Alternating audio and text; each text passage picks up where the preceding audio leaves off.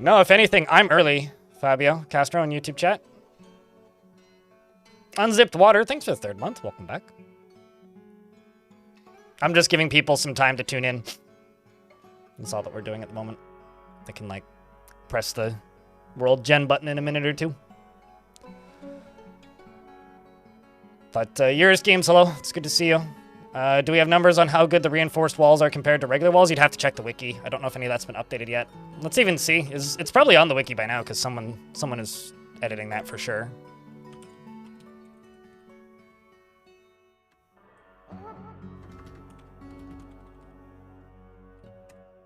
I can tell you the difference between materials. It's like walls. Yeah, I don't see anything about the current version. Nothing's been updated on the wiki yet. I can tell you that reinforced walls require metal bars to be built. So it's 1 metal bar to 2 pieces of wall. You can make metal, or you can make reinforced metal walls as well. So you could, I guess, use 3 per 2 in that case. The strength of the reinforced walls depends on the hardness of the metal that you're using. They have different sprites. And you can make reinforced fortifications as well, but you have to make reinforced walls and then build fortifications on top of them. Yes, reinforced walls. There's a new type of wall. There's a new new default here, let's just read the patch notes. Shall we do that?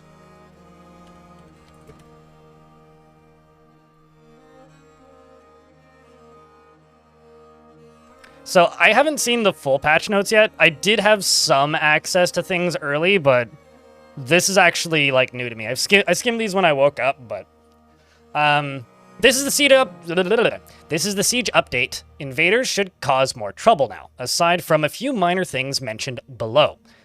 You don't have to create a new fort or world for this update. So aside from a few things, you're generally pretty good. So if you're not super picky, you can just keep playing the world you've had. We've done about half the possible changes that we're contemplating on the roadmap, and we will certainly be doing some more, especially the magical stuff, as work continues. This update is a nice self-contained improvement for regular siege behavior, so we're posting it without further delay. Lives, thank you very much for the 10-pack, holy shit. Thanks, man. So, first off, invaders can build stairs and floors. I really want to know what material they're going to prioritize, because this might be a way to get fun blocks that you didn't have access to previously. Although if I deconstruct these and they don't give me any materials, I'm going to be very pissed off. So hopefully they bring interesting block variety with that. It's like, imagine fighting a goblin civilization that just has a lot of jet. You know what I mean? 5 months. Or olive vine. Greetings from Germany, Crypt Beer. Well, thank you, Rayleigh. Thanks for the 35th month. Hello from Canada, as always.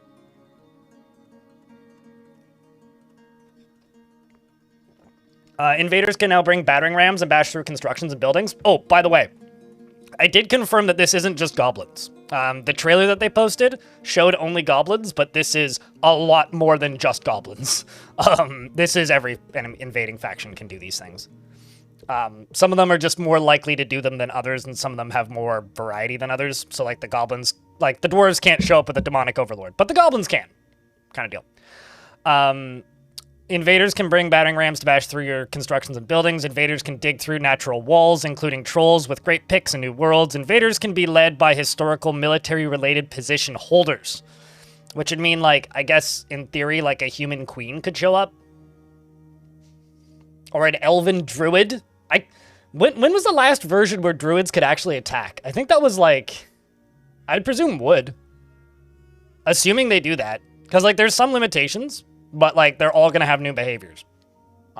So, like, I would presume that large animals that elves would bring would try and dig through your walls. But we'll see, right?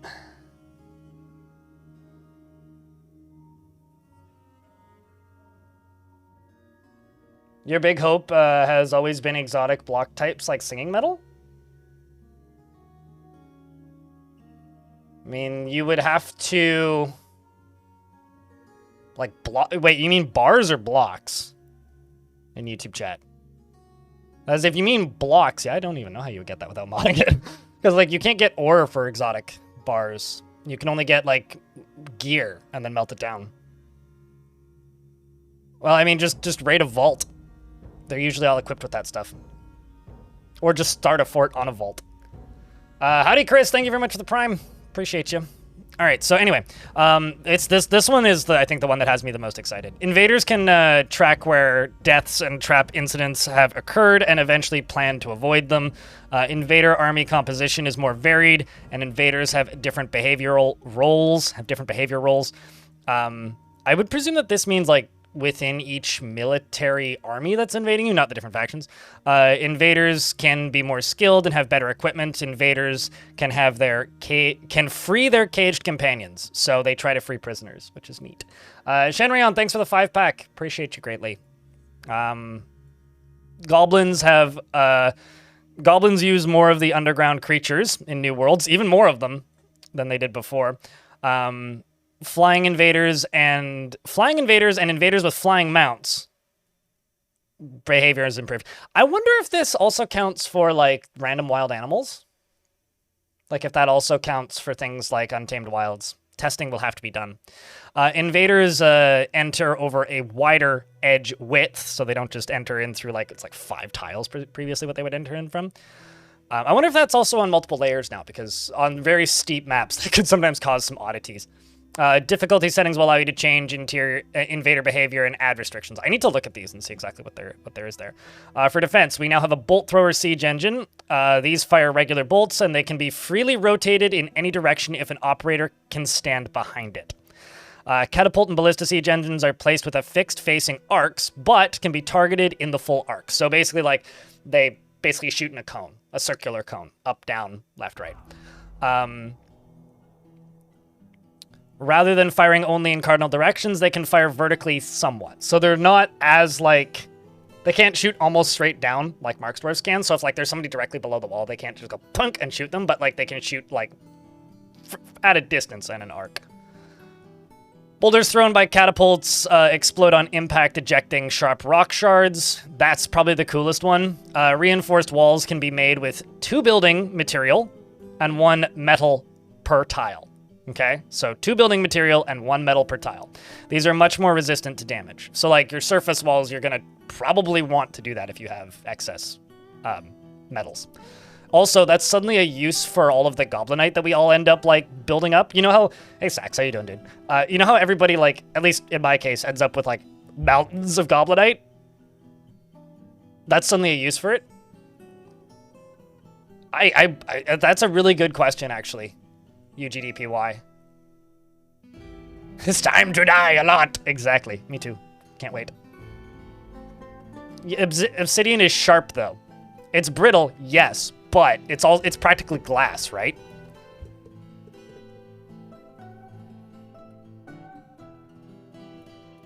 Sure, all of the lead that we end up with when you end up on a map with Galena. Squirrel teeth.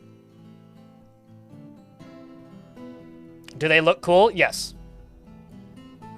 They do look different. They have a slightly different pattern to them. Unless it was updated since I last messed with it, the fortifications don't have the visual difference, though. Which, that or I just didn't notice it.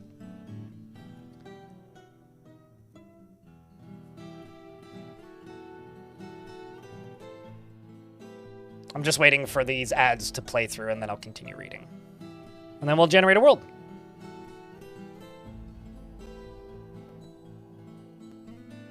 The exact calculations are probably hard-coded. You could probably literally just @ Putnam and she'd probably tell you. Or Tarn, even. I'm sure they're both just in the bug-fixing Discord.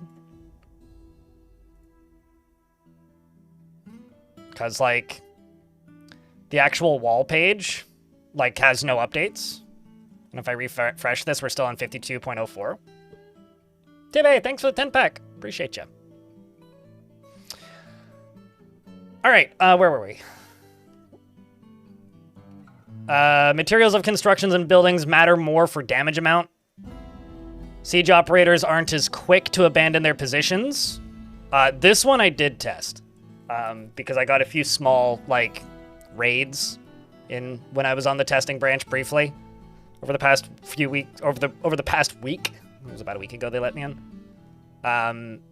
They don't run away like immediately upon seeing things. They stick to them a little bit more when their job is done. So if you tell them to stop shooting at will, then they'll run away. But until that point, they do hold it. And then when someone else takes that position, they'll kind of power walk through it and not care so much about what they see around them, which is good, but also will probably lead to some people killing their dwarves, I would expect.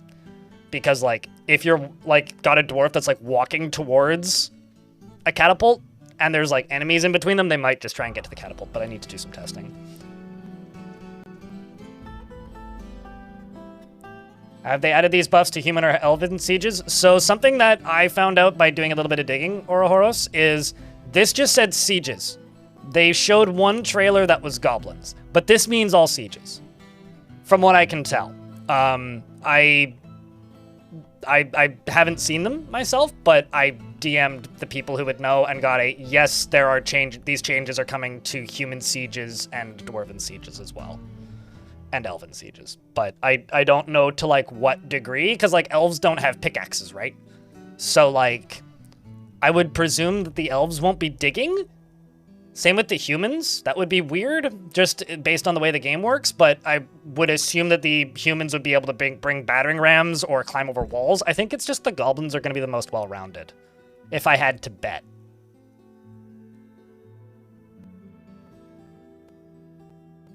Yeah, that's, I think, the thing that I'm the most curious about, Cyberdud. Yeah, elves will be pulling up with giant moles. I mean,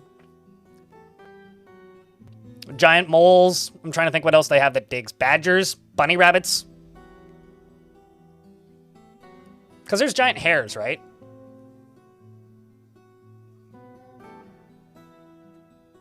I will maintain, I just want them to have magic. Like, if anybody's going to have magic, it should be the elves. But, now we're getting out of scope here. Added siege operator default work details. So in the, like, when you just press Y, the default work details, there's now one that's just siege operator, which is actually really, really handy. Personally, I think I'm just going to make a squad of wrestlers, get them armed and geared up in leather gear, and then assign them all as siege operators and just put them off duty whenever sieges start. I think that's what I'm going to do. Is just have, like, a squad of siege operators, basically. Just the ballista chads, you know? Then here we have made fortress patrollers more careful to hit their nodes and routes exactly. I'm actually scared of this one because I'm really lazy with my node placements and sometimes put them in walls, and I'm wondering if they're going to climb on top of walls. Anyway, war dogs should stay with their masters when they have squad orders, and then there's a release trailer that I haven't seen yet, so we should watch that. I'll just copy that. There's a new song. The general updates. They made carrying of wounded more reliable. I want to know what that means exactly. Fix for non-square worlds. Whatever that means. So I guess if you're generating like long worlds, they'll fix stuff. I don't know. The fix for archery training, so that they should use the unquivered ammo stacks properly. What's weird is like, I thought this was already fixed and wasn't having any issues with it anymore. Anyway, whatever. Fix an issue with cavern critters sometimes falling to enter the map. Oh, that's so no more like appearing forgotten beasts go splat. Oh, that's sad. Fixed issue causing wilderness populations to slowly drain. That's good. Also bad for Untamed Wilds. Fixed necromancer experimentation. Does that mean it'll happen more? Fixed typo in post-world generation settlement placement. Does anybody know what that typo was? I want to know what that was. Also, Brain Fist, thanks for the for the 15 months. Appreciate you. Life's doing all right, man. Life's doing all right. Spent a lot of time making a boat murdered video, and I hope people watched it. Major optimization for pond filling, some general optimization for a memory safety cleanup, and fixed some plural names. All right, I'm just going to real quick mute the music over here, and we're going to take a look at this trailer, because I haven't actually watched it yet. Siege update. Raw. I am very excited. It's time to build up your defenses, because the Siege update is coming to Dwarf Fortress. Protecting your fortress will be more challenging than ever before. Here come the goblins. They've brought battering rams, ride monstrous mounts, and their trolls are carrying giant pickaxes and have blocks for building. Invading squads are organized into several roles. Is this just the same old one? Or is this a new one? No, this is a new one. Charge in, hang back, ambush, and they can path around areas that have become too dangerous. Their engineers can build floors and stairs. They can break through fortifications and raised bridges. And if it comes down to it, they can dig slowly underground through natural walls. Ultimately, The goblins managed to overrun our test forts, but I'm sure you'll have more luck. Your dwarves aren't defenseless and have new tools to repulse their enemies. The existing catapult and ballista siege engines have been reworked to be more effective. There is also a new bolt thrower to rain ammunition down from your fortifications. Goblins can free their caged buddies during invasions, but traps have their uses. There are the old standbys of drowning and magma, which are still effective. The Dwarf Fortress Siege Update is out now. So it's the same trailer as we saw before, but with some changed voices and out now at the end instead of the release date. Got it. That's a little... Uh-oh. What am I doing? YouTube making me click things.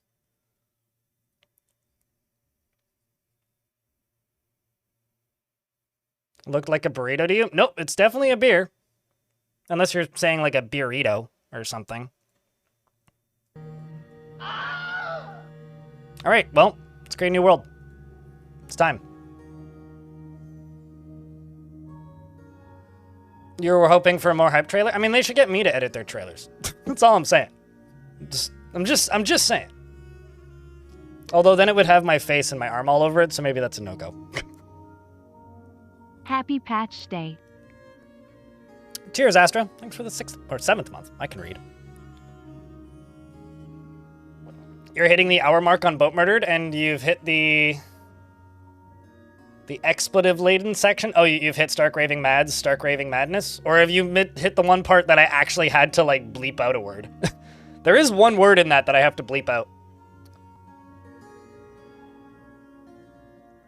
It rhymes with a certain Adobe file type.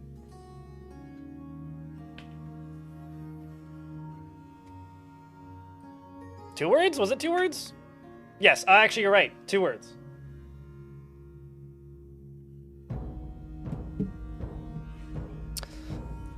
So, okay. How hard do I want to be on myself, chat?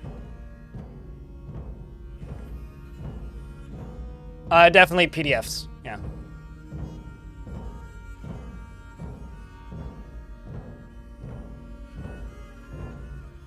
You watch things? I'm impressed.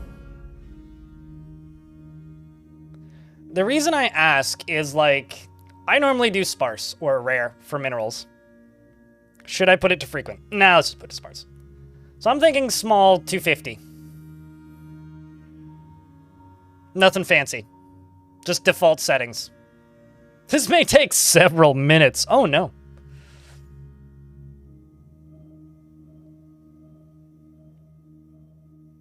I mean, it was a different time on the internet. You could say certain things and not get, like, shot down by a tac nuke by some random AI-powered monster in the depths of the Google headquarters. You know? Now, like, you say, like, one word out of context, and it's like, blip! Nuke him out of space! Motherfucker can't be in orbit! Whereas, like, you know, when you were typing on a privately owned forum that you had to pay $10 to type on in the first place and say a bad word, it's like, eh. You're thinking medium world? I normally do medium large worlds. Yeah, sure, fuck it. We'll do medium. Go! Send it! Etc. Also, thank you very much to everybody who's gifted subs. We do actually have a... Whoa, speaking of... Suited, thank you very much for the 10-pack. There is a sale going on Twitch today that I'm running, so I'm making slightly less on gift subs, but it's okay. It all comes out in the wash anyway. Everybody wins. I do want things to be accessible, though, so let's just pause and just take a look. Yeah, I might do Advanced World Gen. I mean, if this is all way too far apart. Back to main menu.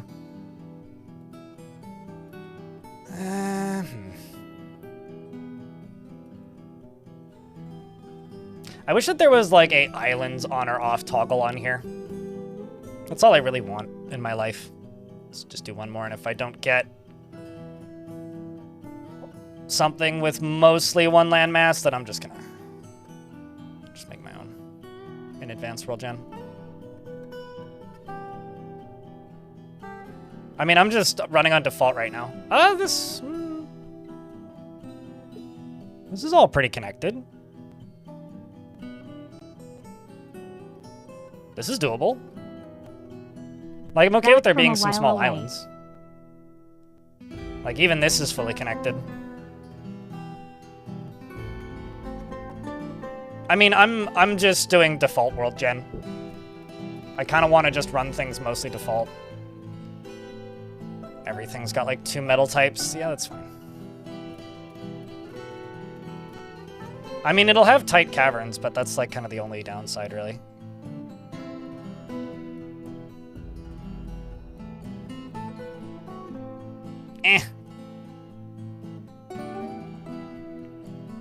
Goes to detailed anyway. Let's just do smaller region. Let's do smaller region. And under smaller region, I'm gonna say... There's also the, like, oh, is new stuff gonna pop up in here as part of the...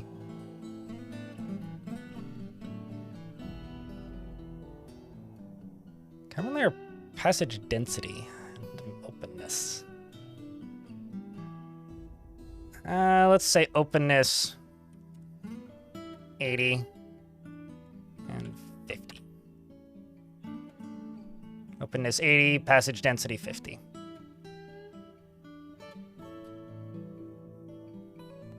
Don't care too much about the waters. Make cases will know. Mineral scarcity.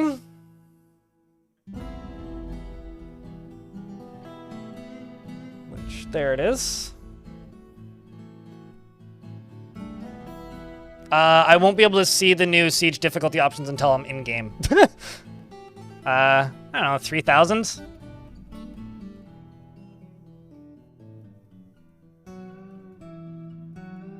Saves. Save.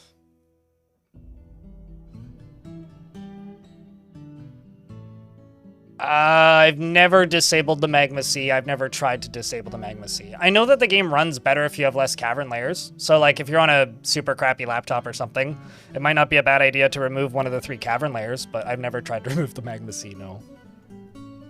Any plans for today's fort? I'm just seeing what happens. I'm just gonna generate a world and see what it's like, because, you know, this is all new stuff. Can't really set plans when stuff is new. I'd literally never set a seed Tyrantos, so. Do we want more volcanoes? I don't know, do you? I don't super care about volcanoes. I mean, we can turn up the amount of volcanism.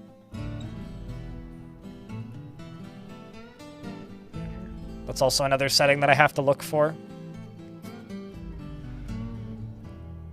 I mean, do we want to do a volcano fort? I'm trying to think when was the last volcano fort I did. It's been a little bit. It's been like, I don't know, a couple months.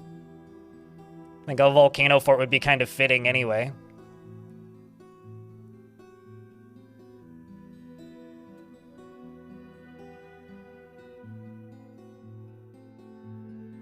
That is true. Lava is always a fun siege defense.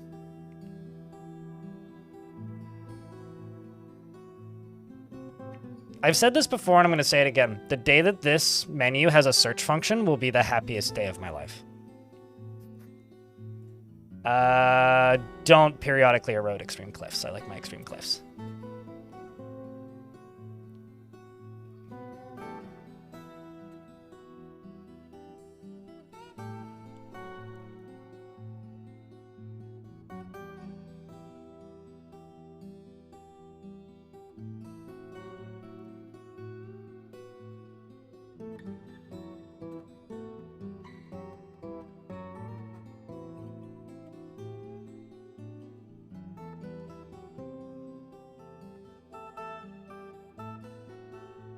Allow mythical healing. The day that becomes a more useful thing. Number of subterranes. Where the heck did they put volcano frequency? Number of civilizations. Is it further towards the bottom? Okay, I'll just go very slowly. It's not. Yeah, is it next to mineral scarcity? This is one of these menus that really makes my eyes very clear just how bad they are.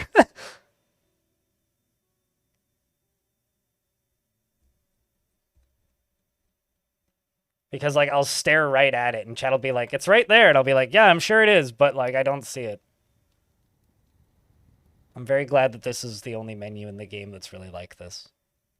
Outside of the settings, I guess. Minimum volcano number. Let's say 6. Because this is a pretty small map. It's only 33 by 33, so it's going to take a while to generate that. All right. Is there anything else the chat wants me to do?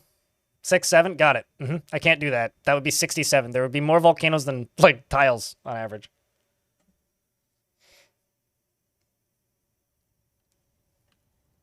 I ain't gonna discriminate in this fort, Fed Smoker. Although, Fed Smoker, there was one time I started a fort and it had 7 ladies immediately, and they were all very, very military-minded, and so very quickly my entire military ended up being ladies because there was, like, almost no dudes in that faction. It was very strange. Slightly more minerals? I give myself 3,000. Like, normally I do closer to 5,000, but...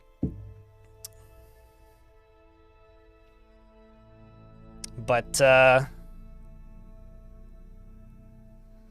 do 2,400. How's that?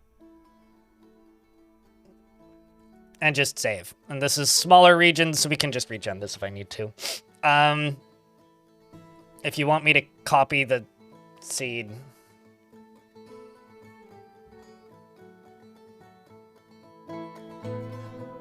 Does that not actually copy it? Oh, I have to type in seed text.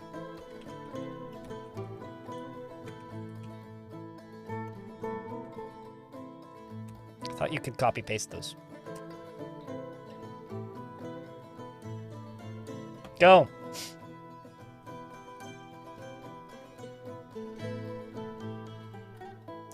No, I've not. But this is a small world, so I want there to be factions with population versus lots of factions. Jesus Christ. The fuck just happened? I think I need to turn down the number of, like, mythical sites.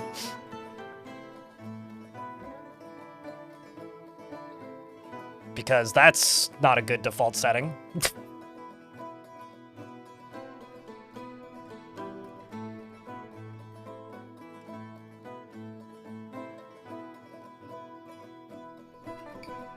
And Kage Jitai, thanks for the 10-pack. Appreciate you, man.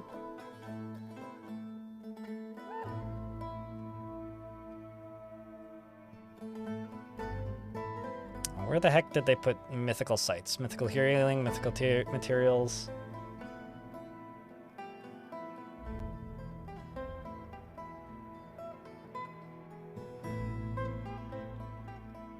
Where the hell did they put that?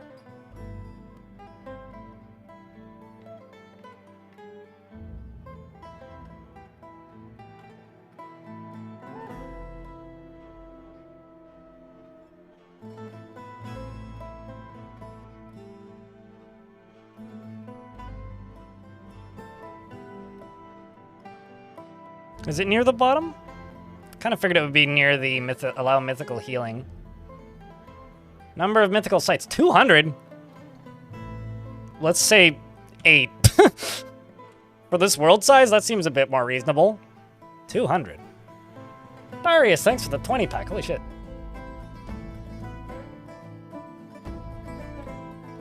We are 20 minutes away from the next hype train possibility, but thank you very much, man. That's a crazy number of gift subs in total. Yes. Bonesaw, you good over there?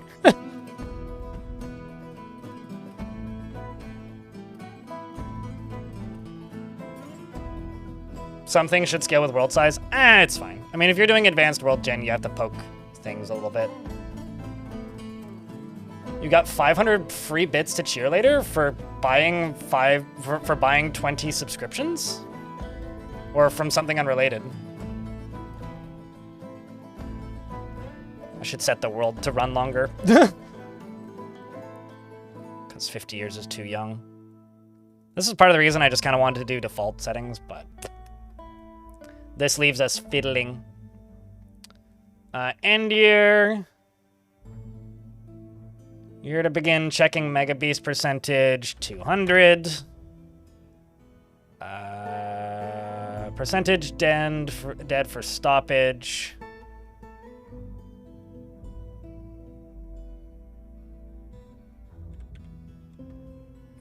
want to say 99 better?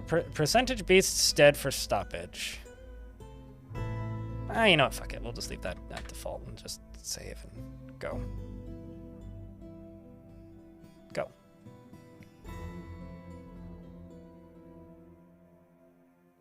Huh. Well, that's new. Then, cavernous. So I feel like I would have heard about that, but maybe it was something that was announced at TwitchCon that I missed. All right, how's this look for a small world? We've got a bunch of volcanoes. We've got goblins. Got dwarves. Got destroyed goblins. Got elves. We've got humans. Kissed cults. They seem trustworthy. We've got multiple volcanoes, including one on the ice, which only has gold, so that one's maybe the least viable there. You've got silver copper, you've got silver lead, got silver tin lead, and then you've got silver copper lead. That one's doable.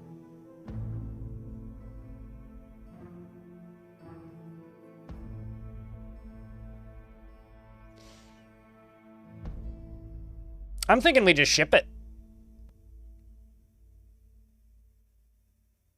It's a good test bed. Go for world domination? What do you think, chat? If we're gonna do it, now would be the time, right? I'm sorry, the sacrificial rocks? It's my new compilation album, the sacrificial rocks. You know, we put the riff in the sacrificial. Riff-ficial? Nope, don't work. Yeah, we're going to use that world as is now. I don't think those volcanoes are actually that close together. Because in my experience, they're never actually that close together.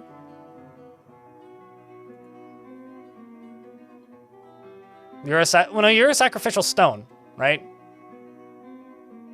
Unless the stone is plural. Do we care about legends, chat? Yes or no? I kind of do, because there's something I want to see. Also, this is the dimension of wonder, which is good. Civilizations and other entities. Yeah, the sacrificial rocks. Nice. What else do we have? We have the wild coal, which is a dwarven group. We've got the kingdom of tubes. They're just... They're just, like... I'm trying to not make like a Hyperloop joke. There's another human group called the Unswerving Society. They only do U-turns where it's legal. We've got the Coastal Blossom, which is an elven civilization. We got the Playful Wave, which is an elven civilization. Nice. And then we've got a goblin civilization called the Hardy Clam Jackal.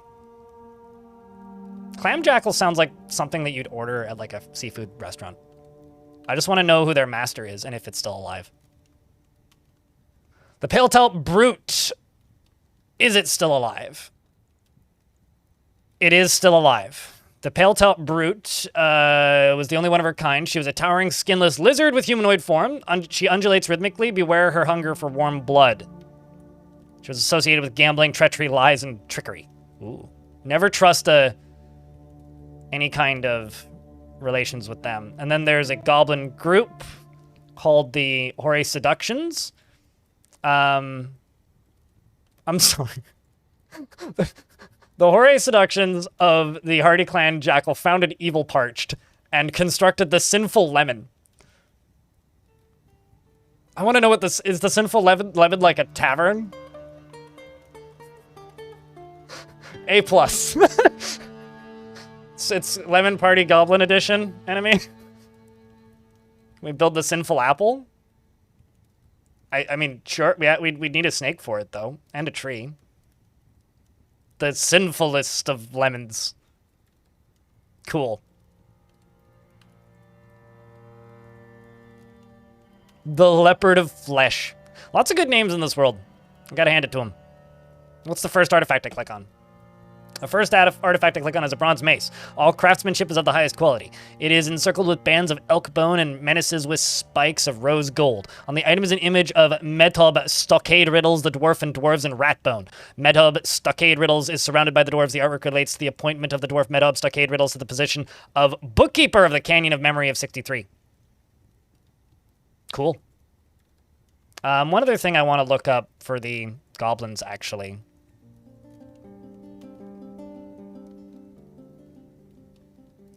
So, I know that these are just the guys that hang out in the mystical sites, but can I just say that the Shaman of Chaos is a really good generated name for, like, the cultists in those sites?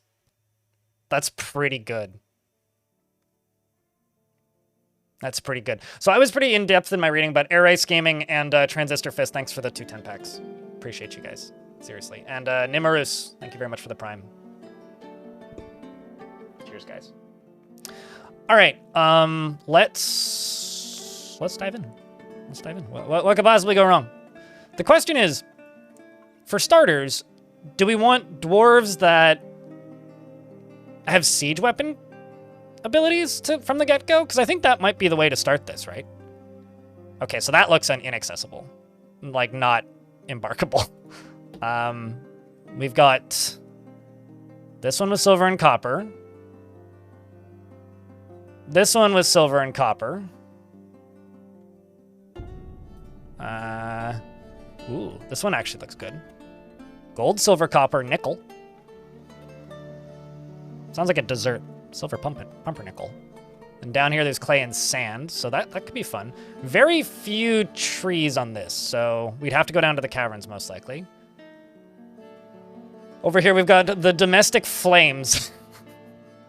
As opposed to the, like, not domestic flames. And then this one is just gold. I'm kind of leaning this one.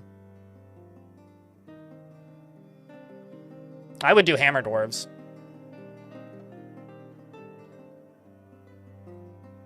Iron isn't necessary. I mean, the thing that you need to remember is I've always kind of just banked on having access to Goblinite, and the goblins will bring iron. So I'm not, as long as there's flux, we're good. Like, I'm not too worried about that. Like, copper armor and silver hammers combined with silver bolts. Pretty good. And silver hammers are pretty great, and silver bolts are also pretty great. I'm just gonna wait until these ads are done. If you've got tin, copper's good. Look, copper on its own is fine. I mean, if I wanted tin, I'd have to... Where's the area that had tin? It's further this way, right? Saw one with tin. Am I going crazy? Oh, well, this one's got iron. If you settle, like, a little further this way. So I could do, like, a 5x5. And do like that. This one's also got an aquifer, which may be useful.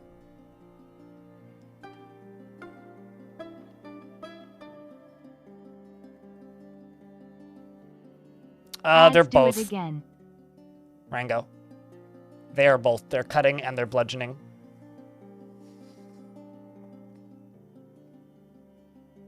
Female DK, thank you very much for the 8th month. And Cathode, thanks for the 18 months. The ads do it again. They remind you that you have Prime. Thanks a lot, dude.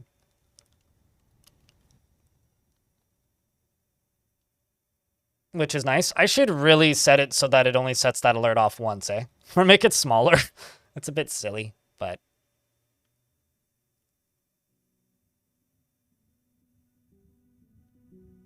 I just want to see what this map looks like. I think that's what we're going to do. We're going to see what this one looks like. Although, actually, before I do that... Okay, so it literally is just the Sacrificial Rocks is the only faction that we have access to. So this would be like a forward operating base, basically. We're at war with the goblins. There's 1,000 elves. 6 by 11 months. 1,000 humans nearby. 6 by 11 months. Thanks for the 40... Or no, the 66th. It's a lot of months, man. Let's just see what this looks like. I think we could do some Helm's Deep shit in this. What do you think, chat?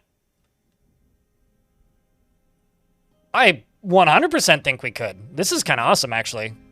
It's like it's not super steep. It's got a lot of variety in different maps. Let's see how deep it is. Minus 75, so pretty shallow. Let's unpause for a second. Woo! And then actually just look at what animals are here. Ah, just ravens. Ravens and weasels. Yeah, it's just wilderness, so wouldn't be any crazy animals. All right, let's just reset that real quick. The Dimension of Wonder. Oh, I got 3 different Dimensions of Wonder, but it's this one. So I'm actually just going to Files, delete that one. Files, delete that one, and then dive into that one. Build 2 towers. Let's start with 1 tower and then work on a second one.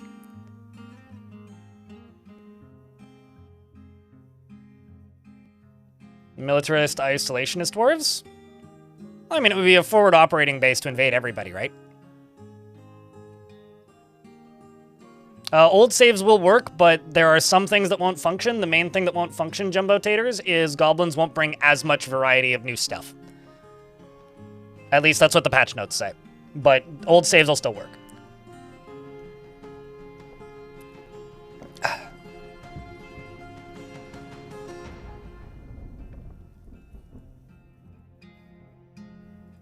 But I'm generating a new one because I don't know. I always, it's the time to generate a new one. Also, by the way, choose a smaller area if you experience lag. Water might need to be pumped out or carried away because it's an aquifer. You have selected an area near a necromancer's tower. Just be wary. And you may be invaded early by powerful foes. Excellent. I don't know what possibly else could go wrong here.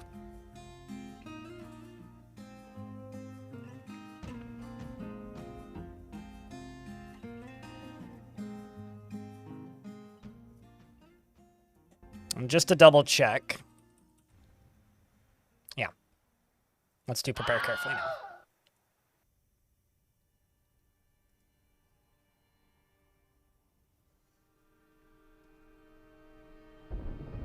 Spontaneous collapse on map load would complete the set. Jeez! Definitely foes, not foals. No heavy aquifer? Volcanoes, like, themselves can't have an aquifer that touch them because the obsidian loop around them stops the aquifer line, so heavy aquifer on a volcano actually is the easiest to get around. Fortress. Double check faction. We do have 2,200 dwarves in this faction, so it's very much alive, even though some of them are destroyed. Like, Spire Basement! I feel like that's like naming your place Doomed Home. Like, Gonna Die Palace.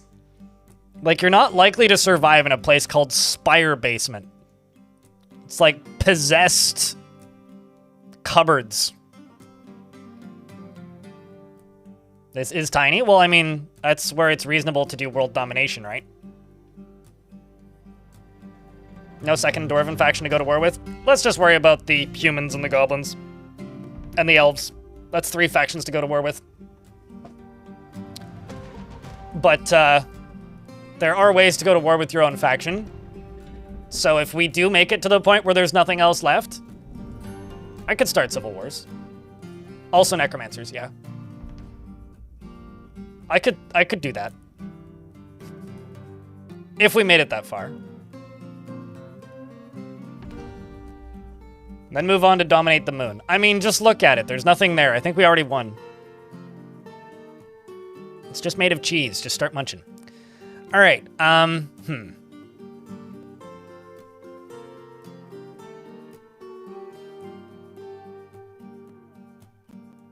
thinking I start off with a siege engineer. And we do a siege operators guild.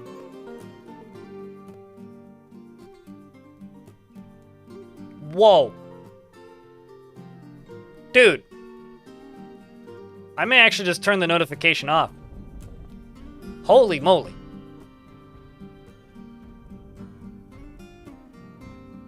Middle management robot just gifted 100 subscriptions. That is a lot of subscriptions, man. And also Idols Villager 92, thanks for the prime. That is absurd. That's a very large number of subscriptions. Thank you very much. Holy crap.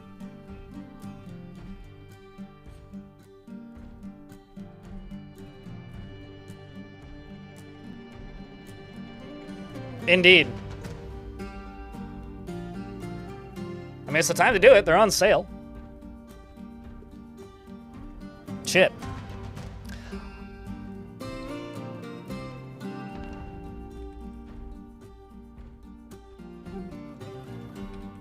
Ooh.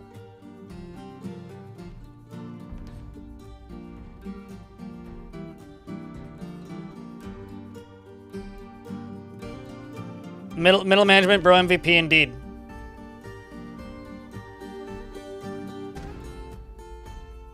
Indeed. Thank you very much for the 7 months, mate. Well, it's better than the, you know, this one time at band camp. I mean, I don't know. I'm trying to think. Like, what should I name a war fort? Did you snipe Kid Fox too? Damn. I didn't even see the list. It was just a lot of names went by really quickly, and then I was like, well then, that happened. That wasn't on my bucket list for today. Sizzle Mound? Sizzle Bump. Melt Fortress.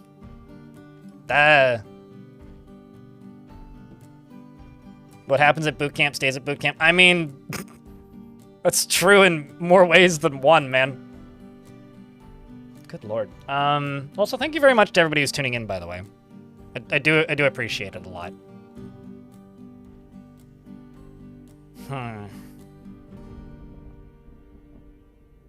Thinking.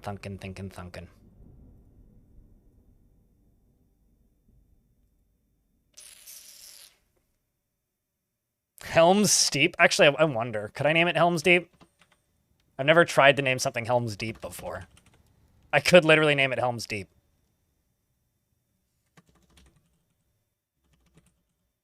Could name it Helm's Creep. Or Helm's Weep. Or Helm's... I mean... I don't think I can name it Steep. I could name it Helm's Feet, yes. Helm's Sheep. Deep Helms. Helm's Orb!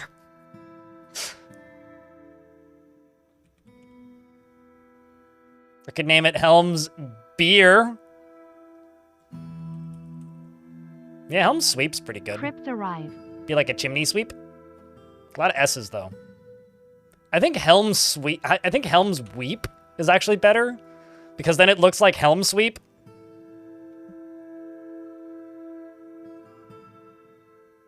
Necrontier, thanks for the 6 months. Appreciate you, mate.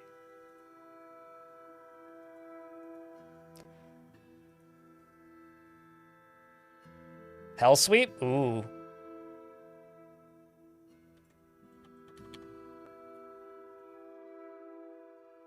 How about Demon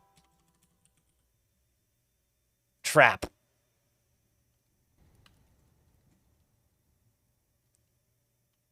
Would they attack... If goblins' bodies rise up in a haunted biome during a siege, would they attack the living goblins? Yeah, because they attack everything. I mean, that's a little, concerning. Demon Core? Demon Trap? A slightly disappointed salad. Thank you for becoming a YouTube member. Appreciate you. Wait, hold on. Are you slightly disappointed in the salad, or is the salad slightly disappointed in you? Like, who is the salad disappointed by? And how do I tell if a salad is disappointed? So many questions. We've found a map with a volcano in YouTube chat. Hooray, it's update day. I agree, Elfpulse. It wilts. True.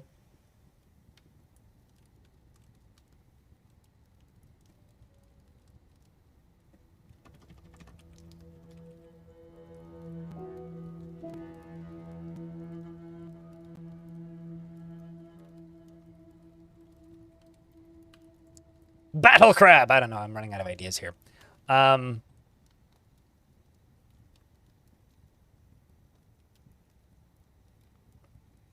Magma crab farm. Can you even breed them?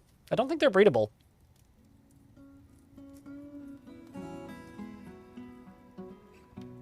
How about...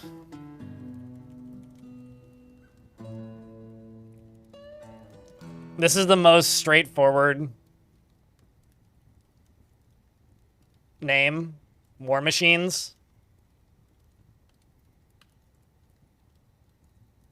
Like, that's about as straightforward as we could be. And then we could call it the World of War.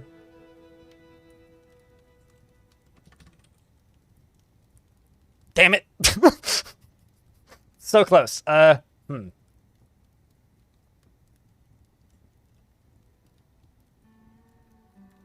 Well, I could name something Warcraft, but I can't name it the World of Warcraft. Damn it!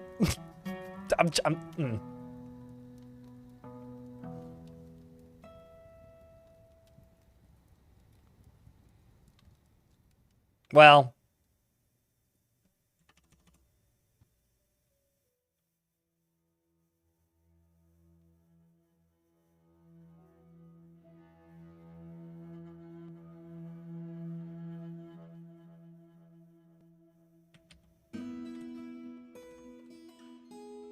The World of Sieges?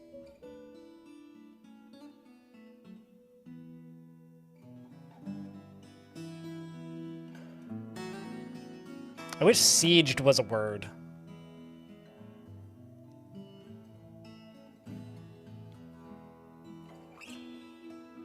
With it like a D.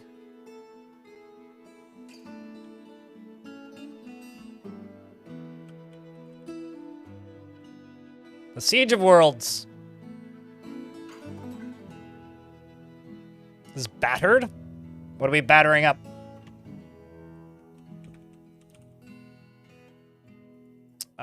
Doesn't look like it. Battle is. Forge is a word. Siege of Dawn. Ooh. Could call it the Siege of Day. The Siege of Monsters. The battered crabs. Delicious. I'll take 2. Appreciate the kind words, DJ Ronky. World of War Pigs? You know, I could call it the World of War Pigs. I think.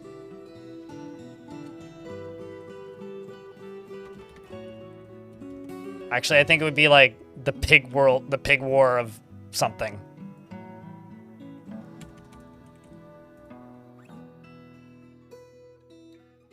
Okay, so war.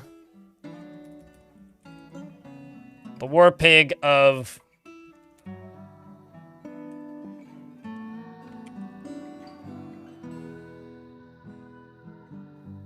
The whole of burning. They make a cream for that, you know that, right, Destiny Llama? The splattered nut. That sounds like my tavern. I should name my tavern the Splattered Nut, Max and Fett. Why don't we just call it... Let's just be a little bit more direct here and stop trying to be so big brain about things. Let's just call it the...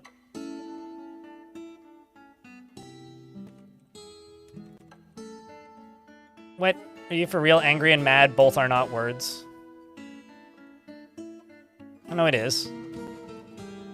Mad isn't a word? That's wild.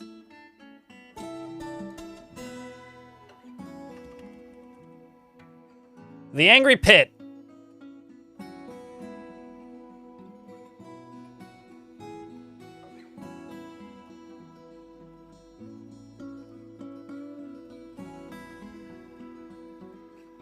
There we go.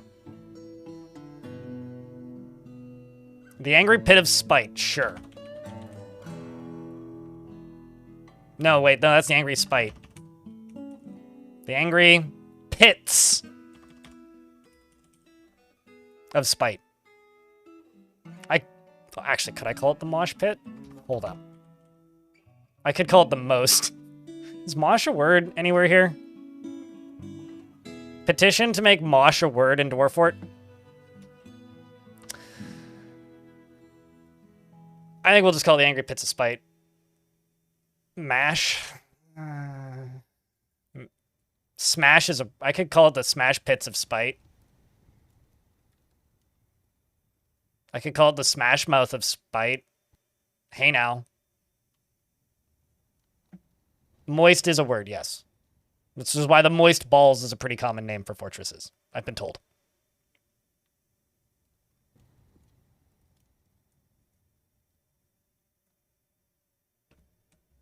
Let's just go with the Angry Pits of Spite.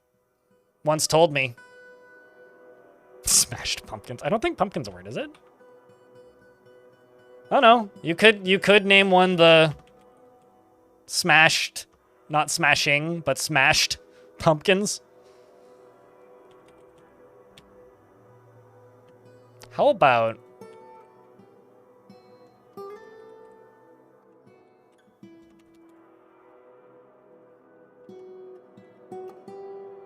I can't really do the smashing pumpkins in any way. I could name it the Will of Smith. If we want to be really... If we just want to be silly.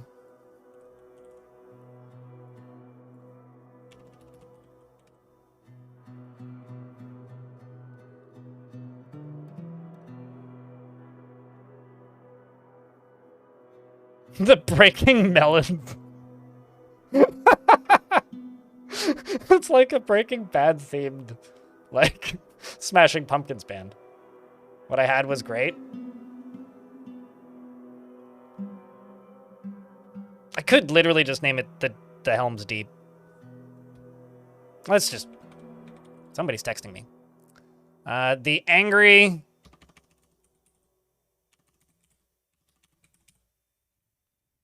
Bin. I kind of like the Angry Bin of Smiths. That's a brand of cider, isn't it? Monkey? Let's just go with that. The Angry Bin of Smiths. All right, so now I need to figure out what skills we're going with.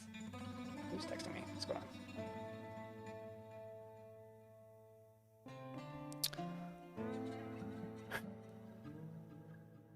I'm thinking Siege Operator?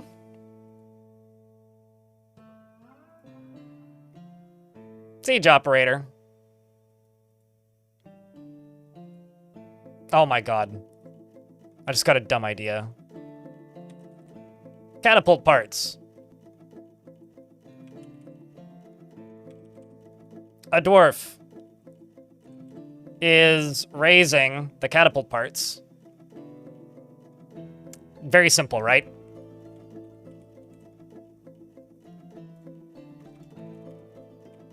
Actually, even better.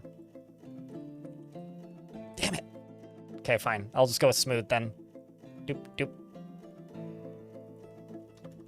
Please, please, please. Damn it. I can't name it the smooth operator. I'm disappointed.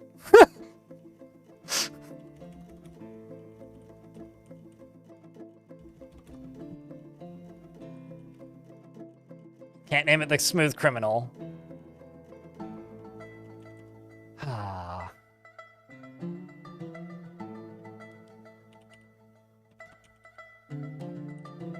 Yeah, it's literally just smooth trooper.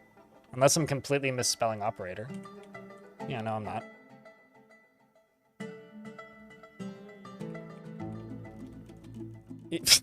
The smooth brains! Done. That's the name of our symbol, is the smooth brains, and it's a dwarf holding a catapult part.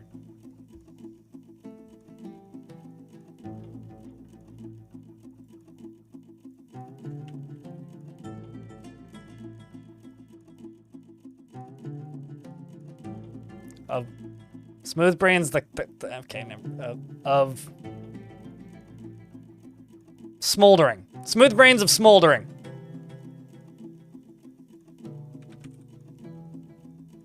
The dwarf is burning. No, not the catapult parts. Hold up. I just want the dwarf to be burning.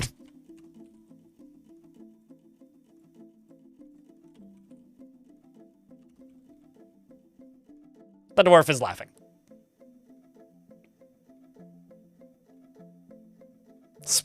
I don't think I can do of the after word. It would be smooth brains the of the. Unfortunately. In flight? Can I do that?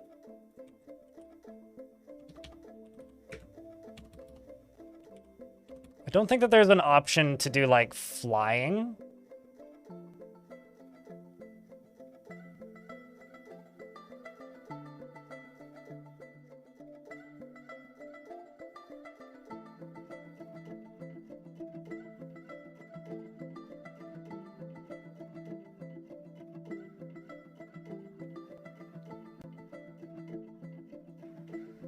Falling isn't really flying, though. I mean, I know that they say that gliding is just falling with style, but...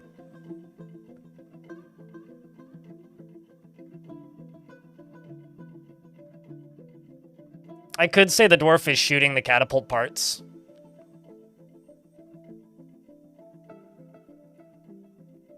Terrible band. Orange, terrible band.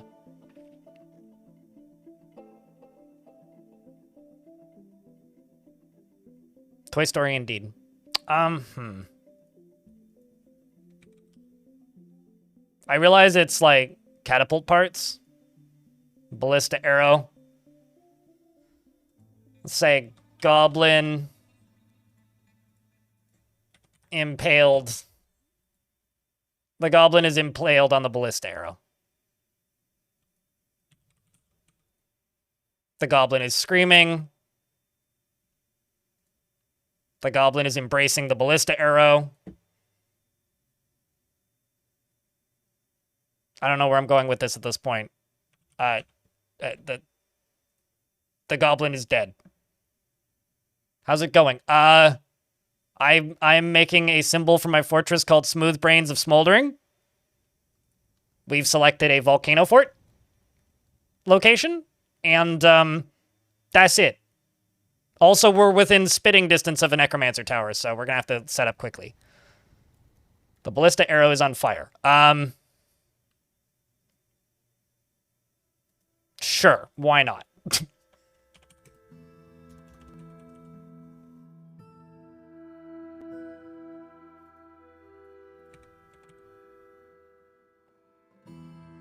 So this is an image of catapult parts, a dwarf, a ballista arrow, and a goblin. The dwarf is burning, the dwarf is laughing, the dwarf is shooting the catapult parts, the goblin is impaled on the ballista arrow, the goblin is screaming, the goblin is embracing the ballista arrow, and also dead. The ballista arrow is burning. And we could also say, let's be a bit more abstract here. Let's set this to 0, so it just gives us Gorlax plural. The Gorlax are cooking. The Gorlax are admiring the goblin. All right. I think that's an absurd enough logo for the sacrificial rocks. Which is also just a really good... Just a really good name for... you know, just... Well, okay, so I don't think I've implied that the catapult is what's shooting the ballista arrow. Does it? It's an image of catapult parts, a dwarf, a ballista arrow, and goblin, and Gorlax. The dwarf is burning. The dwarf is laughing. The dwarf is shooting the catapult parts. The goblin is impaled on a ballista arrow. We're not implying that the ballista arrow was shot out of the catapult parts. Yeah, the ballista is just, like, abstract off in the distance. Yeah, poor engravers. I mean, Darius, thanks for the $5. Have the bits as well. Hype trains are available again, but Jesus, man. That's all I have to say about that earlier pile of gift subs.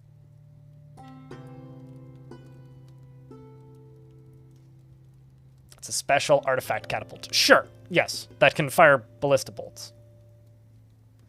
All right, well, now that I've done that nonsense, are these dwarves even remotely brave? It would be really funny if, like, we had just a faction that hates combat. Has great trouble mastering fear when confronted by danger. Excellent. Doesn't seek out excitement. Uh-oh. Is frequently depressed. Oh, no.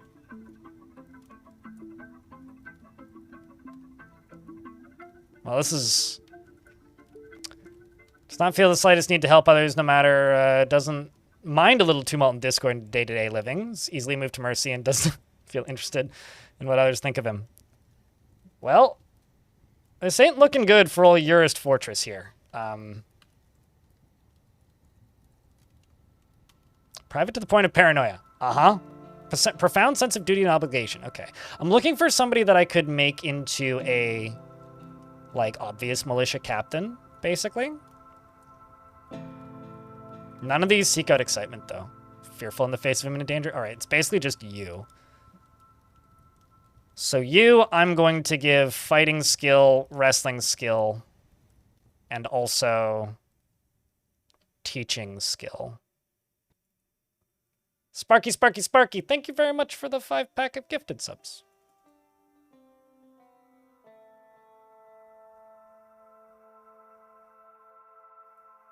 Seriously.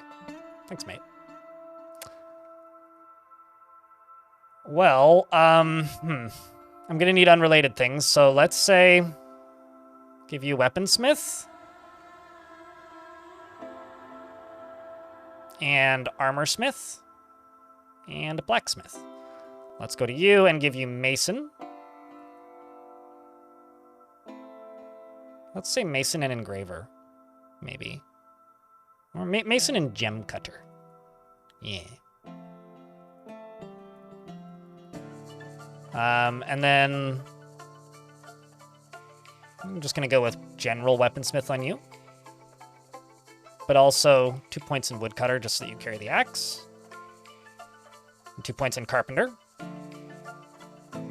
Devildawn, thanks for the 36th month.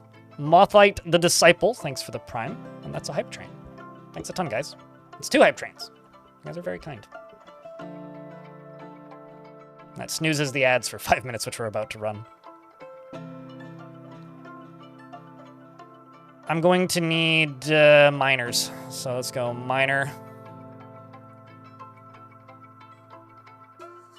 And miner. I'm actually maybe going to take 3 miners so we can get ahead of things. Devildawn, thanks for the 5-pack as well. Appreciate you. We are running a sale today on Twitch subscriptions. And Suited as well. Thanks for the 5-pack.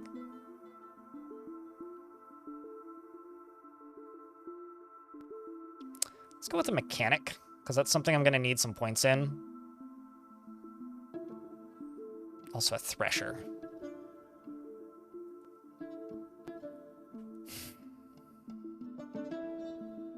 Say planter. A few points in planting on you.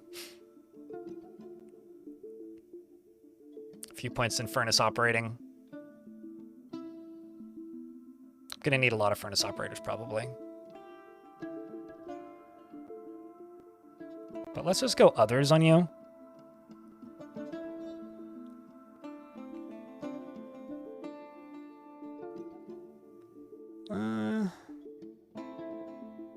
Yeah, let's just go siege engineer.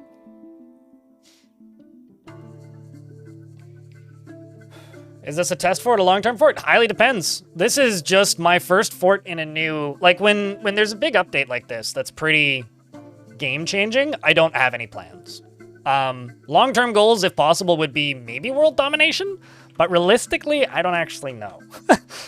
Because I don't know how big of a threat this is going to be. Like, we could very much just, like, start and just get demolished. I'm also making an exclamation point patch command for anybody who hasn't seen it yet, and I'm going to update the goal and everything now. Oopsies.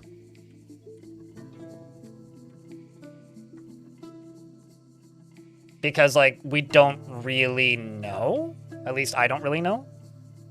LP, thanks for the gifts. And a devilish potato, thank you very much for the gifts as well.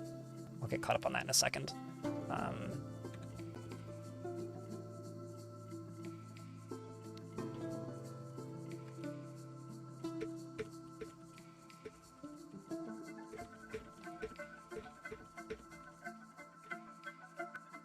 There you go. Exclamation point goal has been updated, and last fort is...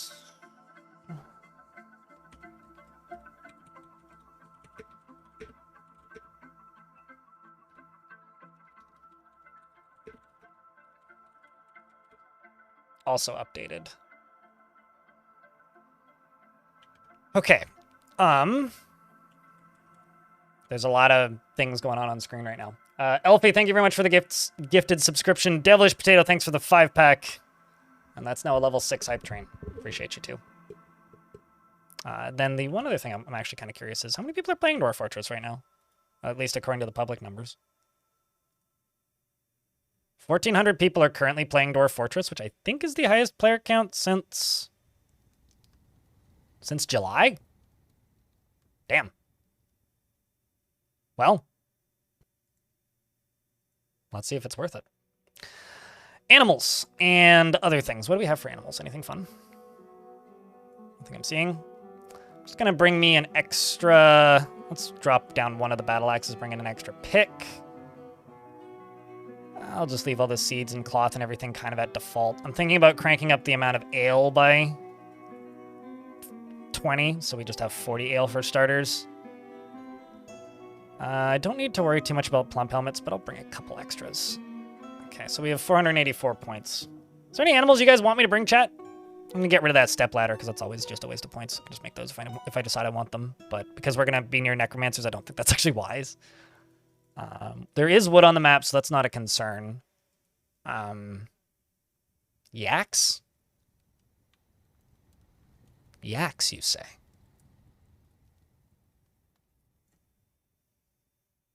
You're obsessed with your CDDA run. Well, good luck with your Cataclysm. For those of you asking, because I saw that fly by a couple times, CDDA is kind of like... CDDA is like playing Project Zomboid on hard mode. Yeah, actually, probably... It's specifically war animals in general, I think, right? But yeah, we could bring a couple dogs.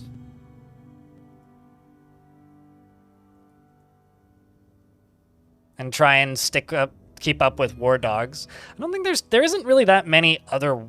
Like, there isn't any other war animals that you can train by default. Let me bring some ducks. Duck eggs. Do ducks give more than just... Like, ducks give meat, right? No elephants? I was not expecting elephants. I also wouldn't have brought elephants if there was elephants. They just take so long to raise, man. The random bringers of random friends will bring, what's it called? Cats. I'm not too worried about cats. I prefer sheep over alpacas for some reason. I don't know why. Ducks give 1 to 2 meat? Yeah, that's fine.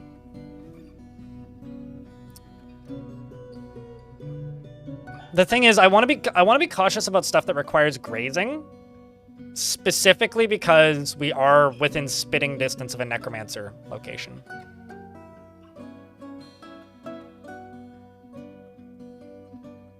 So I'm actually just going to say no grazing animals for the moment. Well, He says no grazing animals for the moment. I'm just going to bring 5 female sheep and 1 male baby lamb. Alice Saw, thank you very much for the 5-pack. Holy shit. You guys have been so generous. Jesus Christ. Sucks that you can't bring giant Kias. I mean, you could with adventure mode, but I'm not going to do that today. I can bring geese. That's basically the same thing. They think they're giant Kias. You can't tame captured enemy mounts, but I obviously can steal them. Did we get any turkeys? I'm bringing ducks instead of turkeys. Trying to have some variety in here, you know? Yeah, I think that's everything. As far as extra stuff goes, I've got 100. You know, I'm going to bring an extra anvil because there isn't iron on the map, so it will take a little bit for me to increase my anvil capacity.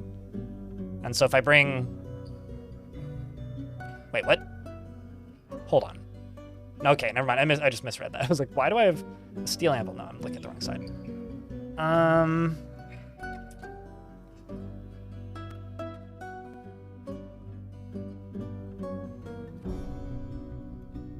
Is there any clothing stuff that only costs 5 points, or is it all 10? Could just bring extra cloth. Why is cloth more expensive than robes? What?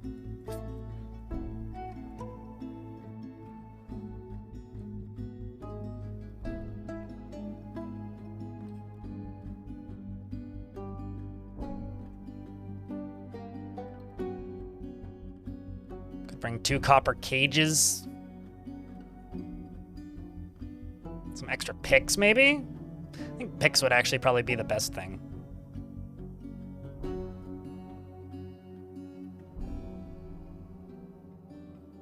Bring milk barrels? I mean, that's like the... What's it called? The life hack way to just get a shit ton of food early. I don't know. Do I want to do that? Because you just get 1 barrel for free for each of these. And then you just make them all into cheese, and then you have a bunch of high-quality meals right off the get-go. It's kind of a cheesy way to do it, quite literally, because you make cheese, right? The hype train's still running. It needs 9 more subscriptions or $42 in bits to level up again.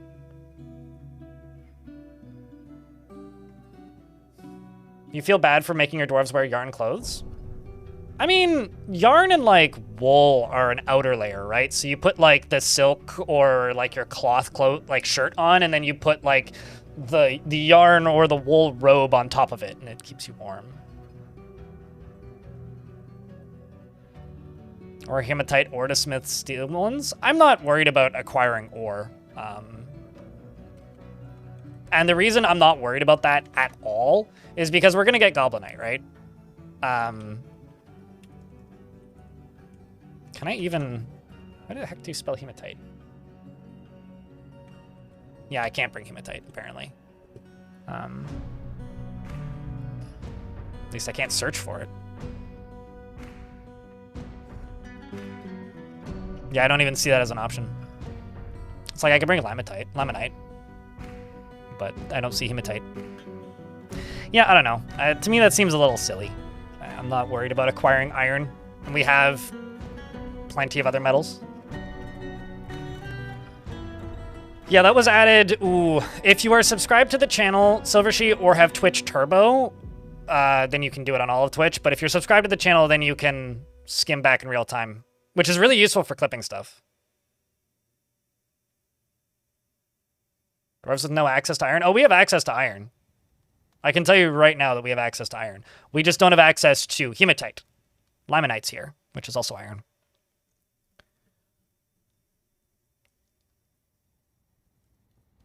Just trying to figure out what to spend the extra 24 points on. Meh, fuck it, why not? Let's just bring some limonite. Although, no, I can literally bring 1 limonite boulder, so that's like not even remotely worth it. I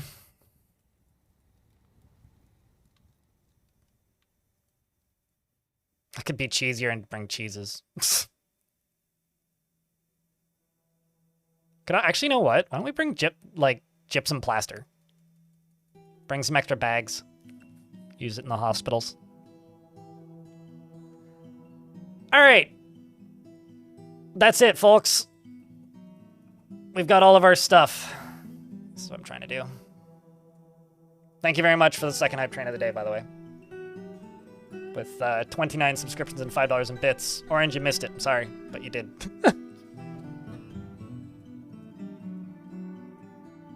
All right. So we brought a bunch of milk. We've got extra beer. Didn't modify any of the seeds or anything. We've got 3 pickaxes and 1 axe. We've got 3 quivers, which I could remove and just make, but I don't know. We've got wood buckets, we've got splints, we've got crutches, we've got a wheelbarrow, which Got some extra plump helmets. We got some extra we got some lobsters. We got some cave meat, and that's it. That's all, folks.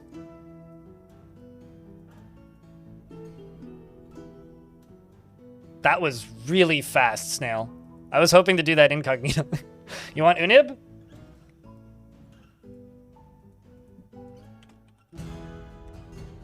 A+ click time. It's time to strike the earth, chat. You haven't even read the patch notes? Full surprise? There's a lot. Looking forward to a video on the siege update if there is any. I need to set something up off stream real quick. I will do a patch video. I was thinking I was thinking about maybe doing it this morning before going live, but that didn't end up happening because it turns out that Tarn being in Europe now means that he launches stuff super early in the morning, my time. So yeah, that didn't end up happening. So I will do one tomorrow. What do you mean, what's up with the tile set? It's the vanilla tile set. 4 months! Henyak, thank you very much for the prime. Welcome back. I mean, this screen's not supposed to be here, but that's me being silly. You've arrived after a journey from the mountain homes into the forbidding wilderness beyond. Your harsh trek is finally ended, and your party of 7 is to make an outpost for the glory of all Etomid. For the glory of all of Etomid. There's almost no supplies left, but with stout labor comes sustenance, whether by bolt, plow, or hook. Provide for your dwarves. You're expecting a supply caravan just before the winter entombs you, but it is spring now, enough time to delve secure lodgings ere the leopards get hungry. A new chapter of dwarven history begins here at this place. Nithstakud. War machines. Strike the earth.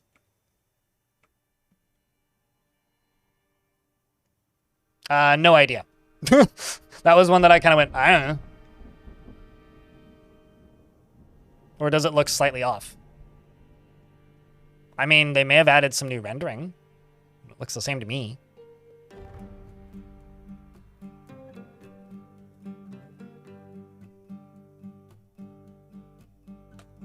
Nope.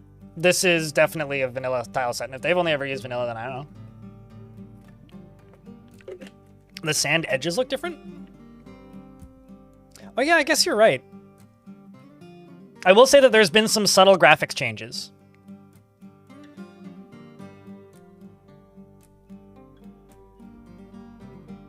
Because, like, the grass ones look the way I remember, but...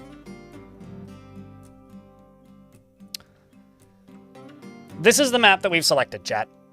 So what I think I'm going to do is I'm going to clear cut the first 2 levels of wood. And just dig in maybe around here. Actually, where do the stones start? Stone starts right here, and it's basalt. That's what I was thinking when I was looking at it. Let's just clear cut the top floor. Let's also, oh, makes sense that our expedition leader is the... what's it called? My best engineer. Let me just turn off fishing, because we don't need fishing. This is new. So you can now just make a default siege operators task and just assign that to people who have that skill, like this. Or you can set it to everybody does this, which is nice. The next thing here that I would like to point out is we now have reinforced walls. We also have normal walls. So that's one change. These can also be fortified, but you can't build reinforced fortifications. Which is a bit weird, but... Then under military, we now have bolt throwers, and the ballistas and the catapults have been redone. Bolt throwers require a bin to construct. So it's like mechanism, bin, bolt thrower parts.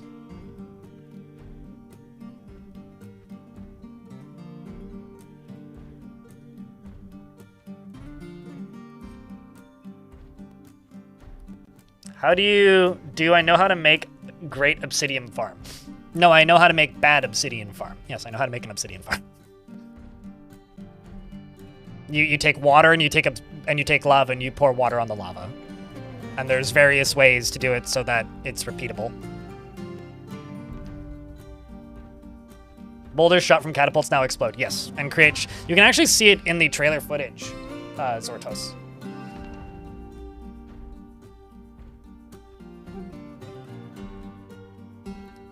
You heard that you can't drain water off the side of the map with fortifications anymore. Is that true? I have no idea. If that's been changed, that's news to me. I haven't tried since this patch. But I will say, when did you hear this? Did you hear that in like the last 30 minutes? Or did you hear that like 2 days ago? Because if you heard it like 2 days ago, I guarantee you that's not true, because I've had people reporting that in my comments section as long as I've had videos on YouTube about Dwarf Fortress that cover that.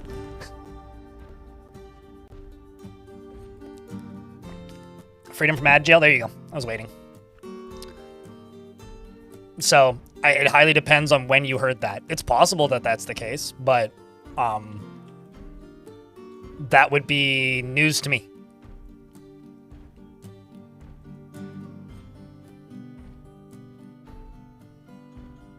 I would test it yourself before saying it, because like I said, that is one of the most like commonly reported doesn't work anymore things that has always worked.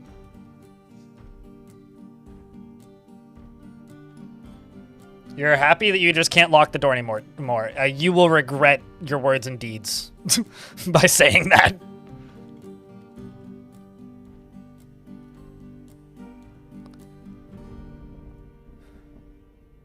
That's what?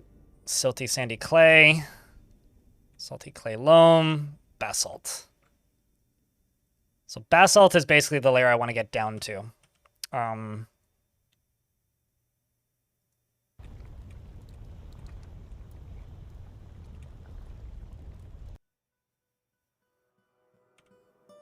Thinking about here. And let's just go down into here and dig.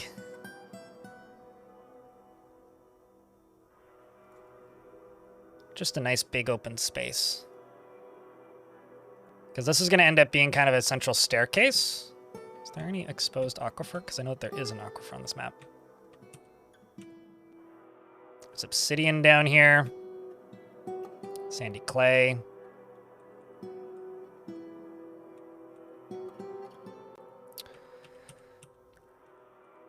All right, let's get to it.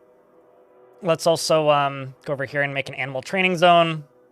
And let's go pen past here and just put all of the animals right here. And let's read Snail's description real quick.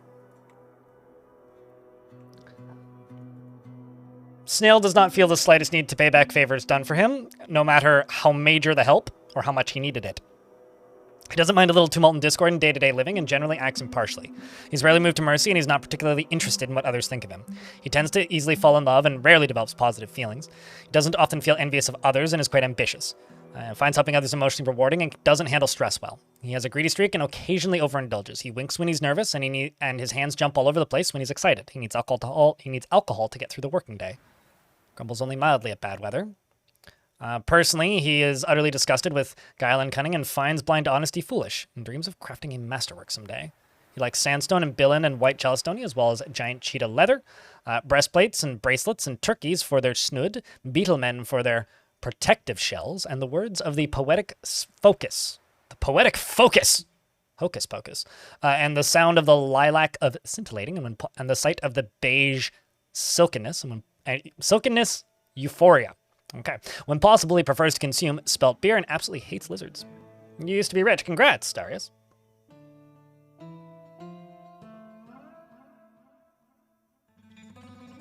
Would have been if the walls could have been broken down.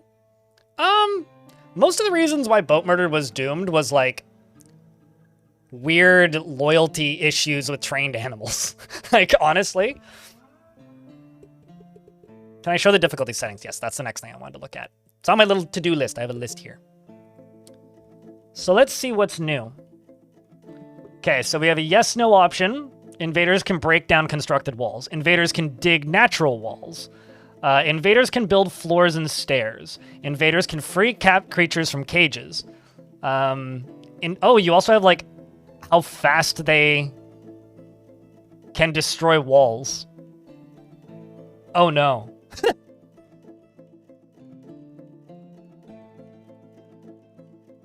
Invader destruction aversion.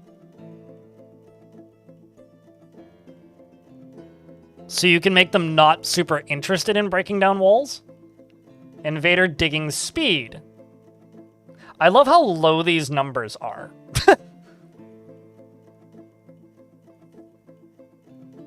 Yes, it's all opt-in. Like, that's absolutely the case. Could somebody clip this, by the way, when I'm done with this? Because that would be a useful thing to get reclipped. Invaders delayed to vertical natural wall digging, 84. Usually they're round numbers, so it's interesting to see them at like 84. So it'll take them 84 days. So I guess like if you make them wait and they have no access to a place where they can invade, they will wait 84 days before they start digging. Huh. Invader construction speed.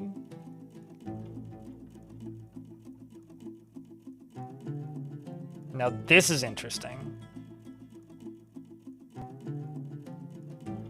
So after 5 deaths, they'll start avoiding things. 6 deaths, they'll start avoiding things. I'll bet you these numbers are different if you set it to hard. I wonder. Whoops, no, not economy.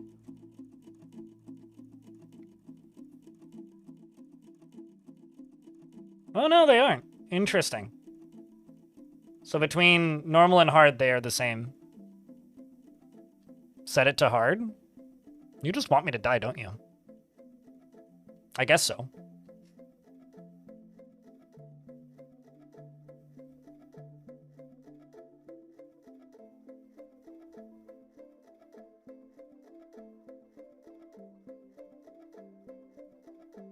All of the economy population triggers are still the same. So 20, you can get basic raids. 50, you can get bigger sieges. 80, you can get bigger sieges. 110, you can get even bigger sieges. And you can get the biggest sieges at 140.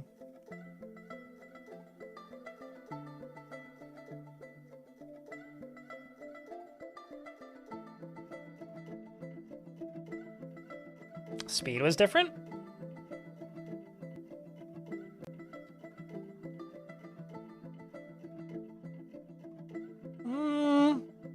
No, these all look the same. 50, 20, 50, 50, 1,000. Wait, hold up.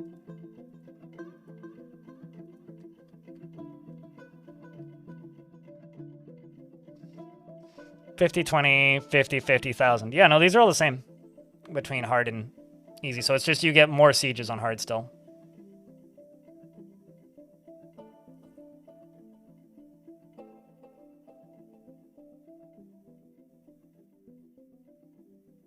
It's only fair if it's hard. We're also like within spitting distance of a necromancer tower, man. Like this is not going to be an easy playthrough, let me tell you. Also, there's one other thing I'm curious about.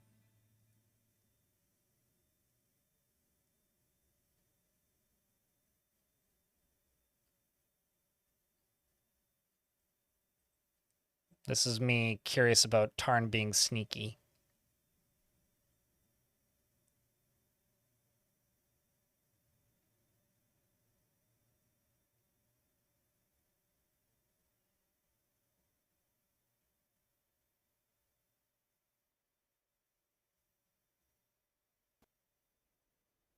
Nothing's... Okay, so what I was looking was this. I would need to roll back a version. I'm wondering if Cavern Dwellers are going to attack again, because the setting is here. I can't remember if that was here in the previous version. That's what I'm curious about.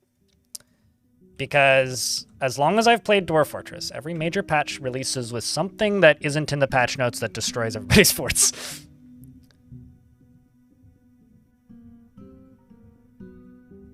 Enemies can apparently, like, release their friends from cages.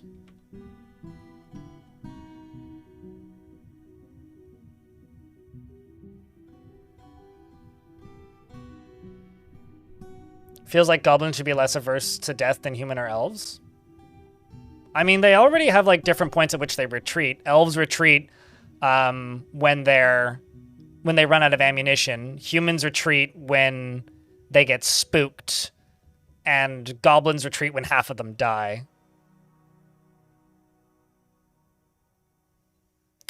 I feel like they wouldn't be able to do that unless you expose the caves, but yeah, I'm a little sus about that.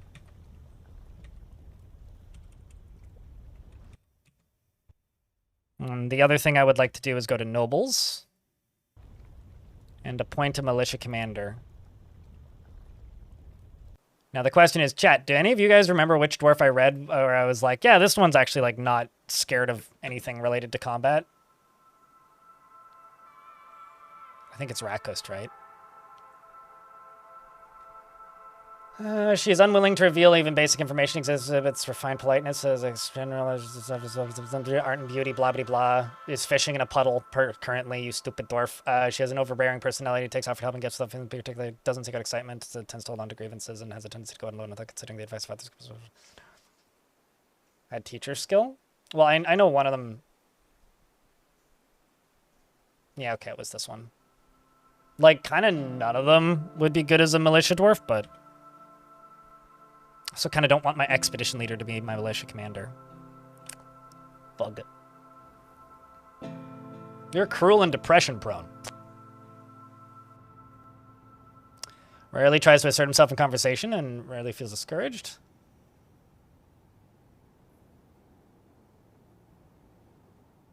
Rarely happy or enthusiastic, is conflicted by the Sea Valley's parties in the area, making the abstract. He's somewhat fearful in the face of imminent danger.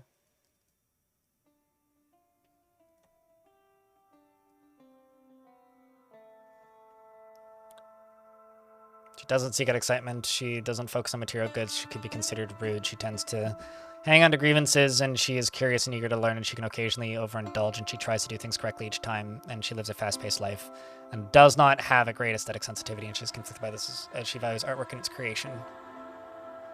She needs alcohol to get through the working day. Oh boy. These are like very much not military dwarves, is not the greatest of situations, but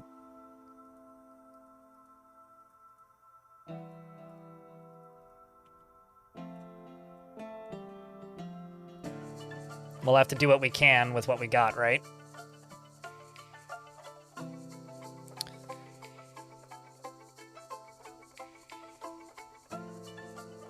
She's a bard. I mean, all dwarves need alcohol to get through the working day, let me tell you.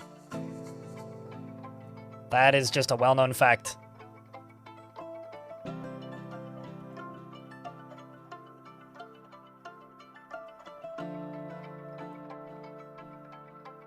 And then over here, I'll do an office.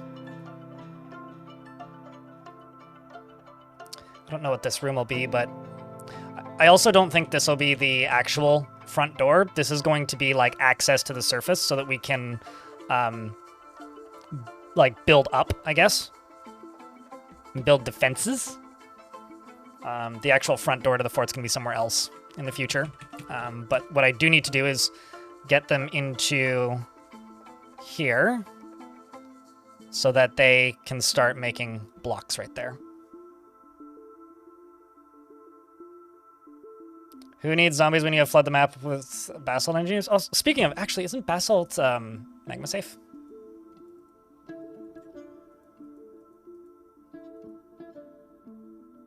I think it is. I know that obsidian is, but other stone. Yes, it is. Well, that's good. On the left hand, I offer you your forever world. On the right hand, I offer you new shiny stuff. Well, here's the thing. You can get new shiny stuff and forever world. You can jump back and forth, Phil Connor. Like,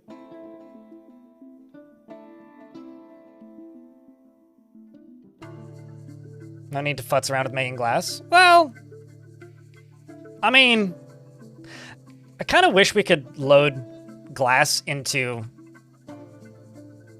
catapults. Like, wouldn't that just be kind of awesome? Like, just in general.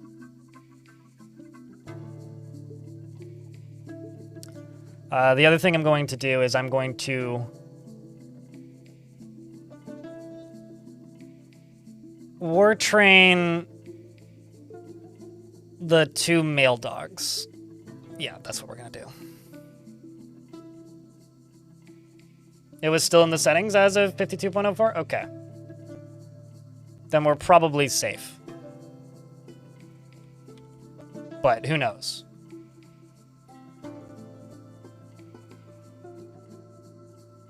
When you mod it in with like 3 easy steps, probably Tiny Hippo.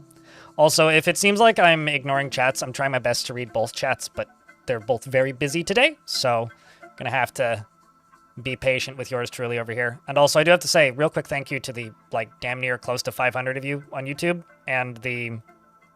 How many on Twitch? 421? Nice. It's like close to 1,000 people. That's a lot, so thank you. But yeah, obsidian is glass. I mean... Okay, I'm just going to have to make a wood stockpile in here. I think this is just going to be a workshop, right? Let's just get wood into here. Let's do all this on priority number 1. Oh, that's cutting. What I'm thinking is we dig out this space, and then we dig out another space across from it. And this can just be the first workshop area. And I just want to make some siege weapons and see what they look like. See what that process looks like. So I think this can be storage over here. But they'll finish this area first. So this will be a workshop, that'll be storage. YouTube during, like, how do I word this? During big interest moments, like when big patches come out, a lot of people tune in on YouTube. I think during the adventure mode update, the YouTube stream peaked at like 1,100 or something. Get Fox, what up? Happy Siege Day. I don't know if that... I mean, okay. We did name the fortress Warmachines, so I guess we're kind of asking for it. We're asking to get sieged horribly. We'll get what's coming to us, I suppose.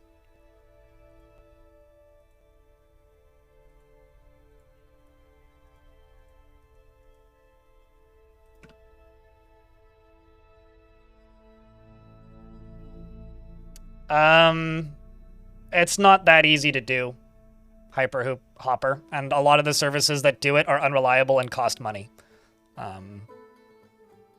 It's not as easy as it seems on the outside, I guess is the simple way to put it, and, yeah. Do I use DFAC? Yeah, but it's not updated at the moment.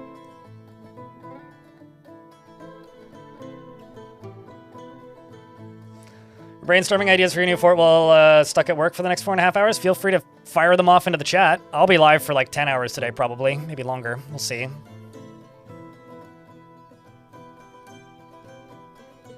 You just yell about things and share news? And tolerate random DMs from me at the middle of the night going, "Hey! Are these patch notes final?" 24-hour stream? I'm not young enough to do that shit anymore, man.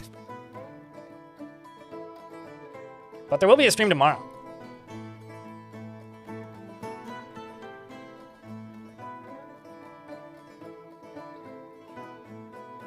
At the moment, yeah, but on average, absolutely not. Alexander, AM.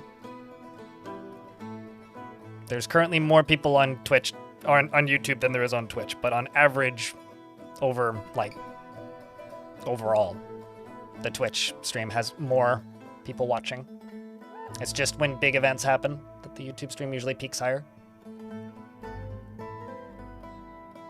YouTube has an easy API. Twitch chat is literally just IRC. Yeah, I'm aware of this. Yeah, no, here's the thing. It doesn't make things that much easier on my end. Like, I just have 2 chats side by side, right? And I like to know who's in what chat.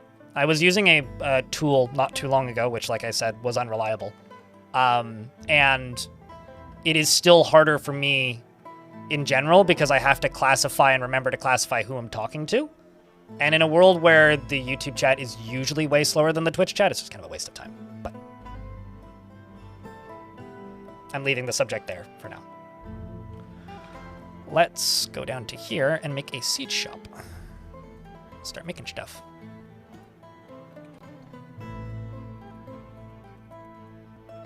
And let's also do a hatch. Hatch. Hatch.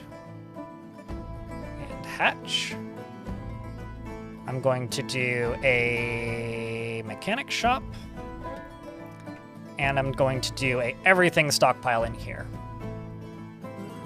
But I'm going to subtract a few things like boulders, because I don't need boulders in there.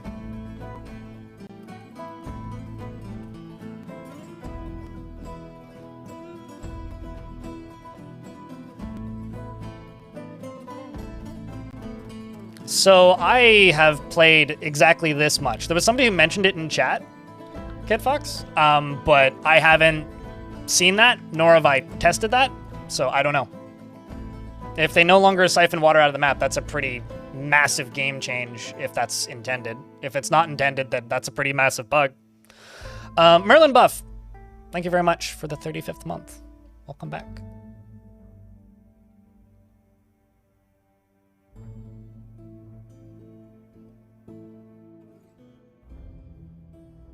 What Big Lloyd said, yes, correct. Tarn does know about it, so it sounds like it's a not intended bug then, yeah? I mean, if it's a not intended bug, then that is what it is.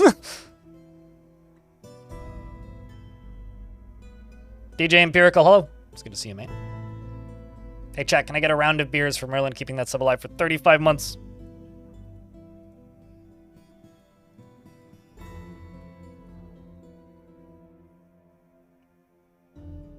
Can you fortify a map edge? That's sort of what we're talking about, is fortifying a map edge. Crossflam would allow water to flow off the edge previously, but it sounds like that's not currently the case.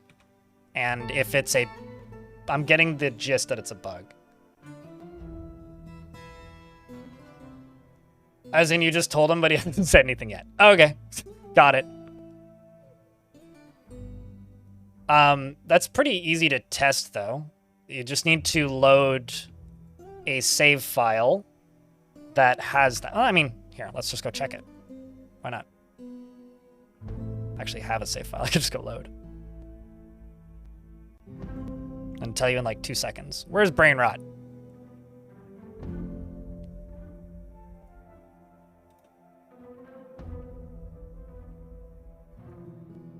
There's Brain Rot.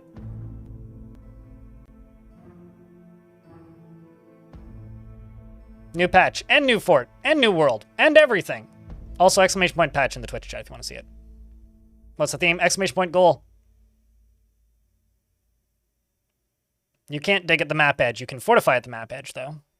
Don't mind the status of this fortress. It's hell. Now. Siege release. Woo. Actually, hold up. I need to pause something.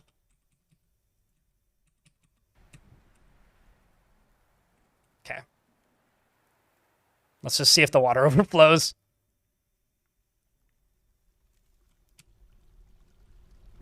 So here...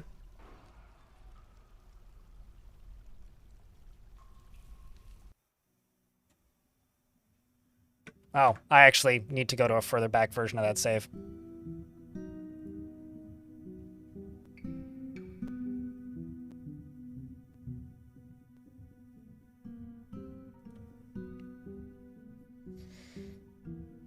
Is that... Wait, what? Why is that command not working?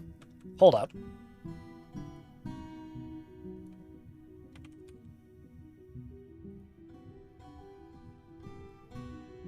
It says that it's active.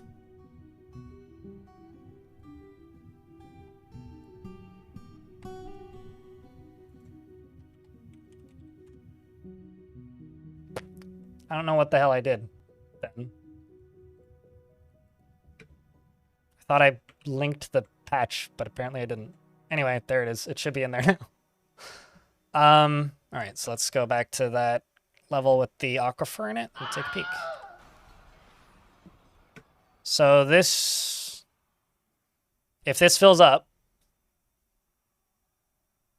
we'll have our answer.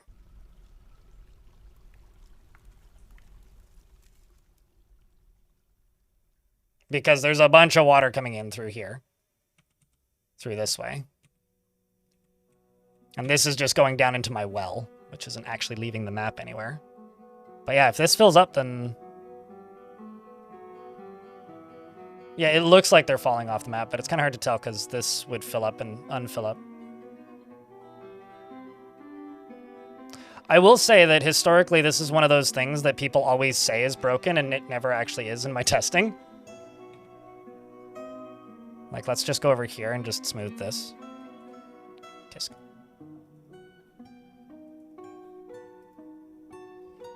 And fortify that and see if it flows off.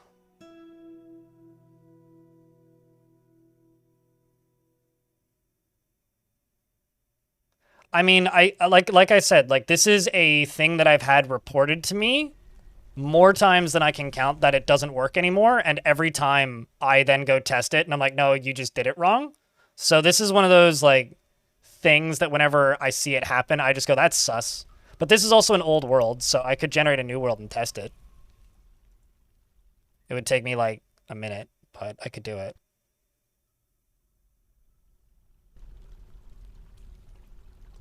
.52.04 is the older version, so that's not relevant to the concern.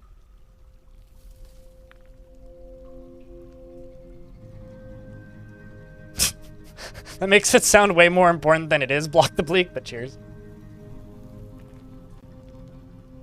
Sorry, everything goes so slowly in this fort because these are all very exhausted necromancers. Oh, it's fine. I derail my own stream all the time.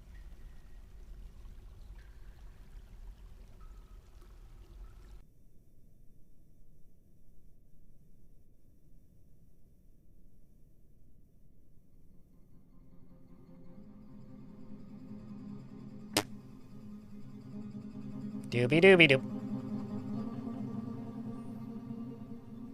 This stream had rail... Yeah, you know, actually, that's a very... Yeah, no, it's definitely draining. Let's go to the...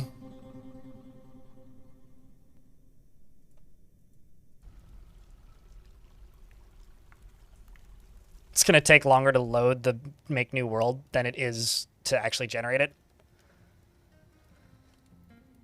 Siege update correct. I'm just testing something that people are reporting, and I don't think it's true.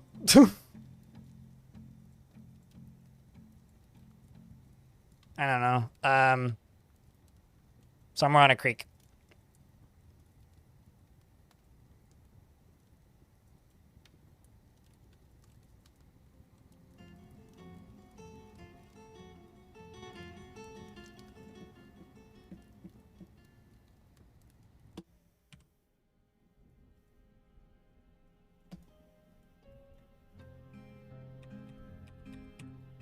Let's see.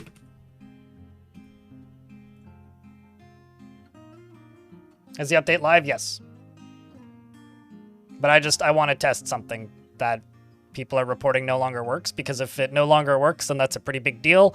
But I don't think that it's actually not working.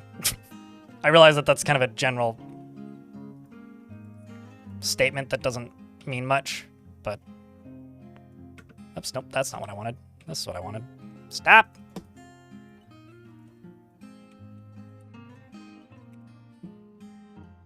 We're also in an ad break, so nobody's really missing anything anyway.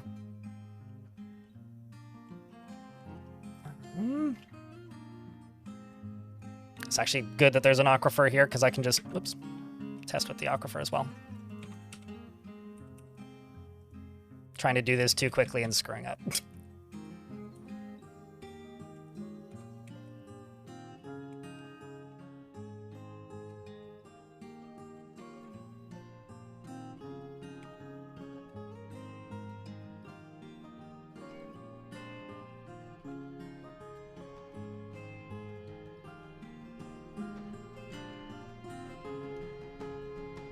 So we'll just do this on the aquifer then.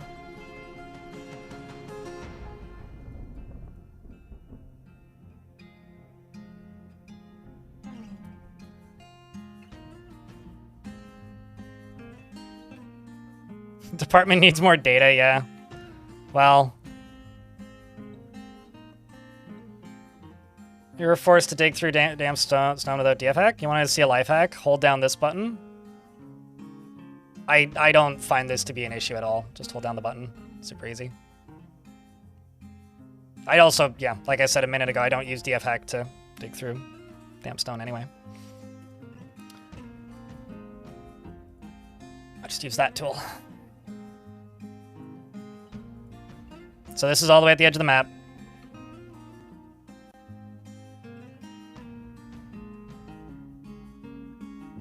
Well, we're 99% of the way there, Banksy, so I'm just going to finish this and test it.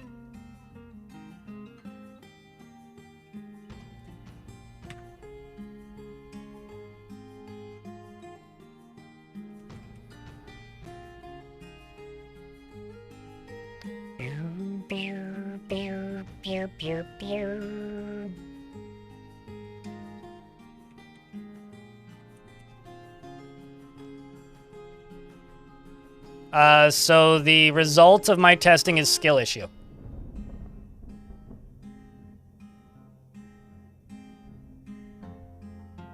Yeah. Like, it's draining. Like, yeah, it's gonna fill all the way up, but it's draining. It'll probably get to a point where it's just flat 7 of 7, but it is draining, so. All right, well, that answers that. Continue Dimensions of Wonder, badoomp.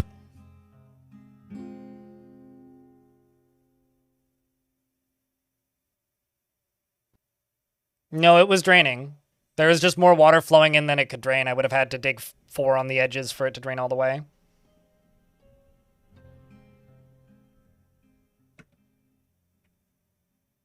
Back on topic. But no, because there's like way more water that could be flowing in than can drain, it'll fill all the way up to 7 of 7, but no, it's still draining. That's why you see those like dropping down to 6 right at the edge.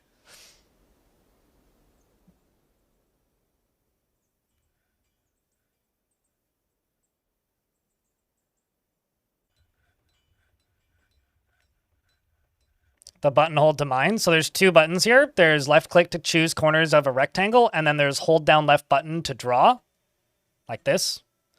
Just tap that, and then you just hold down the button. And you can do that for erasing too, amongst other tools.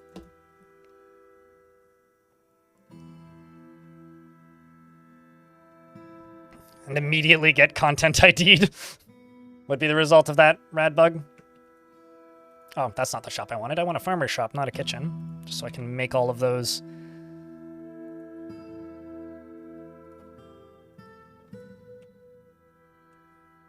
So these are the new wall blocks, by the way.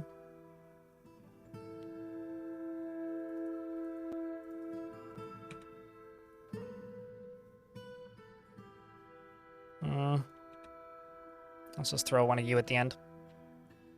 It's gonna take a little while to get constructed, though.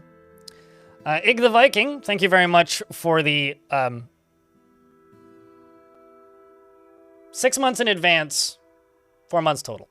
Appreciate you. That's worded really weirdly. It says resubscribed for 6 months at tier 1. They've been subscribed for 4 months, is what it says in my activity feed. But in Twitch chat, it says for 6 months in advance. So thank you.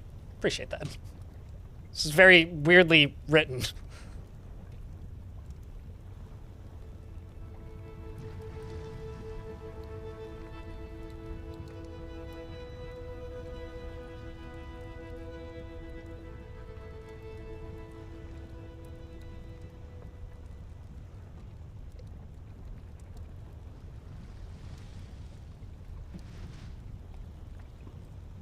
But yeah, let's see what we can do here.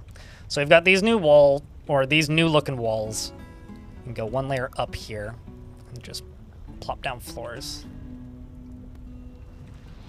And plop down floors, and then I'm gonna put 2 doors and a drawbridge right there. Just seal off, have the ability to seal off as much of this as possible. And then watch them just like fucking dig through and not care really, right?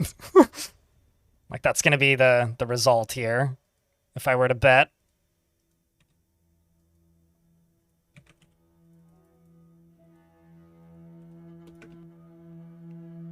What's up, Pep? How's things?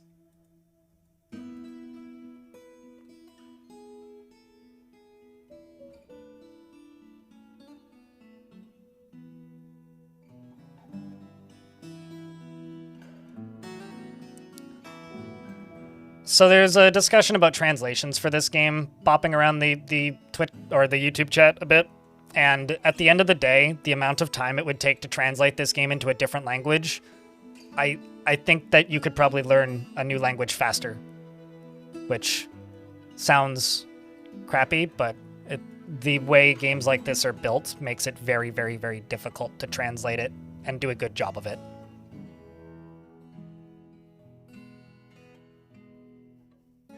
How tall is this volcano?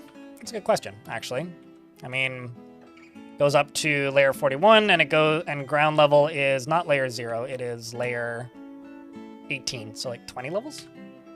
Cornelius Hacker, thank you very much for the YouTube membership. It's literally a research project? Define research project.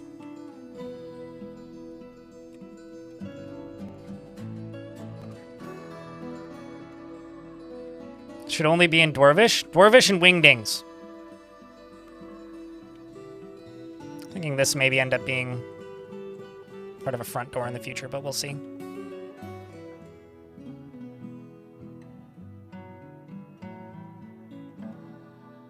Oh, certainly. Yeah, like image recognition that translates like signs and stuff, the same kind of technology. Certainly.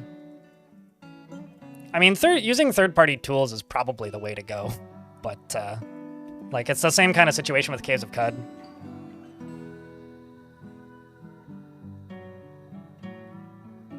You always imagine their engravings to be wingdings. You know, years ago when I was a little kid, I made a wingdings translator chart and printed it out. And then me and my friends would send emails back and forth in wingdings so our parents couldn't read them. It's a true story. That was a thing that I did when I was a little kid. Let's make some not altars. Door. Door. Door. I mean, that was me as like a 10-year-old thinking I was like some sort of computer genius.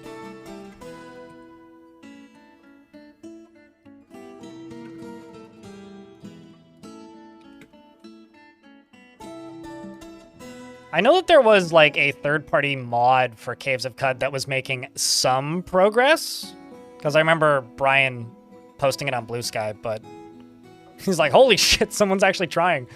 But there's so much fundamental code that needs to be redone.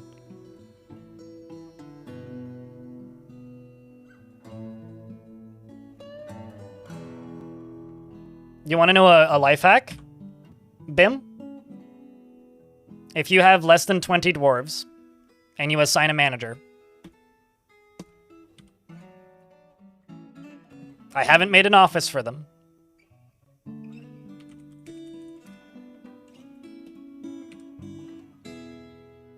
This is now my manager.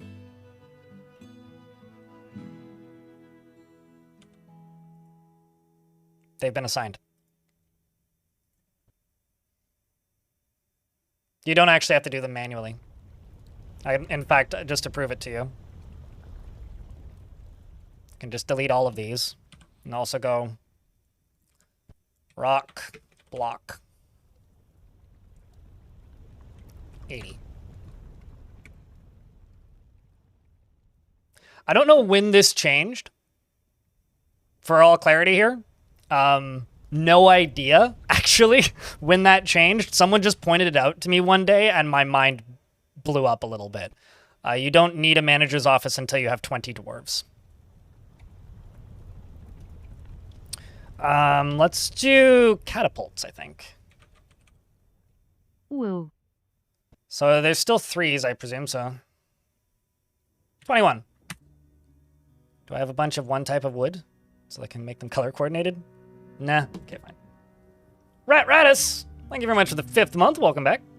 And, oh shit. Scapegoat wants the weaponsmith.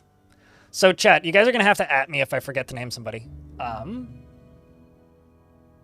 So do you want this one, Scapegoat? Assuming you're still in the chat.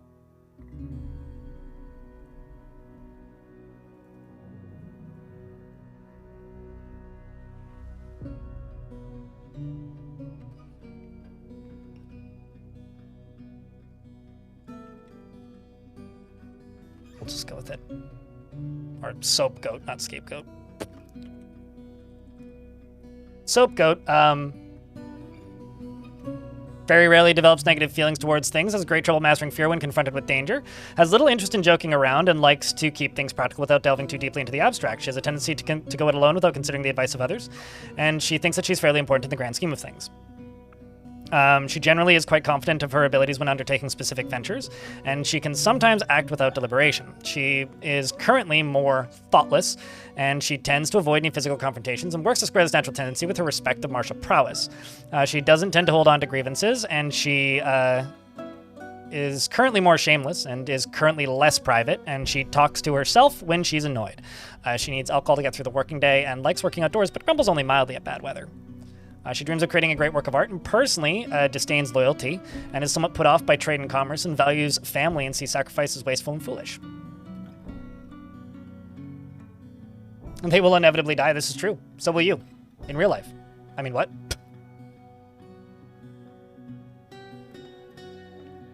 Alright, well that's Soap Goat. Soap Goat has some friends in the fort and worships the god Onol. Who is Onol, actually?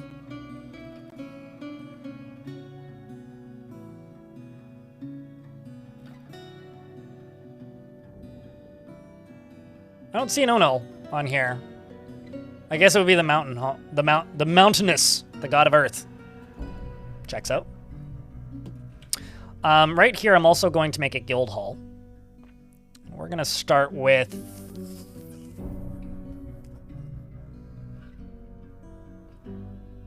you know, I'm like just realizing I don't think I've ever made a siege operators guild. I don't think I've ever actually done that. Anyway. Citizens only. I'm also going to go here and make a carpenter's shop. And queue up 10 beds.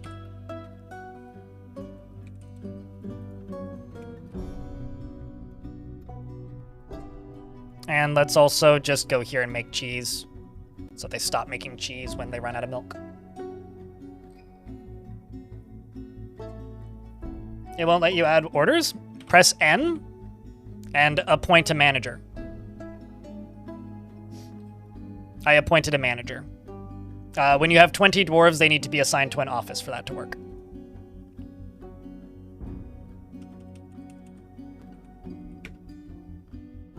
Crypt beer, crypt beer, crypt beer. The other thing I need is rock mechanisms. I'm just going to use basalt. And now there's too many jobs to do, so I'm just going to wait until I do them. Watch as you make cheese. How you doing, Padinsky? I'll say Purple Azumi. Son of boat murdered! Hello. Blind is slowly becoming a dwarf as his beard grows longer. Yeah, I haven't been shaving. That usually is a sign of, like, shitty mental health on my end, but, like... I don't know. I'll shave eventually. I also need to buy a new razor. Mine's really dull.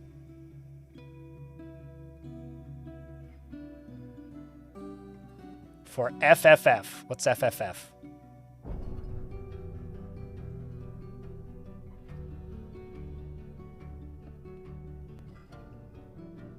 I don't actually know what that is. Is it Pam? Maybe it's in the world will boil the ocean long before it explodes. I'm sorry, what? You're already a mortal lich unless the earth blows up? Ah, right. Oh, wait, what? Final Fantasy Final? What? Now I'm even more confused. Final Fantasy 14?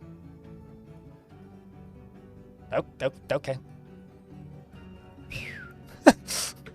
I was not a Final Fantasy person in the slightest. That went way far over my head.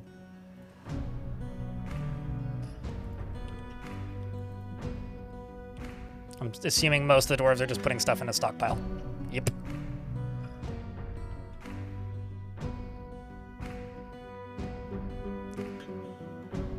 For friendly feet? Uh-huh. Is there... Oh, okay. This is just, like, way beyond my knowledge of anything game-related. Is that the MMO one? I'm not a Final Fantasy person, can you tell? I played Final Fantasy 2 on my Game Boy, and it was okay. And that was, like, the last one I played. So it's been kind of a while. Also key up these blocks over here.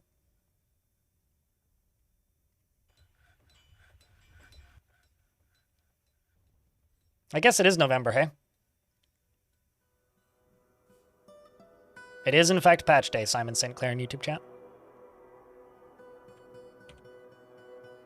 Making beds, making cheese.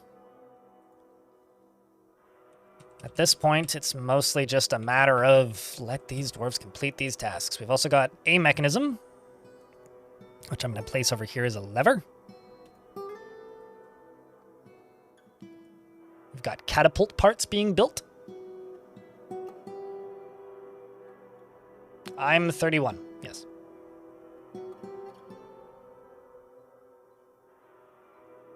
You had to call for invasions with raids? I am less than a day's travel from a necromancer tower. And this world is pretty small. The goblins aren't aware of me yet, but there are goblin pits close by. And one of them has 10,000 people in it. So just because we're at peace with them at the moment, I'm sure that's not going to last long. Yeah. Maybe Necros are friends? Doubtful. Doubtful. Doubtful. Just like the guy at the hatchet at the end of the dark alleyway. Goblins equals people. I never said they weren't people, but people can be mean.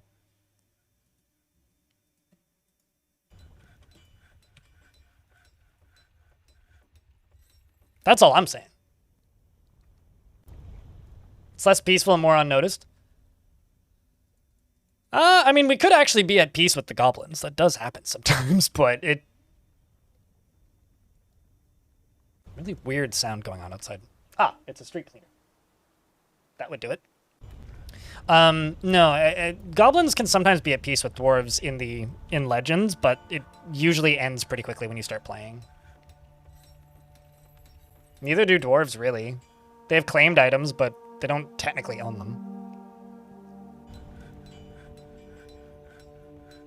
You've known people that could be classified? I know people who've self-classified as goblins.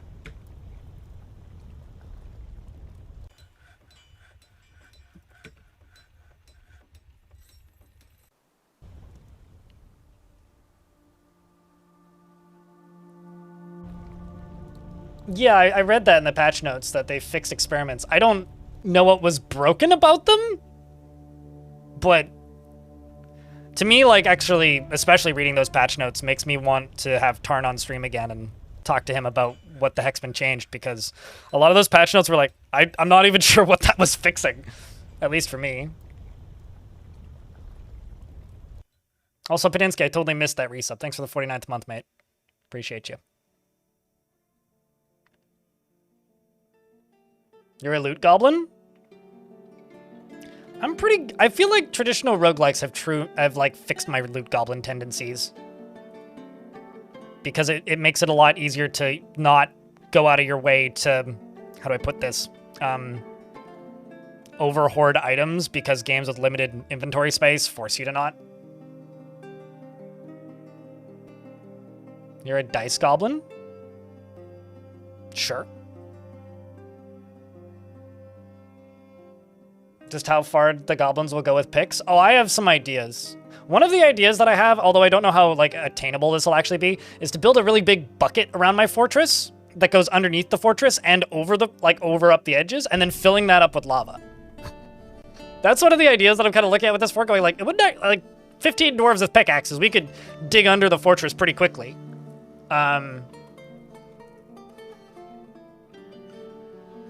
Telling me you're orc build. Hold on, are you insinuating that orcs and goblins are the same species? I don't know what lore you're building from, but it's not the one I'm used to. Yeah, well that, Dad Rick, and also like, this is the other thing I've been thinking. Basically like, build, I don't know, like a vertical bar or a fortification. And then one level above, build some floors. And see if they just go topple them.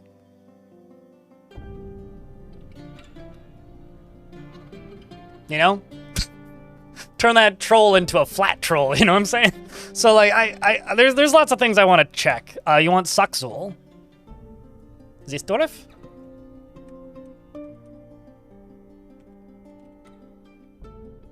Alistoth is given to flights of fancy to the point of distraction, has a strong tendency towards privacy and doesn't seek out excitement, doesn't focus on material goods, and could be considered rude. She tends to hang on to grievances and is curious and eager to learn. She occasionally overindulges and tries to do things correctly each time. She lives a fast-paced life and does not have a great aesthetic sensitivity. She is conflicted by this, as she values artwork and its creation and needs alcohol to get through the working day and likes working outdoors, but only grumbles mildly at bad weather. Dreams of creating a great work of art and personally has a negative view of those who exercise power over others, finds the pursuit of skill mastery off-putting, and is somewhat put off by skill mastery. And is somewhat put off by trade and commerce, and doesn't really value merrymaking, and doesn't particularly value loyalty. She likes serpentine as well as bismuth bronze, trapezoite, and rambutan wood, as well as lion tamarin leather, alpaca wool, and the color purple, and backpacks, and geese for their formation flying, and the words of where was I? Geese for their and when pause. Wait, you don't prefer any songs? Wow, okay. She likes backpacks and geese for their formation flying, and when possible prefers to consume giant elephant. That's why there's no giant elephants in Embarkable with this faction, because she ate them all. And soft wheat, beer, and absolutely hates snails.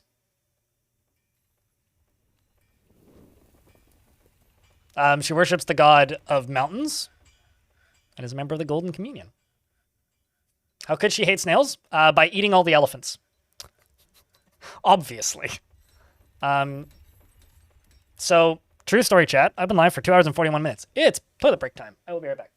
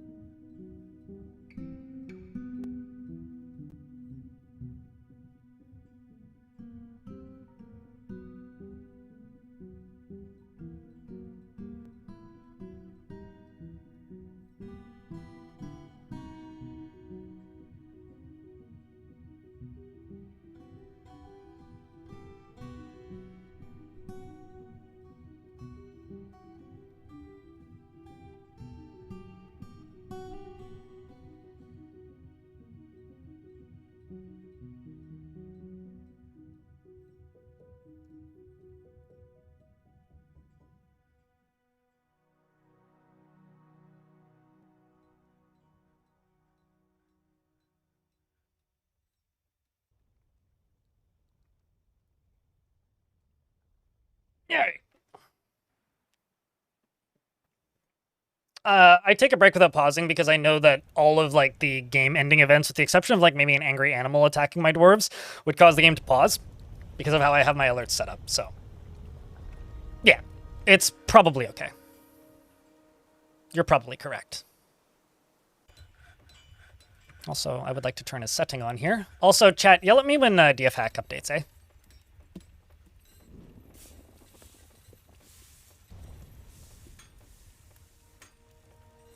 Yeah, plus I'm sure chat will yell really loudly if something bad happens.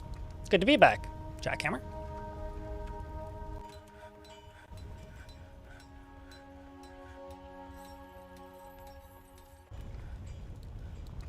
Also, thanks a ton to everybody who's tuned in on the YouTube side of things. Don't forget to leave a like on the stream if you haven't yet. With the 500 just on the dot people watching, and 457 here on Twitch, which means we are like getting close to 1,000, which is cool, actually. I wonder how many people are playing Dwarf for it at the moment. 1,500? Cool. On a Monday, nonetheless. Didn't you want to build an entryway there? I've changed my mind. Probably a layer or two further down, like closer to here. Plus, I could also push this that way. And there's also this big area over here that I hadn't really looked at much, which may also be a good spot. Although, the thing that I'm like kind of being cautious about is I don't want to have like less than 2 layers. Like I don't want to go underneath this, as an example. Because if they can just, like, this is, I see this as a vulnerability right now. So I'm trying to be like a little bit cautious as to how I actually build this layout. But right now, most people are just bringing stuff into stockpiles. Glass weapon traps everywhere. Yeah, I'm also curious to see how effective traps are going to be, because if they start to avoid areas with a lot of traps, they might just dig around them.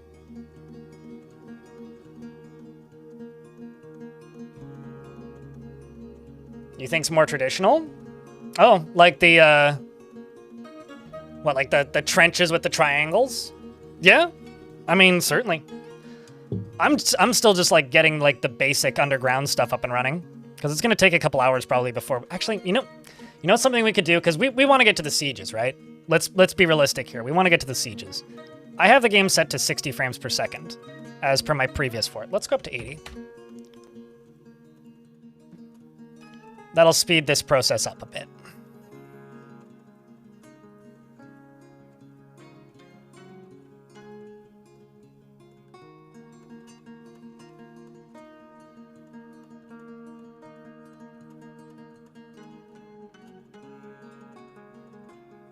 You always make a hole in the roof by cutting down trees without thinking. Yeah, I'm pretty cautious to not do that after years of doing that, so...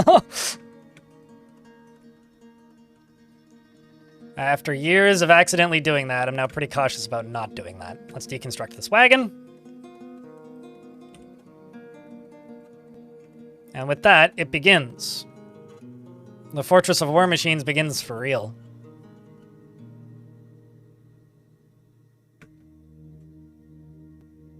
We're also getting stuff from Tarn because of late bug fixes. Oh, is DF Hack updated now? Is it possible to get artifact siege parts? I've never seen that, so I don't think so. Although, because I build siege weapons so infrequently, I don't know. I presume not. Hey, how are you doing? Nice beard. Beard? I don't know. I just haven't shaved in 2 weeks. Doing all right. Doing all right. Yeah, doing all right. I'm kind of, like, exhausted. That last video I put out kind of took the wind out of my everything, more so than I was expecting. But, yeah, I'm doing all right. It's not updated yet. Okay.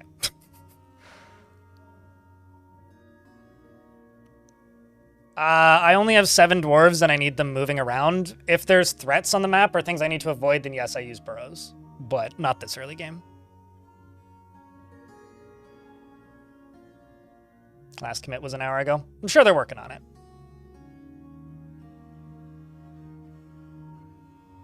Dwarf Fortress is locked to the frame rate cheese hamburger, so yes, increasing the frame rate speeds the game up.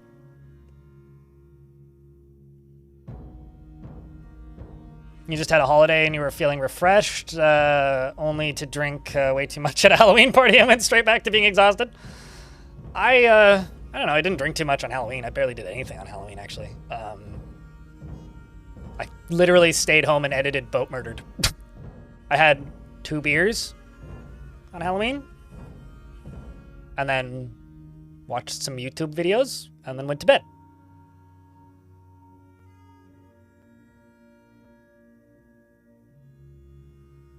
We were just talking about this. DF Hack has not been updated yet. Back with the Tavern Keeper. But give it, like, an hour.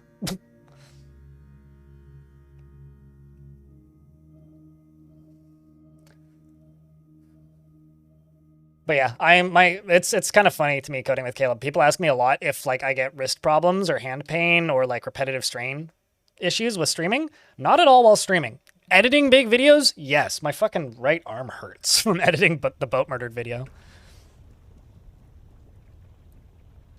Which has always perplexed me a little bit. Okay, so we've now got kind of the basics down here set up. So I'm going to go down a level.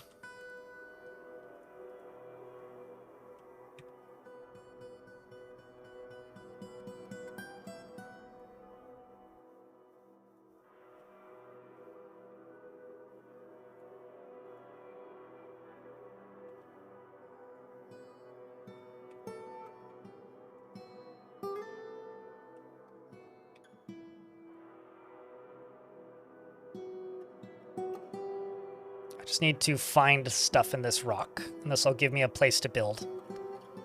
It's kind of my thought.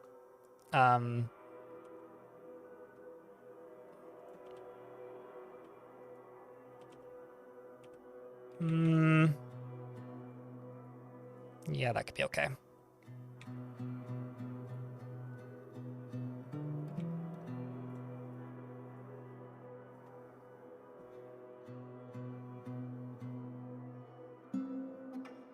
This could also end up being where I siphon lava in so that I can make lava forges. And then this right here needs to be connected to a lever. Right there.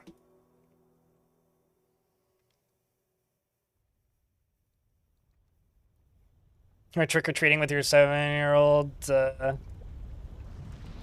And one house had tiny bottles of wine for the adults. You thought that was cool? Well, that's nice of them. In its own kind of way. It took way longer for me to edit it than I thought it would. I think I probably spent like 40 or 50 hours on that video in total. Including like recording it. But I'm glad I did it. I'm glad I got it done. It's also a nice pitch for that whole idea of type of video.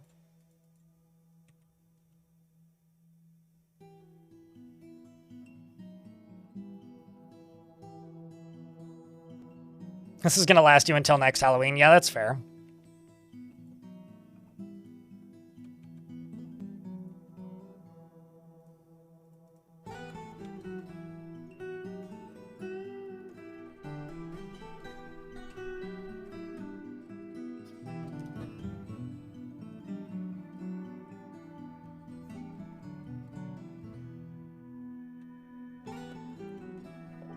You hadn't terrible of candy, but 2 kids showed up, so now you have... Yeah.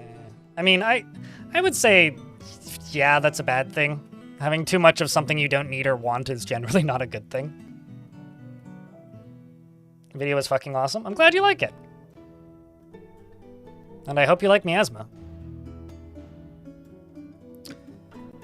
Alright, well, all that's hooked up, you're hooked up, you're hooked up, you're hooked up. Alright, well, let's... How many... board dwarves do I have? Because I've got 3 dwarves with pickaxes. 1, 2, 3, 4. So I could just make 4 of these and just make a shit ton of blocks. Let's just do that. 1, 2, 3, 4. These are all just going to get deconstructed, but let's say rock, blocks, rock, throne, rock, table. Let's do 20, 20, 150. Plus the ones being made over there.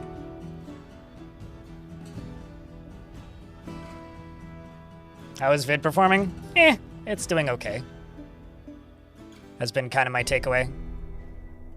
It's not really the point of today's stream, though. But it's hard to say this early on.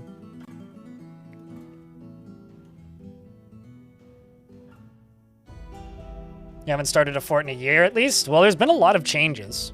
Definitely mess with Mark's dwarves now. Because all of their behaviors have been completely redone. Also, there's a whole new, like, clothing dye system, which is pretty expansive. Hi, I'm late and this has probably been asked 50 times in the last 30 minutes. But how's the new update? I mean, we haven't really seen much of it yet. So, the stuff that I've seen off-stream, because I did have access to the beta testing branch for a little bit before it actually released. I liked your video about Boat Murdered. This setup was cool too. I genuinely thought you were going to rebuild Boat Murdered Fort in the premium version. That was my Thanks for the content. Initial plan, honestly. But I'll tell you one thing, and that's after doing a little bit of testing to like mess around with that, that would have taken me hundreds of hours. And honestly, I don't think it was worth it, or would have been worth it to do it. But Wolf, thank you very much for the 8th month. It's good to see you. And Aeronamo, thanks for the 29th month. But thoughts on the new patch? I will know a little more once I've actually seen how it plays. I mean, I know what the new machines look like, but that's about it. So we're still very early days here.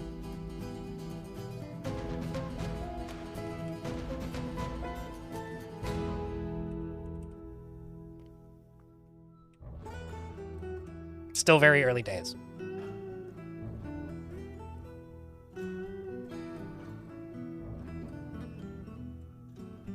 I mean, that's like saying people do Let's Plays, right? For every Let's Play that gets 100,000 views, Let's Plays get 10 views, right?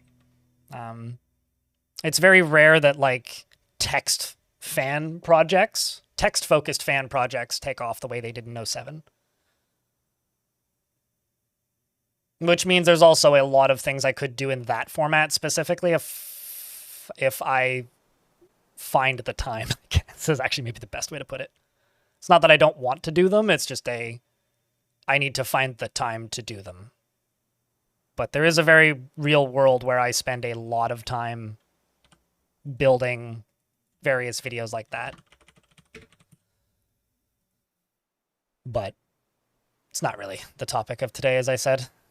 Just make 10 cages. Also need to find some of that metal. That sweet, sweet metal. Probably go down to the first cavern there.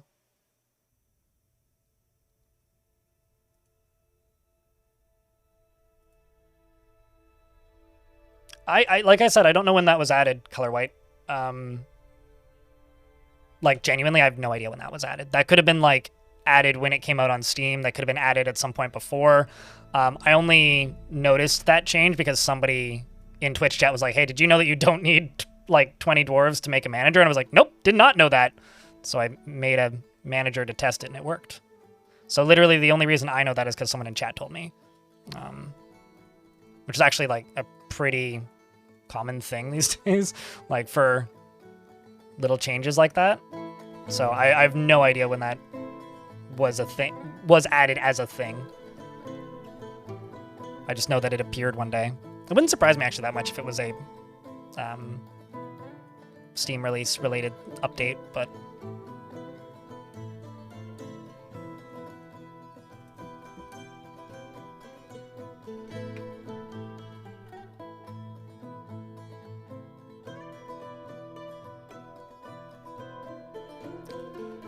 I love how recently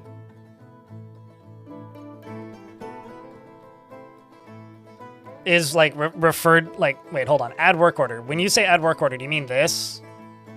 Or do you mean like this? Like add labors? Because like the add work order button is not a recent thing. But if you mean like being able to edit labors, that was like 2 years ago, maybe a year ago now. Recently in Dwarf Fortress terms is not recent in comparison to a lot of video games. That... Go here and click that? This has been in the game since like 2009. What? What do you mean by recently? Anyway, I don't know what we're talking about, I suppose. Only one dwarf gets a properly warm room and the one has a hall that's warm. I mean... I'm just saying numbers and my life has no meaning, Hyper Hopper. But if we're saying that that's recently, that's not recently. Not by any stretch of the word.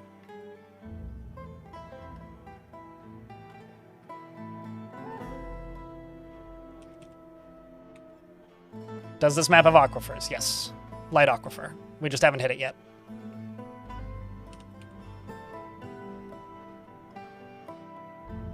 I want you to go dig instead of making blocks. Also just gonna nuke that first one because I don't need 2 of those.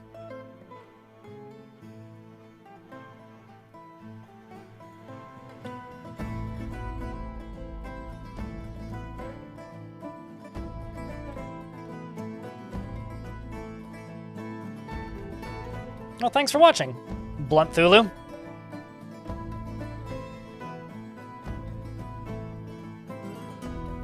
Equals renewable obsidian? Sure. Well, volcano plus any source, well, not even anything. Lava sea is a... Unless you generate a world without the magma sea, every map has renewable sources of obsidian. Unless somehow you manage to end up on a map with no water, which would be extremely unlikely. Even if you settled without a river or an aquifer, one of the cavern layers is probably going to have water.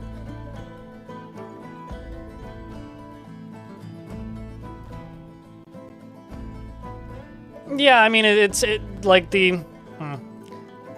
Old Dwarf Fortress patch notes are very similar to, like, Nintendo patch notes, White, where, like... It'll be, like, added fun. Like, we were talking the other day about Star Sector, which has a patch note which was added threat, all caps and in brackets. It's like, okay.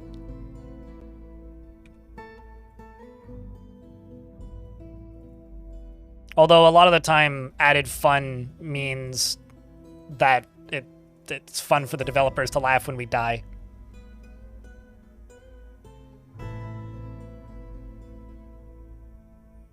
Oh, I'm sure that there's going to be weird problems like that, and please yell if I need to restart my game if a patch goes out.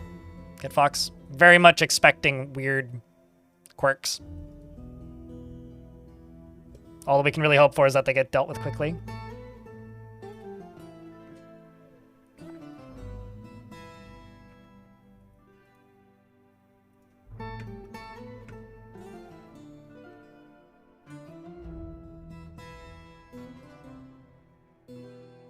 Threat detected indeed, yes.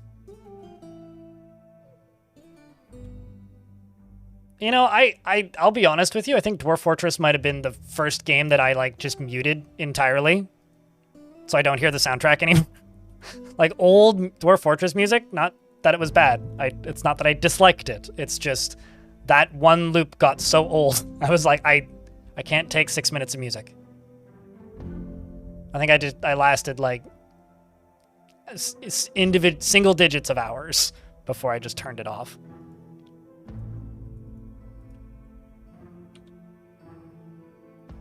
Okay, how are we doing on all these tasks? Okay, almost done with the cages, so then this will be done. And then you're done, you're done.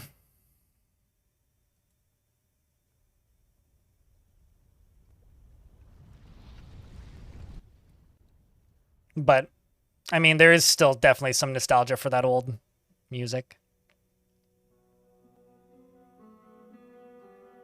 And Lazy Noob Pack. I think that's what a lot of people think of as the old soundtrack, is the fan soundtrack from Lazy Noob Pack, or just Sound Sense in general. Like, I used to listen to that in a playlist, but I never used Sound Sense because I was too lazy to figure out how to turn off the other sound effects. And I really didn't like the random, like free to use, like, scream sounds and combat sounds. I found those very annoying and distracting, but I liked the music a lot. So I would just listen to the old, like, Sound Sense on repeat and then would turn off Sound Sense.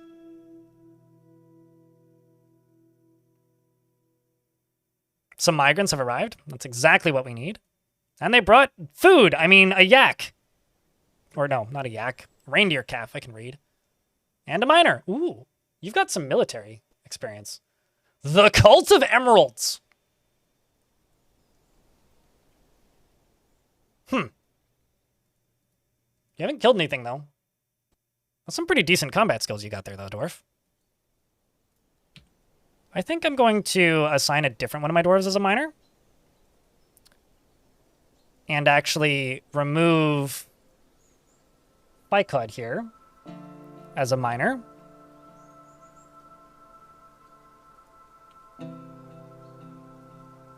And then make Ficod my militia commander if you have even remotely combat-sided. Emotionally obsessive, forming lifelong attachments even if they aren't reciprocated. She finds humor in most situations, is rarely happy or enthusiastic, and conflicted by this. She values in parties and merrymaking in the abstract and finds helping others emotionally rewarding, and she prefers that everyone lives as harmoniously as possible. She has a tendency to consider ideas and abstractions over practical applications, and she tends to be slow to trust others. She sometimes acts with little determination and confidence. Doesn't handle stress well. God damn it.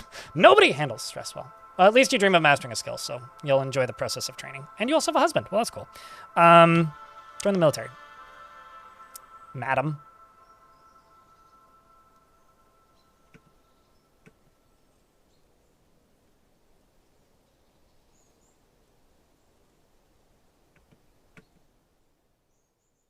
And you down here, you're a competent spear dwarf. Disdain's cunning, eh? Dreams of raising a family. Has a sense of duty. All right, well. Let's just say no uniform for the moment. We'll figure that out later. You two are going to get thrown into the military. There's a turkey. Competent bow dwarf. That's unusual to see bow dwarves. Hold up.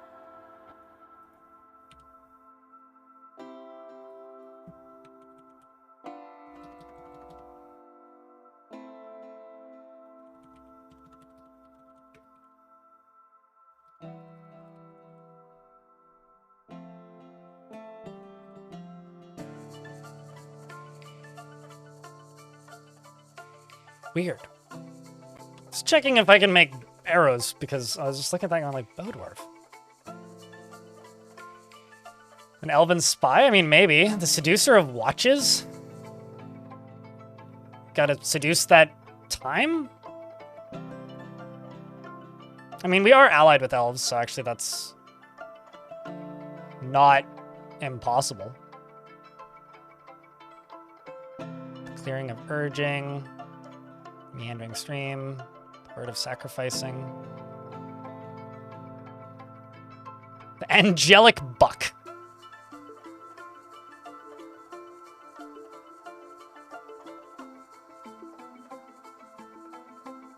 No, these are all names. The High Razors, that's good. Stockade of Towers is also good. Galley of Standards. The Vault of Whispers. The Wild Coal. Basement of Spires. Lustrous Glance. Strong Girder. Could also be a human location. Fellowship of Bells. Fellowship of Fires. The Society of Goals. The Pristine Council. The Walled Society. The Unswerving Society. The League of Cobras. League of Dwellings. The Creams of Stability? Doubt. The Livid Dark. That's also a good name. The Chunky Cruelty. Yep. The Scourge of Brains. Oh no. Yeah, I don't know. I'm not sure where that is, but... Any dwarf elf pulls? Beard or no beard?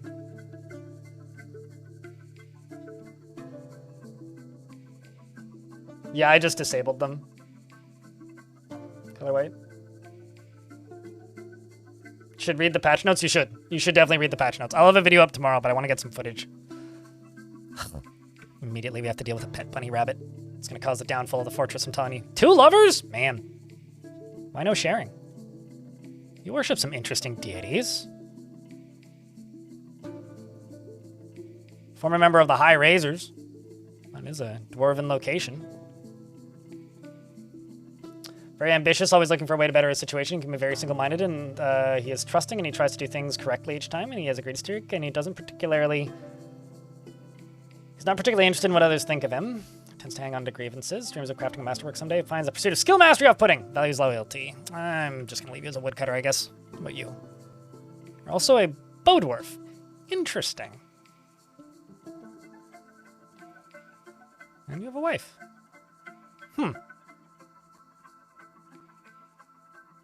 Loner, shameless, frail. Sure. How about you?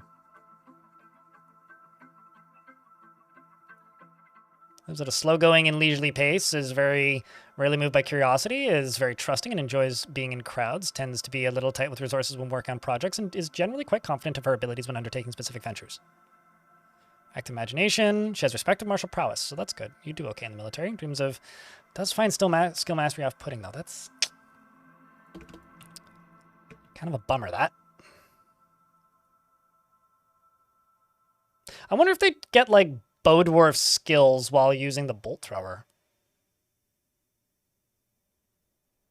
Hateful. Quick to form negative views about things. Dreams of mastering skill. You'll do fine. Okay. That should be it for the military for the moment. What else do we get? A doctor. And your aunt lives here? Well, that's crazy. Or is moving here. Big families. This is going to be a big migrant wave, isn't it? This is going to be a big migrant wave, isn't it? Man, moved here without your child? Crazy dwarf. He says it's going to be a big migrant wave. It's not that big of a migrant wave. All right, well, that's good.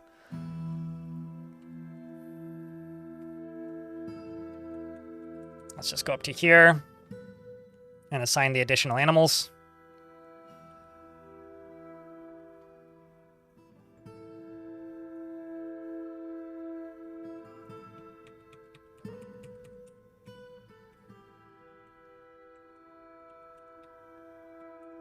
Sweet. Is that a third bow dwarf? Yeah, they all seem to have skills with bows, which is odd, but I guess not that odd. Anyway, you just want somebody randomly. All right, happiest dwarf you get. That isn't named. You get Cog. You're a miner now. Elf Bowls. Is generally unhindered by the thoughts of others concerning her actions. She doesn't seek out excitement, and she doesn't focus on material goods. She doesn't mind wearing something special now and again, and occasionally overindulges. She generally acts as impartially, is rarely moved to mercy, and is disturbed by this as someone who dislikes those who seek to acquire power over others. She has a tendency to go it alone without considering the advice of others, and she is quick to anger. She tends to be passive in discussions and laughs in a unique way when she's nervous. She needs alcohol to get through the working day and likes working outdoors, but only grumbles mildly at bad weather. Dreams of raising a family, and personally has a negative view of those who exercise power over others and values decorum and dignity and proper behavior. She likes nice and bismuth, as well as clear garnet and kapok wood, and the color gray. Bolts and giant spider monkeys for their prehensile tails, and the words of the Bride of Reasoning, and the sound of the lilac of emeralds, and the sight of the silver. And when possible, prefers to consume yellow bullhead and sunberries and rice beer, and absolutely hates leeches. Her hair is clean-shaven. I noticed. Her lips are thick. She worships Istrath and is a member of the Coven of Merchants, which is the god of wealth and trade. There's also a bunch of worshippers of the gods of mountains and volcanoes, which I'm pretty sure mostly have migrated here since the start. So in that last, one of the really long names, Zyril, that's a very fitting god to worship. Same with the god of the earth. Oh, we're gonna need to make temples, aren't we? Hey, Zalvi. Golem.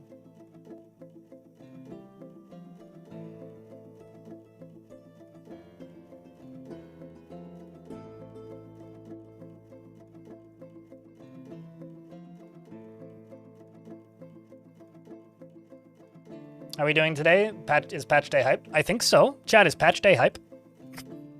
I don't really think of myself as a particularly hype channel in general, so even on patch days, when things are quote-unquote exciting, it's like, well, it's another day. Let's see what's new. Very large gust of wind hit my window. Sounded like a boom off in the distance. Kind of startled me a little bit, to be honest.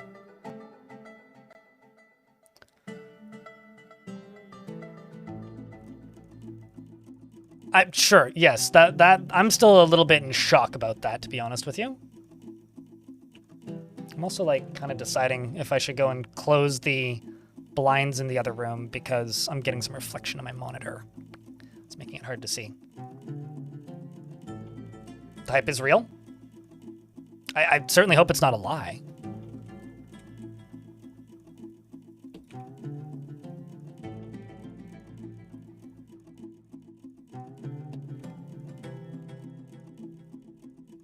One, two, three, 4, 5, 6, 7. 1, 2, 3, 4, 5, 6, 7. Let's just try and get these dwarves bedroomed. Done. All right, that's 2. Expedition leader get 1. Let's just say the least happy dwarves get them. I always manually assign these, so that I know how many more I need to do, which in this case actually is kind of a lot. It's a good thing that we got a doctor already too. That's actually very helpful.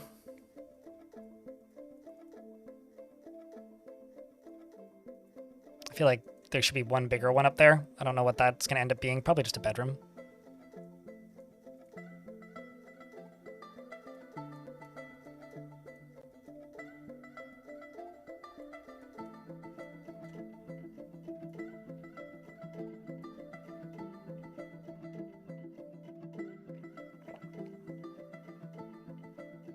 If the value of the rooms is much lower?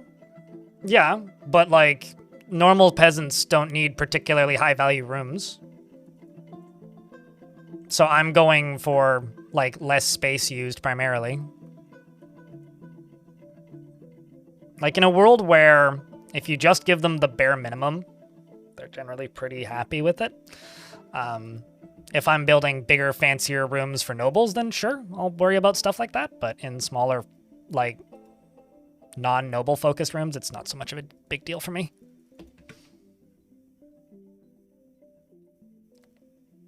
With the in-wall heating, yeah. I feel like this whole fort's probably pretty sweaty, but cozy is certainly a more pleasant word to use.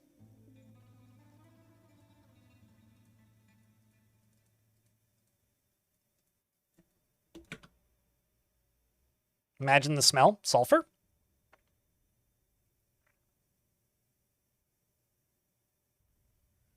Noise used to be a factor in a lot of things, and now is a factor in almost nothing. Stibnite? Hold up. I can't remember the last time I saw Stibnite. We got fun blue rock. Bad tech, hello. Grenades. Oh, I hi. don't think that this patch added grenades. Sorry to disappoint. But I don't think that this patch actually added grenades, unfortunately. It did add exploding rocks, though. Or shattering rocks is maybe a better way to refer to it.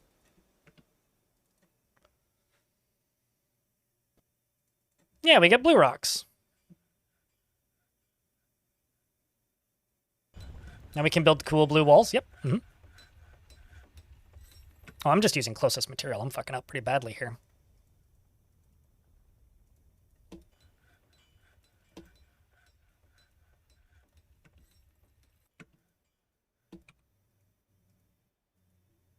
Look at me running on automatic.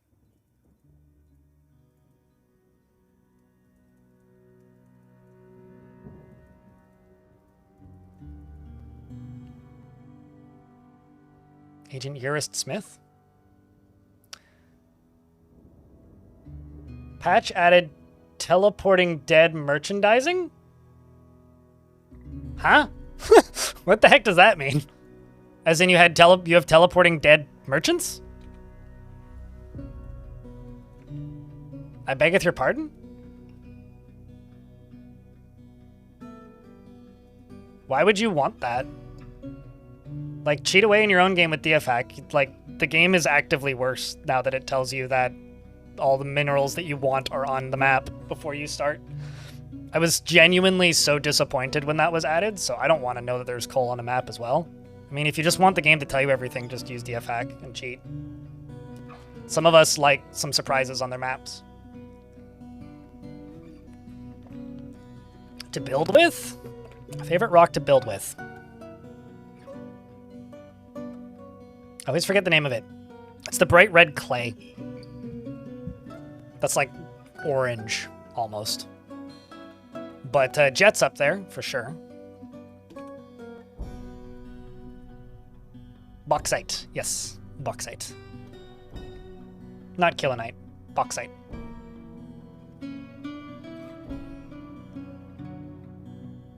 Is your friend made up for D&D? It uses strength and it's just a bunch of nails glued together. I mean, nails and gunpowder is kind of just a grenade from back in the day. We're in an ad break. I'm gonna go close the blinds in the other room so that I stop this reflection on my monitor.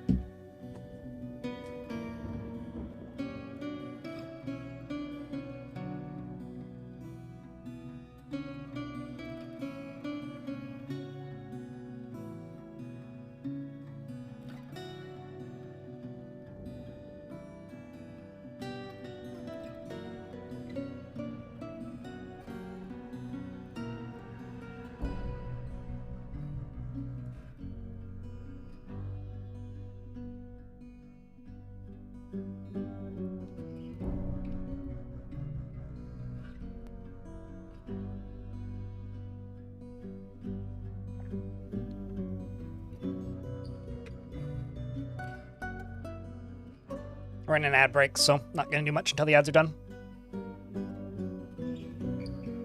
Yes, Blind does in fact have blinds in his house. It's true. 2,500 was the mineral scarcity.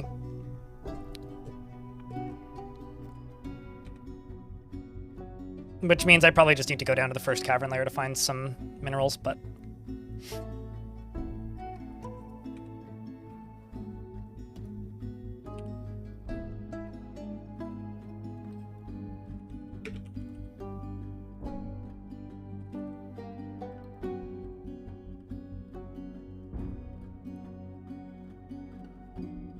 Petrified Wood's also a good one. There's another one, it's like Orpiment or whatever, that's like bright goldish orange color. That's a good color. But I don't know, just things that aren't like brown, basically. As long as it's just not plain brown, I generally like it. Has been my kind of feeling for a long time. There's plenty if you get the redemption in 10 minutes, Torsten.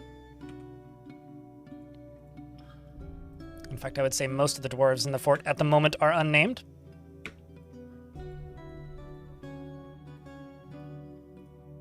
You're stupid. Thanks for the gifts. Appreciate you. We are doing a sale today on gift subs, so if it seems like there's a crazy number, it's because there's a discount. So I appreciate you guys.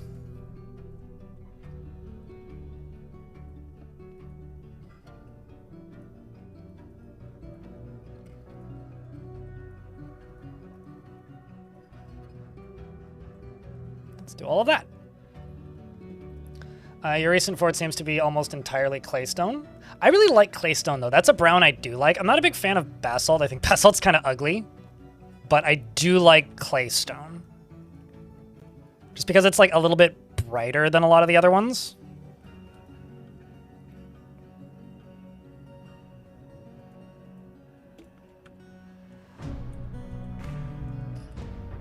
Okay, so it does seem that my miners are starting to work on the up here area. Which means I gotta hack down the trees on this level. Yeah, wars to expect in this fort. Elves and maybe dwarves and goblins is the likeliest. You like orthoclase? Yeah, that's definitely a color. But I think what I really need to do right now is just dig down to the first cavern layer. It's all about olivine? Gotcha. Yeah, I like an olivine. You're stupid. Thanks for the 12 bucks. Appreciate you, man. Stupid cheered. X 1200. Let's just do 40, because I'm going to need a lot of rock mechanisms. Although I'm just going to set those to just basalt, because I want them to all be lava safe. We're also going to need food pretty soon. So I think what I'm going to do is just go up to the surface here and do this. Just harvest what's up here. Are we sieging yet? Mate, it's late summer first season. I don't know, like what speed you think I'm running at, but it's not that.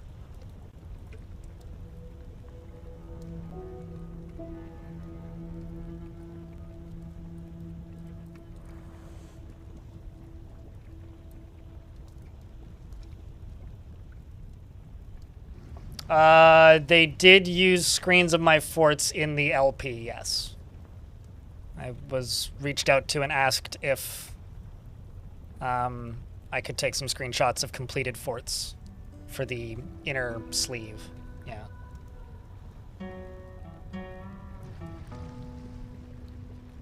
Last volcano run you did of the map was a Joyous Wilds, half sinister and no trees. The fort lasted about 7 years before it got wrecked. Sounds like a fun fort.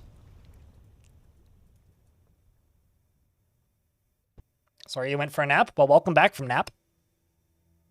I mean, like, the game isn't moving that much faster than it does normally, right? The only real difference here is sieges are going to be more intense when they do happen, so we still need to get to the point where there are sieges, so it's going to take us a little bit. Although we are progressing pretty quick. You know, we're up to 16 dwarves already. So just making sure that we have more food, doing a bit of mining, or not a bit of mining, a bit of harvesting right now. And we're going to make a trade depot over there so that we can trade. Hunt some wildlife with animals. I don't... Do catapults friendly fire now? That's actually an important question. Because previously catapults did not friendly fire.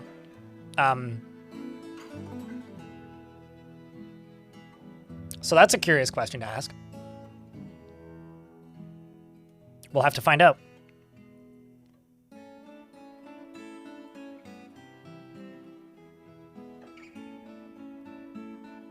I mean, there's a volcano, so I would be silly if I didn't do something with the lava. I'll do something with the lava. I don't know exactly what just yet.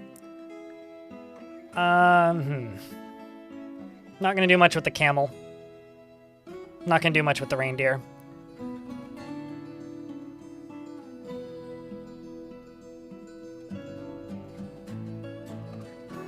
And the horse. That's gonna be what we're gonna sell to the first trade caravan.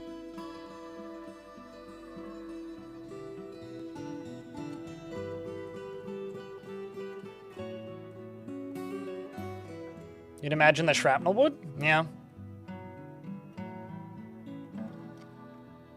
At this point, what I'm planning to do is I'm planning to remove kind of most of this top layer, I think, and a bunch of this, and then kind of build a fort around the edges is kind of what I'm thinking. I think probably like the smart way to do it would be to have like a cup kind of like that, kind of maybe cut out like this, and then surround the rest of it with lava, like chat said. And then kind of build battlements and towers up here. Because if they can't go through lava, there's only so far they can go.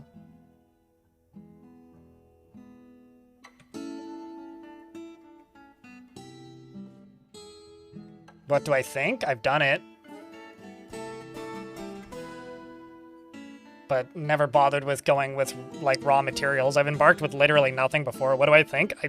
I don't really care about musing about challenges when a new patch to the game just came out and we don't even know what sieges are going to look like, really.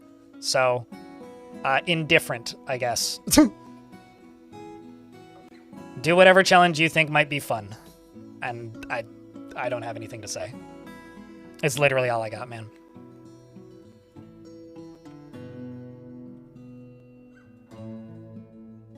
I want to dig right here. Or more out of the way. I'm going to take more out of the way, I think.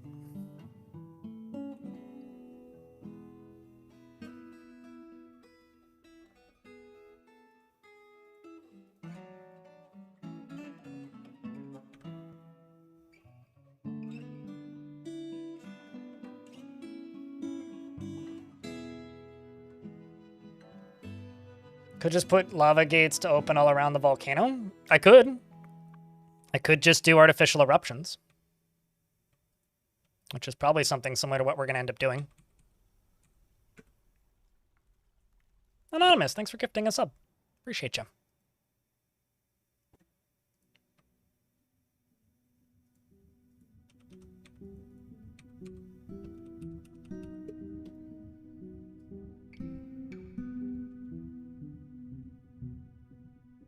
I mean, I don't know where I would get water to do that, because I haven't found water yet, Green Warbler. So yeah, it would definitely be with lava.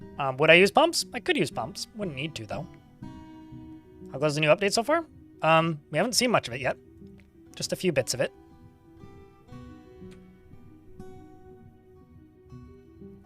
But so far, so good. There's been some talk of some bugs, but curious to see which ones of those, if any, end up surfacing as actual issues. So it usually takes a little bit to discern stuff, but if you spot stuff that seems odd or off, definitely report it, would be the advice. But so far, seems pretty good. I mean, it's Dwarf Fortress still.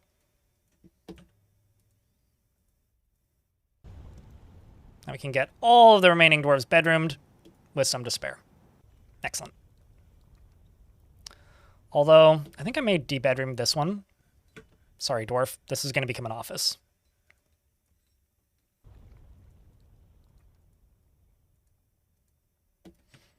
You right there, deconstruct this. Let's put a table and a chair in here. And this can be an office.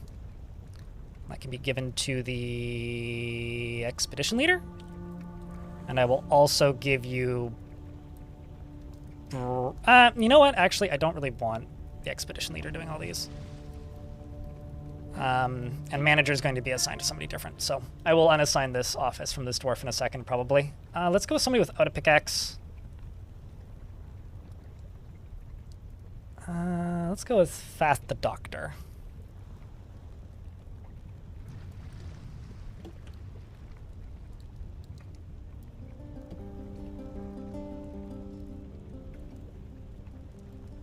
Exclamation point Discord if you're trying to find mine, Golem. Or scroll down and click the button. Yeah, I've also seen, well, I've seen talk in my chat of a mother bug, but It actually wouldn't be the first problems with mums in Dwarf Fort, which is funny because the last one was also related to a siege update. Not this siege update, but the last major bugs with mums in Dwarf Fort was mother dwarves would just get mind controlled to death by their babies. Like they couldn't eat or drink when they had a baby, which was kind of a problem. Believe it or not. Oh, there we go. Got some tetrahedrite. Some more tetrahedrite. I've hit the bottom of this.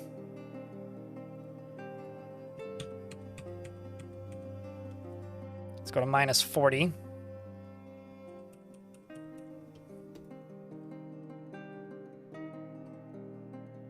One with a long beard. Is that your only request, Thorsten? If so, we'll give you Happy Dwarf with long beard. Such as this mason, who's currently carving a stair.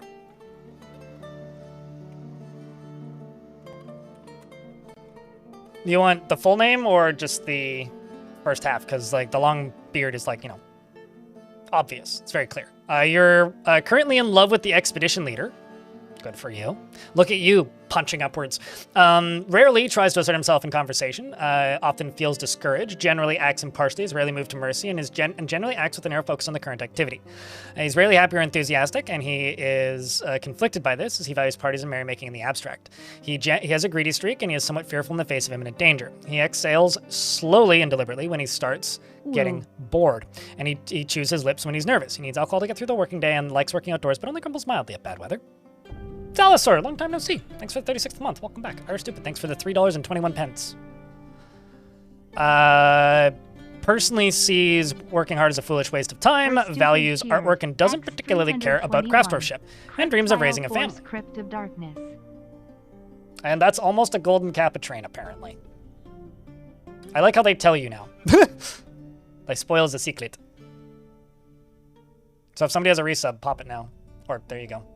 Dragon Soul, thank you very much for gifting a sub. He likes pitchmend and bismuth bronze and resin opal, as well as pigtail fabric. Bucklers, crutches, and teff plants for their grain, in the words of the Bride of Reasoning. When possible, prefers consume giant hyena and soul and beetroot wine, and absolutely hates brown recluse spiders.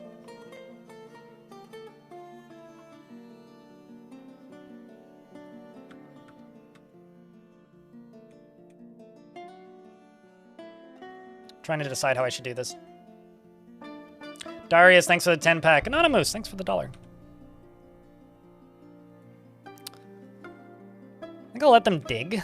I think my next priority is probably to get this set up as a forge. And also get a reservoir down here. There's also glass right there, which is actually very useful.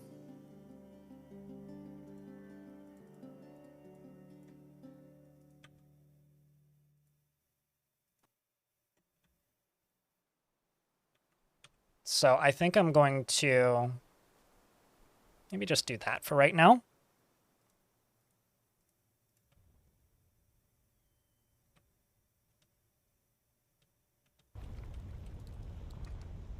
Yeah, we'll just do it this way. Happy Patch Day. That's the way we'll do it. Happy Patch Day back at you. No, makeable glass.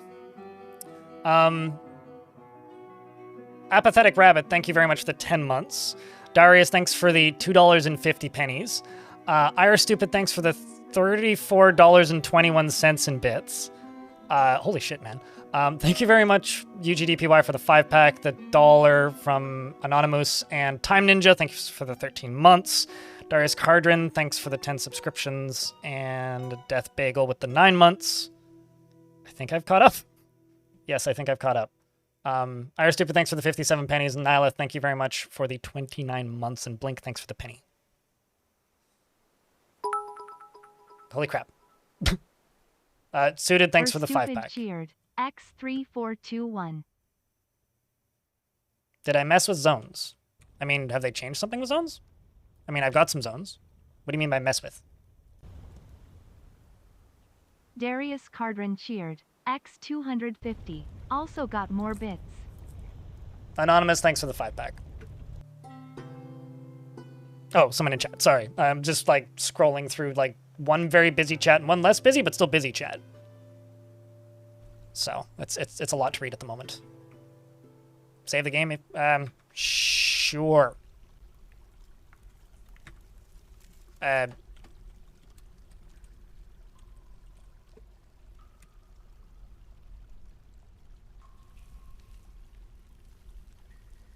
I almost never set up a tavern first.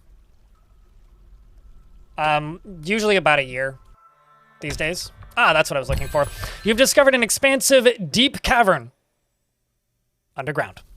Oh, shit. Crypt beer, You got schist. Wambler. Ooh. Well, that's nifty. That's a little, tiny little puddle right there. I was kind of expecting to have hit an aquifer by this point. What do we have over here? Garnerite? It's been a while since I've seen Garnerite. I actually need to look up what that is again.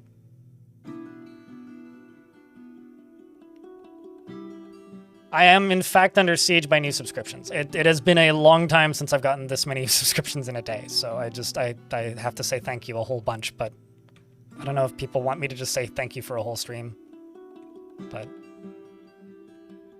it means a lot, guys. Seriously.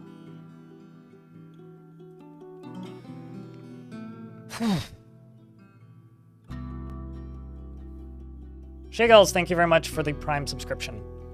Appreciate ya. It's nickel? It's tin that I need to make bronze, right?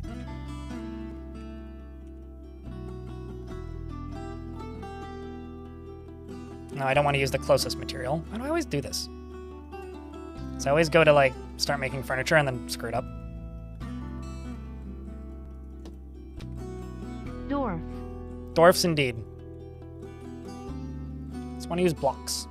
So I've got them, might as well use them.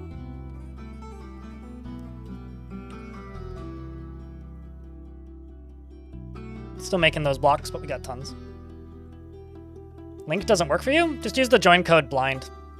So if you go to Discord and you just, like, literally discord.gg/blind, that should work. If it doesn't, then I don't know what I'm smoking, but... Providenia cheered. X150. Blank, thanks for the additional 5-pack. You are far too nice.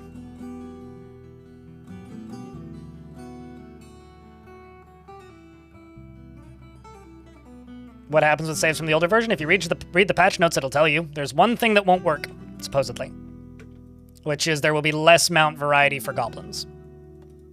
But supposedly everything else will work. I've updated because I just do that when there's a new patch. All right, well, since I have trust issues with caverns. Anonymous, thanks for the 5-pack.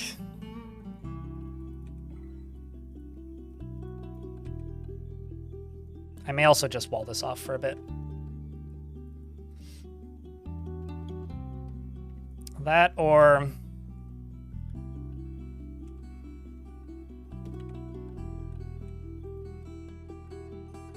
that just goes down to there. You know what? I'm just going to do this way. This seems like the smarter way to do it.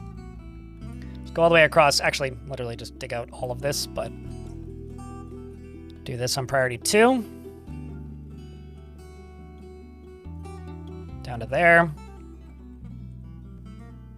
Over to there. Over to this. Over to that. Over to this. Over to that. Okay, so I'll put a bridge up here that I will close. I'll pasture all of my animals down here and I'll farm down here.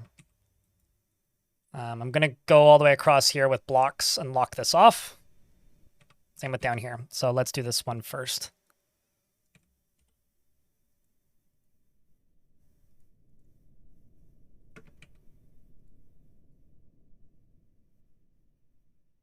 Same result? Are you banned in my Discord? What's it telling you? Because the only reason you wouldn't be able to join is if you got banned from my Discord at some point.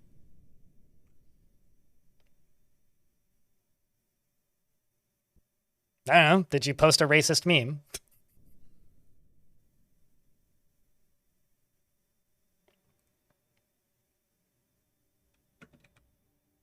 You did not? Uh-huh.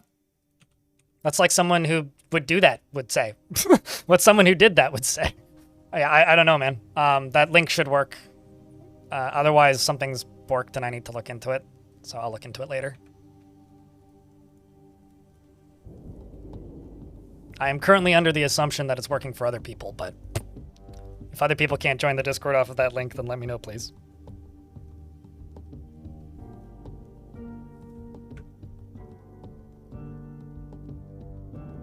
$94 Tails, thanks for the 6 months. Appreciate you. I don't know what meme you're talking about, Ozymandias.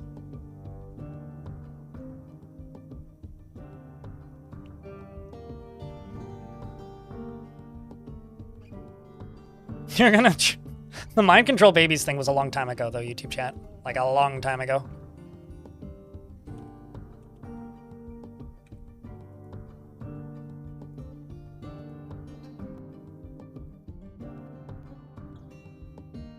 Like, a long time ago. Yeah, I don't know. I mean... Works for you? Yeah, then I don't know. No idea, then.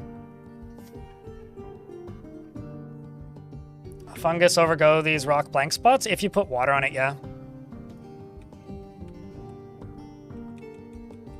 Do I have this set? I don't think I do. The 3 for right there. You down here, we need a lever, which I'm going to connect to that drawbridge down in the basement. This right here currently doesn't have a way in, but I can do that pretty easily by channeling down into there. But actually, I want this to be priority number 3, so that they do this 3rd.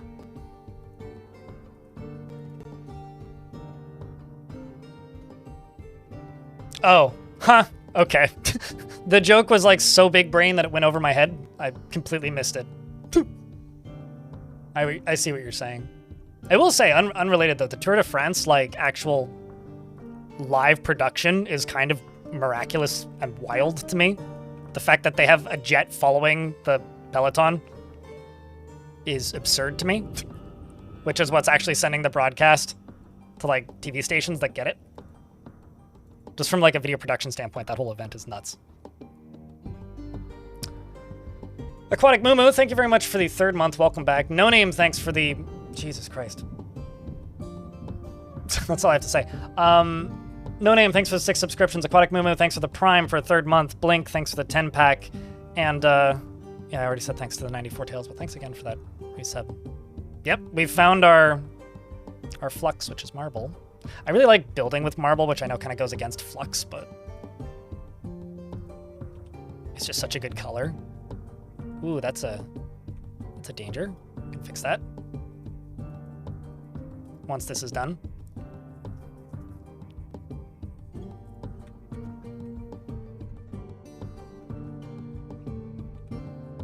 Although it is a grim reminder of the winter hardships to come, the supply caravan from the sacrificial rocks is a welcome sight. Their eyes are alight with anticipation of inspecting the splendid products of your industrious crafts dwarves. Take careful stock of your own stores. What these merchants offer might very well be the difference between a prosperous future and a slow and meaningless death. I feel like it might not be slow in the current game, but who knows? I'm going to deconstruct this, which is going to take a minute, and this is what we're going to sell.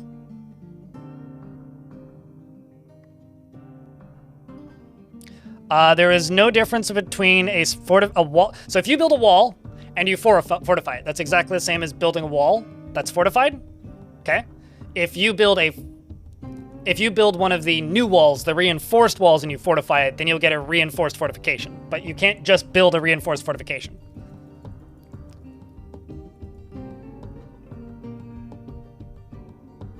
Until you get more valuable materials. I mean, I just use them for floors. The hype train's at level 10, which is ridiculous, and it needs 12 subscriptions or almost $60 in bits, $58 in bits to level up again. But thanks a ton for the hype train chat.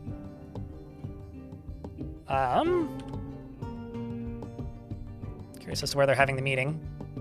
Just in the hallway, makes sense. So I guess you'd be a little bit upset about the lack of chairs, but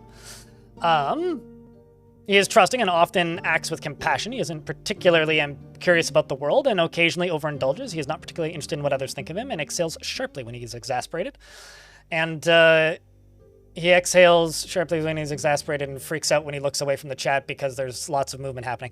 He needs alcohol to get through the working day. Hold up. Fluffy Wambler with the 5 subscription. Chat, can I get some Wamblers in the chat, by the way? Torsten Longbeard and Jangles.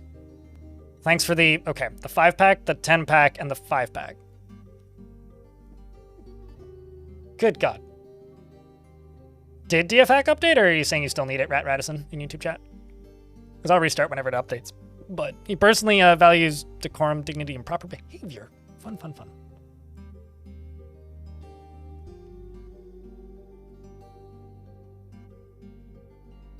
Just also skimming to make sure I haven't missed anything. There's a lot going on today. Yeah, okay, we're good.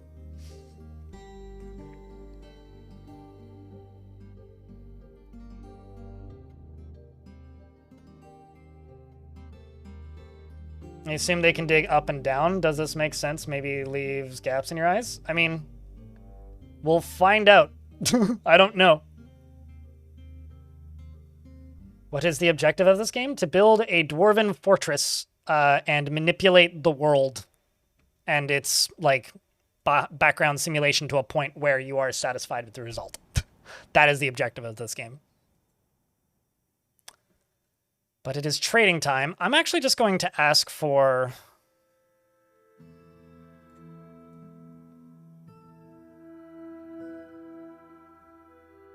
I think Lemonite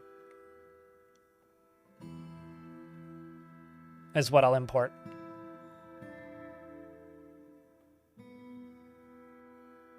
Just to get iron ore.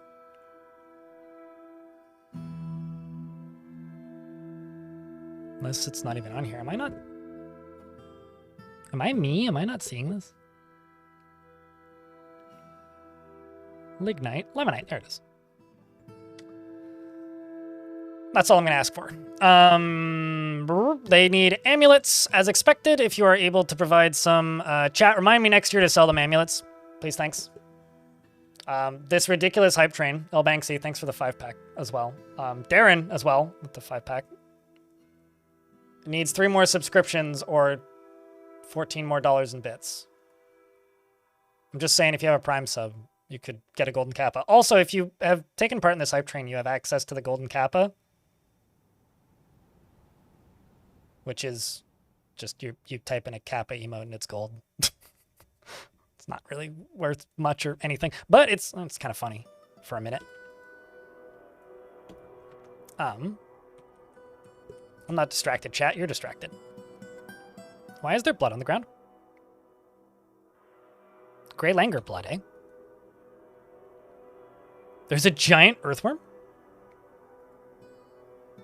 Holy shit, it's a sentient pool noodle. Arlives, thanks for the 5-pack. Jesus, man. Shagan Mansrith? Manriseth? Thanks for the Prime. Some more migrants have arrived. I guess I need to actually give that dwarf an office now. More bow dwarves. Holy crap, 5 children? And you didn't bring any of... Okay, you did... Your manager is my youngest daughter? Or is your youngest daughter? Well, that's fun. Guess Gramps has shown up. I need ambulance. Oh, thanks for reminding me. Yeah. I'll have to keep some rock amulets or something. Competent lasher. Okay, so there's a lot of different weapon-skilled dwarves that I'm used to seeing. I don't believe I've ever seen a dwarf show up with lashing skill. Former prisoner?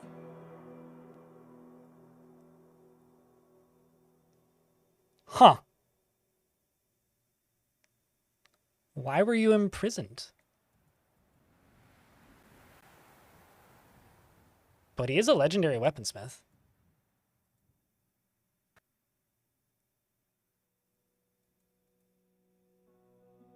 And you're very upset about not seeing Ral Hall balls. I was gonna say, is that like your grandma or something? Nope, not even your lover. Could be a vampire. But they don't have any kills. Prisoner doesn't necessarily mean vampire. It just means that they were a prisoner somewhere, so... They're old enough to be a legendary vampire. There's definitely been some, like, quiet behind-the-scenes changes made. Oh, shit. You're part of multiple religions. There's definitely been some quiet behind-the-scenes changes made to World Gen. Not in, like, the last... Not like, necessarily this update, but, like, ever since the Dies update, I've noticed a lot of things showing up in, like, dwarves' personalities that I haven't seen before. Things like just a lot more common families and large families, especially in younger worlds, and, like, being part of more previous groups. Like, more surfaced history that either was, like, not visible before for some reason, or, like, it's just using more historical figures. I don't know. We're gonna find out, Durin. Maybe it was for robbing tombs that also aligns with the lashing skill. Oh, really? Maybe. Unless you're just saying that because Indiana Jones. As far as this crazy, absurd, nuts hype train goes, I need 22 more subscriptions or 1,000, or not 1,000, 11,000 bits, which is $110. Which is ridiculous. I don't even need to look at the daily minimum. I know we've cleared it by a ton. You're welcome to ignore it as much as you like.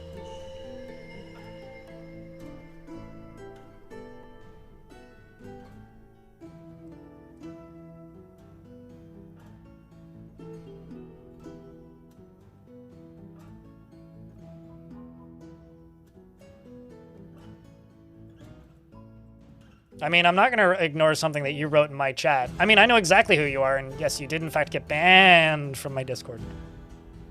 Stormcaster, thanks for the 5-pack, and Van Ori, thanks for the absurd number of bits. I have to say, I think I've gotten more bits single-handedly today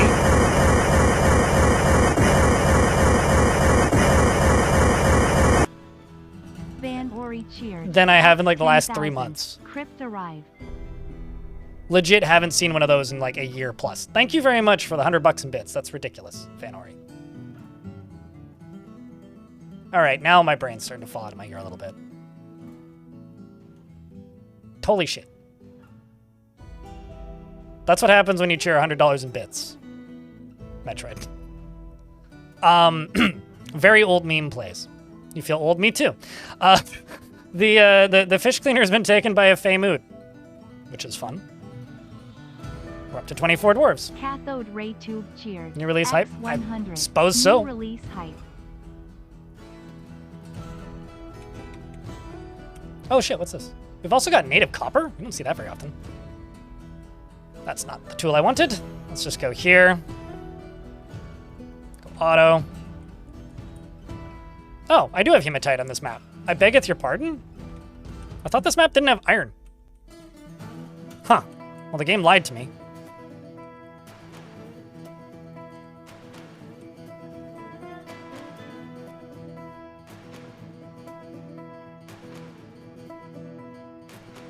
You know, Golem, I'm just gonna tell you this right now. You got banned from my Discord for pissing off one of my moderators. I have full faith in my moderators. Take this into DMs or get it out of my chat. Right? This is not the time nor the place. And if you don't understand that statement, then you were rightfully banned. If you understand that statement, we can talk about it later. But if you are just here to stir and complain and whine, cease.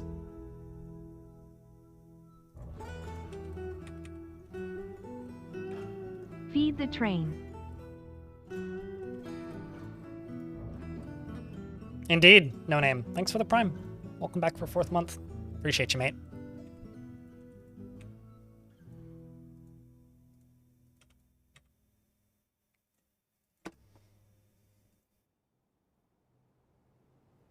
What? Oh, I see, 'cause it's set to auto. Duh.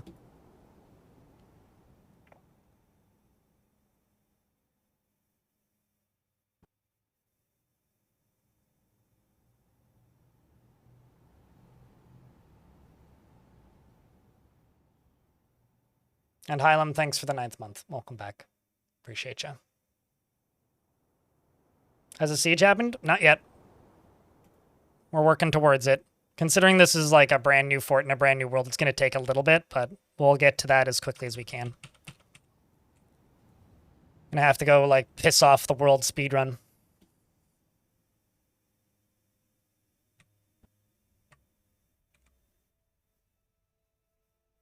Blank, thank you very much for checking out some more gifts. Did I make floodgates? I think I did. No, I didn't. Okay. Rock, floodgate. Let's just do 4. Don't need that many. And I just need to make sure I'm making those out of the right rocks. Basalt.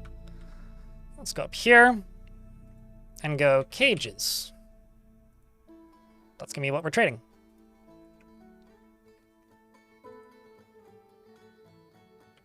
And this is going to be heavy. Trade at depot. Bring item to depot. Go get him, Lie Maker.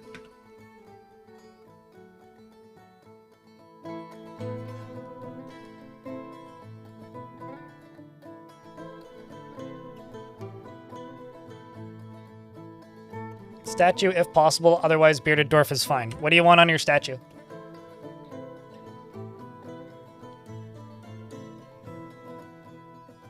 Within reasonable requirements.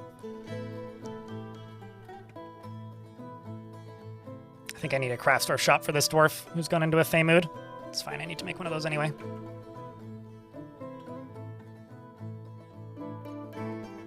We'd love to see them expanded on. I think that's just like all encompassed by the World Gen updates. Yep, I was correct. Let's see, what do you go grab? Boulder, probably? Nope. Yep, Boulder. We're in an ad break. Thank you very much for the ridiculous hype train. 110 subscriptions and $140 and 404 pennies in bits. That is bonkers. Any beast.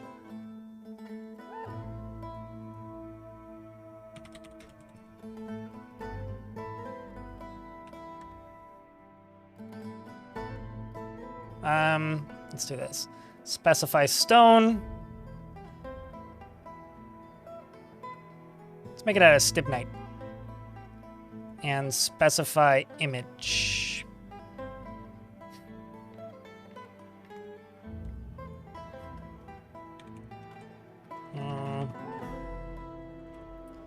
Let's just go an image of a dragon. Dragon? Hydra? Let's go with a Hydra. It's an image of a Hydra. And we're going to call it neck. Oh, I can't call it the neck.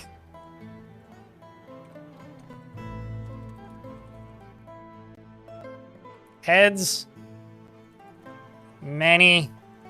Many. No. Lots. Plots. Danger of heads. We'll go with that. Don't roll tails.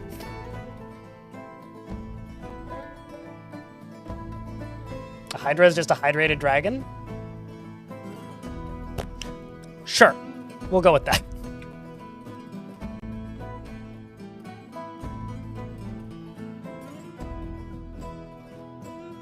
Okay, so I'm just going to go from here, here.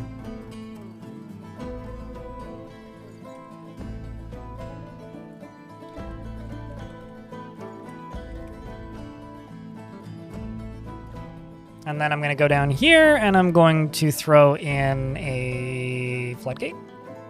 They haven't built it yet. Sad. Have you brought the item yet? Yes, you has. Okay, sweet. That is a heavy brick. Which means I have to buy all of their rocks, probably.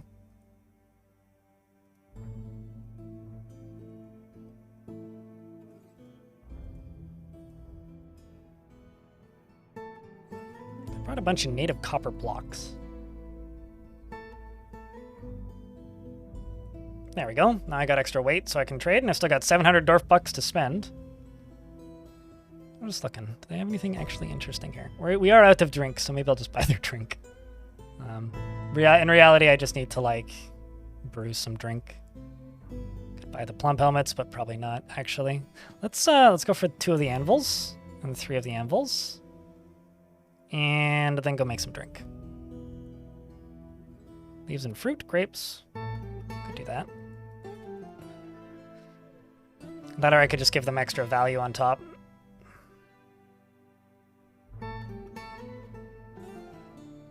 A steel minecart, holy shit.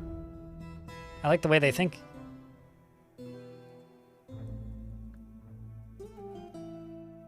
Let's buy the leather. The leather. Let's see if they'll trade for that. Yes, they do. All right, let's get some alcohol brewing.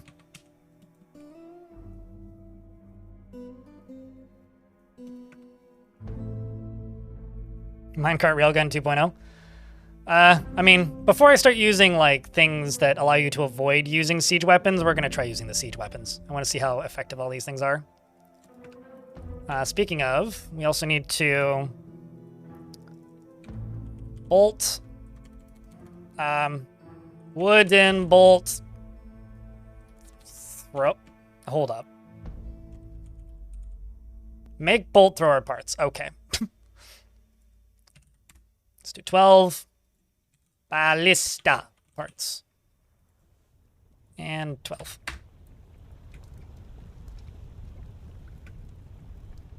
You down here, you need to be linked to this. And this is going to be another location I'm going to hotkey. This is in the first cavern layer. Scrolling along, most of this is the way it should be. You need to be unforbidden. Cool.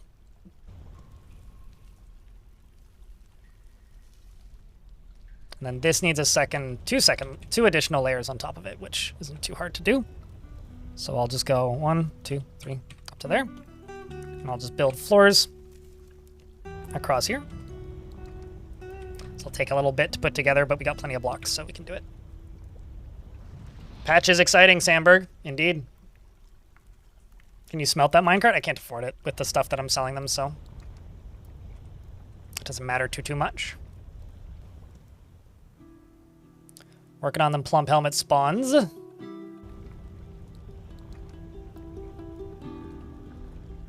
Which will get us seeds again. Working on that. All of this down here. Have you made them floodgates yet? Nope.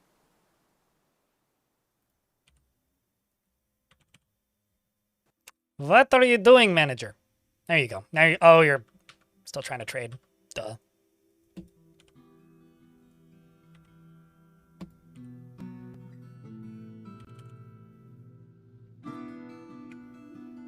You should go do your work orders, dummy. Wait, dum-dum. I've still got unmanaged work orders. Doofus. Dingus. Moron. Go, you have one job. Now you literally have one job. Fine, screw it.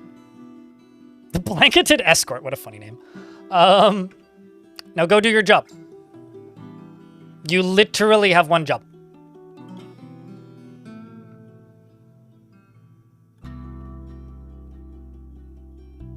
I tried my best. It was between that and boot camp was the other idea I came up with. Dwarf, you literally have one job. Dwarf, you literally have... Okay, fine. Rock amulet for next year's trade caravan. There you go.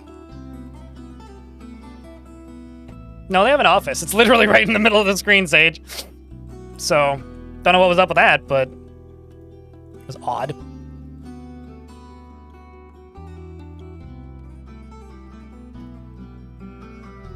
Actually, let's do it this way.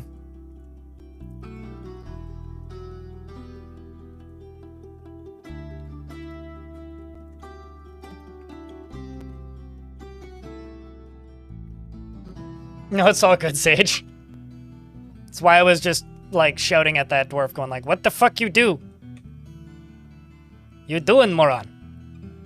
I need you to do the thing that I'm telling you to do, and not the thing that you're currently doing, whatever that thing may be. Speaking of, Basalt Scepter was created by our fish cleaner, named Resolution. A Basalt Scepter, and it The dwarf Ficod has created Resolution Gisatrium, sure, and claims it as an heirloom in the name of the family ancestor, Sodel Cloisterlind. Did you get hooked up? Yes, you did. I'm going to assume that nobody's been dumb enough to run off into those caverns, and if they do, oh well. We'll sort that out later if they did. I don't really have anywhere... I was going to kind of make this into a little dining hall.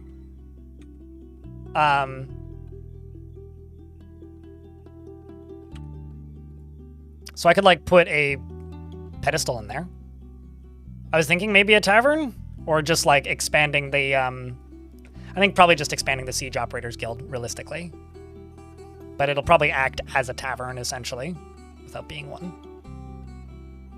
You want to speak to the manager's manager?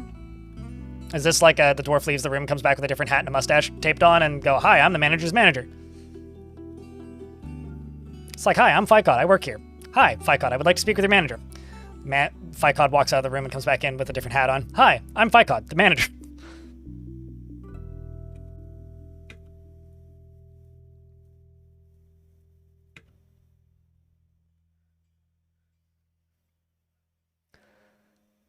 So out of curiosity, chat, have any of you guys downloaded the update yet? What do you guys think of it so far? Have any of you guys made it further than I did? Because it's highly potentially possible that some of you may have been playing longer than I have, because I didn't start playing right away. I woke up like 30 minutes after the patch came out. Currently playing it. Have you run into anything interesting so far? I think the thing I'm the most excited to see is something I actually haven't seen talked about all that much. I really want to see the what are they called? The battering rams. That's something I'm very excited to see, is battering rams, because I don't know why. I like battering rams. Battering rams are kind of cool.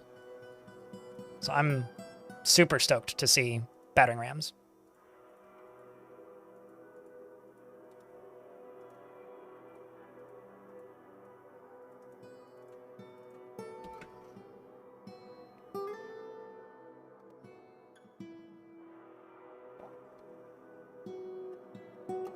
But going to pick up on your currently running 8-year fort and see what happens?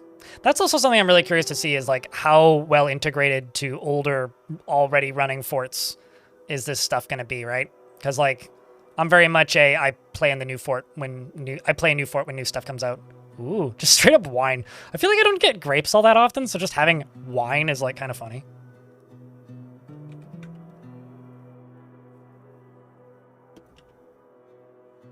So this is just going to be a dining hall. Oopsies. Zone rejected? What? Dining hall. Oh, I see. It's not multi. It was set to multi. I don't want it set to multi. And then over there, I'm going to put a meeting area. And these are all just going to be assigned to the same thing. So it's going to be the Bloated Escort, which I should probably rename.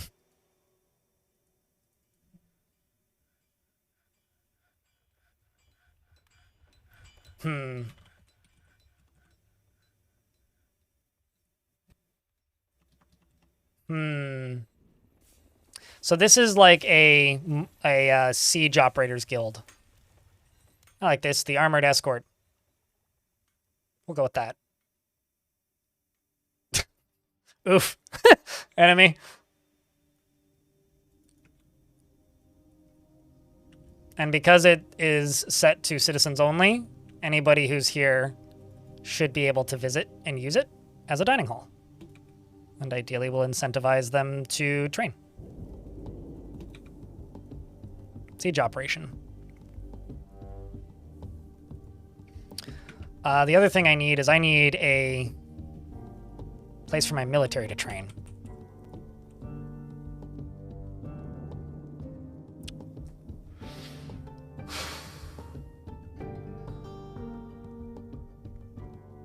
How ambitious should I be with above ground constructions, do you think, chat? Because I'm kind of tempted to just build a wall around the top of this.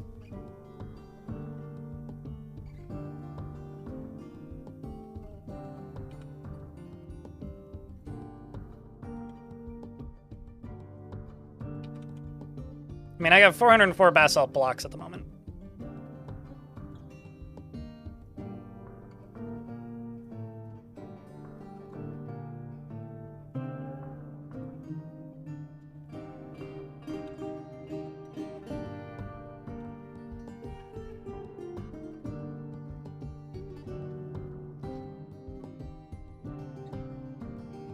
Yeah, no, that's true. UGDPY, that is true. That is true. I can't deny that.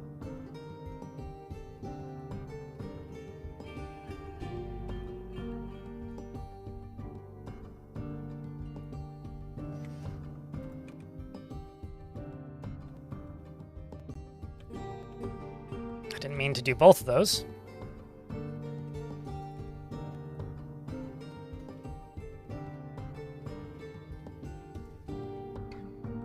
I don't have any metal yet, so I can't do anything with reinforced walls just yet, but we'll get there, I'm sure. I'm really curious to see how much building underground is going to be useful, actually. I think that's the thing that I'm the most, like, all caps question marks about right now. Waters and fluids. Let's just get that built.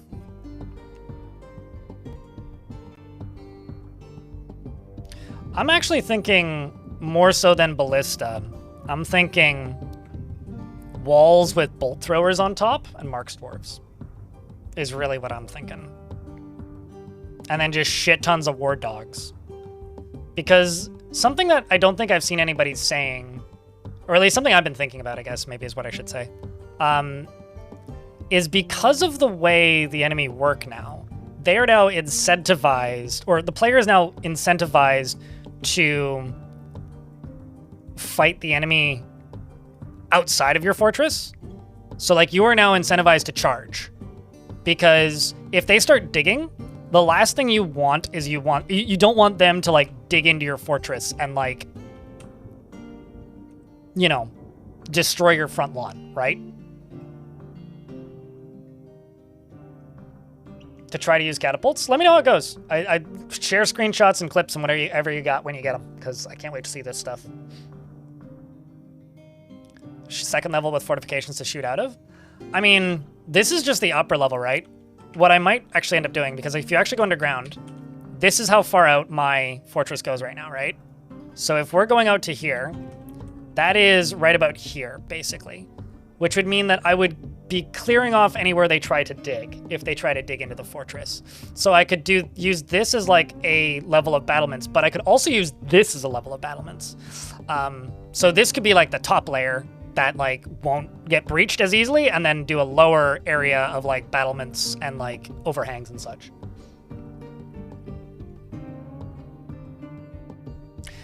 I guess, like, the question about that, though, Krampus, though, is how effective are they actually going to be at, like, avoiding areas where a lot of people died previously, right?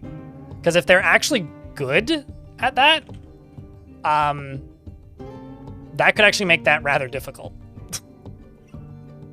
But we're not going to know for a bit, actually, as to how effective they are at avoiding areas where a lot of people die.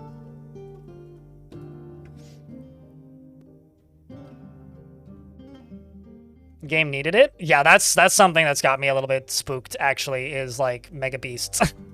Like, giants. Are giants scary now? Like, I don't know.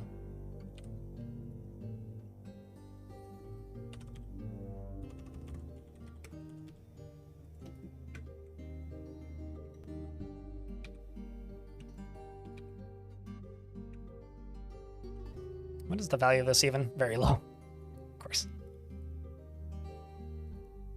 It's like, also, does smoothing increase safety in any way, in any meaningful way, I guess, is another question that I'm going to have until I find an answer to it, which who knows when.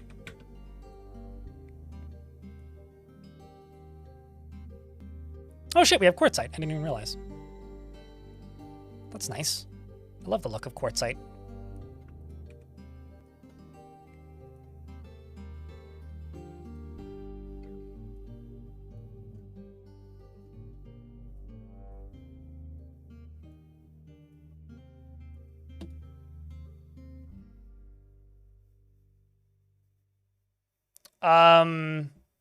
What the give up condition is if you hide your dwarves in a panic room, it kills random dwarves and scatters the rest of the world, and the goblins or whoever's invading you take over the location. Basically, like, the location of your dwarves when the fortress is exited is not respected. So if they're all like locked in a singular room alone, away from everything else, that is not going to have any continuity.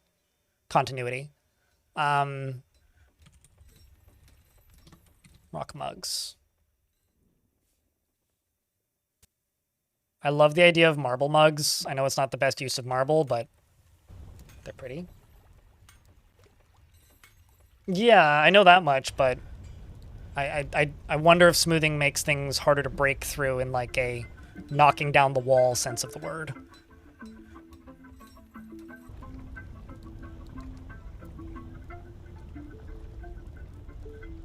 Can anyone think of a reason to double a wall with a lava barrier in the middle to work for breaches? Can anyone think of a reason a double wall barrier wouldn't work? Oh, if they dig through it. You would just need some way to drain it. I mean, that's kind of what I'm planning to do. For reference. Actually, I should probably also dig this way a little bit once I get this hooked up.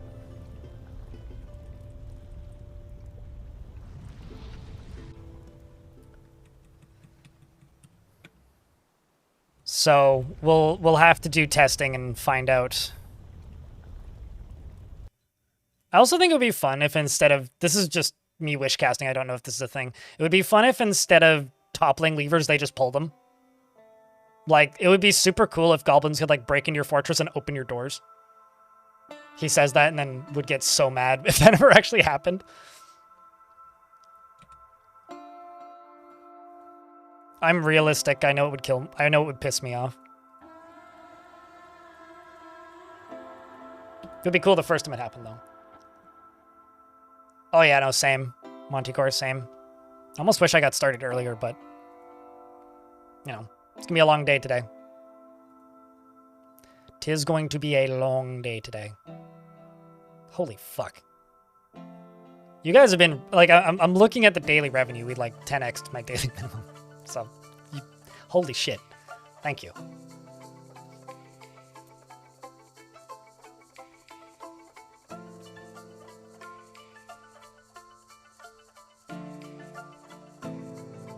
No, not that door. Not that door, not that lever. Don't pull that lever. Mostly because, like, if they did pull levers, then you could, like, rig it so that there was levers in places where they didn't expect them, and then they pull the lever and it just causes them to blow up. You know? It's like, pull your own doom lever. Kind of thing. When goblins go kaboom boom, when they attack me. But currently I'm building weapons and armor and such. I will stream today until we see a proper siege, though, so it's going to be a long day. This can just have 2 wheelbarrows.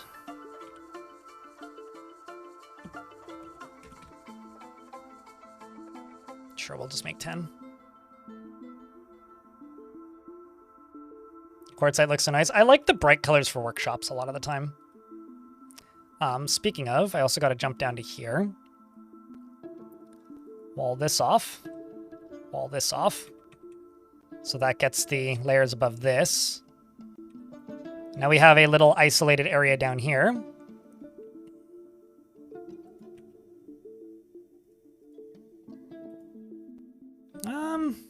Let's actually just fucking farm down here. I wasn't really planning on it, but let's just do this, make a little room.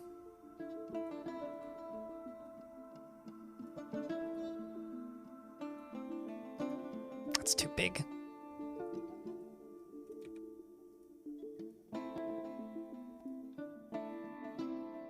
Let's do something like that, maybe. It was very pretty. Oh, yeah, I believe it, actually. Rock salt and microcline, those are nice colors. Those are indeed nice. As far as this upper level goes, they're working on all this. They're working on all this. What do you guys think of the new wall look, by the way? Something I spotted in the trailer while staring at it is that the goblin constructions or the sieger constructions also look different. Which means I bet you there's a bunch more variety in adventure mode now just with the areas that you get to explore.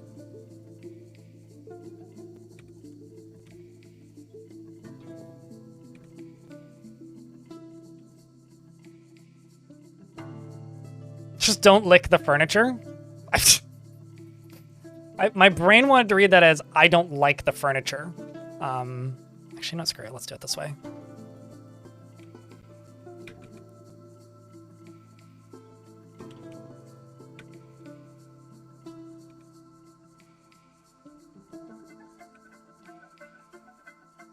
Basalt. That corner needs to be done next. And then this will still give us an exit.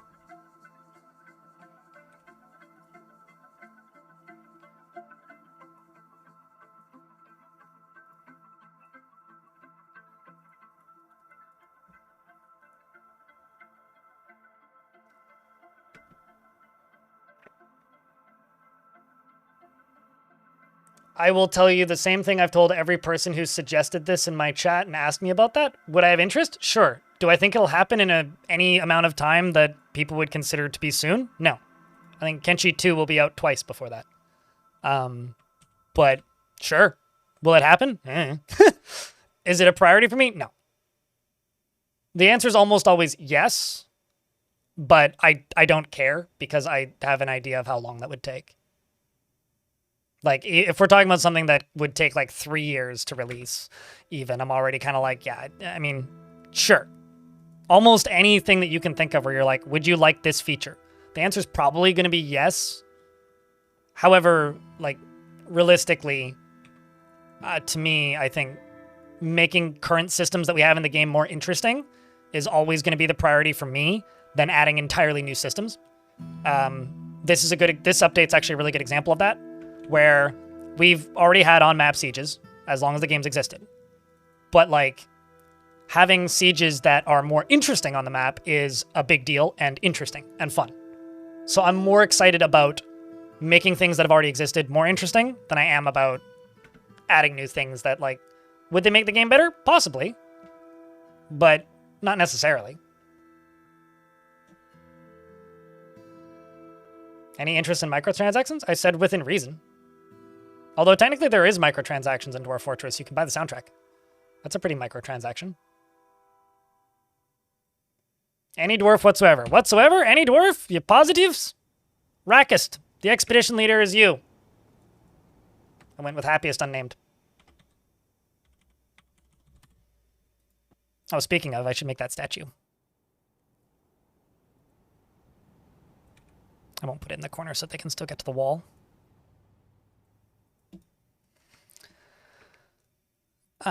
You right here are conducting a meeting with somebody, I don't know. She has a profound sense of duty and obligation and is private to the point of paranoia, unwilling to reveal even basic information about herself. She exhibits a refined politeness and is determined to keep the rules of etiquette and decorum, as if life itself depended on it. She doesn't generally think before acting, and she's not readily moved by art and natural beauty. She forms strong emotional bonds with others, and at times to her detriment. She prefers to be alone, and she has an overbearing personality. She takes offered help and gifts without feeling particularly grateful, and she doesn't seek out excitement. She doesn't tend to hold on to grievances, and I lost my spot.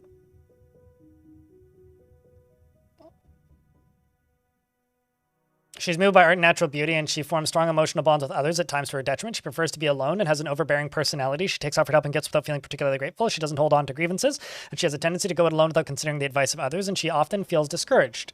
She generally acts with a narrow focus on the current activity, generally finds herself to be quite hopeful about the future, and she has an active imagination. She laughs in a distinct fashion when she's exasperated, and when she's thinking hard, she has a habit of licking her lips. She needs alcohol to get through the working day and likes working outdoors, but only grumbles mildly at crap weather.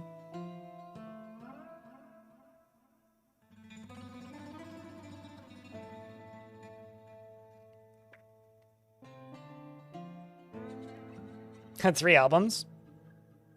I mean, that's kind of what Dwarf Fortress is doing, to be fair. Because there's been 2 albums and a single now. Also, hello, Elliot, in the YouTube chat. What's the question I got asked? Oh, like how I would feel about like an offensive siege update where you could control the battlefield when you attack the enemy. It's like, yeah, sure, that'd be great. But I think that Kenshi 2 will be out twice before then. It was literally it. Unpause the game? No, you unpause the game. I'm reading. Anyway, personally respects power and finds artwork boring and doesn't see the attainment of knowledge as important. And she dreams of crafting a masterwork someday. Likes alabaster and gold, as well as two agate and crondalhorn, and the color dark pink. Helms and scepters and dogs for their loyalty, and the words of the poetic focus. And the sound of the lilac of scintillating, and when possible prefers to consume leeks and soft wheat beer and yak's milk, and absolutely hates snails.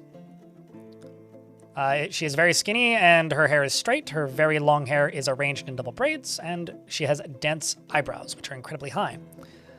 She is in love with Torsten. Look at that. And good friends with Snail, and Soapgoat, and Elfpulse, and Alistoth. Starting 7. She's been yelled at by an unhappy citizen. Recently. Turns out. Such is life. It's part of the job description, really. You too fear the snail? Yeah.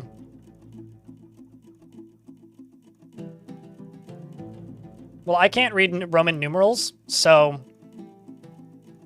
Duh. Know him?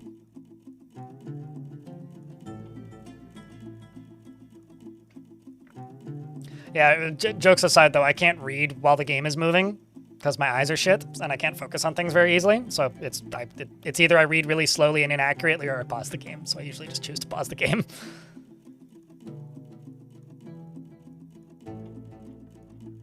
Do goods you sell in the caravans still disappear? I think so. I don't think that's been changed. If it has, I haven't noticed. Now I'm actually going to pause the game and leave it paused for the next minute and 15 seconds so that people don't miss things during the ad break. Because I am a kind and considerate streamer in some ways, sometimes.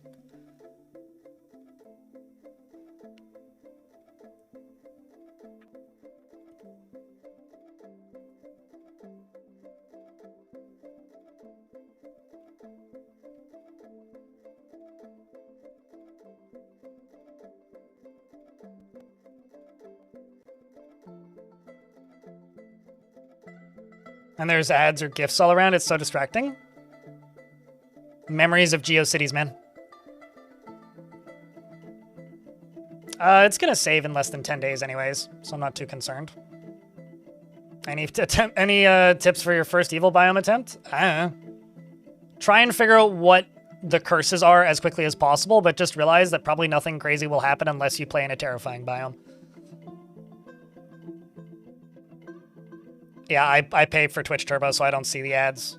I actually, like, I have to sign out to see them.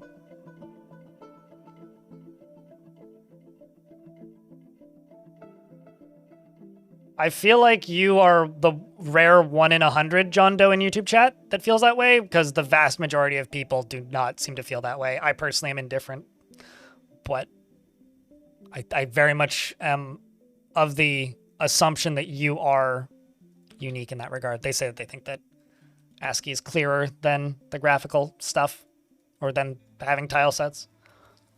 Like, yeah. Certainly not the case when I try to stream with ASCII on. Dig down ASAP? Yeah, get underground and put a floor tile on top of it. Get underground and put a... Well, actually, I don't even know if I can say get underground and put a hatch cover on top of it, because maybe they can just get rid of it now. Who knows? Terrifying. Terrifying.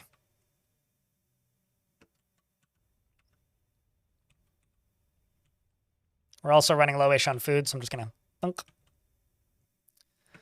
harvest all of this, and you're getting initiated and now constructed. Actually, that makes me wonder, are we still brewing? Nope. You're all done. Let's do plump helmets. Plump helmets. Whoopsies. Did I really click that button? Plump helmets and plump helmets. Very interesting, much variety. Wow. One beneath it will do some other things. And I'm going to go up to here, and I'm going to make a stockpile for seeds. I'm not going to be too picky about it. Well, no, I will be. Pigtail seeds. Plump helmet spawn. Cave wheat seeds. Sweet pod seeds. And then I'm going to go up to here. And I'm going to go food, seeds, plum helmet spawn, cave wheat seeds, sweet pod seeds, Instagram seeds, I guess.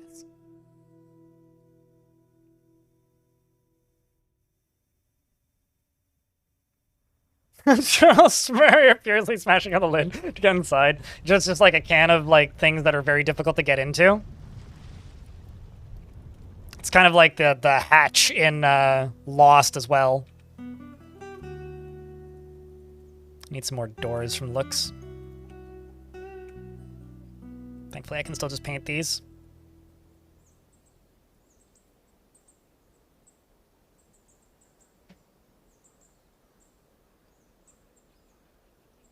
I do maintain that my favorite bug that they fixed was dwarves no longer retaining their bedrooms after they die.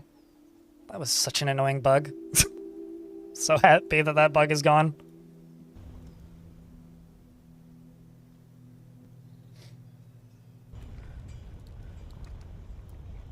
Wait. Hold up, UGDPY.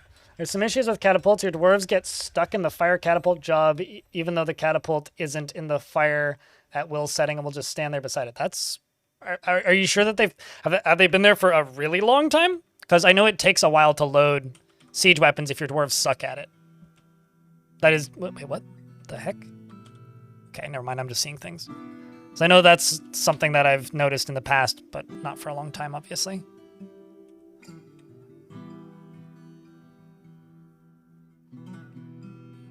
And it's already loaded? Okay, well, yeah, no, that seems to be an issue. Good to know. Question. Is there a load catapult job in this screen? And can you pause it? Or could you forbid the catapult?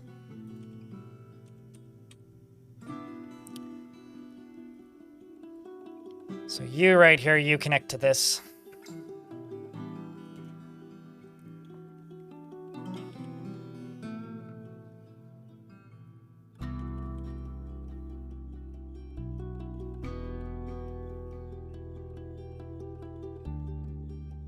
Back in the day, well, there was many ways to fix it, like 8 weeks ago or something when that bug was still active, but like, it was just really annoying to go through every single bedroom individually and have to fix it, because that's how you had to do it.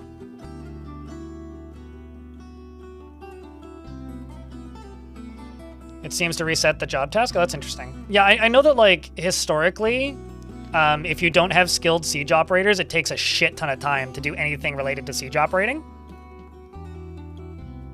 Now that this is hooked up, going to go up to here and dig through these and that. Here we go. Letting the lava in. Whoosh. No, I get you. UGDPY. I'm just saying that that might be why it takes a while to register a change in the setting, is because that's historically a very slow job. I'm going to go up to here and make a garbage dump. Just get all these boulders out of here if I can. Ah! It's going to happen eventually. The dead walk, we shall hide while we still can. Okay. Now's where I scream at the wall. Is that dwarf now toast? Why would they be toast? They didn't even go into the lava. What? I mean, the fort might be, but we'll see in a sec. All right.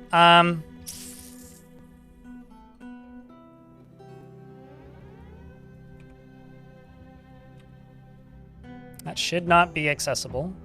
That should not be accessible. That one is. I think the idea here is just get underground. I think that's the plan. I think that is the plan, is fucking get underground. Like, right now. Like, yesterday, actually. And down to here. And down to here. And down to here. And down to here. And down to here. We're gonna see what they do.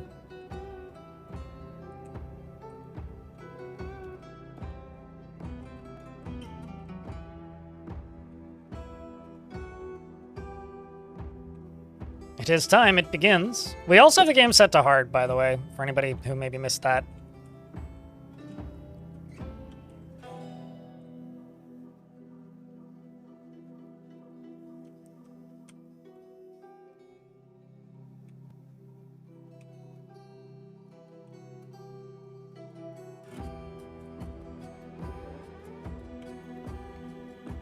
Alright, well, what's with the one tile water right there?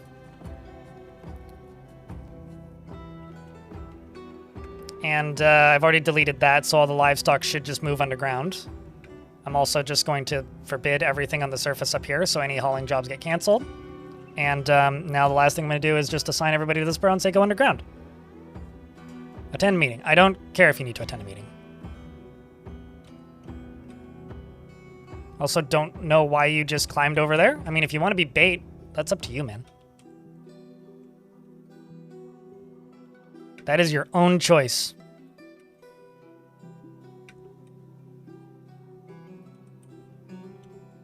I'm also just going to go down here and make a generic go stand there spot.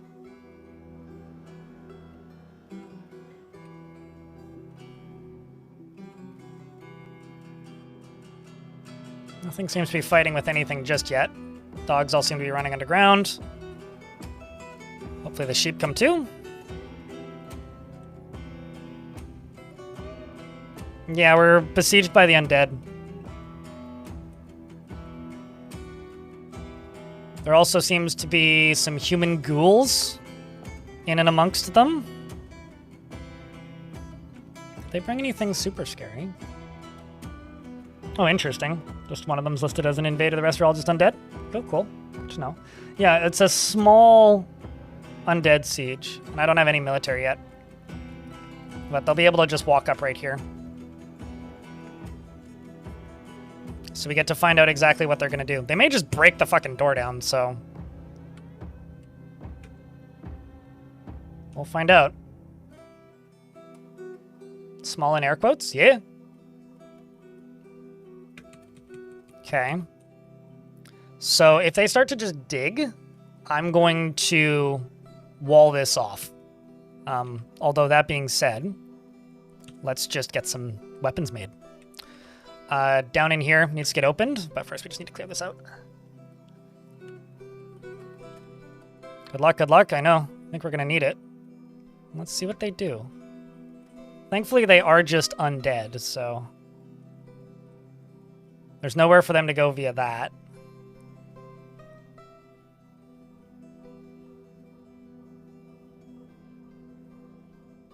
Did any of them bring pickaxes? Not that I see. But I don't know if they... I don't know if they necessarily need them. This is just like a first little scouty siege, though.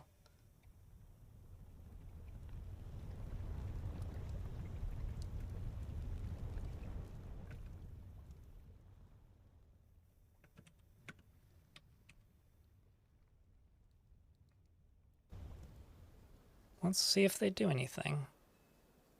Regardless, we're going to have to fight them. Thankfully, it'll be very easy to dispose of their bodies by simply throwing it in there. They are moving very differently. I don't know if you guys are noticing this, but zombie armies never used to group up like this. They used to always spread out pretty quickly and move at very different speeds, but they're moving a lot different than they used to. Like, just from looking at the pathing, it's already quite a bit different.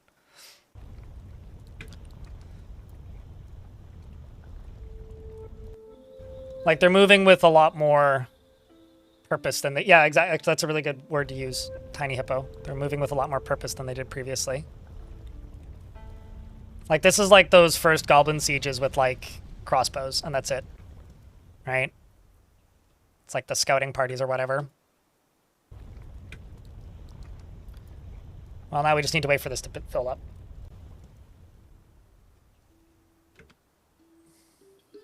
Pumped up and asking for a catapulting? Yeah, well, I mean, this was kind of like the thing that I actually, okay.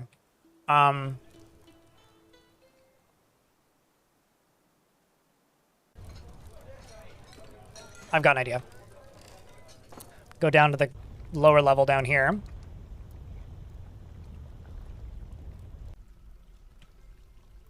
Pen pasture. Assign everything but the war dogs.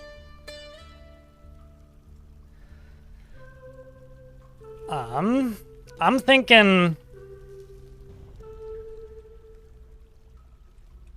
Because they don't seem to be able to dig. And I can. I'm thinking I make...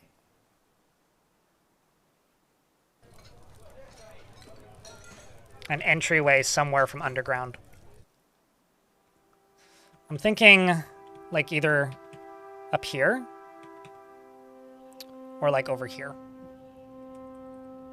Because if I do it from, like, even right here, what I could do is I could make it 2 levels high. On the upper level, put the bolt throwers. If I have a little bit of time, if they can't dig, then what we can do is we can wait until I can make some bolts, which shouldn't take too long, and I can make bolt throwers, which also shouldn't take too long, and we can fire at them trying to come in this way. They may also just not be willing to dig yet. Yeah, that is also very true. Let me tell you, I've had Mark's Dwarves like 2-tap undead before, so I'm not too concerned about that. I'm just trying to think, like, 'cause I'm kind of just going on the seat of my pants now. Something like this, maybe? We already checked, no. Dragon Soul. We can always get more, Max Krell, in YouTube chat. Just trying to think how to do this without making, like, ruining this kind of cool design that I've got going so far. It's like a lot. It's the problem with being very vain when you're playing a building game is like, man, if I was just less vain, then this would be a lot more straightforward.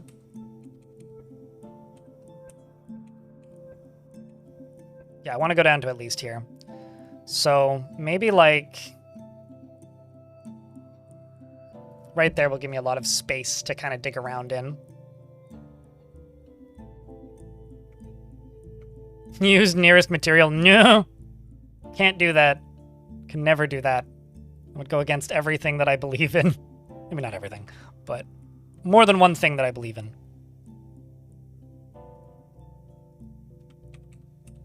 Here's what we're gonna do.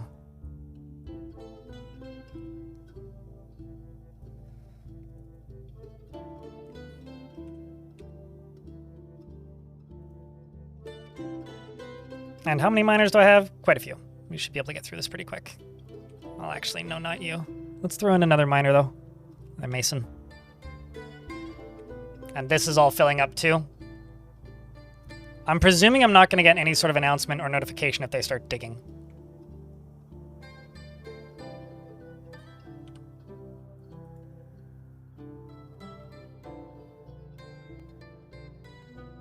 Use an undead army for live target dummy. It would take 50 bolts per undead. Oh, trust me, the new Mark's Dwarves are incredibly overpowered. Like, they are very strong. But that very much is in line with, like, the way Dwarf Fortress has always done balance, which is make things broken and then make more powerful things to break it. So, like, Mark's Dwarves got a boost in power so that, like, sieges could get a boost in power. Kind of makes sense. First siege upon us? Yep, undead too.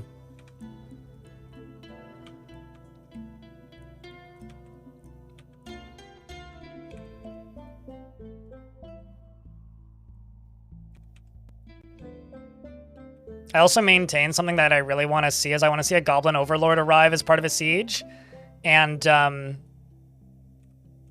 have Deadly Dust and kill his own army. I really want to see that. So fucking badly. I saw that sort of happen once with Necromancer Experiments, which was very similarly funny, but... What group are you guys from? You were previously from the Kingdom of Tubes, right? Currently a member of the Creams of Stability. Ah. You're a former abbot of the Submerged Sect. Did they go explore the Titanic remains?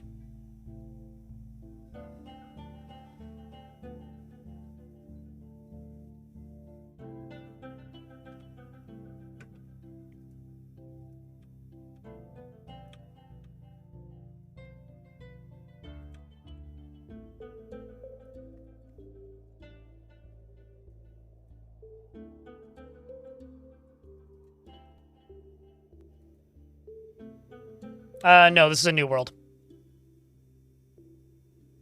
I've never played Neverwinter Nights. If you're talking about, like, the multiplayer game, like the MMO. If you're talking about, like, the old RPG, yeah, but I've never made any content for Neverwinter Nights. So, you're thinking of somebody else. If you're talking, like, YouTube or videos and stuff like that, no. No, it's never been a game I've done anything with.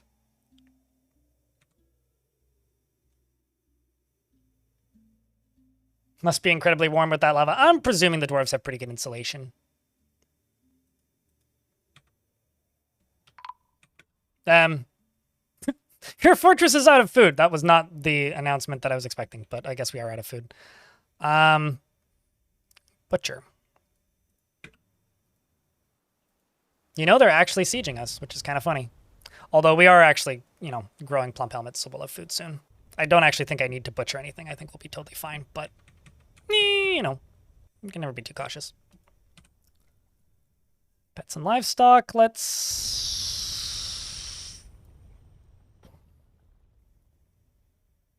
Gonna gallop that rabbit.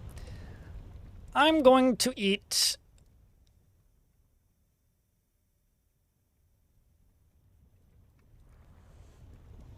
I don't actually know. Afternoon. 2 of the dogs. If a dwarf has 2 offices and owned and the spouses, they'll go for whichever is the highest value and or closest. So they prioritize closest, but highest value is a close second priority.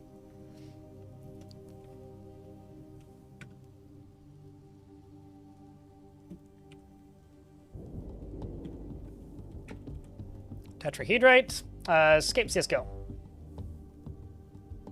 Please name a brown dog Hazel. I'll give you one of the military dogs, which are not as brown, but they won't get slaughtered. Amber, thanks for the 16 months. Welcome back. Check, and I get a couple beers for that. Hazel, you said. But preferably, here, I'll give you one of the puppies. And I'll just make sure to war train it.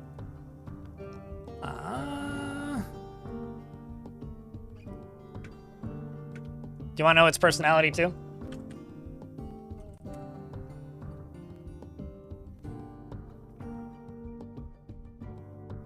It's all good. Matilda will be on long today. Any personalities one? She disdains even the best advice of associates and family, relying strictly on her own counsel. Oh. So she's a mischievous pupper. Is completely convinced of her own worthlessness and easily is moved to mercy. She has an overbearing personality. So this dog runs up to you and like jumps on your arm, like puts her paws on your shoulders and refuses to not do that. Occasionally overindulges, eats too much, and inherently is proud of her talents. Is not inherently proud of her talents and accomplishments, and tries to do things correctly each time, and she finds helping others emotionally rewarding and prefers to present herself modestly and tends to be a little wasteful when working on projects.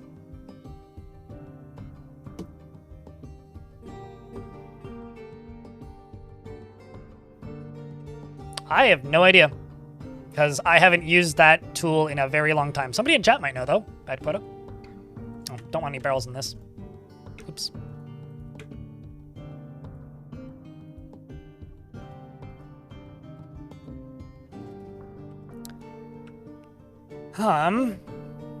This is getting there.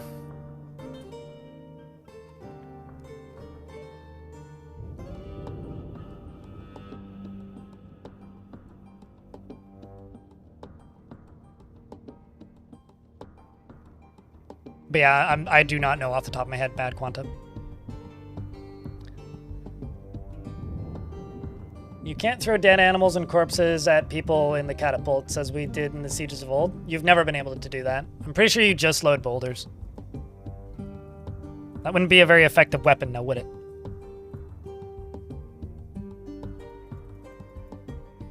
So as this stuff starts to expand,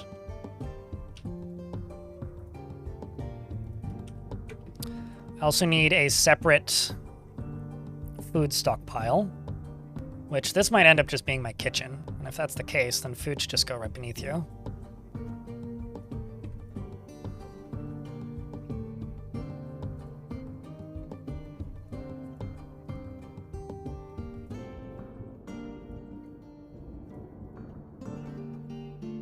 That or this will just end up being the kitchen, one of the two.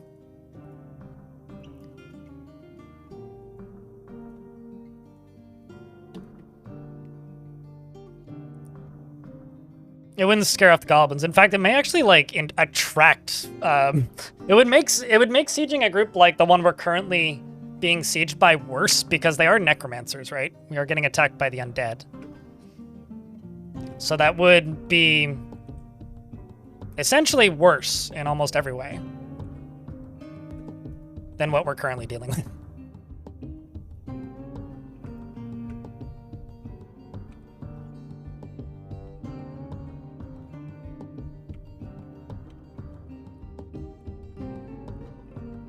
So what I'm going to do here is I'm going to dig this out, and then I'm going to smooth and fortify these walls. Then I'm going to channel it down and dig out one, and then I'm just going to put catapults here. And I'm going to put bolt throwers along the edges and just make a bunch of bolts. And we'll see how effective this is. Obviously, they will start avoiding stuff like this, but I don't expect them to do that initially, so... And the areas that I can't smooth and fortify, I will mine through and fortify.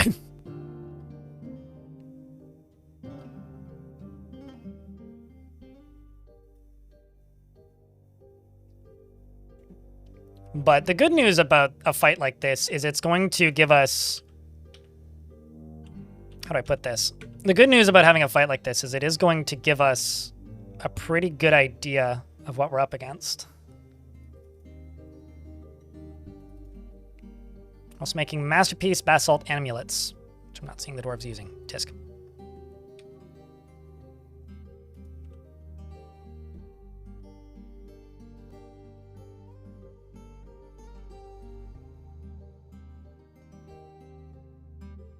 So that they can't access it? I'm not going to overthink it this time. I mean, if we fall, we fall, and I start a new fort. I mean, that's how the game goes, right? When updates like this come out, you kind of have to accept that you're not going to win as much as you have been.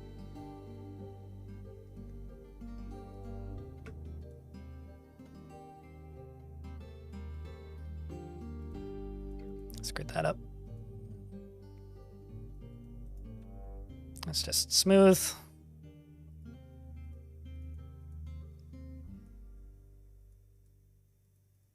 Although minus the floor. You can win? Well, okay. I'm going to lose forts probably more often than I have recently. Is the actual thing I should be saying. I'm also expecting moods to be harsher to deal with. Having more dwarves doing things like, you know, dealing with siege engines and such.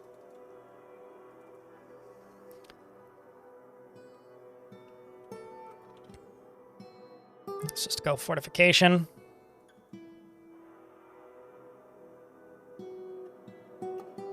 Also, thank you very much for all of the follows, by the way. I do see those coming in. I don't have a follow notification, so it won't pop up publicly, but I do see them, so thank you. We're also on the hard difficulty mostly just increases the frequency of sieges. That's all that really does.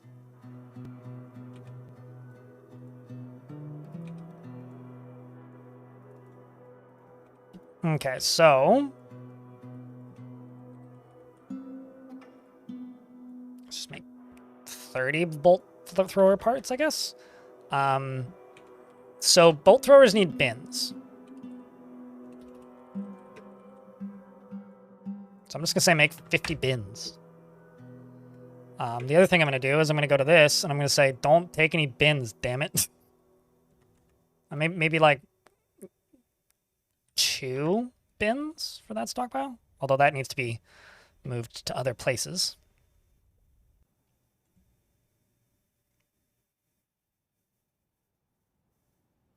Could use artifact bins and bolt throwers. Oh yeah, no, absolutely you could do that. Hadn't really thought about that much, but yeah, you could. Also don't like this layout now that I'm looking at it.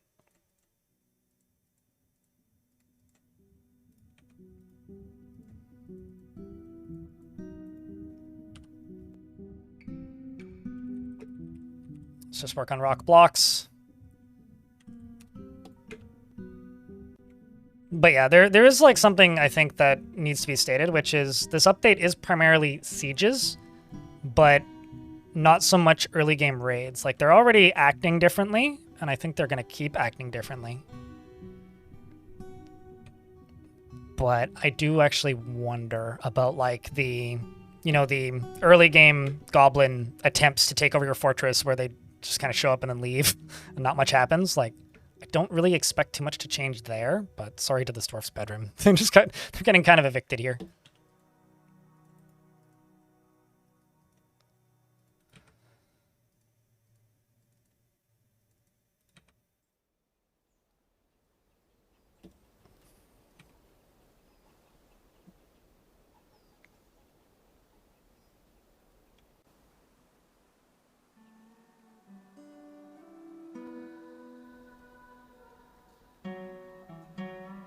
From a safe spot?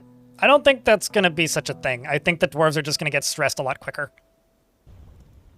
I think dwarven life is going to prove difficult for a while. I'm actually just going to go down here and do this. Just make a little dormitory right here. It's just so they have a bed to sleep in. Looks like we are smelting tetrahedrite. Good, good, good.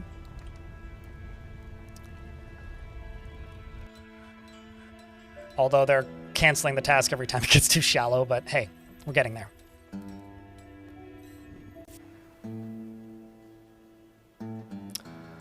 I don't know about everyone in the militia necessarily, because that doesn't necessarily toughen them up. What toughens them up is them seeing shit. So like, you know, maybe leave some dead puppies around. Oof. I realize how messed up of a sentence that is, but, you know.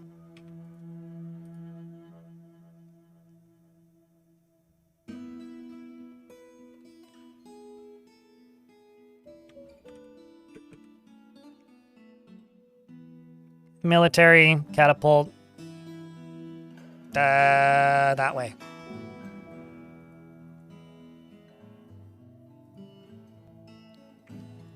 That way.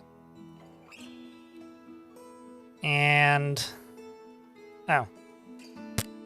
Here, I thought I could fit one more here. I guess I can't.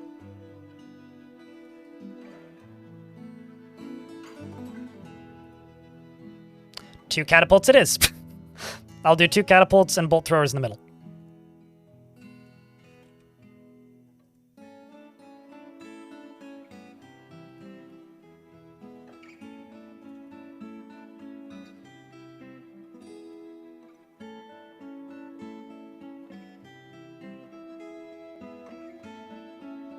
Diagonals, yeah. No, you can angle them at different angles, and they shoot out of a cone, but we're just going to be shooting this way. I guess I could put more on the corners here.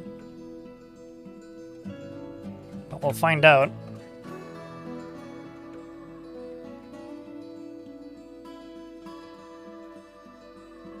I don't know why there's... I guess that's just the construction site, just the logs right there. Huh. Nifty. I have no idea. You know, that's always like a fun question with Dwarf Fortress. Does insert skill here work properly? It's like, I never actually know how to answer those questions because I don't know what your definitions of properly is versus mine. It's like, I know it works for soldiers. I don't know if it's supposed to work for civilians, right? But what I do know is that from some testing that I did, it does seem like dwarves are more dedicated to the cause of like sticking to whatever task you told them to do when it comes to standing in front of a catapult. or a ballista. So I don't think you're going to have as much trouble with them running away if that's what you're suggesting, but I don't really know what properly is in that statement. You're still confused if hunting as a skill truly works. It works! They will definitely go out and kill things. It's just difficult to make sure... It's difficult to manage... It's very difficult to manage whether or not they have access to ammunition. Is, in my experience, anyway. Keep loaded, but do not stand ready. Keep loaded, but do not stand ready. Because then there's also stand ready, but do not fire, and then fire will. So...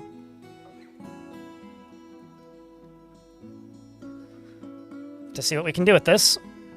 Then the other thing I need is I need military bolt throwers this way.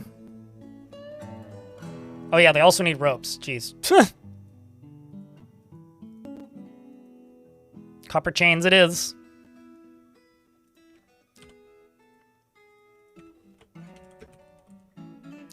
Copper bolts. Let's make 12 copper chains. And just make 50 copper bolts.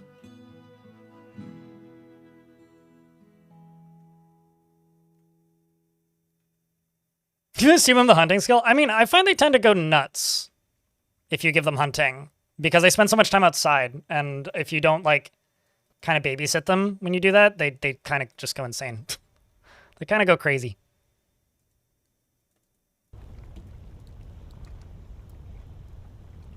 Okay, I'm actually just going to turn off the burrow for right now, just so that we can get this stuff done. And then that way I can remove this center bit.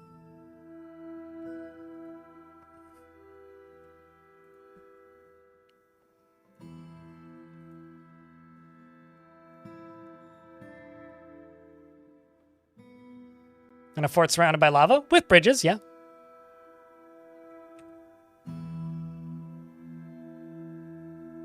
I've done stuff like this before.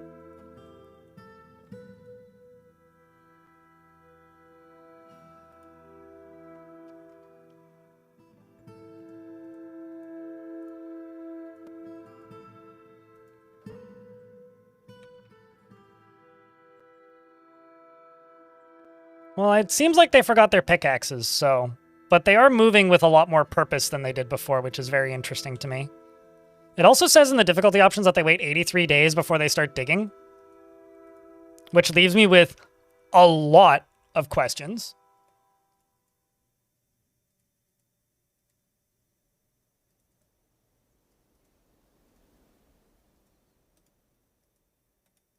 Like, a lot of questions.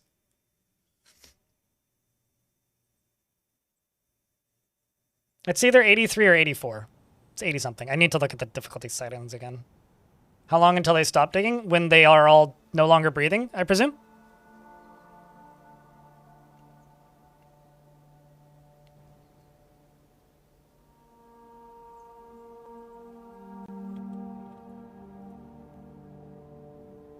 Okay, so just to speed things up.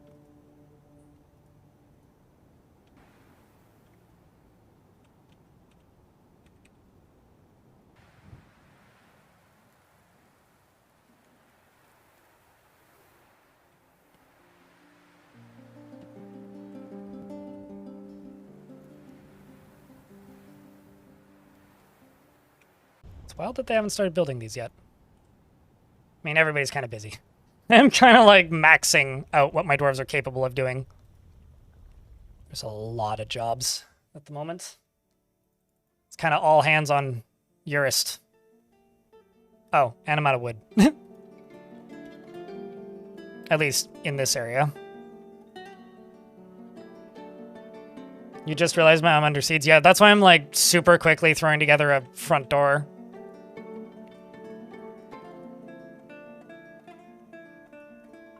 There we go. Now these are getting worked on.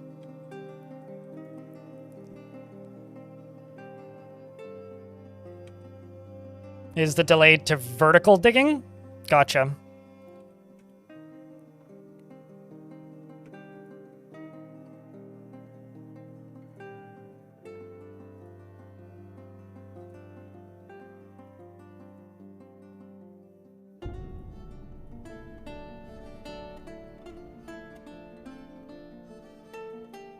I can move these later.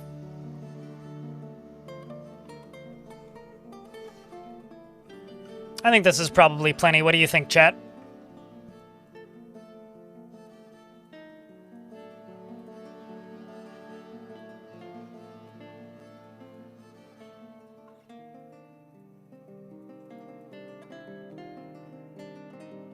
You think one more? The question is, do I put a closable door on here in case things start to go horribly wrong? I think we do.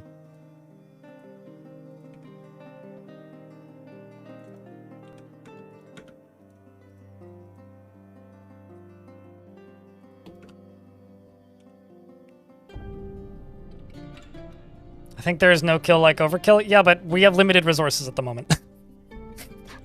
Well, I don't disagree with that statement. We do, in fact, have limited resources at the moment. Let's just say only bolts. And 4 bins are permitted.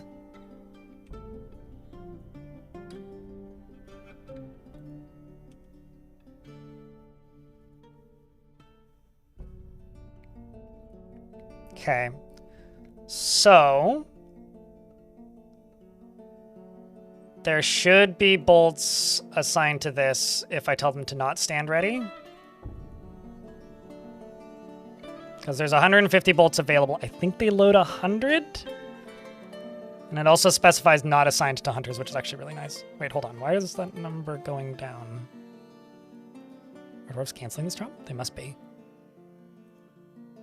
Or maybe it's because they're getting hauled.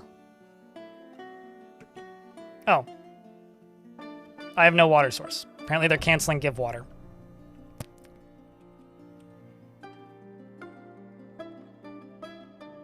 Set that as a water source for right now. Just don't use the lava in the corner, please.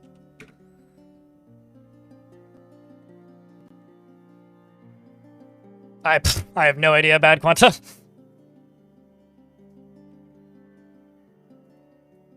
Okay. So this one's got 25 bolts loaded.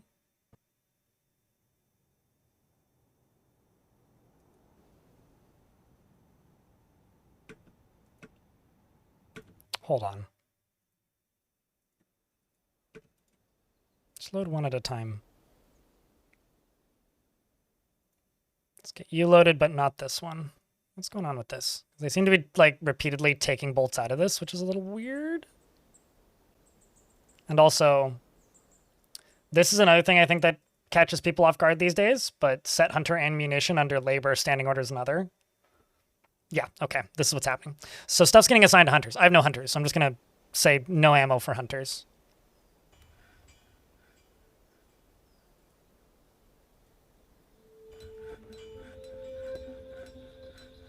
Bolts nearby and available. These bolts are getting brought over. Wait, what? You're loading a bolt or where?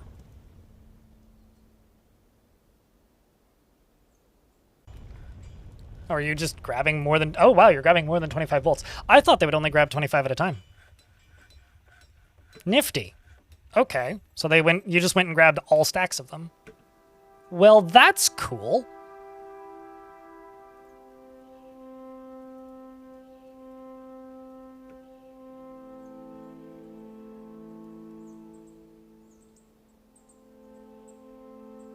We're just going to wait until this stockpile's full. Then I'll finish this digging process. Oh shit, I should start making kilonite. Because I can do stuff with clay. Let's do a drawbridge right here. Basalt. Throw that in there. You're loaded. You're 75.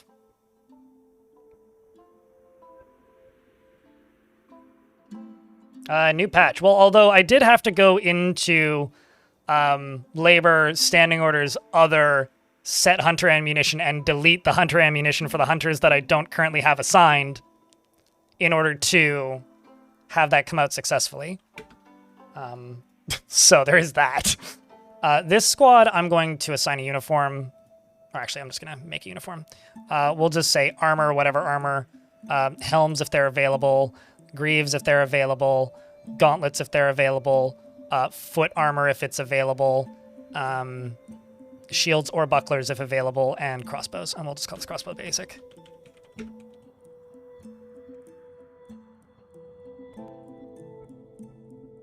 Just see what we have available.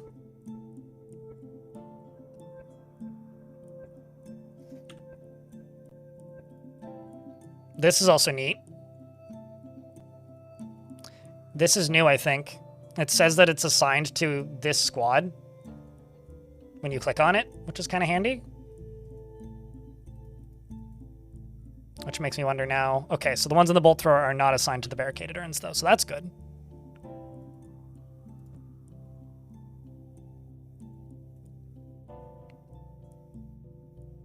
You never have quivers this early? Ah, I've got leather, so I just need to make a leather worker's shop.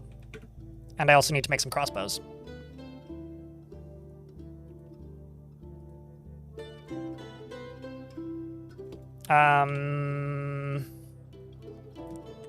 Copper crossbow. It's the crossbows that I don't currently have built. And then obviously I need to fortify this, because that would be a little awkward if I forgot to do that, wouldn't it?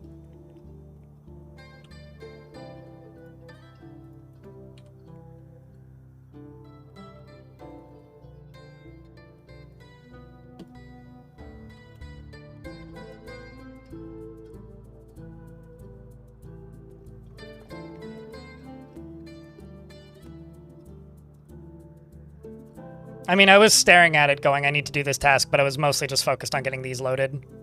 Just making sure everything loaded was the bigger concern. And also looking at bolts nearby assigned to squads, bolts nearby assigned to... and bolts available and bolts nearby assigned to squads. It's like, that's neat that it tells us that. Still working through the copper bolts. Still smelting tetrahedrite. And we've got a artifact who's being made at a stoneworker shop. Wherever that strange mood ran off to.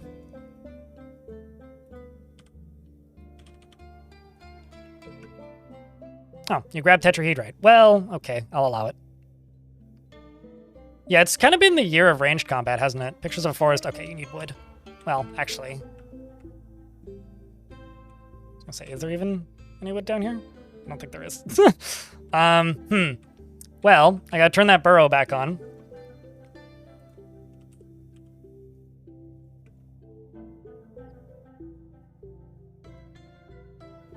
And just let these dwarves get equipped. Oh, you're the one in a strange mood. Well, that's not useful.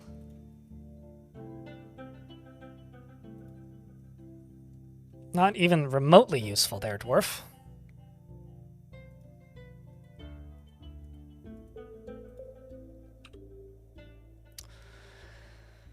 Well, Year of the Bolt, yeah. Year of the Marksdwarf, yeah. I really like that this shows how much ammo nearby is assigned to who. I really like that. Like, I really like that.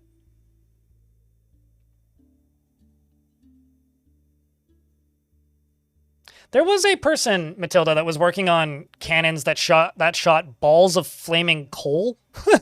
But I don't think that mod ever released. At least not in a way that I saw it.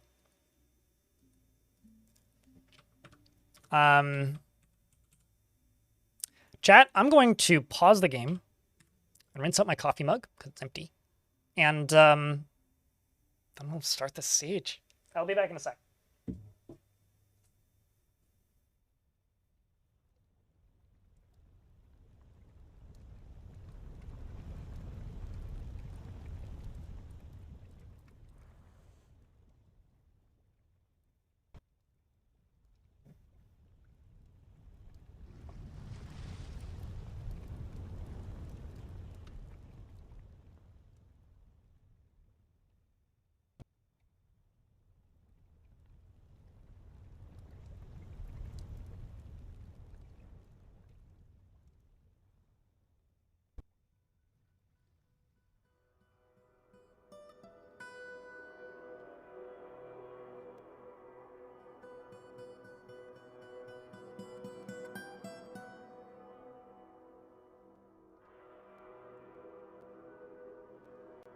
let's get started. Give me your best vile force of darkness, chat. Let's see how this calamity goes. Fire at will. Fire at will. Fire at will. Fire at will. Fire at will. And fire at will. I don't know who Will is, but sorry. And to anybody named Will in the chat, I apologize especially.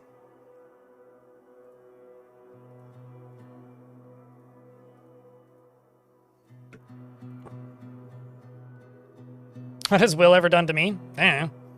Speaking of, I haven't actually finished this bridge yet, have I? Well, gotta keep some of it intense, right? So let's go make a lever over here.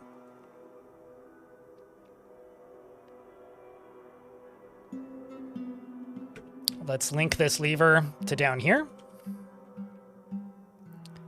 Seems like we've got dwarves firing everything. Are you in the burrow? Yes, you are.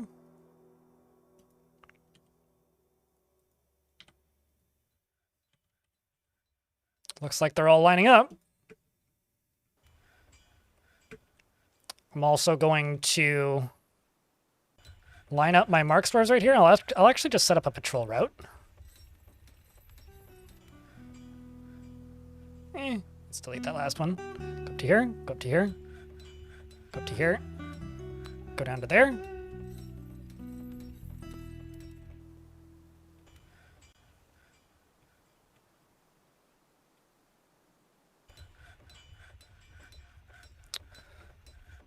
And we'll set them to that, which hopefully they grabbed ammo. None of them have grabbed ammo. Well, hopefully you'll grab ammo while you're on the way. You are making leather quivers. I do have quivers available, so they should grab ammo. A weird dwarf of any appearance. Okay, can I read their description afterwards? This is the first one that I clicked on, which is what you're getting. Burrow patrol would be easier to set up. I want to try the patrol nodes. I also literally never use burrow patrols, oddly enough, unless it's a what's it called? Unless it's a Untamed Wilds, but I guess I should probably get used to using them because we're probably going to need them.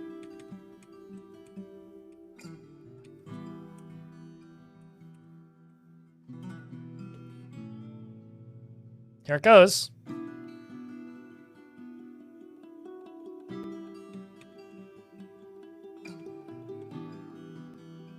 At least Dwarf here seems relatively intelligent. Yep, they grabbed bolts.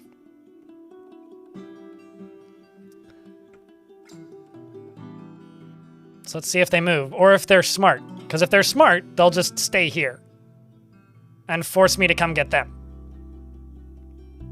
But they do appear to be moving now.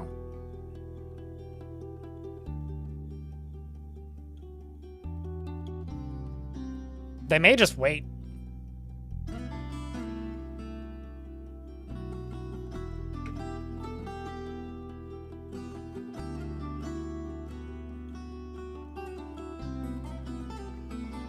You can get a log from the stairs in the strange mood, dude? Where? I mean, I could deconstruct something. Like this craft store shop. Actually is what I could do. RV, thanks for becoming a YouTube member. Appreciate it.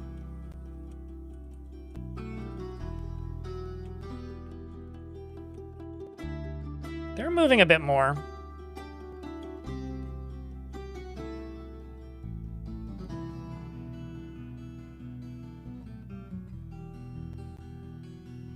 I was kind of hoping that would happen. I'm not gonna lie, Vuckruck. I was kind of hoping that would happen.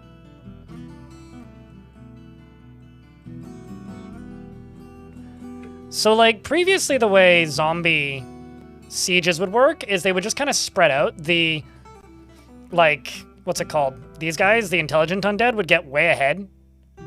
And then all the rest of the zombies would just kind of stand around like, brains, and that's about all they'd do. But now they're, like, moving around like a human siege, like, in a clump. Herding brainless morons. Herding dwarves is what they're doing. Or cats. What's with the purple glow on them? Oh, they're zombies. That's what's with it.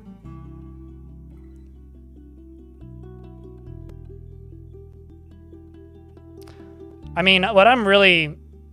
Actually, probably what I'm going to end up doing is just raiding and trying to get rid of the... Did you end up getting those wood logs? Yes, you did. Oh, now they're working secretly. Excellent. Because they got bones and then they got logs. So they got everything that they needed. Which means I should probably just, you know, make them a different craft store shop somewhere else, but just have a pile of amulets. All right. This is where we were fighting, defending. Those are undead? Yeah. So if they're purple, they're just mindless drone zombies. If they are turquoise or light blue, they are intelligent undead, which can sometimes have powers, which is different from world to world. And they also can gain skills and communicate and are functional, as normal citizens would be if you had them in your fort.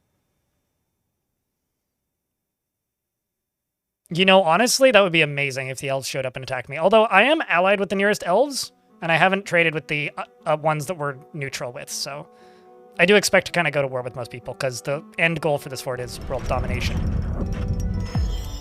The militia commander has created Omorul Merig Idek, a granite grate. Ooh. Oh, that's interesting. Also, I have to say that, like, artifact buildings are extremely valuable again. They were less valuable, but now they're extremely valuable again. Because nothing can get through that. Or nothing can break it. Unless they've changed that rule, which I kind of doubt. This is a tetrahedrite grate. All craft store ship is of the highest quality. It is encircled with bands of dog bone. This object menaces with spikes of tetrahedrite. On the item is an image of waves in ash. New door for the roof. It's something like that, yeah. We'll have to remember that.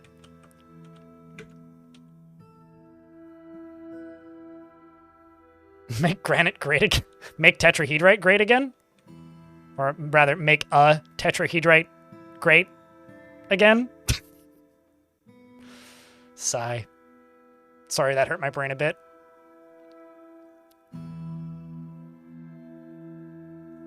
Yeah, well, the intelligent undead guys were always the leaders of these squads, but he's actually acting like a leader instead of just...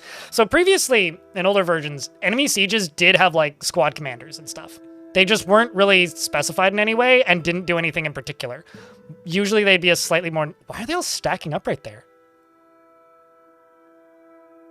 Well, that's interesting.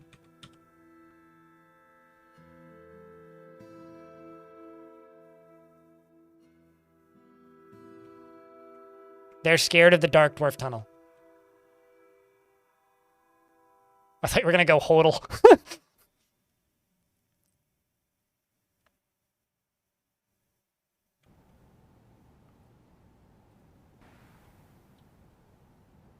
So now we find out how effective this stuff is. Oopsies.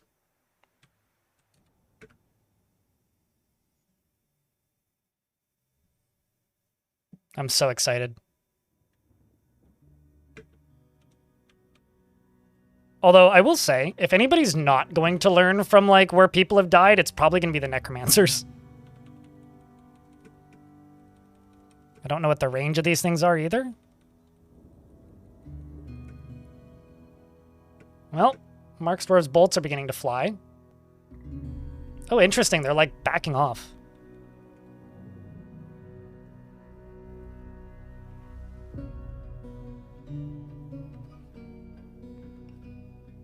My Mark Swerves are shooting bolts.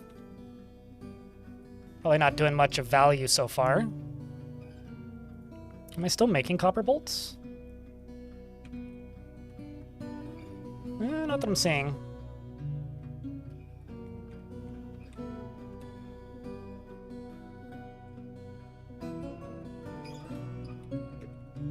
That being said, I actually don't think my manager is currently available to do that, because I'm pretty sure you're one of the people standing here, but that's okay. Bolts are flying. Whoa, here we go. Look at that angle he's shooting at. Oh, they're definitely falling. I haven't seen any either. I didn't see the first catapult go off. You gonna see this one go off? Set to fire, it will. certainly, like, been effective so far. We're gonna go load. It does seem like I'm wondering if the catapults are more effective on zombies due to the blunt damage.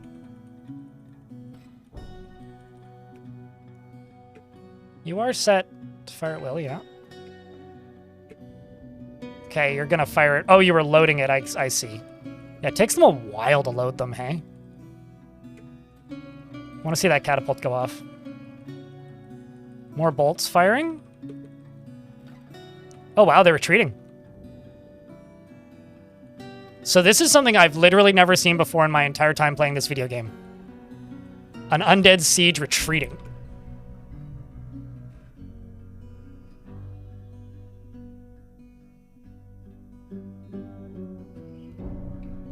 Wow.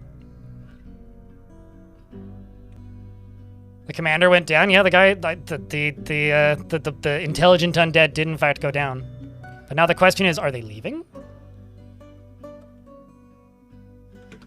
I'm going to take these dwarves off duty for a minute and let them go get drinks.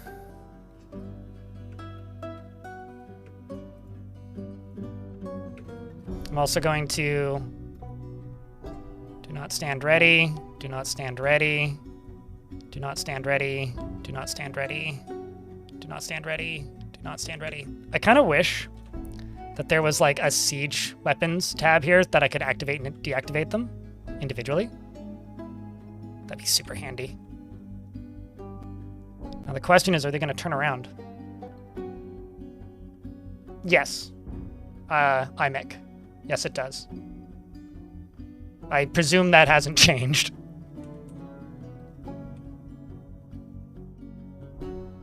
Yeah, like emplacements or something.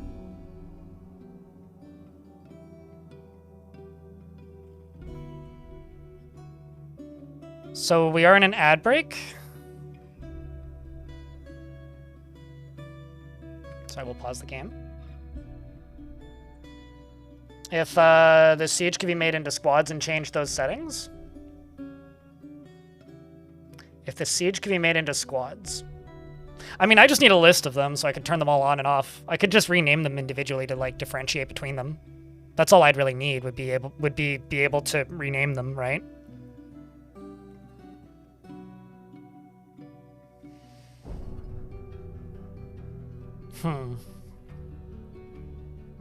Let's just watch them walk away.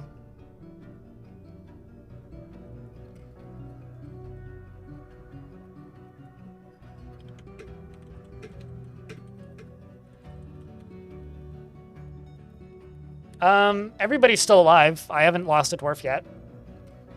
All that stuff, but we'll check. I can check right now. You're loading a bolt thrower. You're annoyed dwelling upon having a drink without a goblet, cup, or mug. Which, I thought I made mugs. But I guess you're dwelling upon it. You've experienced some trauma. You saw human fragrant sport, not frag. Fragrant sport. You saw fragrant sport die. In fact, you killed him. So you're a little bit upset about that.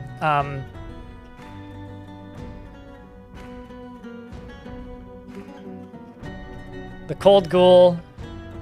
Death, this is truly horrifying, you have to say. Curious about your skills. You're now an adequate siege engineer. You're thinking of diving back in? Yeah. I mean, now would be the time to do it. If you haven't played in a while, Mark's dwarves also work fully functionally again, which is crazy. All right, so let's see. Where are these Gorblins? Are they coming back? Oh, they're coming back. Sweet. That did not sound like the normal lady voice. That sounded like GLaDOS. The heck? Anyway, sweet, indeed. Thank you very much for keeping that sub alive for a 8th month, or bringing it back for an 8th month, Arga. Appreciate you. Let's get these dwarves back to fire at will.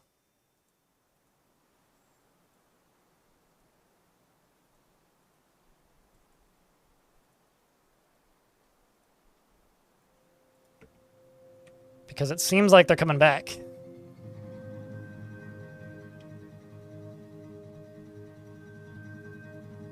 for round 2.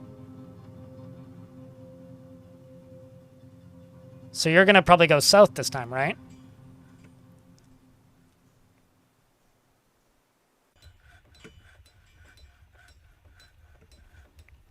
Wow. Those are strong as hell, man. Just a couple, like, embankments like this. Or entrenchments or whatever word to use. And, like, a few dwarves set as... Oh, Jesus Christ, that boulder goes quick. And a few... okay, he dodged it. Did you see that? The zombies dodged it, but then the little shards of rock go. Yeah, like these guys. Sharp. Oh, wow. Okay, so they're actually listed as sharp. I'll bet you those friendly fire.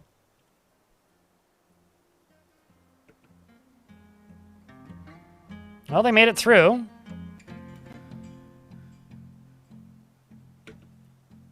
Why are you so good at dodging? The hell?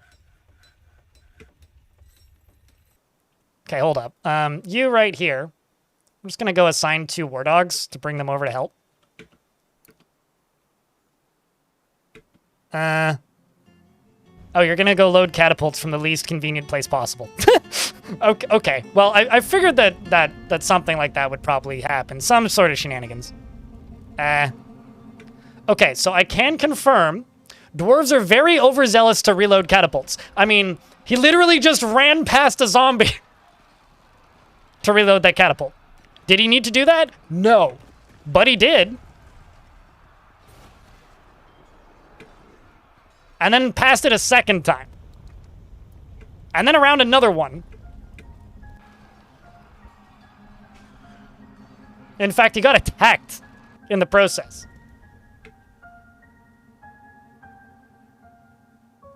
Are you a pincushion yet? Well, you have, like, nothing left on you. Alright. Well, let's just do this. I'm just going to make a metal armor squad.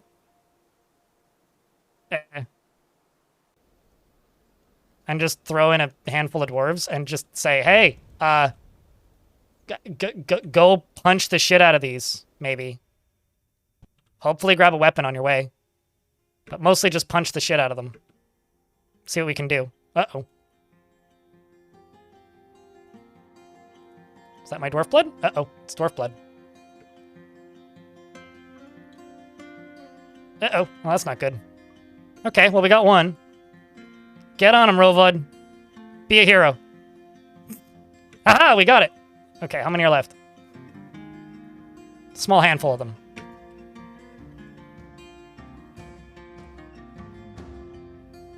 Good news is, now I could throw a couple more dwarves into here. And tell them to go get gear, because there's gear out here.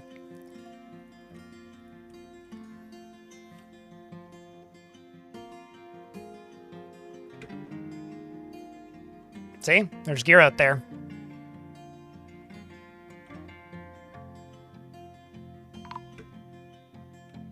So we've lost 2 dwarves.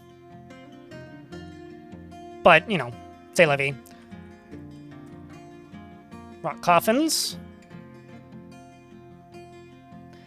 So this is a very small siege, and there's not a lot going on here. It's just a handful of zombies. This is already significantly more varied and engaging than sieges have been in the past. Like, just them attacking, leaving, and then coming again is already, like, way more than I've seen sieges do historically. There was goblins in the siege, so it still counts. Are you coming again? Coming back for some more? This has me, like, genuinely afraid for what the game's gonna throw at me later down the line.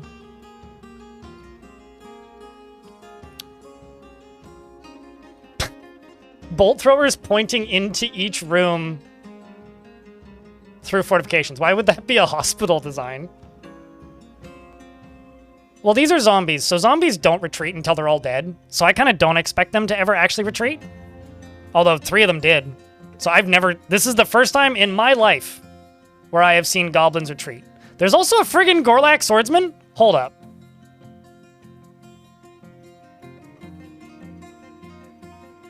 Bruh.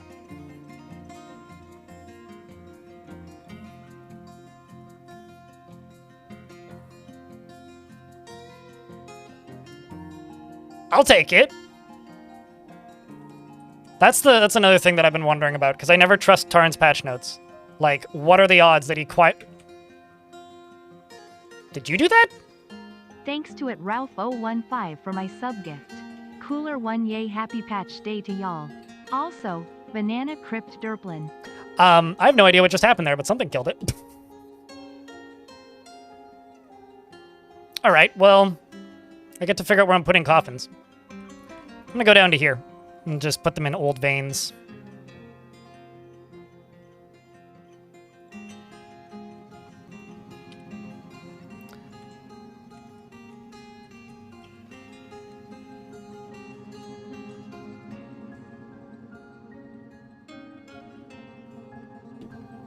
Let's get back to work.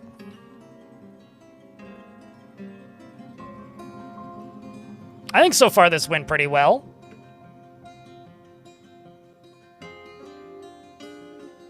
All the soldiers to your place? Well, the thing that one of the things that I always like don't trust Tarn to not do stuff with is overworld stuff. So like we've just got this random spear dwarf who I think is a visitor. We've also got this guy. This isn't even, this is citizens only. Are you part of my faction? No.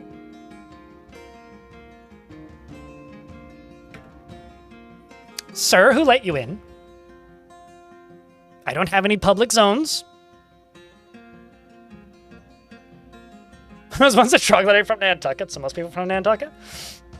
Just exploring? I suppose so, probably. I mean, I'll take it.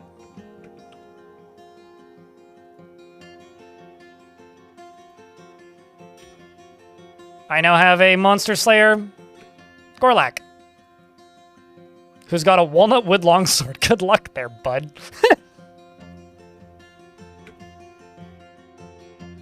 Fucking good luck.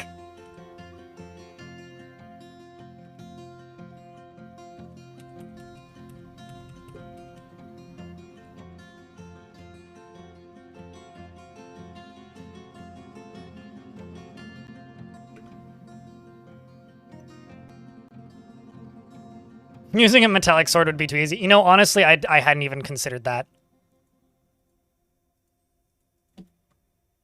I hadn't even considered it.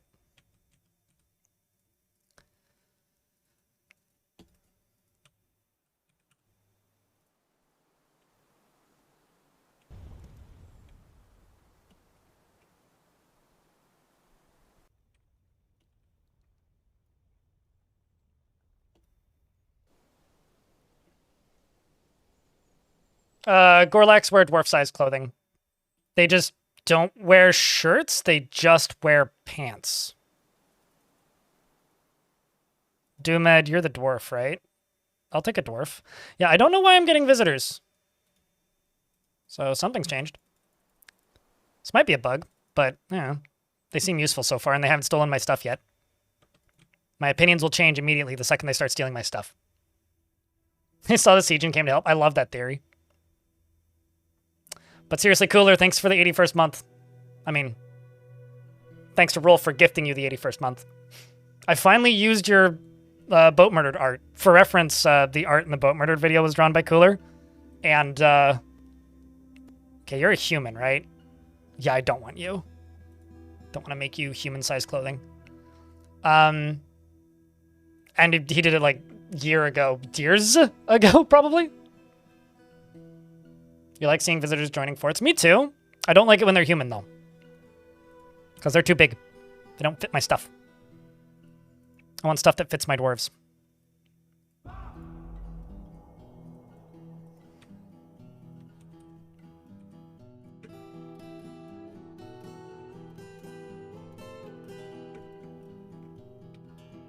Gorlak is the best thing to join forts. The number of times I've had to explain to people that Gorlak's our friend, it's very funny. They're just like, oh, I always killed them because I thought they were evil. It's no, not the Gorlak. Gorlak is friend. Gorlak did nothing wrong.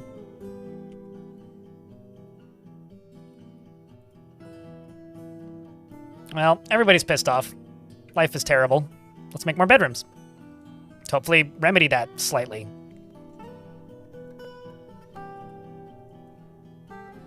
gonna not make one here. Let's do there instead.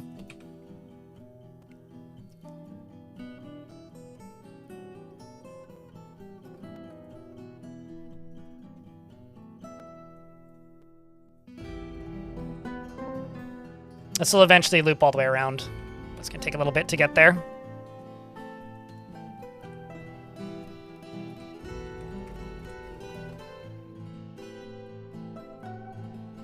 Yep. I mean, it doesn't really matter until the Steam release version is out for most people anyway. Because I ain't gonna go update that manually, and I'm probably less lazy than most people. Firing catapult, I want you to just leave it loaded, but don't actually fire. Oh, I see what you mean about them getting stuck. Okay, well, let's do this. Someone was saying that dwarves tend to get stuck in the fire catapult job until you, like, forbid it and unforbid it. So that's good to know. Yeah, I will say that the catapults seem really strong.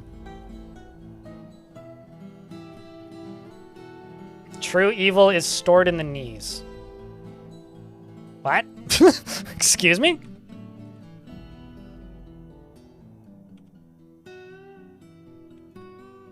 I don't know about die of starvation. I'm sure that people would bring them food, right? It's kind of why I'm thinking about like putting dwarves into... Let's pause this. Putting dwarves into groups where they...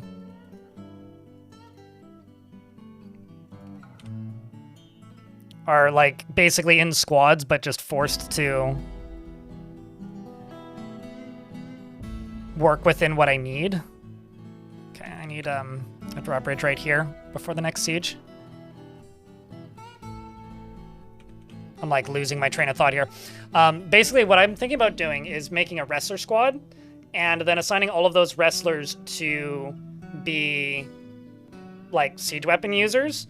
And then whenever there is like a siege, you would take them off duty but put them into the squad, so then if you needed them to rally for whatever reason, you could just tell them to do that, and they'd also wear armor, so if they got hit by, you know, bolts or something, they're less likely to just insta-gibbed.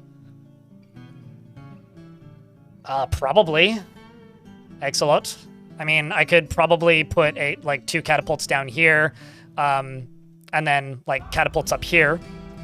I don't see why not. I was kind of just planning on putting them slowly around the edges, or like in the corners, but also like up on the upper levels, like up here. Maybe 1 level up or 1 level down, either or. That's kind of what I was thinking.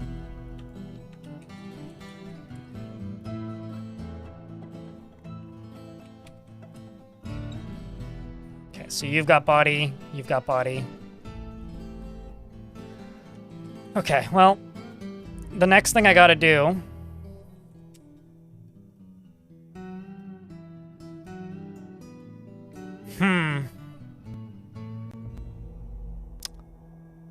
I should just make a corpse burning area, shouldn't I? Why don't I do this?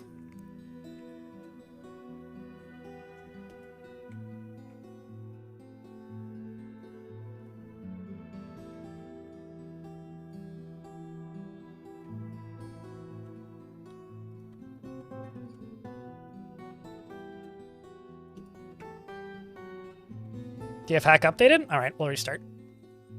You want the competent lasher. I don't know which dwarf that was. If you could check me in the VOD and tell me what their name was, I can give it to you. But otherwise, you're gonna need to help me out here because I have no idea who the competent lasher was. I guess I could make a lasher squad and check that way, but just restarting the game.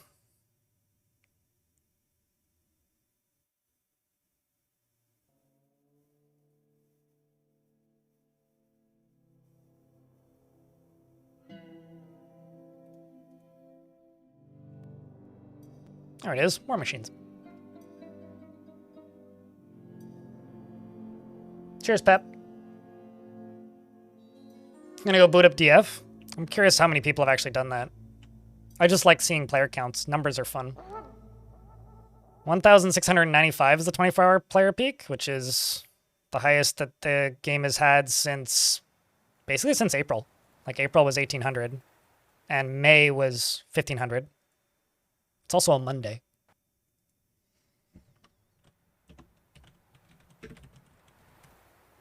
I'm just gonna quickly adjust the blinds in my office here.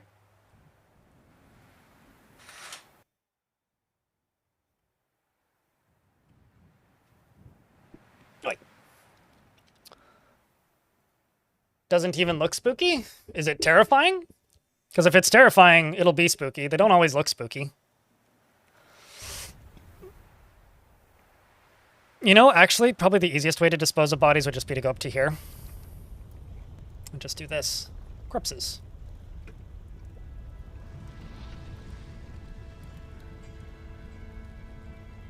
Oh, you may have just ended up with the... Because you generally only get one of the two if it's extreme ones. You may just end up with Untamed Wilds or just Terrifying. Or it'll look like an Untamed Wilds but be Terrifying. It's not always the most clear when you first embark. Generally, if I'm going for Terrifying, I try to just have a Terrifying biome. I find splitting it usually ends with me getting one or the other, primarily. But, you know. If you want a true Terrifying biome, just settle truly on just Terrifying. Is there any major bugs in this update? People have talked about a few, but nothing that I've encountered yet. Orange_TJ. Apparently there's something to do with, like, mothers and their parents, and their children, that someone was talking about, and there's been a few squibbles about things. It seems like if a dwarf starts firing at a catapult and then stops firing at a catapult, they just keep standing at the catapult until you forbid the catapult and then forbid the catapult. But it's pretty minor. But nothing crazy so far. Orange_TJ, thanks for the 10-pack. Appreciate you. Today is the craziest day I've had since... the last 6 months. I don't think... is it that specifically? Which would actually be really funny if that was... if it was, like, the exact same situation as that bug, Vukruk. Because that bug was introduced when goblins were given mounts. So it would kind of make a degree of sense. Actually.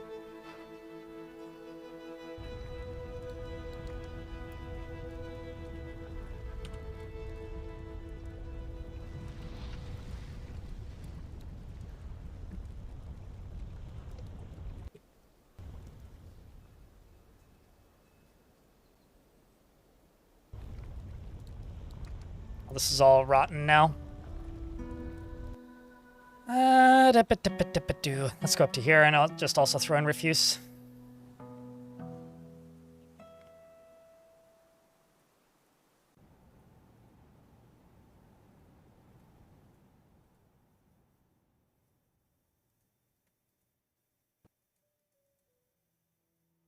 Yeah. And the last thing I'm going to do is I'm going to go to Other. Standing Orders. Other. No. Sieges and Forbidding. Forbid. Trap cleaning during sieges. Forbid used ammunition during sieges. Gather vermin remains. There we go.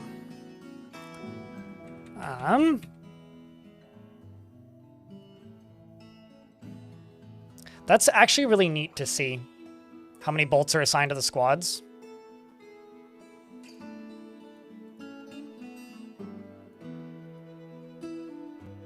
I'm actually really intrigued to see that this information, like, surfaced.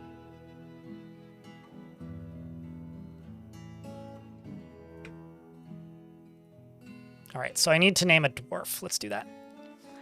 Sleepy Lancer wanted a dwarf that was a lasher. Yeah, I'm not going to be able to tell you which one of that was.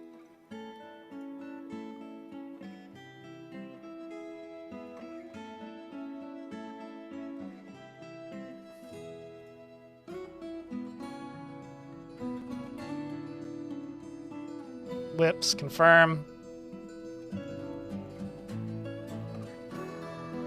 So it would be Kivish, the weaponsmith, or Asab, the miner.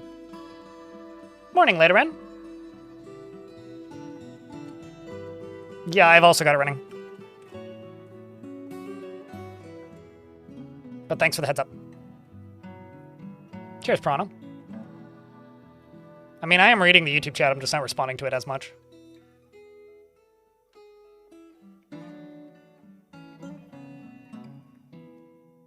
I mean, I would say they're all expendable. So, like, they're dwarves. I don't know, they're expendable.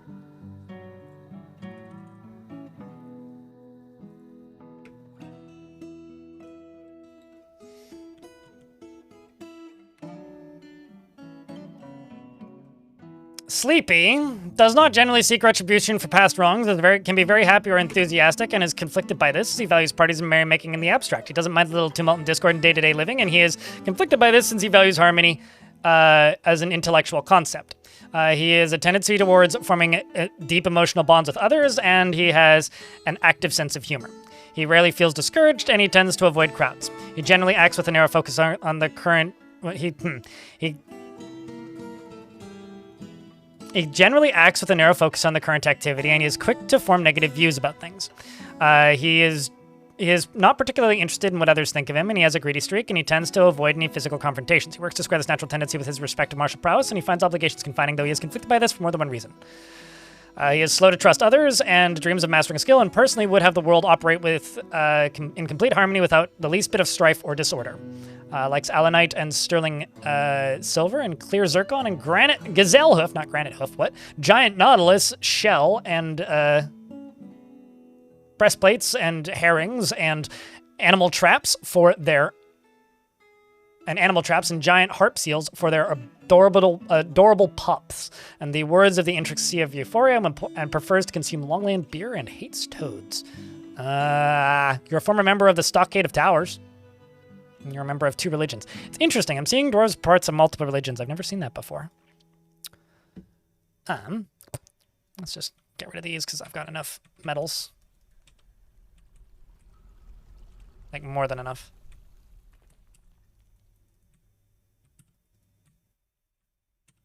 Very small amount of hematite. Makes sense. I'm also going to widen this a little bit. Make that into an infinite stockpile.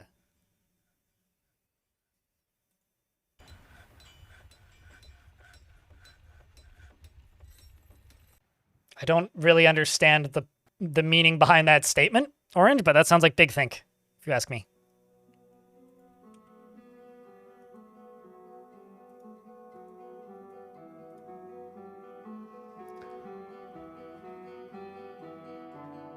You wanted to watch hype trains? Well, I'm not gonna like pretend to claim that the hype trains are done, but there's been a lot of big hype trains, so it wouldn't be too surprising to me if like they're gonna slow down kind of from here forward, but we'll see.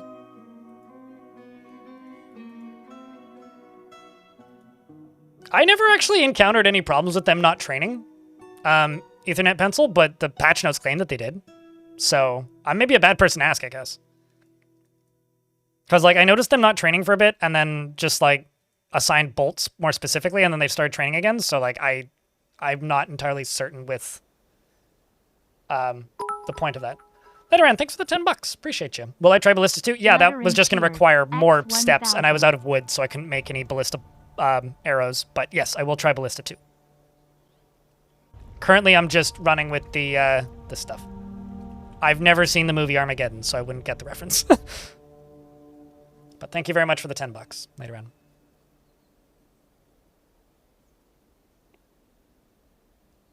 I've gotten more bits today than I got last month. Which is nuts.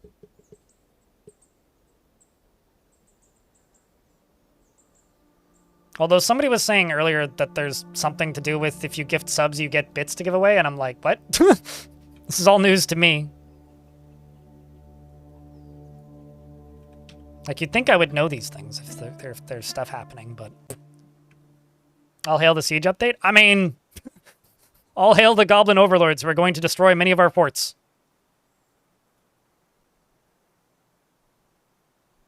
Yep. We've got it updated. Dragon Child. Daily minimum check? We 10x'd it like 4 hours ago. Maybe not 4 hours ago. We 10x'd it when that big hype train happened. but it was already like double past it, if not more.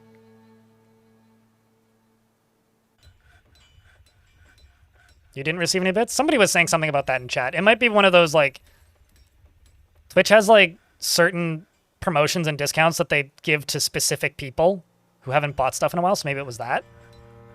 I don't know. Like, you know, it's the classic, like, oh, here's a discount so that you throw money again.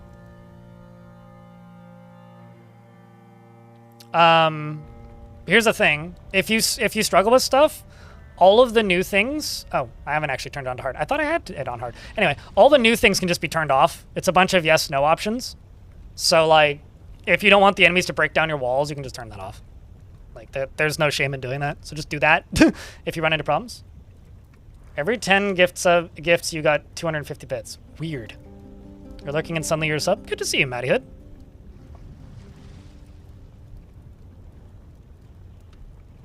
How was the update so far? We fought one siege against Undead, and they were pretty passive because they didn't have any pickaxes, but it was significantly more engaging in what they did than sieges have been historically already. Telenartho, thanks for the raid. What were you streaming today? Come on, can I get a shout out for Telenartho? Friend of the channel. Lovely individual.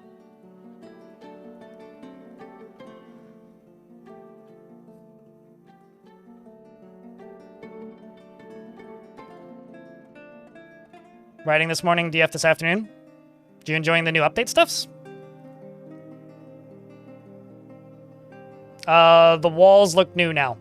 It's not specifically with raw stones, it's just walls look new. Although maybe raw stone ones have new graphics, but these are block walls and they look different. Apparently that was 11 hours. Long day, holy shit. Hot damn, we're in an ad break, so I will pause.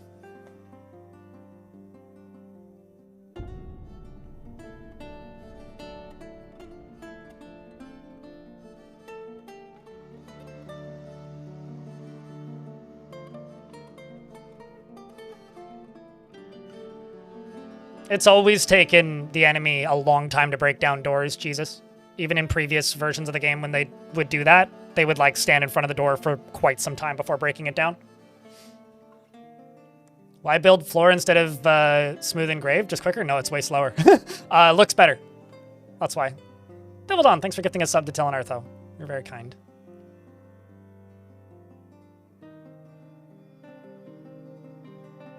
Block walls look good. Gotcha.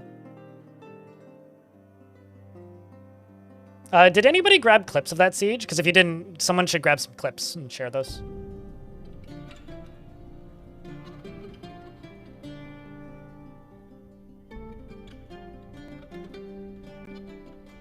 Yeah, we also have a Gorlak that joined a fort. We have a Gorlak and a non-Gorlak. You know, also, I'm just going to put some bedrooms down in these caverns, because why not? Do like a partial cavern fort.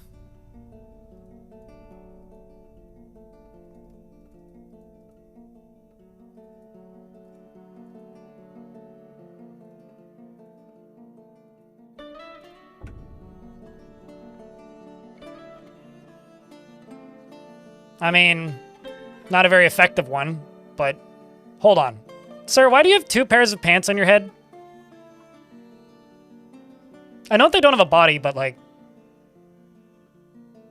Why 2? I guess one of them's leggings.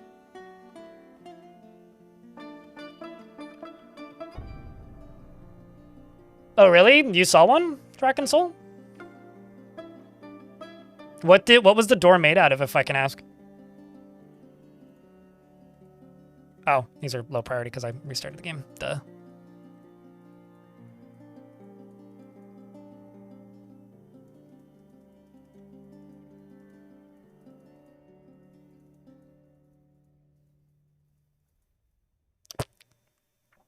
Granite? Interesting. I wonder if a wood door would be faster. Did it have like the little animation that they showed in the trailer of like stuff smashing into things?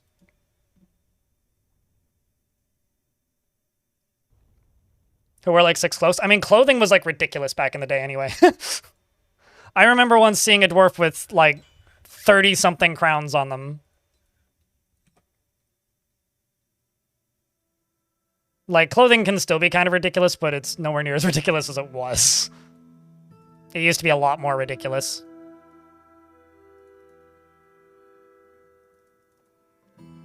But yeah, to the person, if you missed that question when you were in the ad break, the reason I build floors is they look better and they're higher value. I don't do it for efficiency. It's the opposite of efficient. In fact, it's as inefficient as you can be.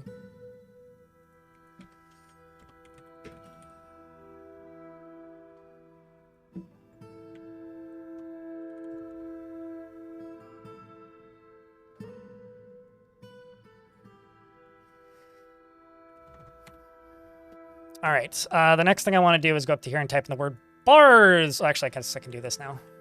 Hey, tutorials. Got 1 iron bar, 32 silver, 78 copper, lead. Okay, so let's do copper bolt.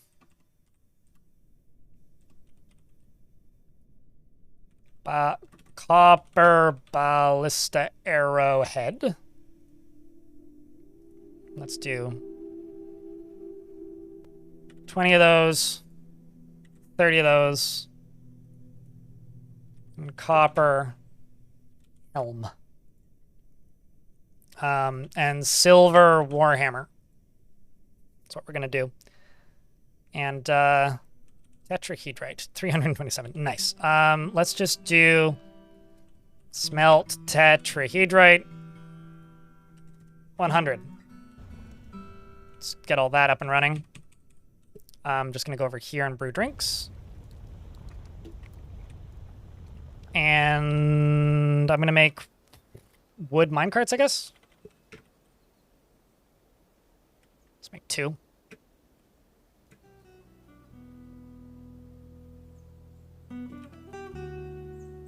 And this is going to be for metal ore.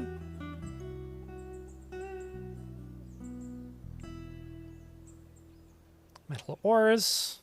All of them. No. No, no, no. All of them. I mean, it's also kind of fitting of, like, a murder fortress. Okay, so that's going to give us the infinite stockpile. Let's just say load from there. And now I just need to wait for you to make a minecart. Just going to go right there.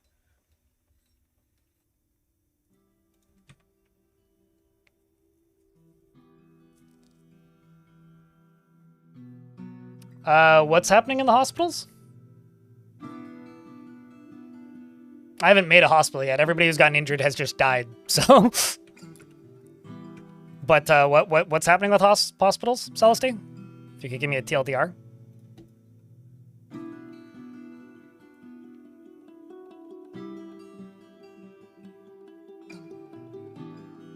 I have a feeling that there will probably be a few, like, quick patches that come out over the next few days. That is extremely likely.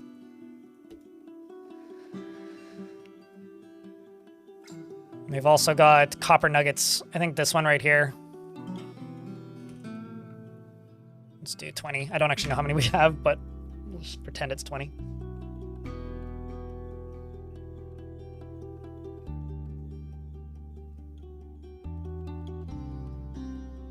Okay, I will just look then, because I'm not really comprehending what you're saying.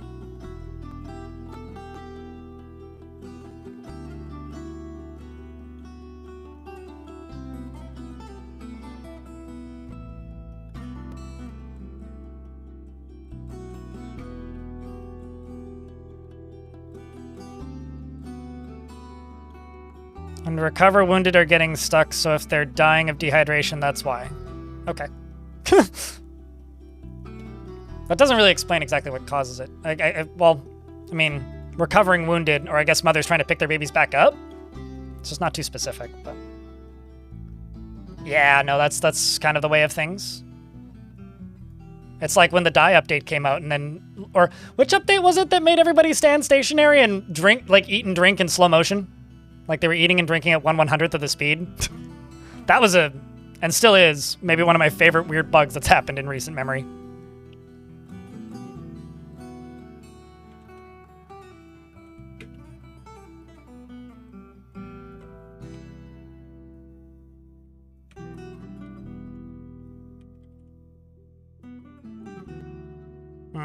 Let's wait on that.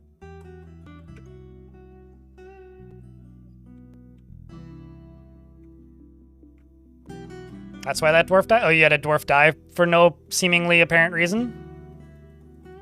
Yeah, that wouldn't surprise me too much.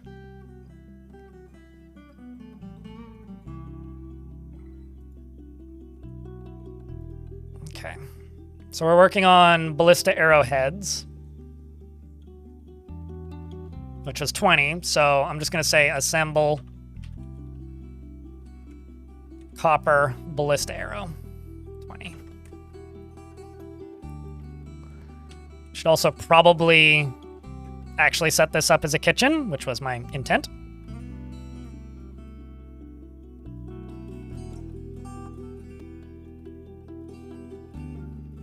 This will be for all food, except for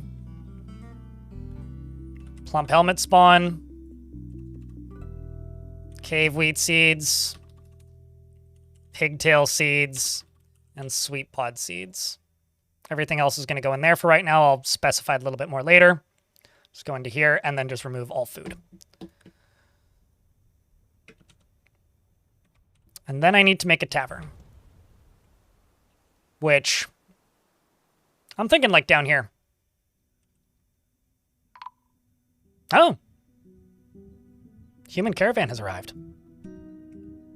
Hello, friendly humans. How goes things?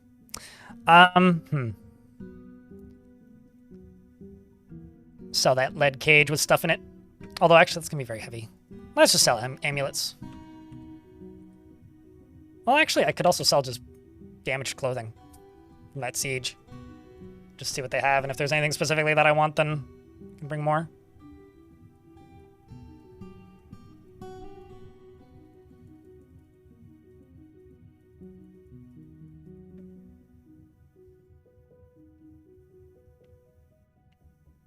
Is this the siege update for DF? Yes. This is the up-to-date version. That's why we have catapults that look different and bolt throwers.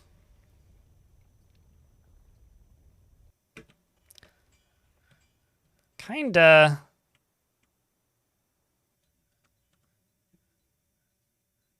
Where's the entryway for this?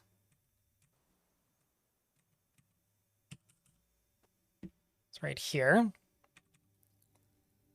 Thinking about going this way.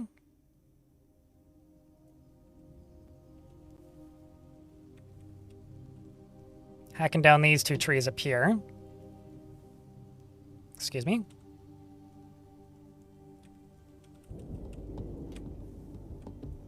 There we go. Hacking down those trees right there. They had a designation higher up, so you can't designate them twice. And then dig down here and make a big hole so that we can shoot from this corner. Because I'm thinking about setting up ballista up here. Ballista and more catapults. They're certainly fast in regards to the DF hack devs.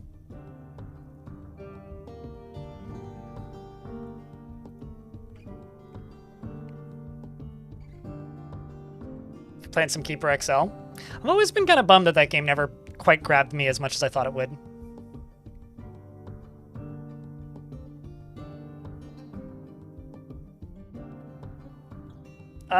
With the exception of crystal glass emote control, some crystal glass is more expensive than metals. But that is certainly a very quick way. 2 more Swordsdwarf visitors. One wants to eradicate monsters, I suppose. I'm gonna buy those. Ropes are now like significantly more valuable. What else have you brought? Humans. I think I'll buy some more of those. I'm actually gonna buy food. I'm like a little bit low on food for the moment because I'm not super duper focused on it, so a lot of the food that we're getting is from trading. Oh, come on.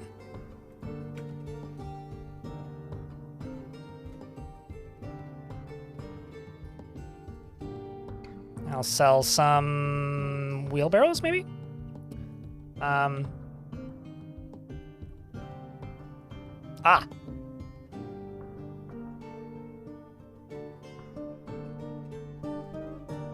I need to see where that weapons bin is. Mostly because I just need to get all those things melting down. It's probably in here, though.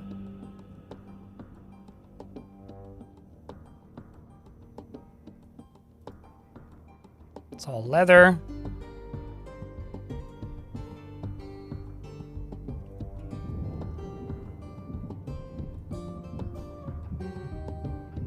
Oh, it's under his shield. Got it. Go figure.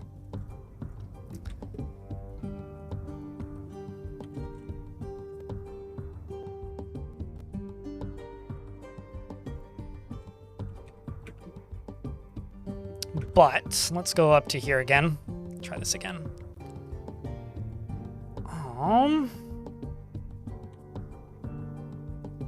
See what else we can bring. Could sell just some of the amulets. Some of the cheaper ones.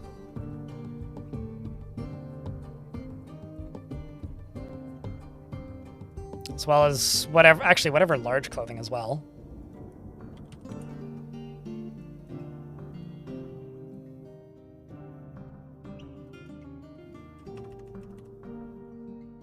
Could also just sell them bolt thrower parts. I mean, they're just made of wood. I got tons of them.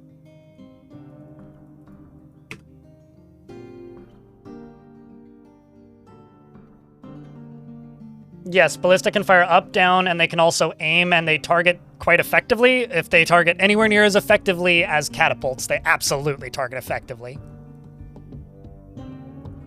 So, yes, is the answer to that. War for the Overworld is a neat little video game. I wished I liked it more. Same with like the Dungeon series, it's like they're neat games, but they never quite get all the way there, I guess. They're either, like War for the Overworld kind of loses the humor, like it's not super funny. But like mechanically is like a pretty sound game for what it is, especially if you can get it super cheap on sale. Because that game has really deep sales pretty frequently. All right, let's buy the ropes.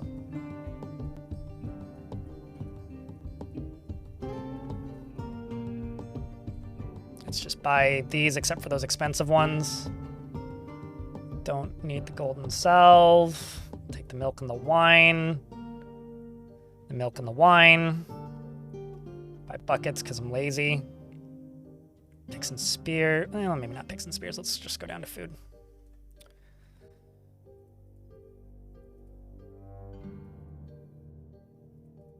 Look at all this food variety. Will you trade for that? Nope. Okay. How about that? Nope. There you go. Get back to work down there, Dwarf. Proficient, or a skilled appraiser, rather.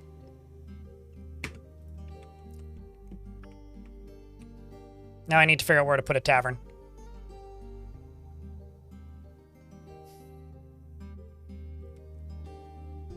I'm gonna have to think about this for a second. You guys can follow this dwarf, and we'll be back momentarily.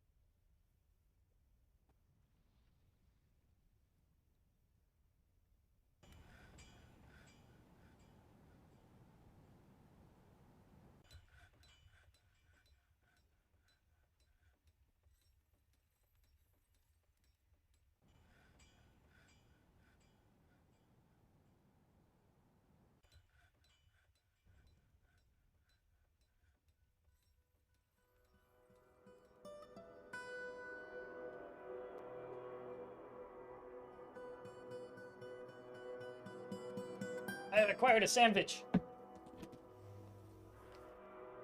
Yes, DF hack is updated. So you can now play with your whatever features you are currently used to. You're hooked up, you're hooked up. You're good, you're good, you're good, you're good. Okay, I'm actually just gonna go one layer beneath all this and go thump all the way around the edge. Just to make the enemy life a little harder if they decide to invade me. And also, I'm gonna set this to priority number 1. I'm gonna dig a circle around this. I'm just gonna fill this in with walls like right away.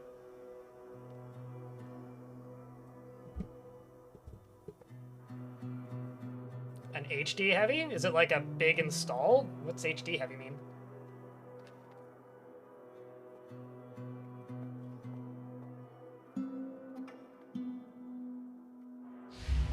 No. I wonder if they have 4K assets or something.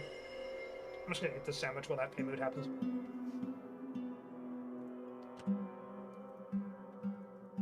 Who's the one in the bay?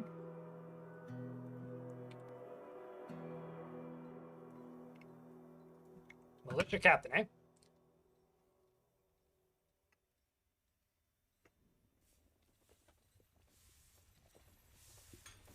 Why do you keep putting this here? Oh, they didn't. Okay. It's just still sitting there. It really is, oh hi, Mark. How big is the install, Ella?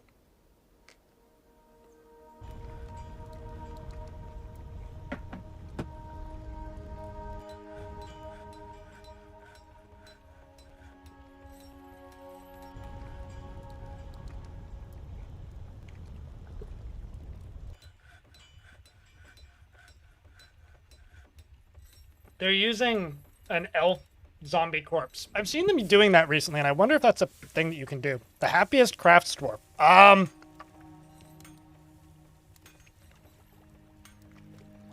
don't think I have any crafts dwarf. I've got one stone crafter who's decidedly not happy. So if you'd like a crafts dwarf, the only one I have is literally pissed the fuck off. If you just want a dwarf that's happy, I could give you, like, Yubel or Dastot. Like, nobody's really happy in this fort. Armor? Okay.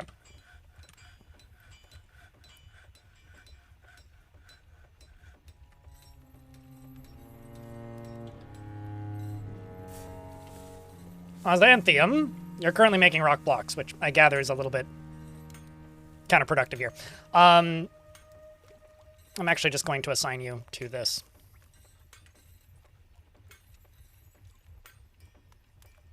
And then the other one just gets the legendary weaponsmith.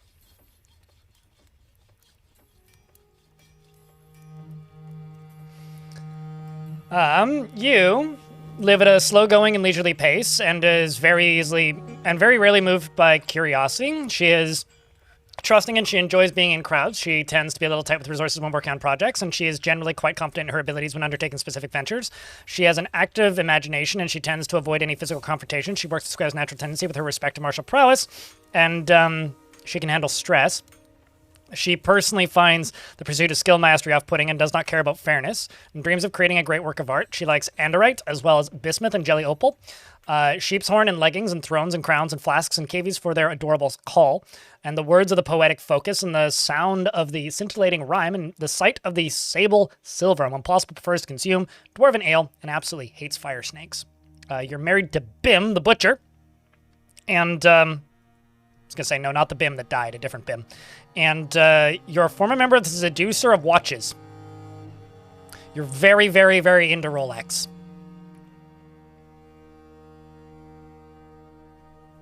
I have no idea. We'll see what they do when we deal with it. It's one of those things where it's like, I can't really say how I'm going to deal with them because I don't know exactly what the threat is, right? Like, I'm currently just trying to make a fort that's well defended. But that's well defended based on, like, what the enemy has done historically. It's really hard to guess what they're going to do now, right? So, I don't know, really. Like, genuinely, that is my response. I'm not entirely sure. They're frightened? I mean, same. But I'm also looking forward to it, right? Like, it's gonna be... I'm hoping my fortress gets totaled. Because if my fortress gets totaled with me just winging it, that means that the update worked, and I'm going to have to figure out how to survive this. If my fortress doesn't get totaled, then that means that they probably have more work to do. Does that make sense?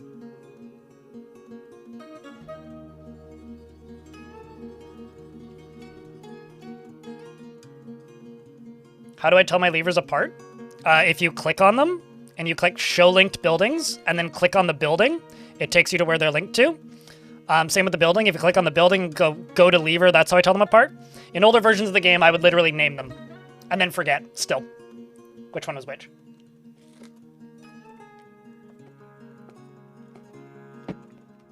This game has never had multiplayer and has never added multiplayer, and I don't think they ever will add multiplayer. There are mods that make multiplayer sort of a thing, but you don't want it. Heather in the YouTube chat.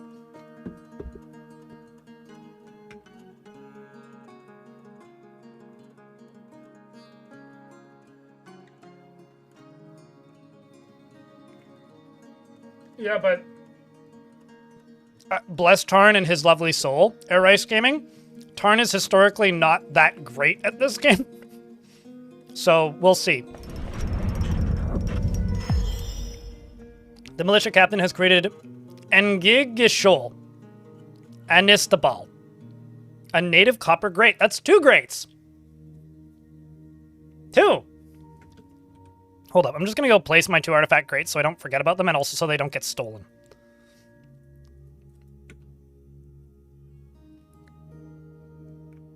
Because people seem to think that every video game is better with multiplayer. For some reason. I think they just need to play more good video games. Because my experience, bad video games are good if they're multiplayer. Single player games that are bad, it doesn't matter if you add multiplayer. But I'm very happy this game doesn't have multiplayer because I don't want them to waste the development time on such a useless feature.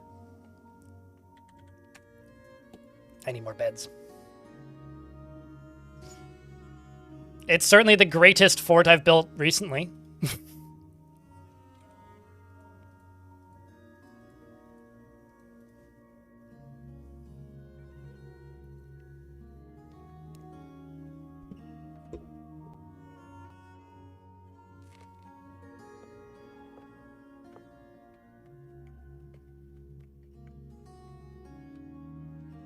Well, I can't be grateful, but this fortress can be grateful.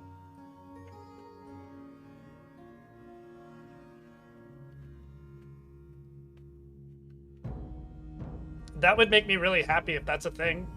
Morph jar.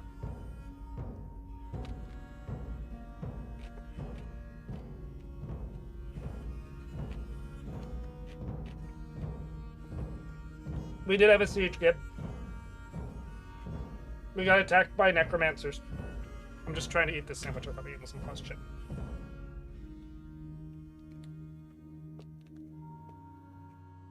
You know you can answer that question by simply looking at the difficulty options in your game, Buckbrook.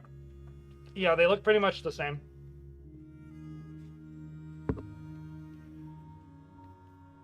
Cabbage, bean sprouts, cheese, and a slice of ham and mustard. Everything. Although there's only one dwarven faction, Anil. So I presume we won't end up at war with dwarves, but my goal for this fort is world domination, so the last thing I would want to do is force wars with my own faction. So literally everybody is a potential opponent. Like, if this fort does well and doesn't get destroyed, I'm going to go for world dom, because it's a very small world. Like, that's the world, right? So currently just necromancers, but there's a goblin fortress with 10,000 goblins in it.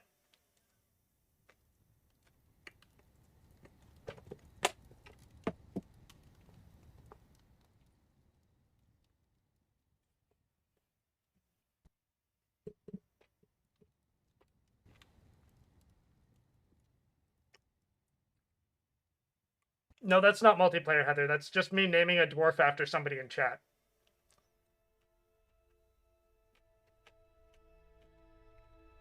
It's only like 1, 2, 3, 4, 5, 6 volcanoes. I just turned up the numbers a little bit. All right, there we go. I can now put the microphone back by my face because I'm done chewing mostly.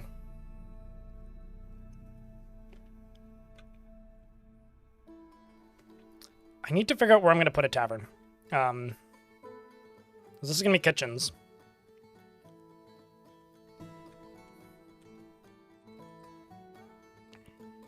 I could just deconstruct everything in here and move it all down into here.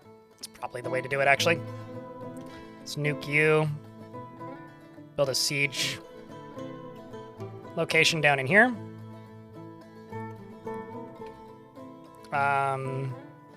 You, we can just deconstruct. You, I can just deconstruct. You, I can deconstruct.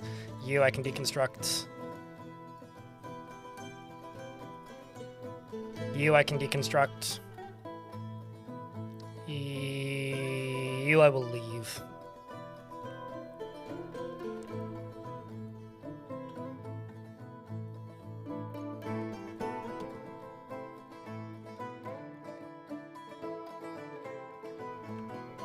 I mean, I think that Dwarf Therapist is for people who don't know how to play this video game. I use DFHack, but I use almost none of its built-in features, Imperial Phoenix. As far as mods go, because I don't really consider either of those mods, I don't generally use mods, because none of them really appeal to me. But when there's long breaks between patches is when usually I start to think about using mods, but right around the time where I was starting to think about using mods, they announced this update, so... It needs to be like the better part of a year between batches for me to start using mods. I'm sorry, what? Struck Tiger Iron? Or, yeah, okay, I didn't misread that.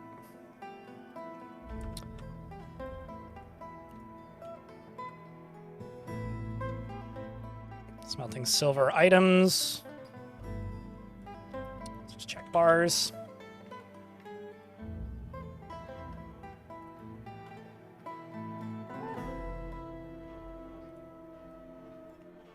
Oh, Ballista Arrowheads still don't have a sprite, which is a bit annoying.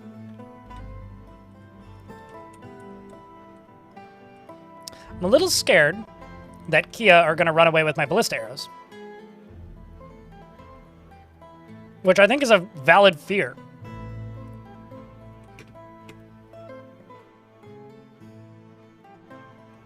Actually, let's try some reinforced walls. Because I got a bunch of copper.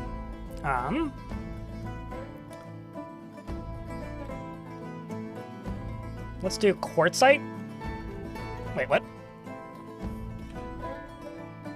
Reinforced walls. Okay.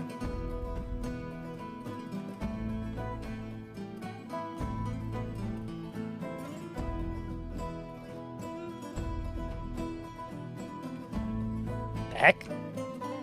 I would think that it would, like, let me select between the two different ones. Oh no, that's just a normal wall. I screwed up. Why did you default back to a normal wall?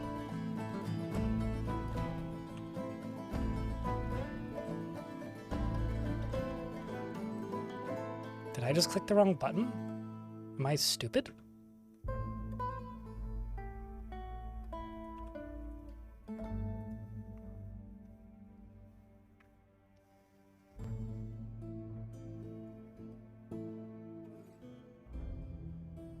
I would not have the answer to that question. You'd have to ask somebody else or lives.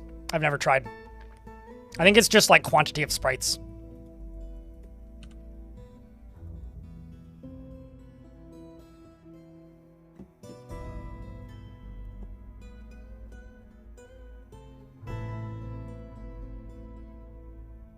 I believe I probably just pressed the wrong button, Master Eagle. Reinforced walls, okay.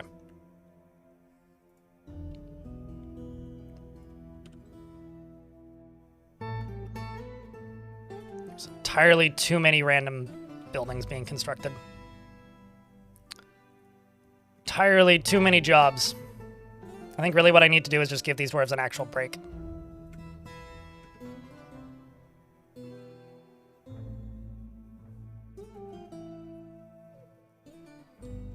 Top left is still regular wall. I feel smart.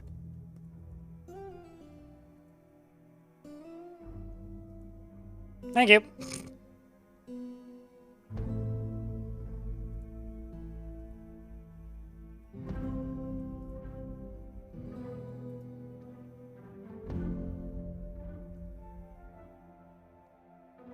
No idea.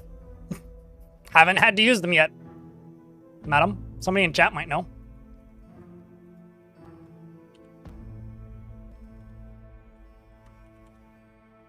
Nobody building things, eh? Not still in the burrow, are we? Nope. All right. I guess it's a lot of just moving food around at the moment. We'll just let them keep at it.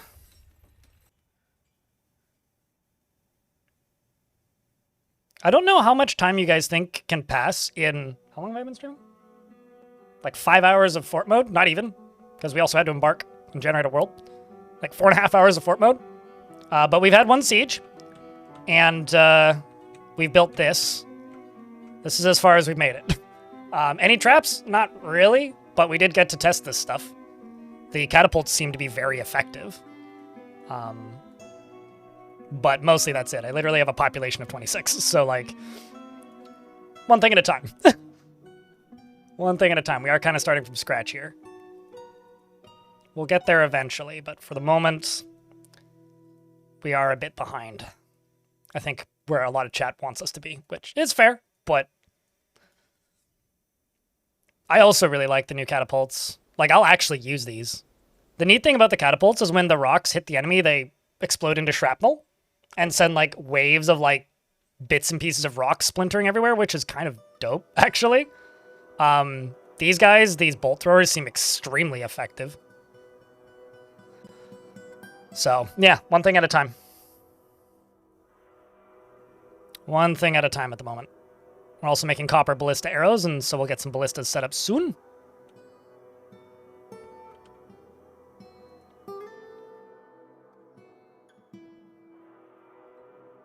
No, they seem to just die. Regulus. Maybe teeth. If we're going to count teeth as exploding into shrapnel, maybe that. But I think they mostly just die when they get hit by it. Beyond just a high-speed rock. They do certainly, like, the enemy do still dodge them. Because I saw that happen a couple times. But I don't think it matters so much because, like, they dodged out of the way of them and then, like, the shrapnel hits them. So they're certainly stronger.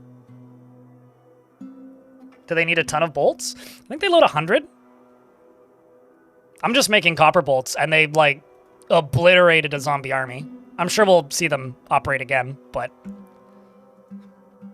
In fact, I'm going to throw another bolt thrower, series of bolt throwers in here. Oopsies. Now let's do this this way. They use bins, chains, and mechanisms to make them. So if I do this, it'll be like part, mechanism, chain, bin. So now you've got something to use artifact bins for. How's the patch? Seems pretty solid so far. Although there are some bugs, but apparently Tarn's aware of them, so. 'Tis the, normal state of post-patch day, Dwarf Fort. Meanwhile, my dwarves really want a temple and a tavern and probably other things too, but I'm being a horrible overseer and not providing because I've got priorities at the moment.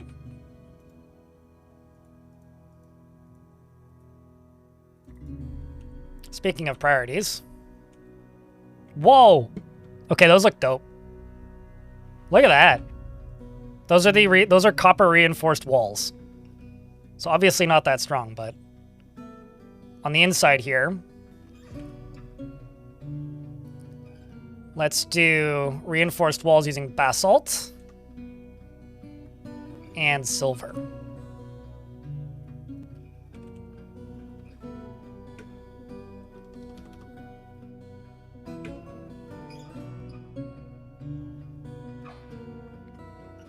It's like, excuse me, sir, how are we going to take over the world if you're praying? Do something better with your time. Yeah, and then there's now a default option for siege operators, which is this.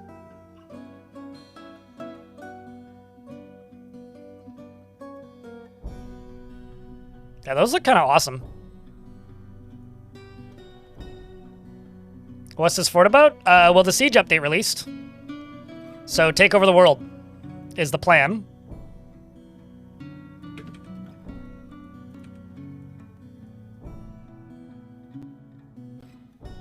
The one kind of really crappy thing about when this update's releasing, chat, is I get to stream today, and then I get to stream tomorrow. And then I'm taking Wednesday, Thursday off stream because I have a concert that I'm going to, which I bought tickets for like a year ago almost. So it's like back at the beginning of the year, bought tickets for it. So then I'll be back Friday, Saturday, Sunday, basically. Be back over the weekend. Candy Reinforced Citadel? Why does it have to be Long Death? I'm never going to do that again. The Psychedelic Porn Crumpets is who I'm seeing. Too late.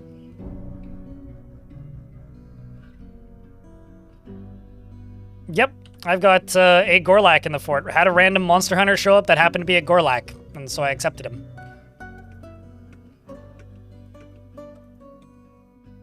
And he's doing his part by drinking my booze. Typical visitor. This also needs to be moved.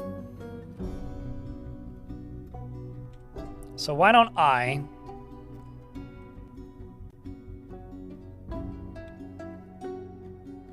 expand this and just make a bunch of different finished goods stockpiles there so I can just move all this shit.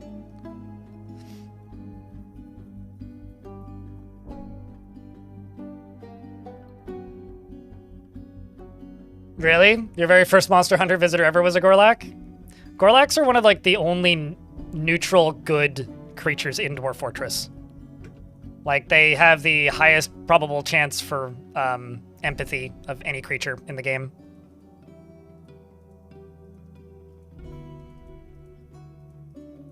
I feel like any proper tavern should have, like, reinforced walls, you know?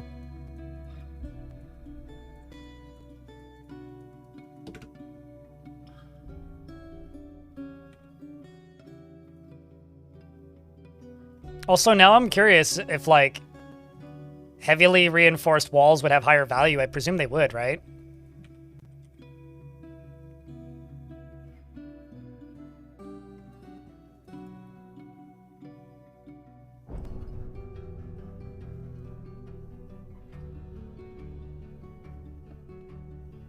If you ask me, that face screams empathy. I mean, it certainly screams. As far as what? Who knows?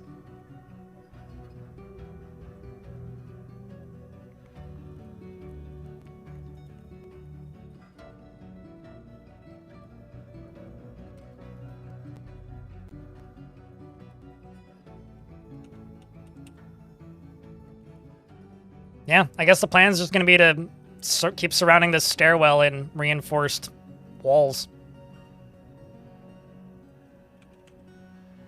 Okay, let's just go also reinforced wall for this lower level. Basalt. Copper. Basalt. Copper. It's going to take a while to construct, but they'll get to it.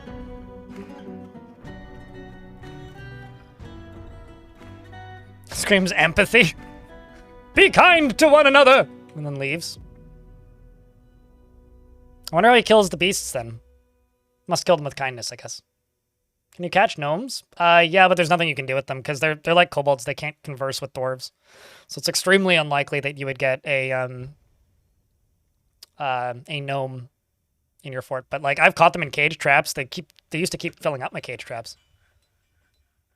It's a giant kestrel leather helm that is goldenrod with bayberry dye. Cool. So because the entrance to the fortress is going to be right here, I'm going to go to over here and go ballista. Huzzah! Use closest material. Yeah, I don't care too much. Hoppa. Like that. And then I'm going to go here and go SIE Siege Amu. Although I'm actually very worried that Kias are going to steal it. But, oh well. If they do, they do. I just love volcanoes. I haven't played on a volcano in, like... I need to go back through my history, but I haven't played in a volcano in, like, 6 months.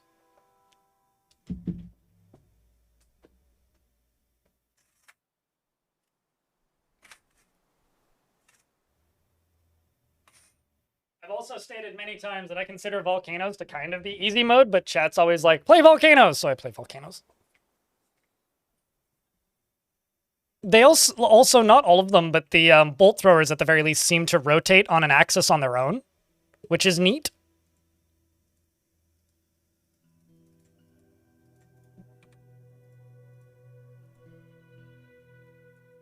That's not what I wanted to do.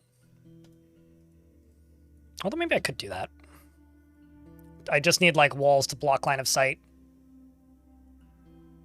For poor, easily startled citizens. Yeah, let's just do sand pair.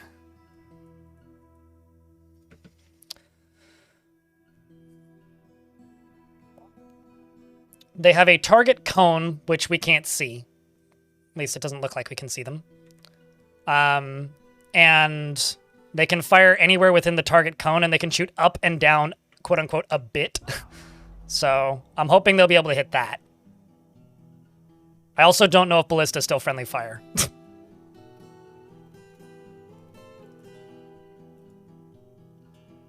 Or even how far they can fire. So I'm presuming it's like 30 tiles. So 1, 2, 3, 4, 5, 6, 7, 8, 9, 10. Yeah, they should be able to shoot that far. Should be able to. I don't see why not.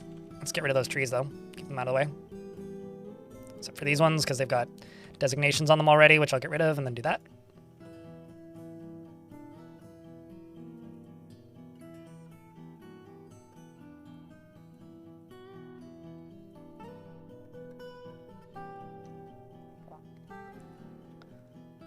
Presumably, but it wouldn't surprise me if the catapult's shrapnel-friendly fires now.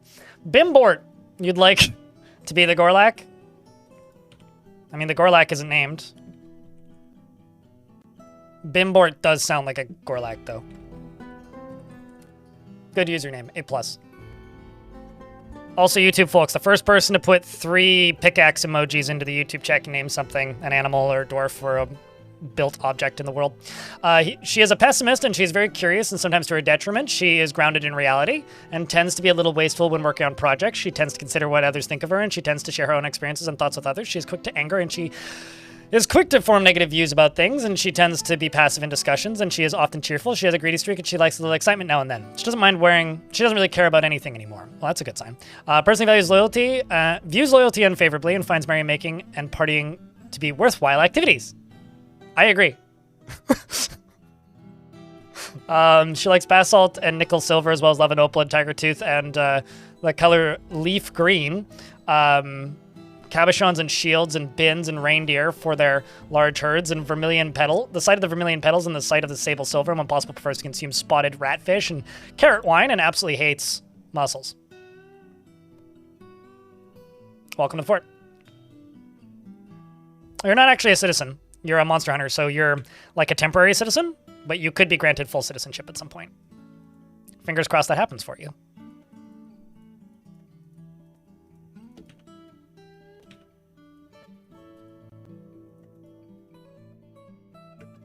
So I already have a bunch of amulets made.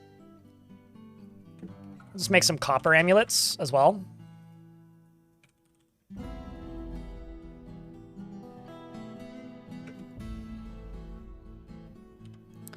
Let's also go copper breastplates, copper greaves, and I'm going to make a barracks up here and get this bottom squad training periodically. No, not constant, just monthly.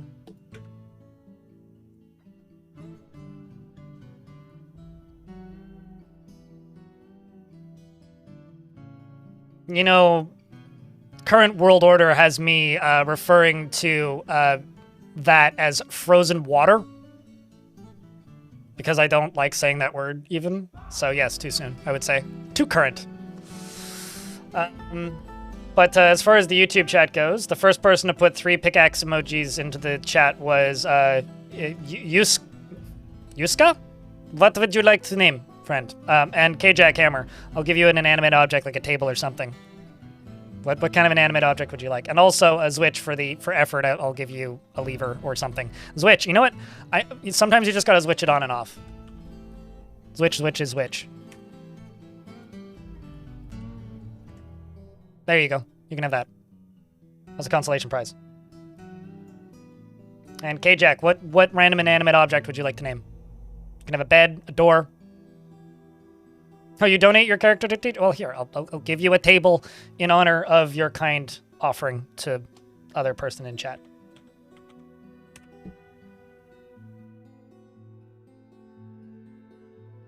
A pickaxe? I can't name a pickaxe.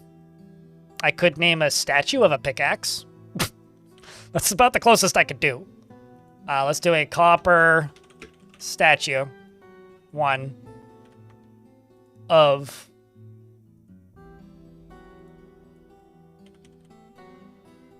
Why don't we do a great pick? And we're going to call it the Machine of Digging. Dignity? No. Mining? The Machine of Mining. The Medicine of Mining. That's not what that word is.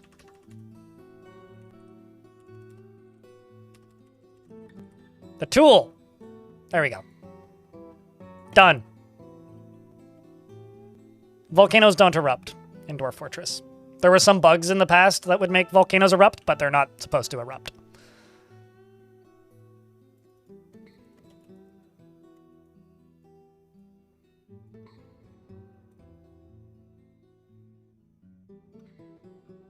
You can name anything with a quill next to it. So, like, stockpile. Stuff place 1.0. See? You can name whatever you want. As long as it's got a little quill next to it. So you can't name, like, a bin, but you could name, like, a pedestal, basically.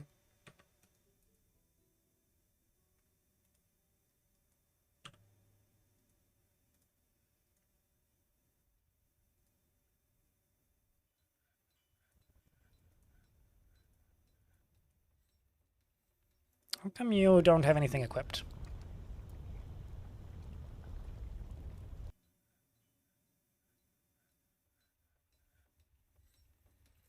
Concerns me a little bit.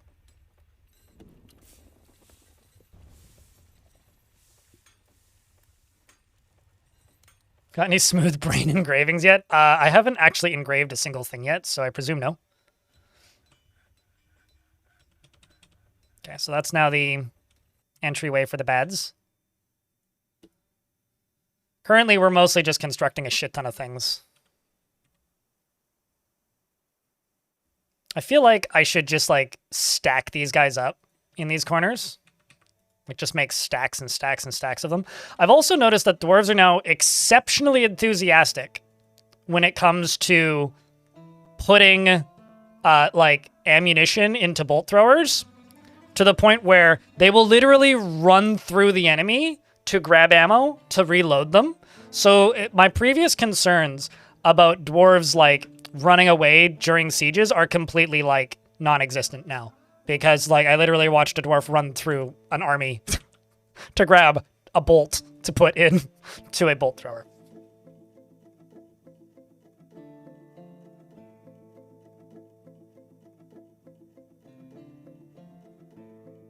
They don't erupt. They infinitely refill to the layer that they're at, right? So if you cut through the side, that's not it erupting. That's just you broke the edge of it, and it'll try to refill to that level. That's like, no, previously they would erupt if you retired and reclaimed a fort. There was a chance that they would set the default level that it would try to fill to at the wrong level, and then it would just bubble over, which was fun, but, like, wasn't an intended feature, because that would also happen with oceans sometimes. Like, if you settled on an ocean and retired the fort, and then would reclaim it, it would just, like, sometimes pick the wrong layer to make it fill to, and then you just get a tidal wave. Also kind of fun, but, like, not intended, right? So you don't really want not intended features like that just being a constant concern. Because it's not really optimal, I suppose. I wonder if it's a DACA or if it's more of a... I think it's more of a... than a DACA, but I'll take it, for sure. So this is how many bolts are available. That's kind of incredible, actually. And you go over here to load the bolt thrower. And they load it.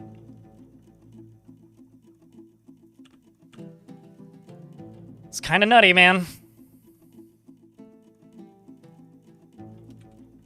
And that statue should be built by now, probably. Nope. Nope. A caravan from the dwarves have arrived. I'm sure I've got lots of stuff to sell them.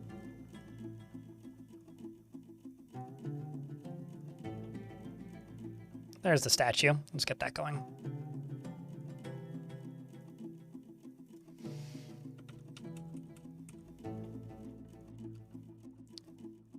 $664 bolts. Well, I've got a lot of bolts, so I guess that's good. Amulets.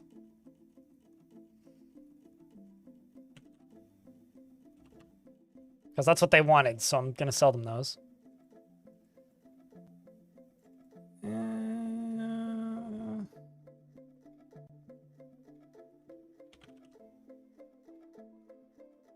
Still have tons of bolt thrower parts. So apparently you only need one bolt thrower part per bolt thrower. So I'm just gonna sell off a bunch of these. Well, actually, I'll keep some of the nice. Well,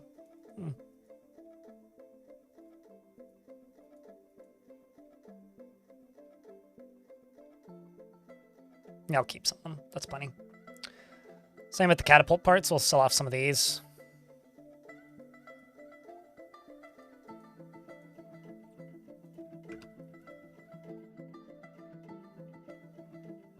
Is this the amulet trade? This is the amulet trade. And yes, I remembered. That's how you can tell Streamer took his pills this morning.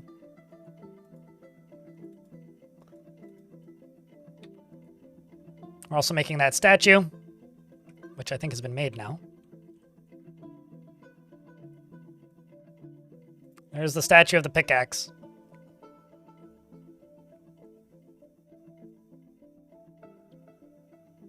Bugs are fun until they're not? I don't know.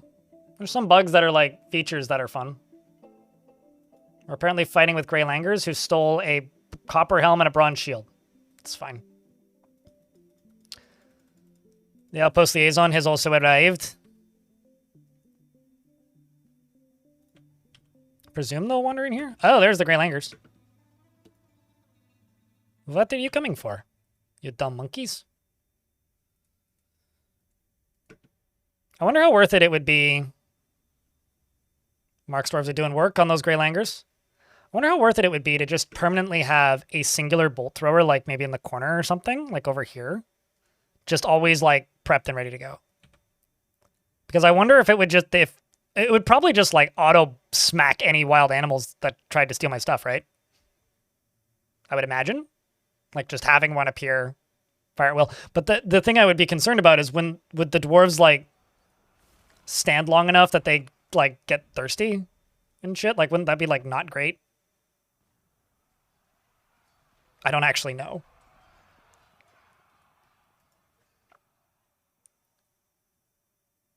All of the new books.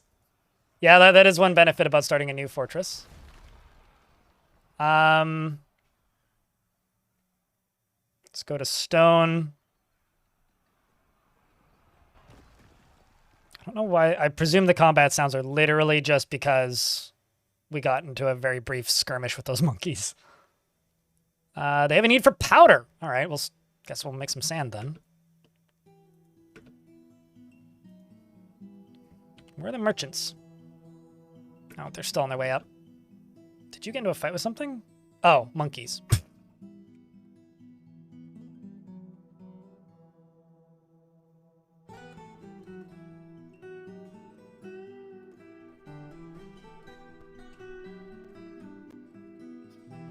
Excuse me, sir.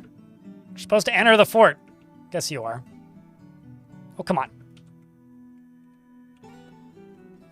I need to go help the traders get into my fort because they're being chased away by something.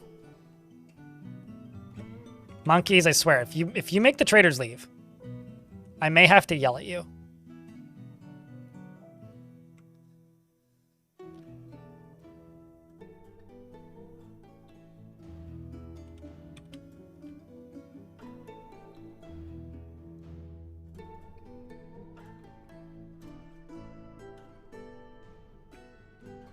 You get a steak dinner for free? You're like me, where it's like, after 12 hours, it's mine. Alright, so they're worth, like, 19 instead of 3, which is, like, I don't know, not bad, actually. 1,500 in trade goods.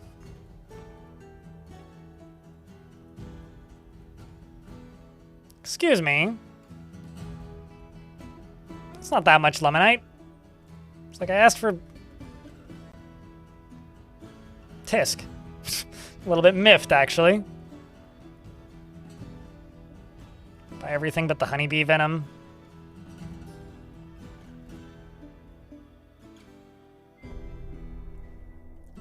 I'll buy all of this, or maybe not all of it, but all of the cheap bags of sand. Or bags, I guess. So I don't need to make too many bags. I'll buy the 3 anvils. Buy some more meats. Buy some more fish. Although I can't really afford it. Tisk. Buy some meat. Go until it hits yellow.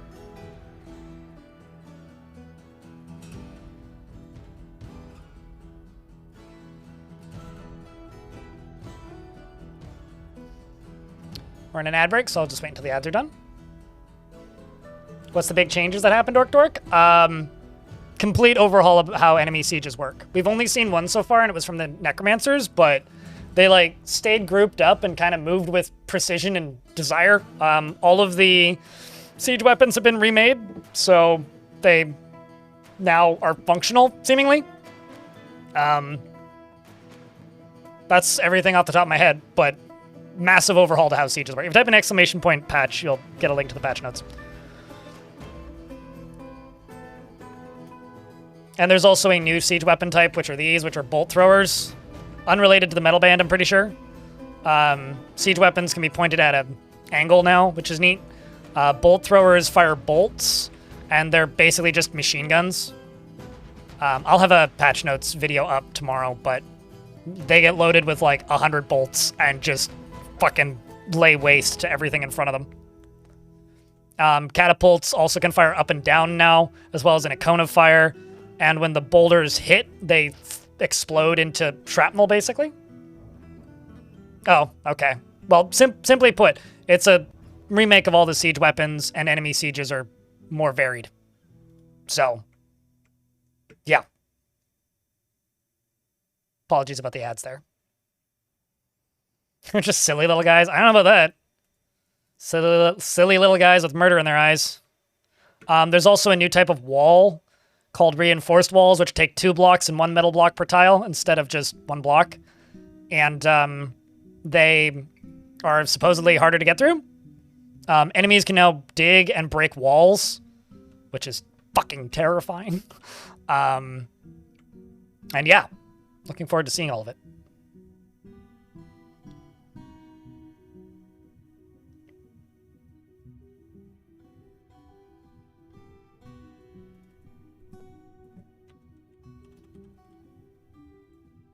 Do I have any metal objects to melt down? I guess not. So I'll just unforbid those.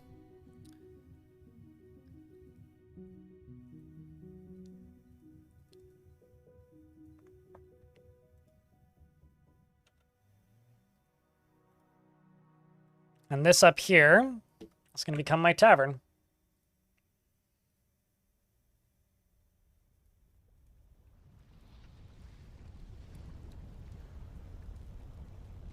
All right, chat, we need a good name for a tavern. The Mechanical Desserts. No, we're not going to be the deserters. This could be the...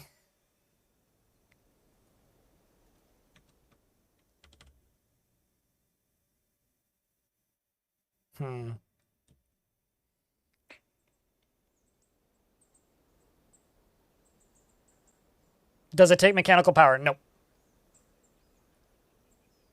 Dwarves power it, but they fire pretty rapid fire.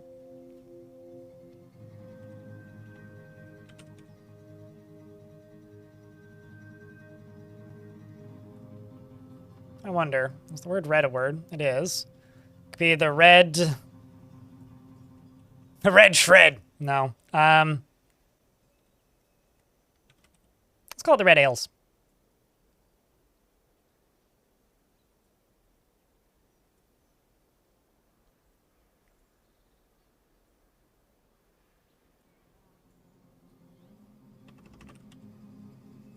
The red ale. Of balls? What?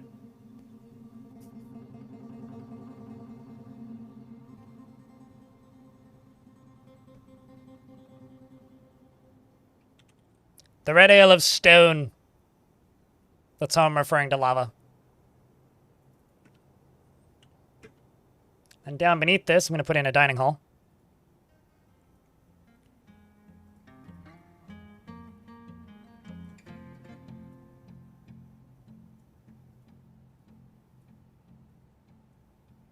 And this will also be assigned to the same zone.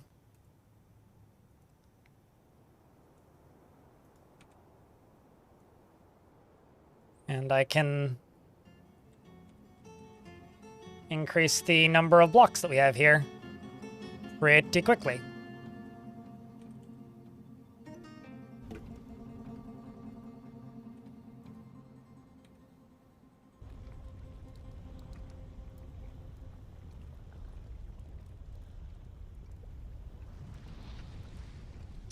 No, there just happened to be a gigantic volcano on the map that I settled on. It's strange. It's wild because I didn't settle on a volcano. Yes, this is a volcano fort. There's like a volcano cell filling 2/3 of the screen. So yes, it is in fact a volcano fort. And this is that statue. Have a great pick.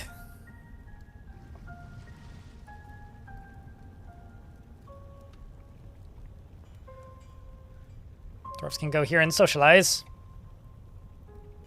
What's the ABV on that ale? Burning! I mean, high.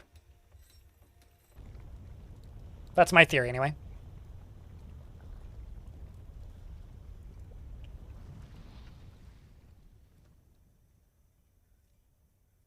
First time you caught a live stream, yeah, you're excited for the update. Thanks for the good content. Well, thanks for watching. Appreciate it. Don't forget to leave likes on the YouTube stream.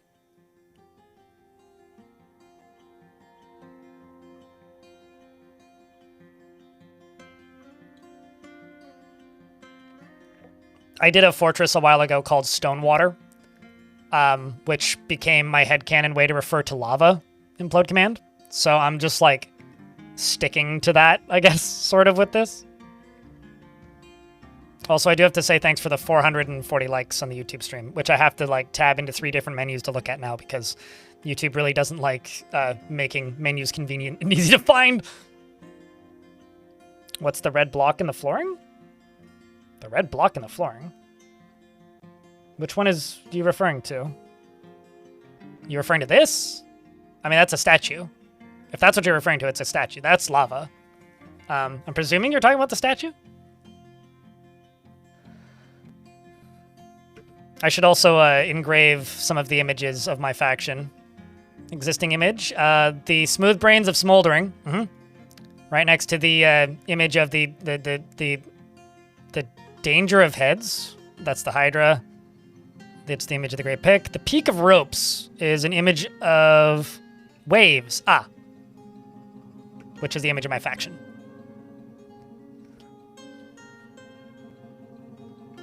If you get a statue that's just like an image of a thing, and the game doesn't have like a statue sprite for it, you just get a box, because it's like a box with like the image of it.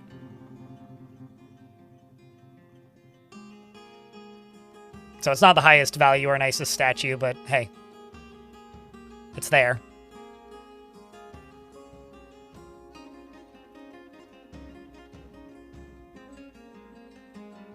I've got so many bolts down there, it's a little bit ridiculous, actually.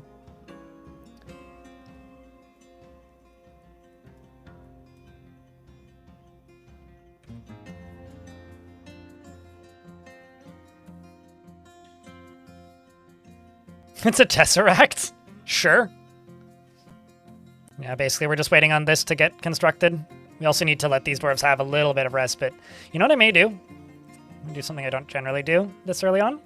Unforbid these, but I'm gonna go in and I'm just gonna forbid every single one of our like not current need to be done jobs. So all of these I'm just gonna go through and pause, just so that just so that we have more hands to finish these construction jobs, because turns out we've got a lot of dwarves in this fort and like basically none of them have like any time to construct things, because there's a lot of tasks that I'm asking them to do at the moment, because we don't have a lot of dwarves in this fort. But since we did just train a second time, hopefully we get more migrants, although we got none this season, which is a little odd, actually. You've seen little dioramas in an art museum? Yeah. Maybe it's like one of those things where like it's a cube, but it's hollowed out with like a 3D carving of the thing in the cube, you know? Be like 4 suspended things with like a thing inside of it. My knee-jerk response is to say like, oh, it probably looks like it's 3D printed. Kind of also not what I'm imagining, really. Down here, I'm just going to make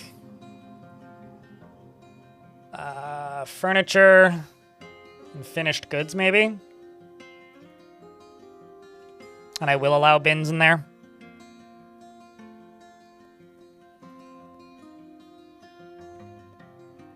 So they'll just start putting stuff down there as it's done.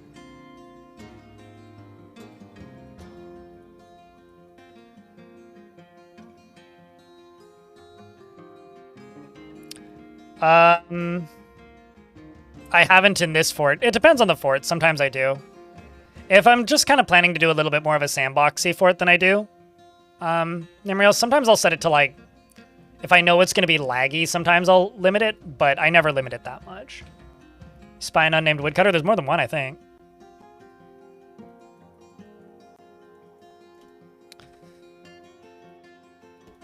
But not normally, no.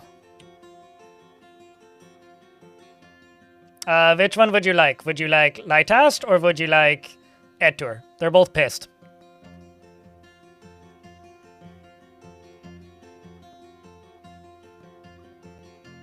I've always wanted to do stuff like that, Serious Cat.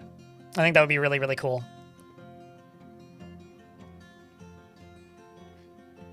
I've also wanted, like, you know, requests from trading caravans to be like, we need 12 workers and 150 blocks for this season. And then they come back like 3 months later or whatever. Stuff like that. And with some gained skills. Things like that would be really neat, but I'm kind of imagining a different game, I think. And then maybe like that improves the road to the mountain home, which could change the overworld and like theoretically maybe make traders bring more stuff. You know? That'd be cool. I don't want to make use of the old currency system, personally, because having played with it back in the day and gone back to those versions and messed with it, it kind of sucked. So, I mean, like, maybe if you're just... yeah, I don't know. I mean, you could make use of the old currency system, sort of, by just minting coins and using them as trade goods, but, I don't know. I don't want to make use of that system. I think the game's better not having it, personally. Like, people get annoyed right now when dwarves go to, like, get a new pair of pants. Imagine they had to go get coins and then take the coins to a place to then get a new pair of pants. In case it got buried Ertur, I totally did. I should name you an angry-ish potato.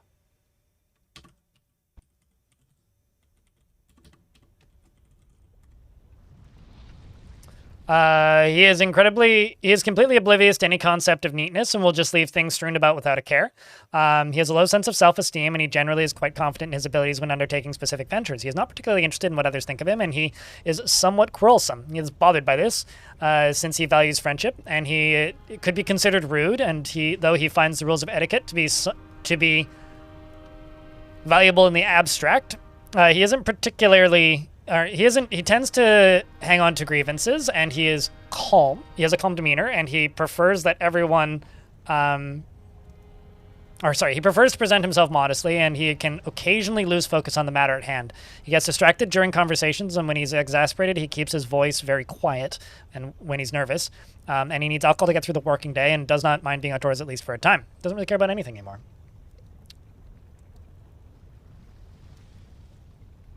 They're not hauled to the stockpiles. You have to make sure that they're permitted in the stockpiles, because they go into like finished goods stockpiles if they're empty. They don't go into food stockpiles if they're empty, so you have to allow them in your food stockpiles if that's what you want, if that's where you want them.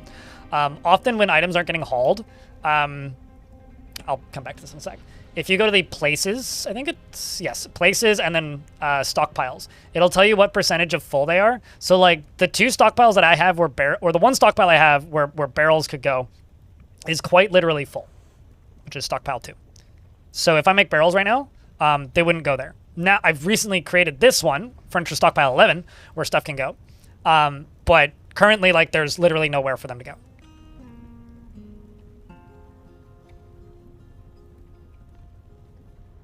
They stay in the shop inventory. If they're used to build shops, then they stay in the shop's inventory. Although rock pots shouldn't be.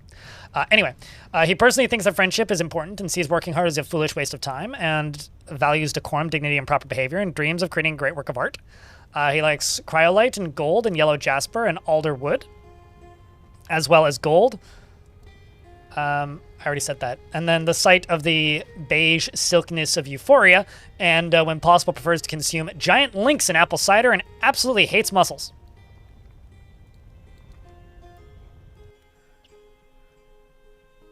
Sure. Yeah, that'd be neat. I don't know. What I kind of want, based on like what chat is like musing about, I would love to see Tarn implement the thing that he's talked about a couple of times, which is a market system instead of the current trading system. Like currently we just have trade depots, right? I would like to see that market system that Tarn has babbled about before, because I think that it would be really interesting to have like a series of buildings that you build to trade and then different jobs to do different things and then have them serve multiple purposes other than just like, you know, this is the place what the trading happens in. It would be neat to have like a marketplace, and maybe that's where the visitors tavern could be, which could be like notably separate from like the non-visitors tavern and stuff. I think that there is ways that they could do that without like using the current system. And I think like if it's stuck in the current system, I think it's maybe not that interesting.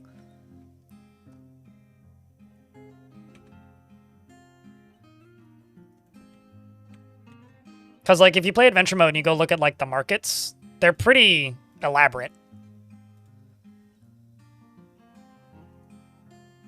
And that's really what I would like to see.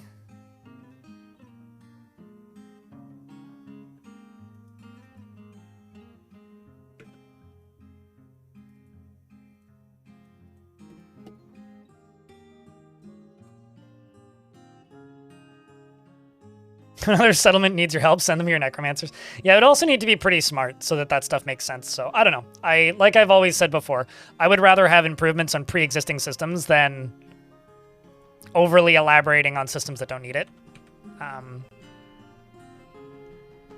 So, I would rather just have like a very simplistic improved diplomacy than like a half-built change of trading, you know? Yes, we've got it running. It's been updated for a few hours now. But thanks for the heads up, Thrute. What was I doing? Right, I need to put a floor tile on that. Kind of losing what I'm doing here. But this seems to be helping a bit. After being unable to admire art for too long. Most of the dwarves are still just constructing buildings. Let's see what they're constructing.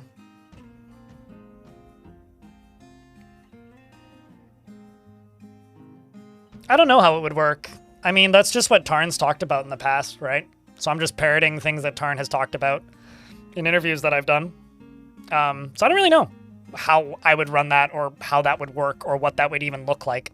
I genuinely don't know.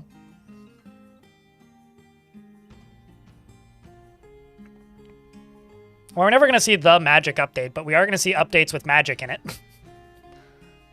Which are two very different things.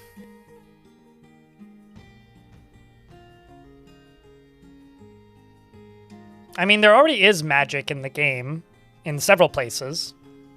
that are like parts of the Magic update. But because of how the game is being developed now, that's not exactly the current way to refer to the updates, I guess. Did I link you to a lever? Yes, I did.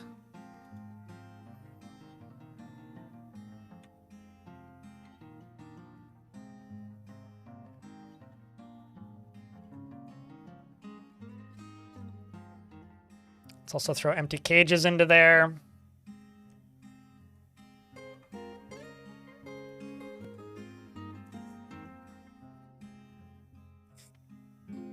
You'd like something alchemy adjacent in furniture? I have in the future. What, like turning one material into another material? Yeah, I have no idea. When it comes to like magic stuff, I think that speculating about magic specifically is a complete, total, and utter waste of time, especially in the current year, because like we're not the developers of this video game are not making arcs anymore, which was we're just going to disappear for 2 years and then a huge patch comes out. It's going to be more like this patch, right? Like historically, there was a major arc update called the Siege update, which was going to be this plus some map rewrite stuff. But instead, it seems like we're getting this in 2, maybe 3 parts, which is like the enemy attacking you update plus siege weapons stuff.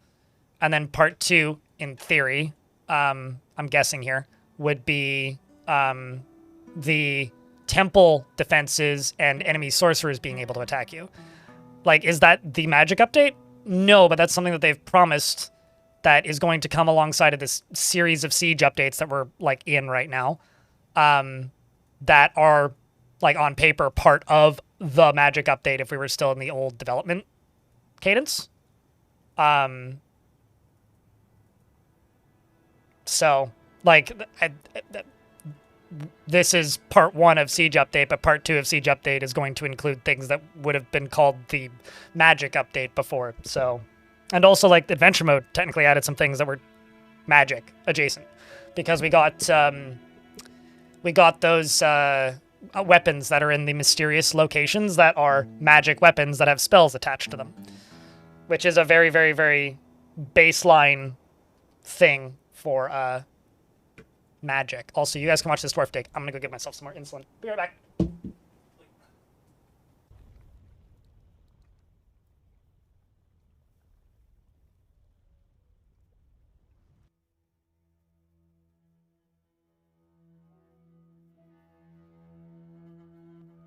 Cheese for everyone!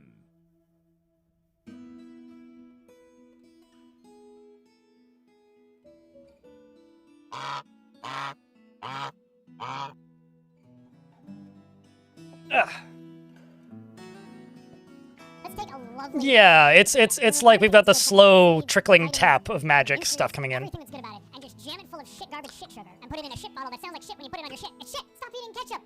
This nattering voice in my head has some valid points. I'm gonna just go to furnaces real quick and go magma kiln. Yeah. Yeah, I think so.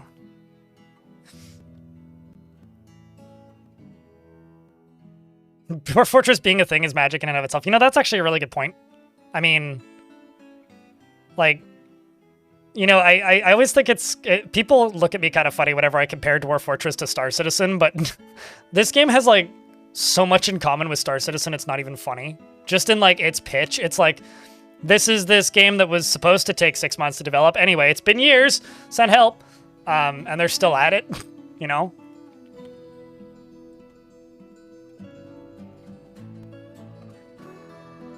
Dwarf Citizen. I mean, Citizen Jurist.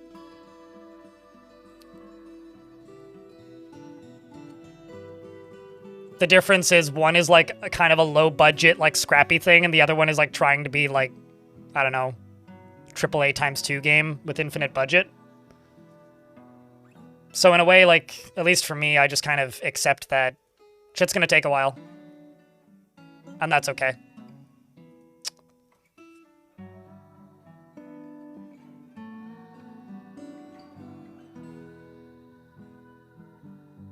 I'm sorry, what? Except for the MLM scam DLCs? Are you implying that Dwarf Fortress has MLM scam DLCs? Or are you talking about Star Citizen? Having never actually played Star Citizen and just knowing how its business model works, like, they're actually very similar. But... No, but there is a $30 purchasable video game, which is all you actually need to pay to play Star Citizen. You don't have to buy ships, right? I don't like the business model, so I'm not going to defend it in that way, but being direct, like, that is the business model of Star Citizen, is it's a crowdfunded game. The issue is it's a massive crowdfunded game. So most people just kind of, how do I put it? It loses all of its credibility the second you look at the value of the macro transactions, because they're not even microtransactions. But when it comes to, like, you know, infinitely developed games with, like, no real timeline, they have quite a bit in common.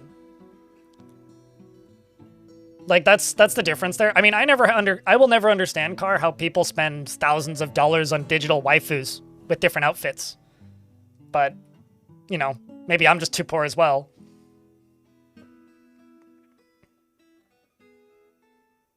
See, this is why, like, I guess my mindset when it comes to this is just going to be categorically different to everybody in my chat forever. Because when I say that the two games are very similar, they're both infinitely developed crowdfunded games. That's the only way that they're similar. The difference is one is like, what, 4 people? And the other is like thousands of employees.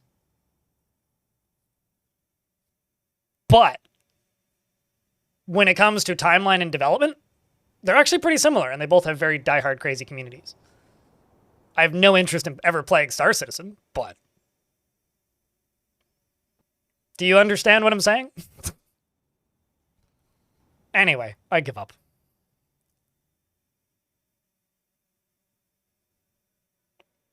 Dwarf Fortress is crowdfunded because it never would have existed without the crowdfunding, right?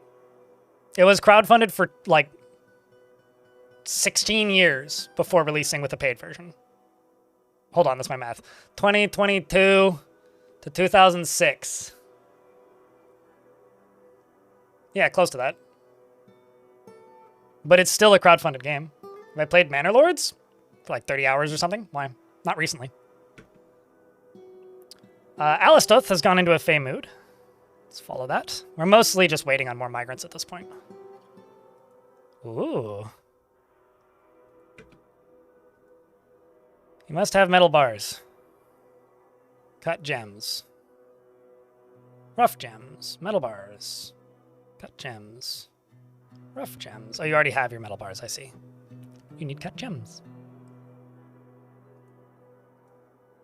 I also, like, as much as I dislike the business model of Star Citizen, I don't agree that it's a scam. It's extremely expensive, but it's not a scam. But then again, you know, you could also say that, like, any gacha game is a scam. If anything, I would say those are more of a scam because you're percentage chancing your way into buying things instead of just buying a thing. Oh, certainly. But I would also self-identify as a member of the Dwarf Fortress cult, so... you know. As old RuneScape, as far as there's a handful of people going, hey, wouldn't this be neat to put into our video game? Yeah, sure, I believe it. Where are you off to, Dwarf?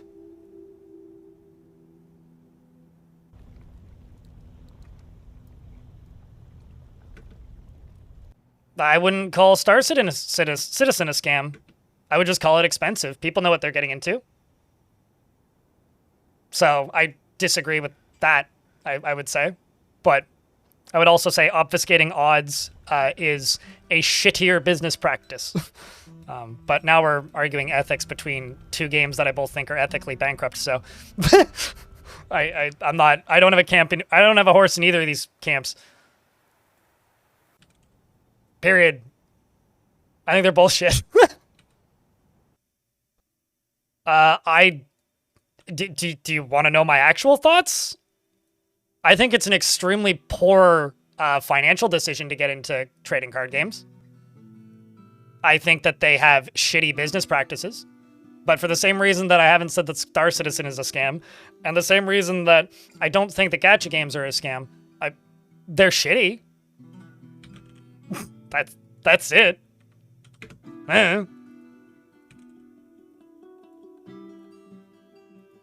It's an extremely poor value for money. I'd say that the scam really is actually buying extremely expensive off-market individual cards is the actual scam.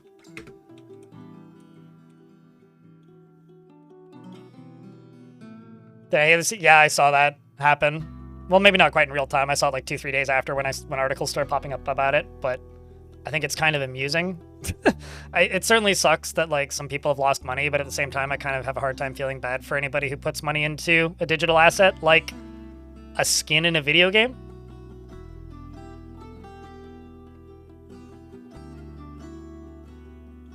No, absolutely. Which I would also say is morally bankrupt and like ethically sketchy. Jetpack tuxedo.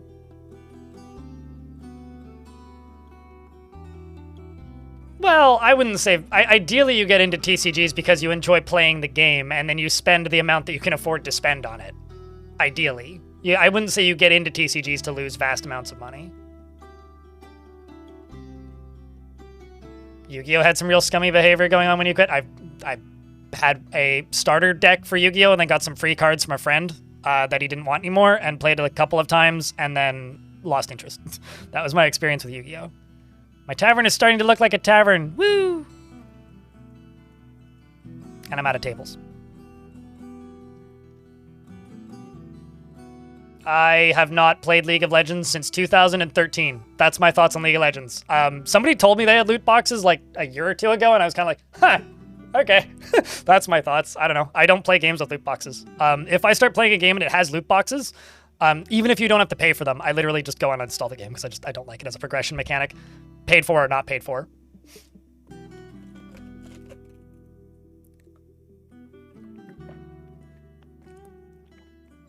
I was given a piece of art that was painted by my aunt's friend that isn't worth as much as a car, but maybe a shitty used car. And I guess that's just cardboard. But it's also like a meter tall, like it's a giant art piece. It's in the background of a chunk of the Boat Murdered video.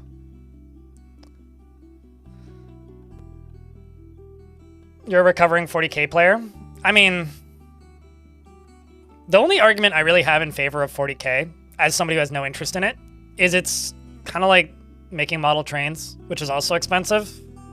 But it's like so mainstream popular that like it doesn't really have the excuse of like, well, it's a really niche, weird hobby, so thus it's expensive, you know? Fish are here and have been acclimated. What kind of fish?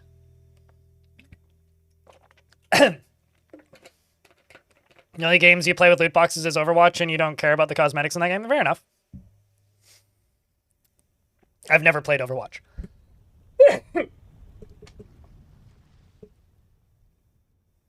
I hope that I finally named the statue. Oh, I didn't realize you wanted me to name it after you.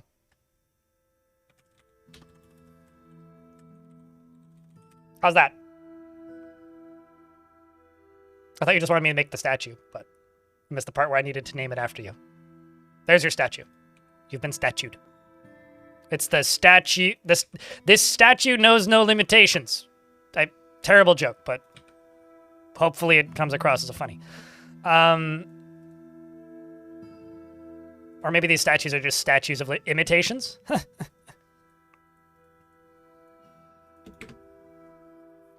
Copper statue of a great pick. Yep. Really? I didn't realize that it had been updated, Bojangle. I'm not getting that sarcastic yet, but eventually it will. Yes, well, technically I didn't see. Chat saw and chat told me and I restarted the game. Now it runs, so I presume it updated. If it didn't, that'd be like fucking witchcraft. A statue of a great prick. That'd be a statue of a great stench.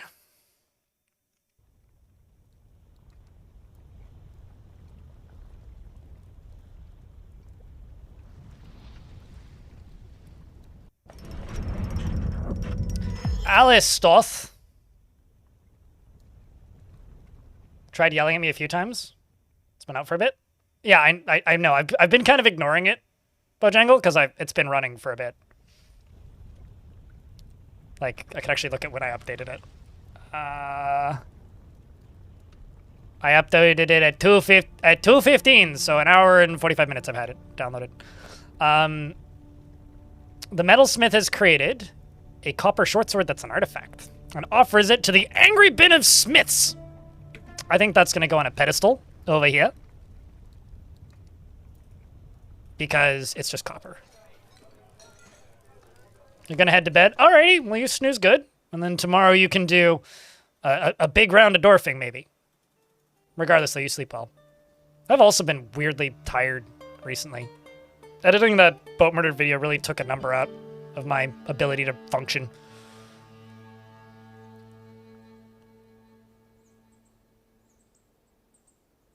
I remember sitting through, I don't know what a CLE is, but I talked about at length about how Genshin Impact is now banned and selling loot box to people under 16. Thankfully, there's progress. Where's that? I know it's daylight savings time, but like, normally like the gaining an hour of sleep like makes me feel okay. I've been like physically wrecked since like 2 days before daylight savings, so I just haven't. I didn't sleep well for a really long time, and then last night I slept for like 12 hours, so it's a good thing I got to bed at a relatively early point, but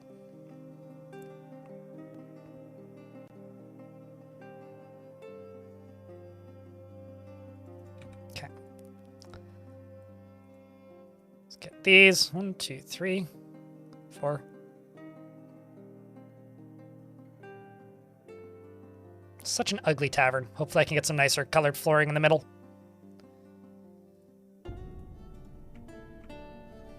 Okay, let's just check tasks. Go down to brewskis. Oh, we're not brewskiing anything at the moment, it looks like. All right, well, let's just get some of this stuff going again.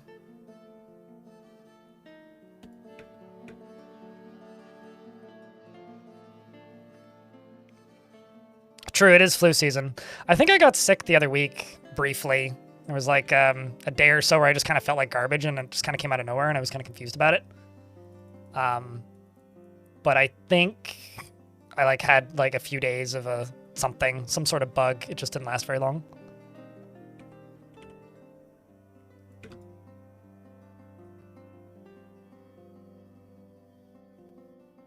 Smattering of birchen blocks. Yeah, I may do something like that, throw in some wood or something. Just so that there's a little bit more color variety in there. Okay, so since my still was up in here, plunk you down here. Blind still streaming. Blind will be on for easily another 3 or 4 hours.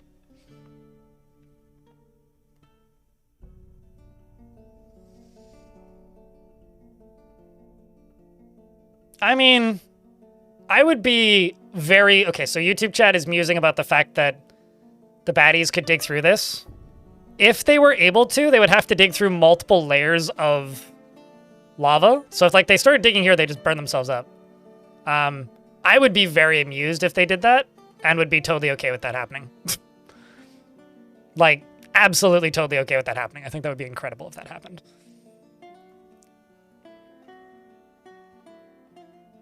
We're also going to make a kitchen.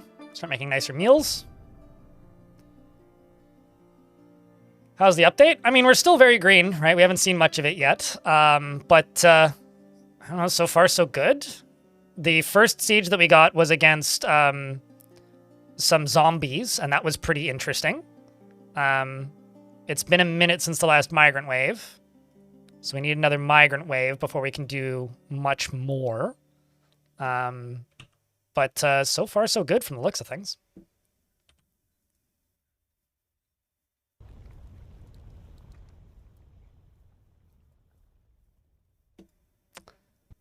Can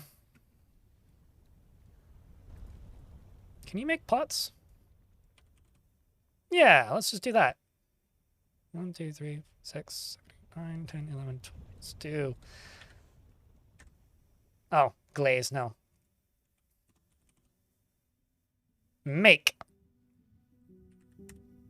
12 clay pots. We'll do that. I guess I could make ash glaze, couldn't I?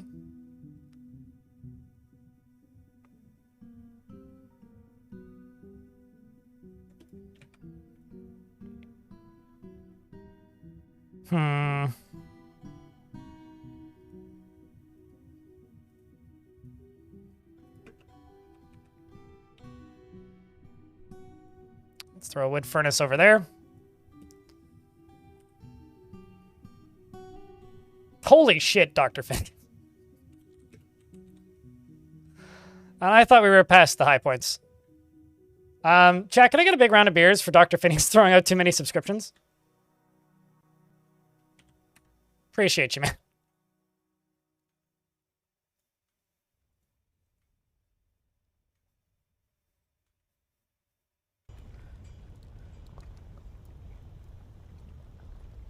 Because, like, that is entirely too many.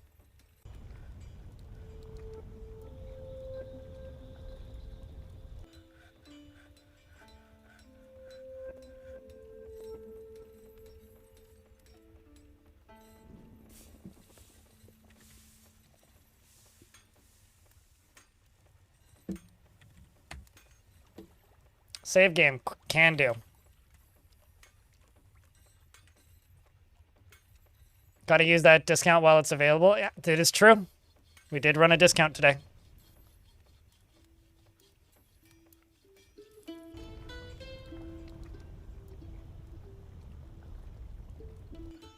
Sure. Yeah. No, I'm just... I would really like to see stuff like that happen, Berethian.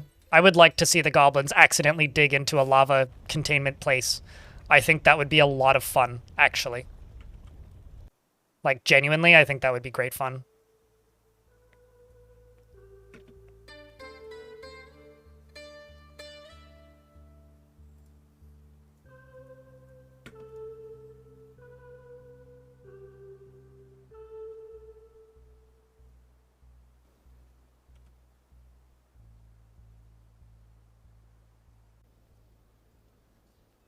Let's expand that.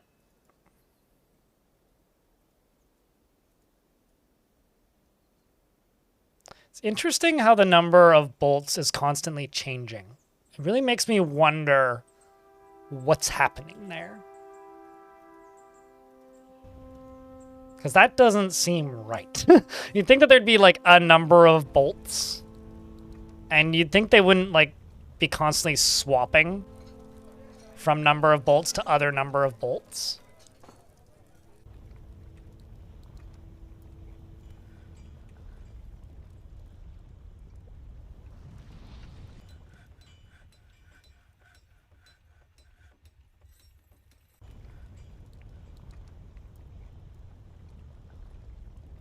Do the material of rock matter for catapults? I presume so.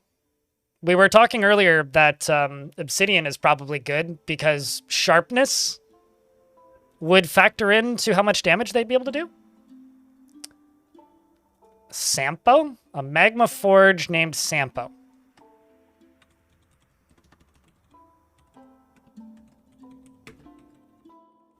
What's a Sampo? I feel kind of dumb asking that question for some reason.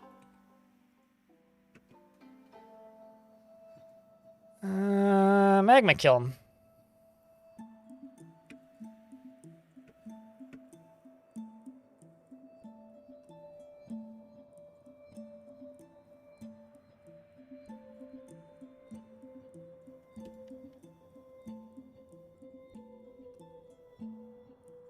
Is from Finnish mythology. Ah. Well, I know that Noita means witch. That's all I really got out of Noita.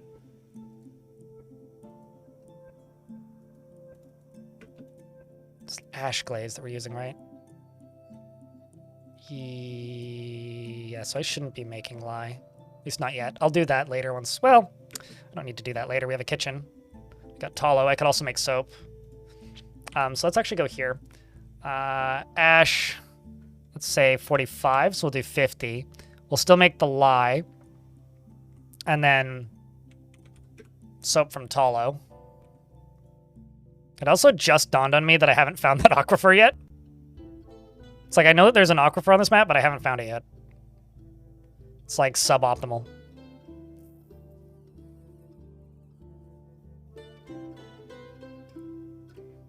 Why am I not seeing the soap maker? There it is.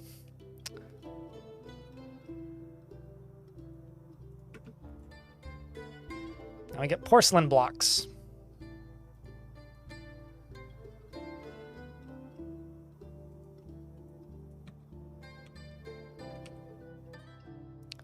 We're gonna glaze stone pot 24.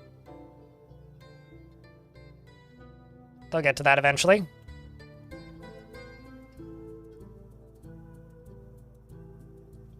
We still never dealt with an aquifer. That checks out if you've played this game for that long.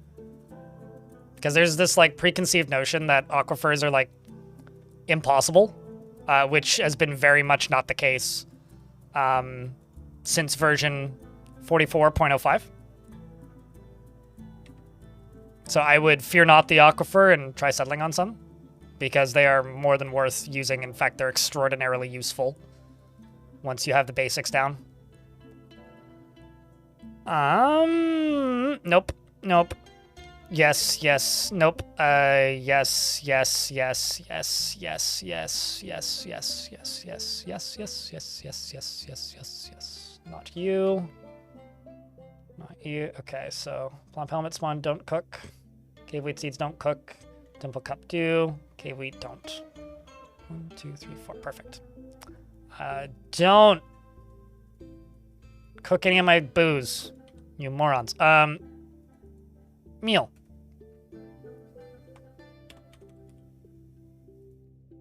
Let's just say pleat 20 seasonally.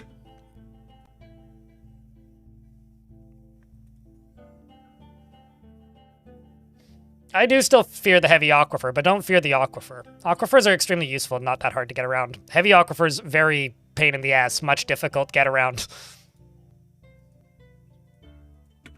Let's also cut some gems.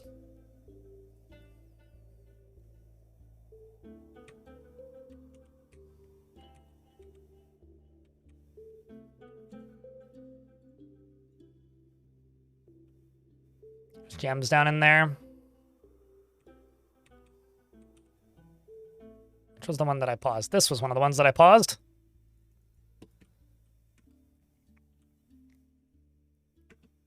I'm actually kind of curious about how geared out my dwarves are. I mean, about as good as they're going to get for right now. Rattlesnake, man, venom. Gross. I mean, I can deal with a heavy aquifer if there's like... How do I put this? I can deal with heavy aquifers if there's...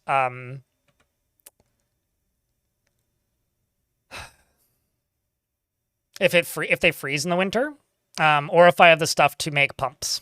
If I have either of those, then I can absolutely deal with heavy aquifers. Otherwise, I'm kind of with you that they're a pain in the ass. But actually, regardless, I'm kind of with you that they're a pain in the ass. Just because I can deal with them doesn't mean I like dealing with them. Diagonal ballistas, yeah! And catapults. I'm actually just going to go back here.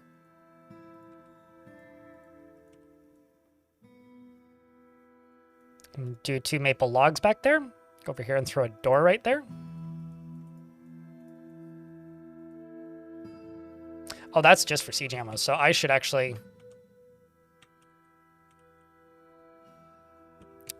I'm moving around way too quickly. Should set you to give items to over here. They do look great. They really do.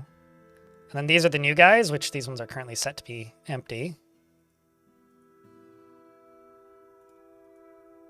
Let's get these loaded as well.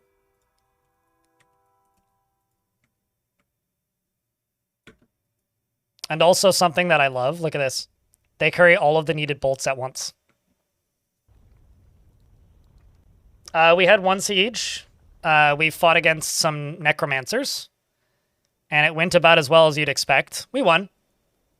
But that being said, I don't know how hopeful I am for the future. We'll see when we get there.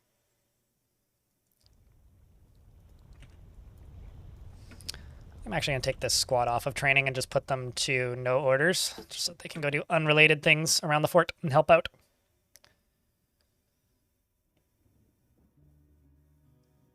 I also need to make a temple like yesterday, so I think that should be what we do right now.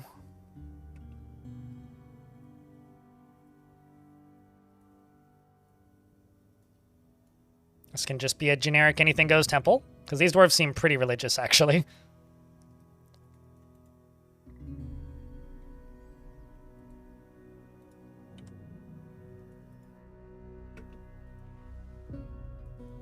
I thought I put these at a lower priority, but I guess I didn't.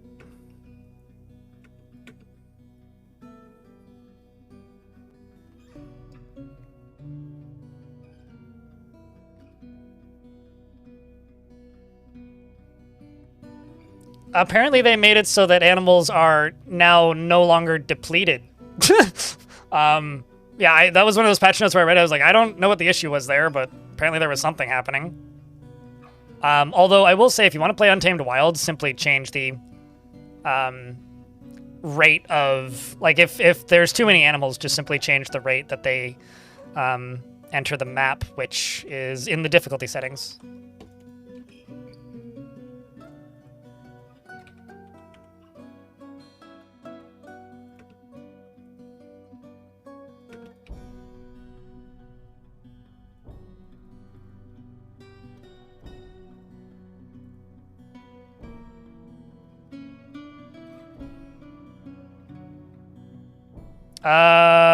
Probably not in regards to Hazel.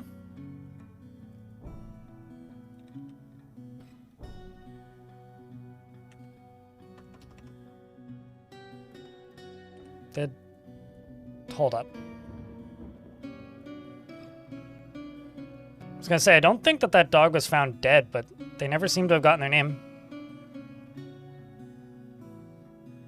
Did they, like, lose their name when they became an adult or something?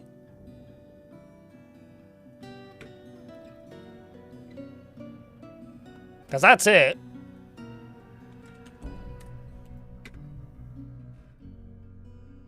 Weird.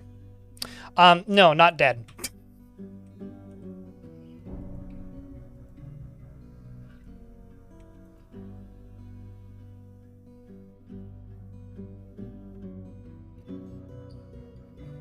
And they haven't really done anything yet? Are they agitated? Like, do they have the agitated, like, side effect on their name? Because if they don't, then, yeah, they won't do much. If they do, then, yeah, nothing's really changed.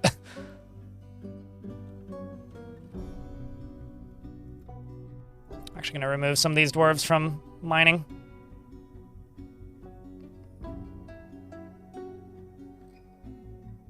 I find, like, animal armies to be unreliable and annoying to deal with. I've never found them to be worth it, especially dragons. I will sometimes go steal dragons from the goblins, but I'll never bother breeding them. Oh, I was gonna put that short sword here, wasn't I? Purely because, like, it's just not worth it. Like, genuinely. It takes so long for them to get to full size that, like, I'd rather just steal them. It's faster. More efficient. I know they can be fully domesticated, but I would rather just steal them. It's just fun to have them. Even if they're fully domesticated, they still fight with neutral entities. And if, like, for some reason they get into a spitting match with somebody, they literally turn them into dust, but... No, I've had them tamed in my forts before. Like, I know what you mean, but it's not worth the time, because in order for them to get full grown, they need to be alive for literally hundreds of years. So if I'm going to have them in my fort, I might as well steal them. Any sieges happening yet? Yep, 1. 10 years? No. Okay, so that's not how they work. Yes, they become adults at 10 years, but they continue to grow as they're alive. So if they die and you look at the weight of their corpse, it'll be a significantly lower number than one that's been alive for 200 years dies, because they continue to grow as their life continues. The same goes for a lot of mega beasts. And unless they changed that as well, which to my knowledge they didn't, they just made it so that they stop being babies at a time and you can, like, raise them. they continue to get bigger, meaning like if they get into a melee combat situation, they're like no more effective than a dog, which is pretty weak, until they're like 150 plus years old, where at which point they're about the size of a bear. So that's what I'm talking about. It's not that they can't go from like babies to adults. Yes, they can do that now, but they still take forever to like get big enough that they're strong, at which point I would rather, like I said, just kidnap adult ones or bring them in adventure mode or something else. Yeah, it's 1,000 years to get them to full size. Same with cave dragons and everything. Yeah. Sorry if I'm like, well, actually you a bit too much, but I do think that mechanic's kind of fascinating. But I would much rather, like, if I'm gonna raise any mega beast, I would rather raise hydras, because at the very least they're born full grown.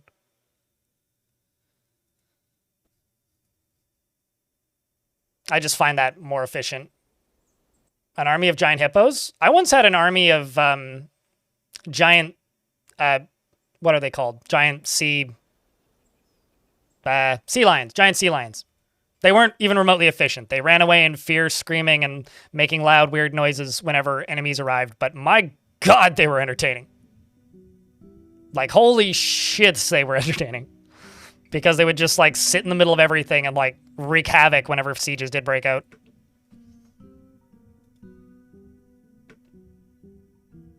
Hydra Fort would be sweet. Hydra Fort sounds like the name of, like, a hydro dam.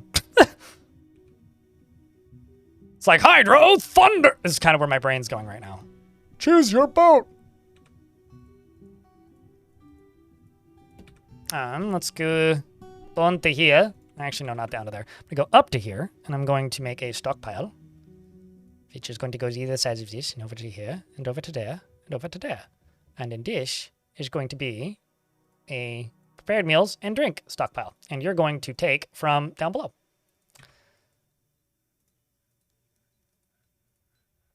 So this is going to take items and put them up there.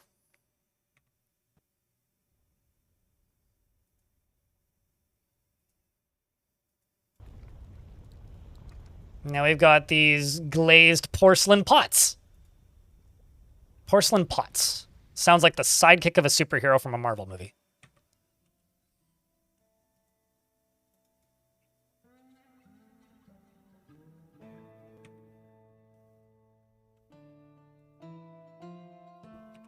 And then I'm going to go over here. Go all the way over to there and go basalt.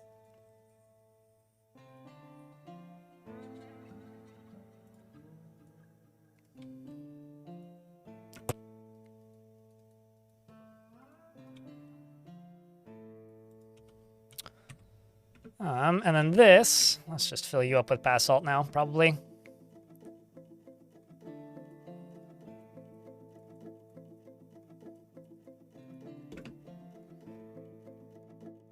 I've never managed to get rocks to breed. I've had breeding pairs of them multiple times, and every single time they just like sit at the opposite ends of the room and stare at each other untrustingly. And I always find it to be a little bit sad, because it's like, I have this male rock and I have this female rock, and if they just bash each other together enough, we'd get baby rock. But instead of getting baby rock, I just get two kind of mildly annoyed at each other rocks. It's like they just become a married couple immediately and refuse to bang. It's like, come on. Like, I get it. Just stop acting like you've been married for 45 years. They need a nest box? Oh, I've given them dozens of nest boxes. Different types of nest boxes, gem-encrusted nest boxes. Nest boxes with images of baby rocks on them. I've tried everything. Like, I just... They just stare at each other. I've just never managed to do it successfully. I don't know. I also double-checked to make sure they weren't gay. I used Putnam's gaydar. YouTube chat says that rocks are like pandas. You know what? That wouldn't surprise me all that much. That actually wouldn't. You get pebbles? That is true. Or sand, if you bash two rocks together. But yeah, you can get gay and asexual animals. Yes, you can. But, like, I checked. There is, so, if you select the character like this and you go to DFAC and type in Gaydar, press enter. This is a straight Gorlak. They marry males, and it's a lady. So, you know, you can check, and I did that. And, yeah. I did once have gay dragons, though, and I was really bad, and chat laughed really hard at me. Because I had a breeding pair of dragons, and then I got a second female dragon. I was like, yay! And then, like, never had any babies. Or they kept laying eggs, but they never, like, fertilized them. And then I looked at the male dragon. I was like, yeah, this dragon's gay. And I was like, I quit. I was so mad.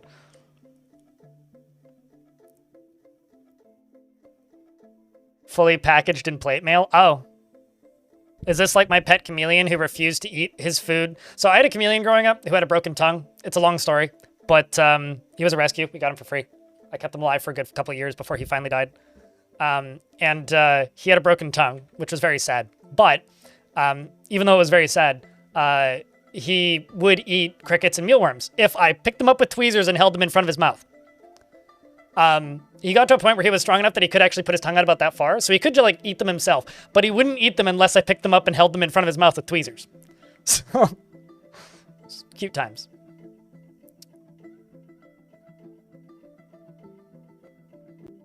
Oh, it's certainly possible it was a bug. I mean, this was a while ago. I haven't had a breeding pair of rocks in the not since the Steam version's released, so it's been a while. Made a big farm of giant ostriches and forgot that they breed like crazy. I've also tried to, like, make baby cyclopses and stuff by locking 2 cyclopses in a room and never had any success. So usually I just get bored and kill them eventually. Just kind of mean. What was I going to do? I was going to make some... All right, I was going to make silver goblets. Silver goblets. I'm mostly just waiting until we get more migrants at this point, to be honest.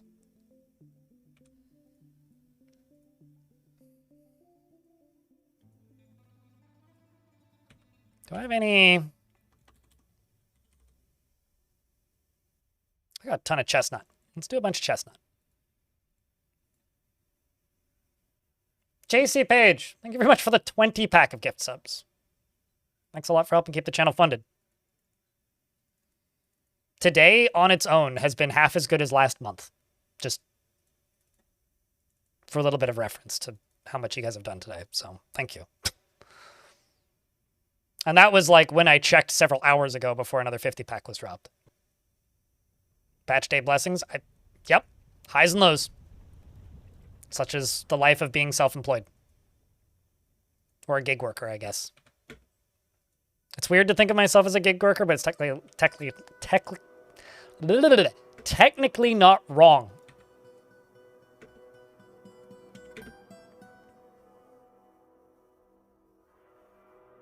Yeah, it's hard not to get a room full of baby troglodytes these days. That's also the boat murdered video. That video didn't do that well, oddly enough, in comparison to other videos I've made.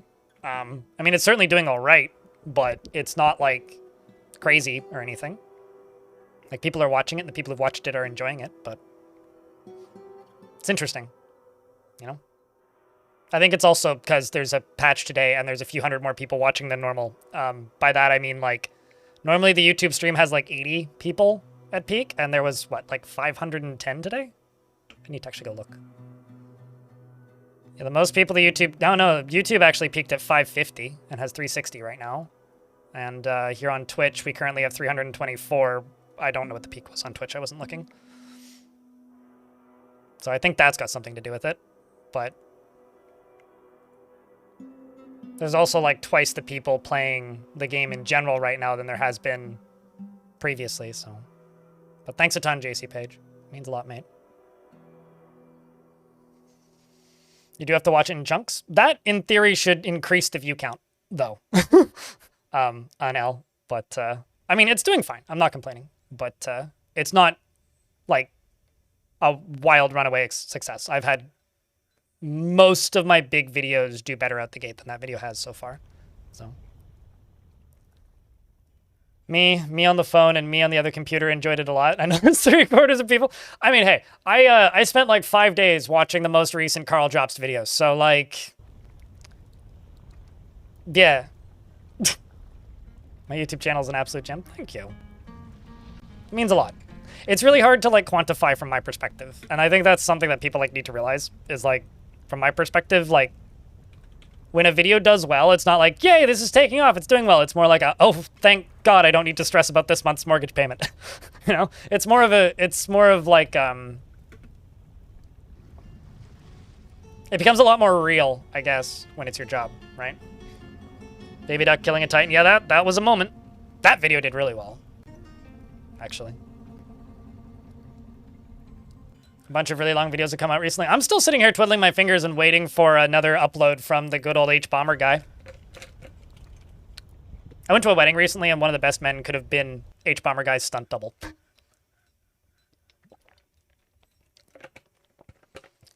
That sounds like a nightmare. I'm so sorry for that poor individual.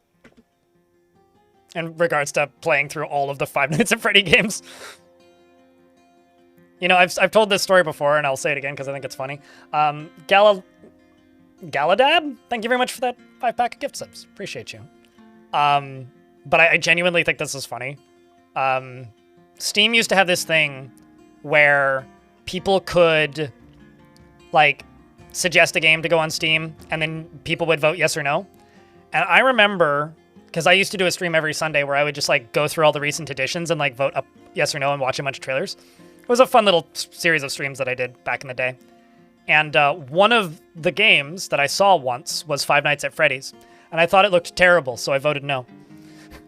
Like, literally, it was like, what the fuck is this? This looks like trash. And said no. So I voted no for Five Nights at Freddy's and Steam Greenlight. I tried. The rest of you failed me. That's what I have to say. Like, we could have avoided all of that nonsense.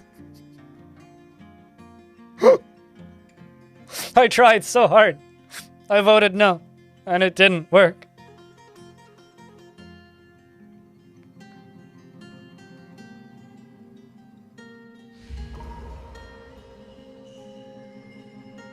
For some reason, you're thinking only dwarves could? Nope. I've had humans get married and have babies on my map. I've also had goblin siegers have babies on the map.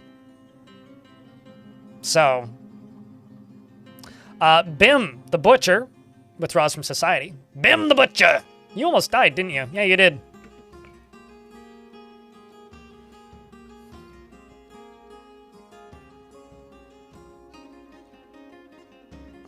I'm the hero that none of you wanted. Well, but what was even funnier was somebody in my chat that day when I said no on Five Nights at Freddy's was like, yo, this game's gonna make it through because 4chan loves it. I was like, uh-oh. I was like, I hope not. Anyway. Okay, so you are a lie maker.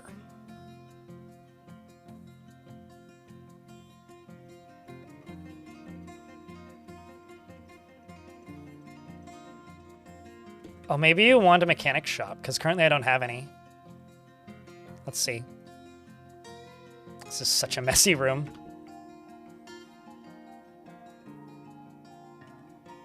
Bimby a dabbler and everything, yeah?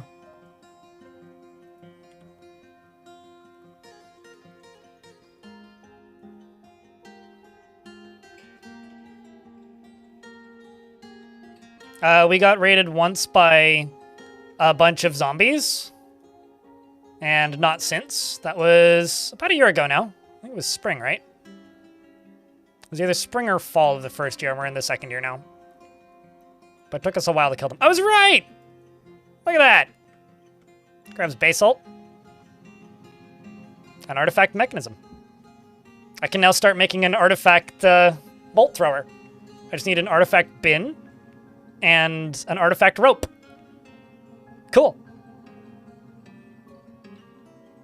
An arc raid? What? You mean like an arc raiders? That game has really, really cool audio design. That's all I have to say about it.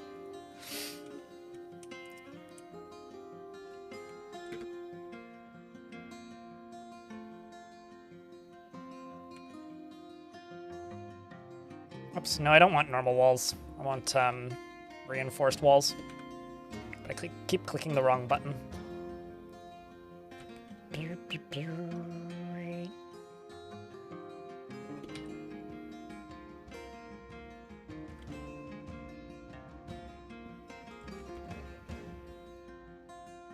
I guess I could make copper reinforced walls. I want to know what those look like, actually.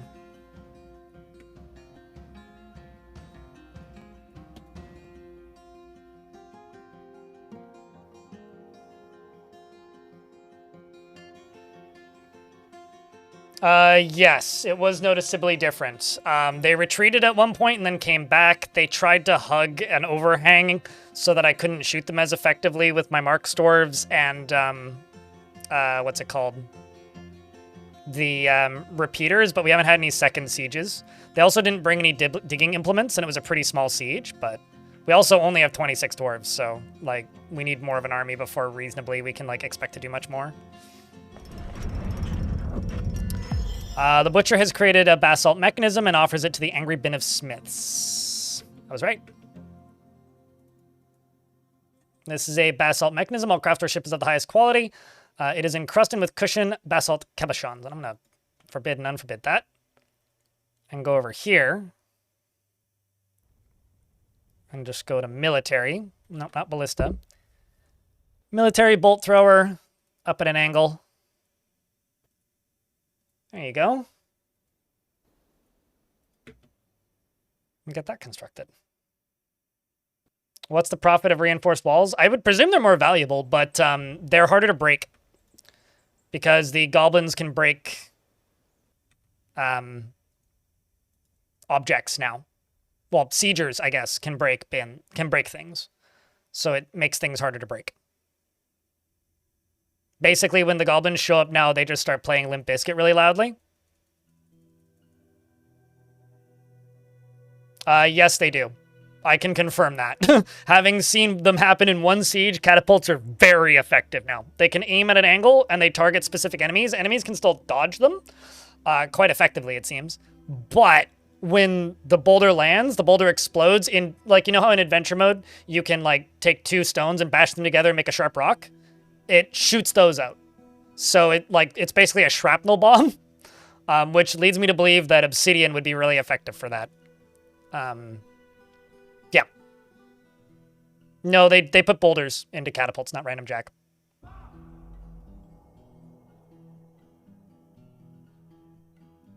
We're not in a volcano, we're around a volcano. And chat kind of requested it, I don't know. They were like, volcano fort! Which they usually shout, and I listened for once. What about the other siege weapon? The other siege weapon loads 100 bolts. Or actually, more than that in this case. 100-ish bolts. They're just a rapid-fire crossbow that can't move. But they can aim in different angles. Also very effective.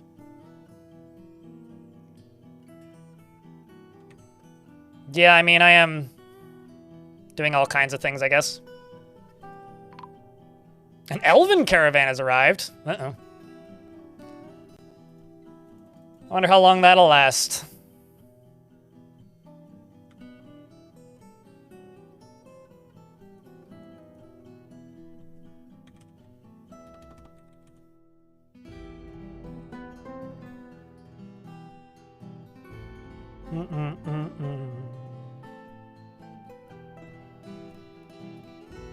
An elven siege! Uh-huh. Strange, they didn't bring any weapons. Never saw the appeal to it? Really? It's just early lava that you don't need to work for. I'm gonna go open the door up. The window up. The sun's down behind buildings, so don't have to worry about it wrecking my lighting anymore. It's the Bark Mafia? Who let the dogs out? Oh. I'm not even complaining. You know, can I just say, Dwarven trading caravans are fucking weak. They show up with, like, horses and, like, pack mules and stuff, and, like, yaks, and they're like, we can't carry anything over 1,000 dwarf units of weight. Meanwhile, the elves show up with this giant rhinoceros that weighs 27,842 dwarf units of weight. Like, Jesus Christ, man. It's okay, I have grass. I'm buying it. I mean, obviously I'm buying it.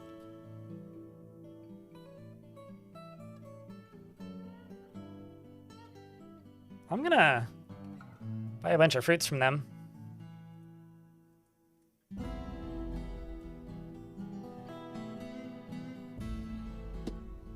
Done.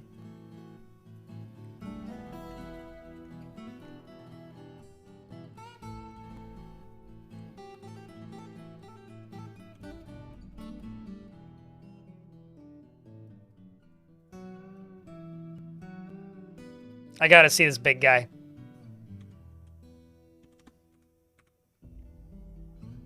I mean, I didn't buy an elven thong. We can make our own. With, well, rather, we can make our own loincloths. Jesus Christ, that dude's massive. Look at the big boy. I mean, the big lady. What a giant rhino. Hateful after being confined, but now it feels free.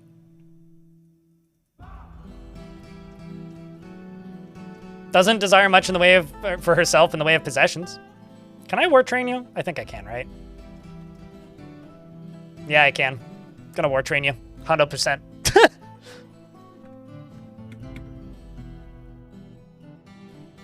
Batter Disram. May I be the rhino? Sure.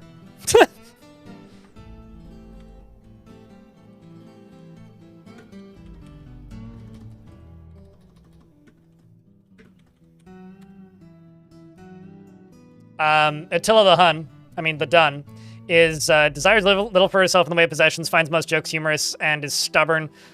Prefers to present herself modestly and is a friendly individual. She is trusting and she tends to hang on to grievances. She is brave in the face of imminent danger and she doesn't cling tightly to ideas and is open to changing her mind. She's quick to form negative views about things and she is slow to anger. She can handle stress and she sometimes acts with little determination and confidence and takes offered help and gets without feeling particularly grateful. And tends to be a bit tight with resources when working on projects. And you can be assigned as a war animal to a sub.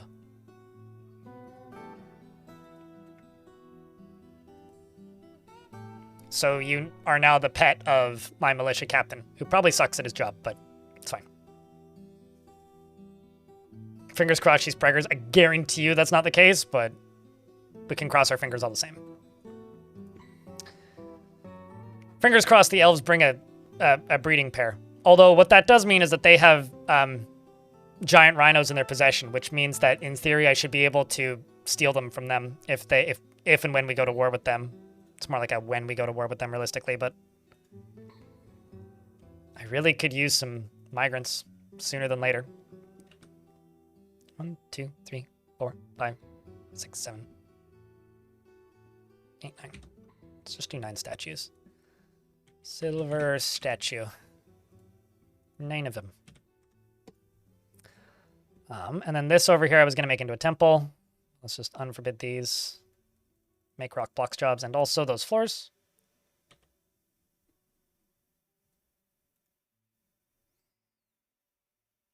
Siegers have been able to ride mounts for like 7 or 8 years. Dwarves can't ride mounts and mounted dwarves in Fort Mode are not planned. That was Tarn's statement the last time I asked him that question.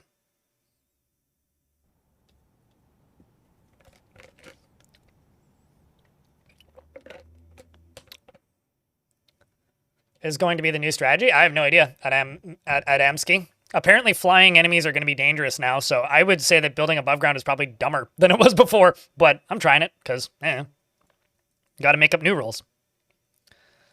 I feel like hiding underground with as many, like, sealable and concealable bottlenecks as possible would be the strategy, but it just simply says not planned. Yeah. I mean, they'd have to completely rewrite how the AI works right now, again, in order to do that. And even then, it would probably be less reliable. Roofs? Well, yeah. I do also have the game set to hard as a reference, but... So, something that I need to see where this, like, aquifer is. So I'm just going to go really far away from the mountain and just dig down to, like, right about there. Let's see if we can hit the aquifer, because I need to find that.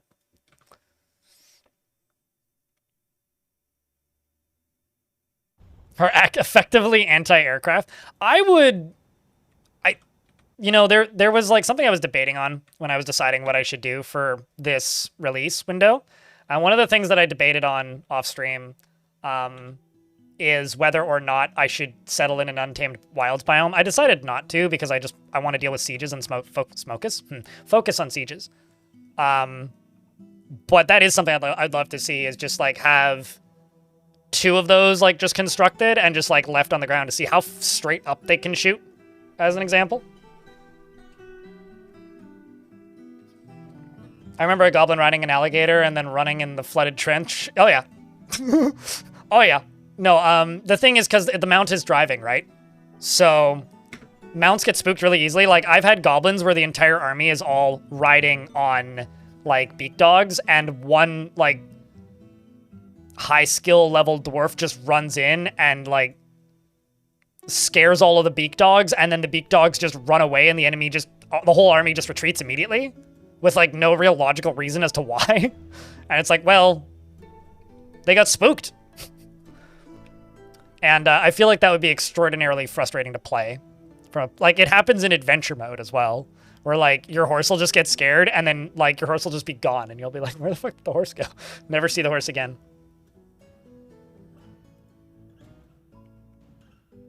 What determines how big the sieges are? Go to your difficulty settings and scroll down. Like, go escape settings, difficulty, custom settings, and scroll down. That's what determines how big sieges are.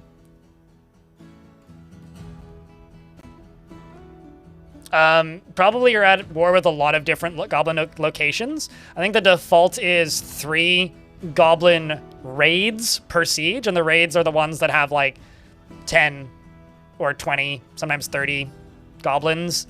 But you can change that number so you just get more sieges, or less raids per siege, or even set it to 0 and you'll just get sieges. Like, Dwarf Fortress's biggest, like, benefit is it's extremely customizable on the fly. The problem is that it's not clear that you can do that. So, like, it just doesn't tell anybody that that's even an option. So I think a lot of people, like, miss it.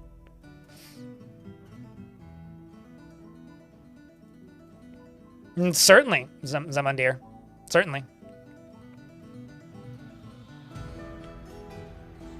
I really like the way these reinforced walls look. They look awesome.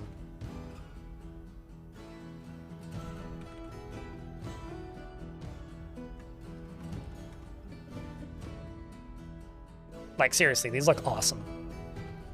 Absolutely awesome.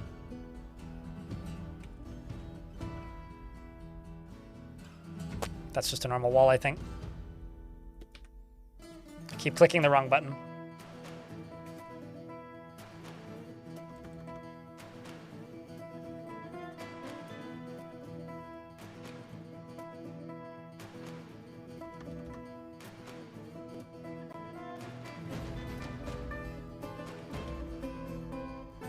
Wait, did I just see that right? Hold on.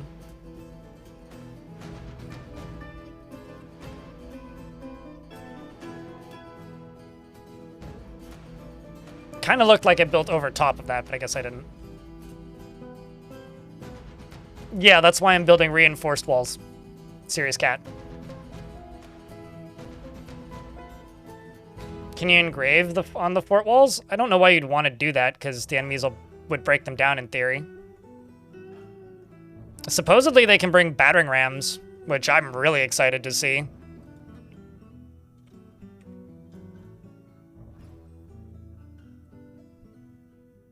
Yeah, and Goblinite.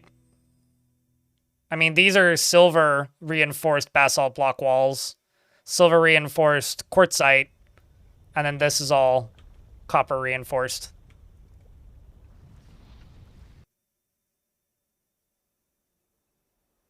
I mean, you could make gold walls reinforced with gold. You could make gold walls reinforced with gold and then engrave them.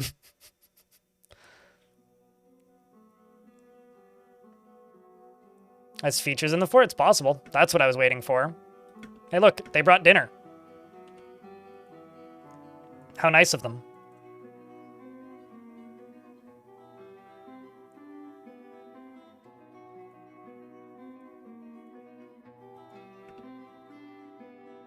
Golden reinforced gold walls, exactly. Or platinum walls reinforced with platinum.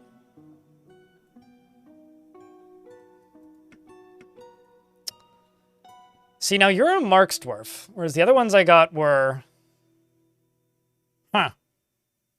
The domination of Sorry, the denomination of crystal, not domination of crystal. Oh, hey, look, your aunt and your aunt live here. Well, that's cool. Same with your cousin. Maybe you want to go bowling. You brave? In terms of raising a family, doesn't feel much about nature.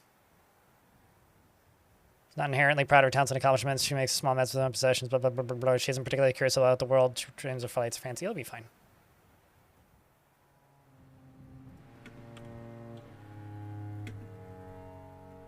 You're a competent swords dwarf. Sense of obligation. She tends to be to avoid any physical confrontation. She works as square as natural. You respect martial prowess, so that's good. She's somewhat fearful. We'll leave you up. Although, into siege operators. Oh, hey, look. Second eldest daughter lives here already. Well, you do have 7 children, so that's kind of a lot. In terms of mastering a skill, that's good. She doesn't often feel envious of others and enjoys the company of others. She is stubborn. She tends to ask to others for help with difficult decisions. Doesn't feel envious of others. It's a fast-paced life, and she doesn't have experience strong cravings or urges. The Blinky Farmer. Yeah. Competent bow and marks. This is the first time ever that I remember seeing dwarves with bow dwarf skills migrating to my fort. It's actually a little weird. Extremely confident? Are you now? Overconfident, perfectionist, altruistic. I'm going to throw you into the Marks Dwarf squad. I mean, you are competent, so. We're dabbling in a lot of things, are we? In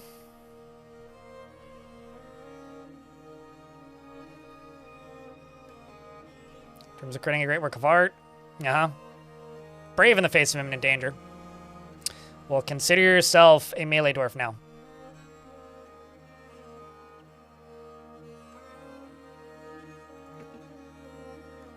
DS, thanks for the 5-pack. Appreciate you. Today's been crazy. Like, actually. So thanks for throwing another couple on the pile. Appreciate you, man.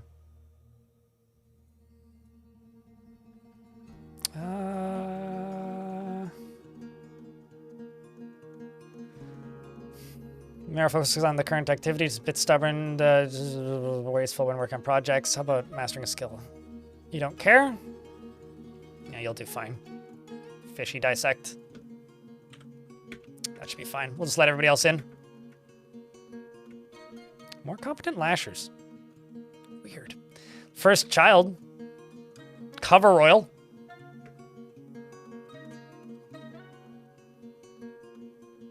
This dwarf's got a developed sense of empathy. Not good in the military. I want dwarves that are sometimes cruel. Ooh. I'm gonna give you this. Because you're a peasant, but...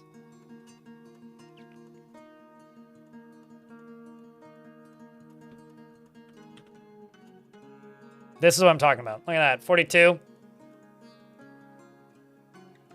43. 44. 45. 46. 40... 47. 40... Nope. Thanks for being around to get a gift. So appreciate you, mate.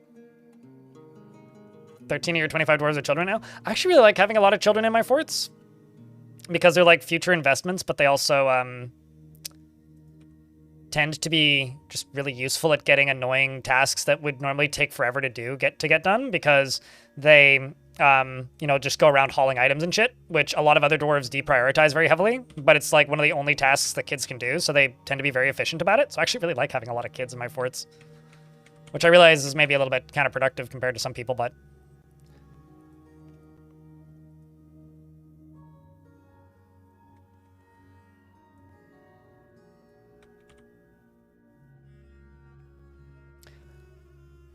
I'm gonna make silver walls.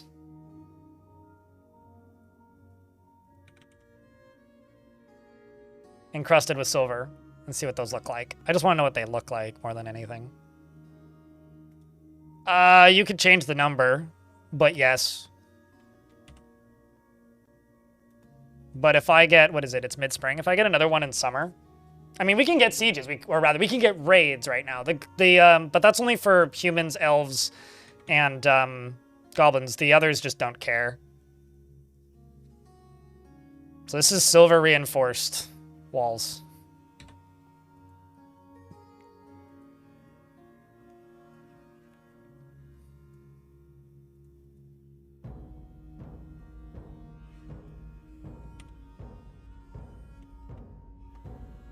Do I even have a butcher shop right now?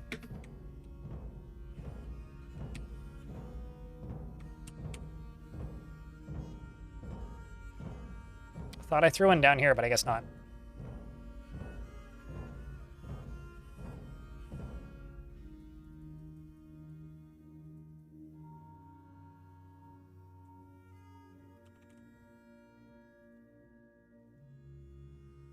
How late am I going tonight? Until I start to get tired. I realize that's kind of a non-answer, but that's my answer.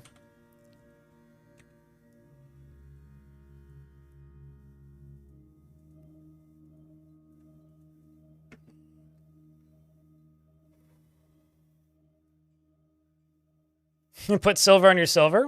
I mean, that's the most Dwarf Fortressy thing ever. It's like walls studded with the same stuff, studded with the same stuff.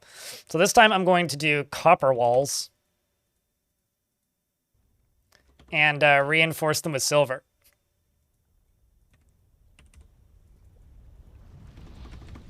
I wonder what's better, silver reinforced copper walls or copper reinforced silver walls. I'm sure gold is terrible, but like as a flex, you know, like for a royal room or something.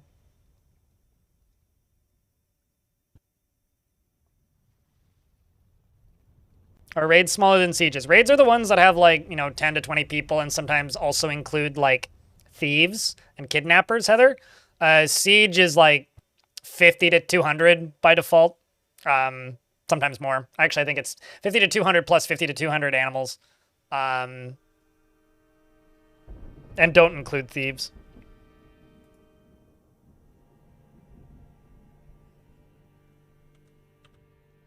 But something I could do is I could trigger sieges.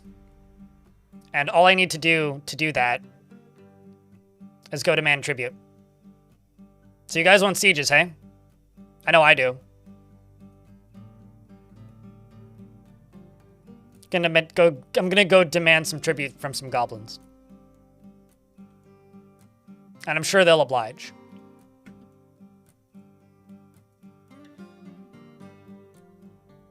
My stressed out dwarf, and frankly I don't blame him.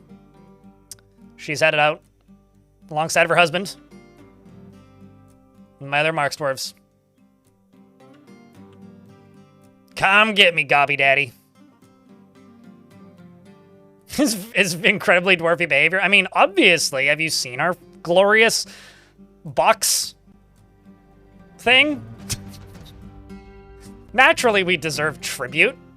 I mean, we built this with admittedly like a skeleton crew.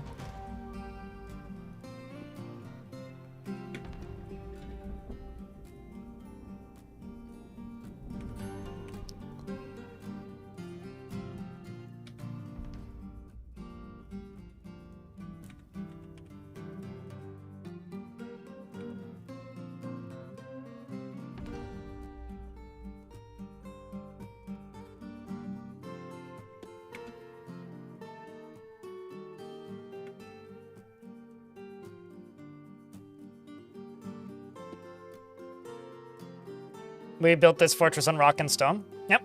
I mean, that song fits with almost everything. To be fair. We built this square. Rah! Surely the giant lava puddle is not foreshadowing. I mean, what could possibly go wrong? Actually, if anything, if it snowed in this fort, this would be a very, like... Why am I blanking on the name of the city builder by 11-bit where you, like, get forced to be sad because you're supposed to feel bad about, like, making the children work. I don't know, it made me motion sick, so I didn't play much of it. Help me out here, chat. I'm sure you guys know the name of this game. We're basically that. Frostpunk, yes. We're basically Frostpunk at this point. Also, seriously, what the heck?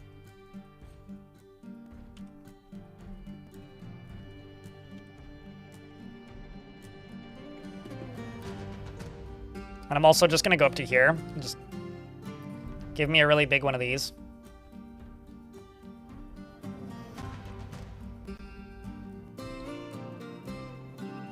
And there go all the dwarfs. And also the ones throwing the stuff into the corpse pile.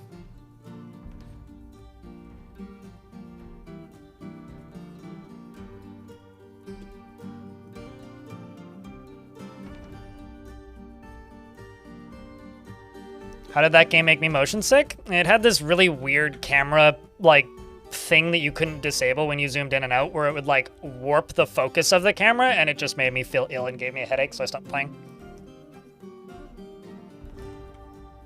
It's kind of that simple. Q and Green Tea, thank you very much for the 10-pack gifted subs. Appreciate you.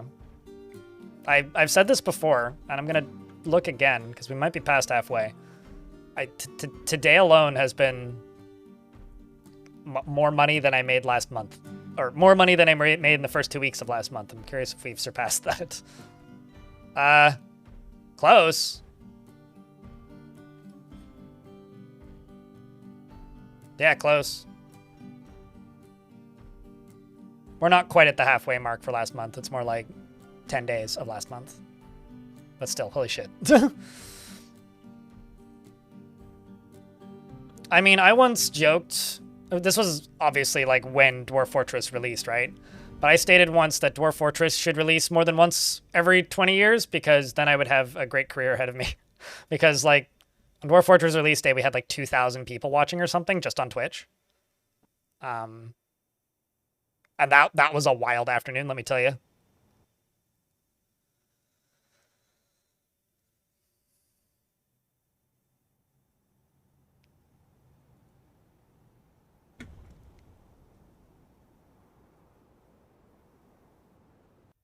But, you know, I will be quite happy if we can live in a world where Dwarf Fortress gets patches this big twice a year. Because I know I've said this a few times since this update was announced, but not since the actual date came around. Farmers Guild. We got the adventure mode released properly, right? This year. And I think that kind of came and went for some people because it's not really everybody's cup of tea. However, that being said, it still was one of the like biggest, most important updates that Dwarf Fortress has ever had. And now we've gotten this, which is also a really big update. And I would actually say that probably amount of work-wise, adventure mode was probably more work, if I had to bet. So in a world where adventure mode became playable this year, and this update also released, if we can get maybe 1, 2.5, or 3 updates this size per year, I'm stoked. Like, that's a really, really good place for the game to be.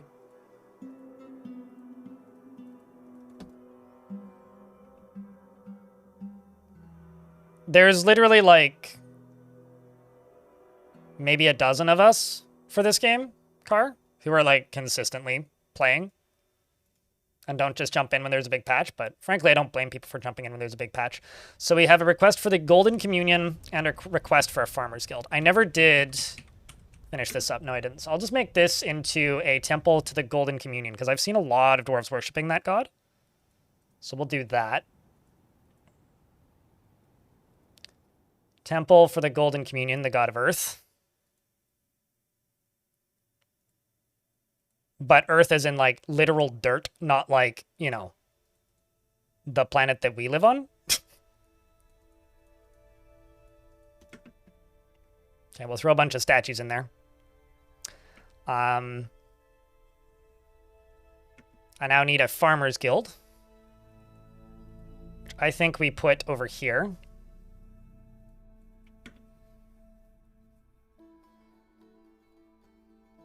Make the walls out of gold.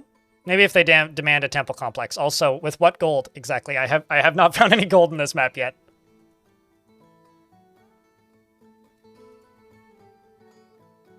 Although I think I may have bought a singular gold bar. Let me double check.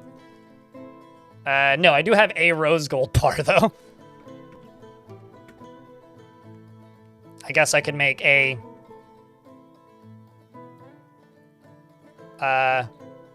silver wall that's encrusted with rose gold. I completely, like, fucked up, actually, when it comes to Future of the Fortress vids. I didn't make one last month. I kind of realized, like, in the last 5 days of the month that I hadn't made one yet, and then, like, was like, well, I'll make a double one for the next one, so I'll do 2 months in one. How much does it matter how big where a temple is in the fort? You just want it to be accessible, like reasonable distance. This is reasonable distance. And how big, it's just about value, right? So I'm putting a bunch of statues in it so that it gets a decent value. I'm gonna call this the Golden Cathedral, though, instead of the Cobalt Cathedral. The Golden Cathedral. What's the value of it? It needs to be 2,000 value. So, because it still says agreed to build temple, it means we haven't satisfied that yet.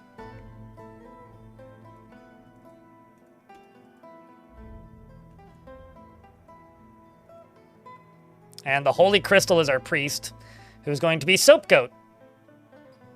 Yeah, we'll go with Soap Goat. So that's the first thing that we've satisfied, so the game should let us know in a moment. And it seems that my squatties have returned. Let's see what the response was. Probably bad. Have a good evening, night. We'll see you later. Dursher. The tribute agreement proposed by the angry bin of Smiths was rejected. And the Hooray Seductions at Evil Parched. An angry dwarf if possible. You know, oddly enough, that's easier than a not angry dwarf. Which one would you like? We got several.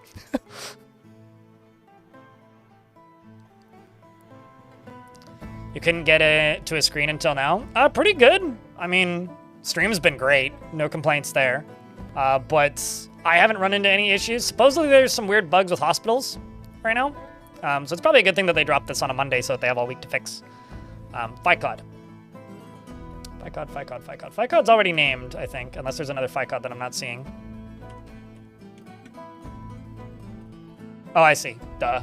I was looking at the wrong FICOD. There's a more pissed off FICOD.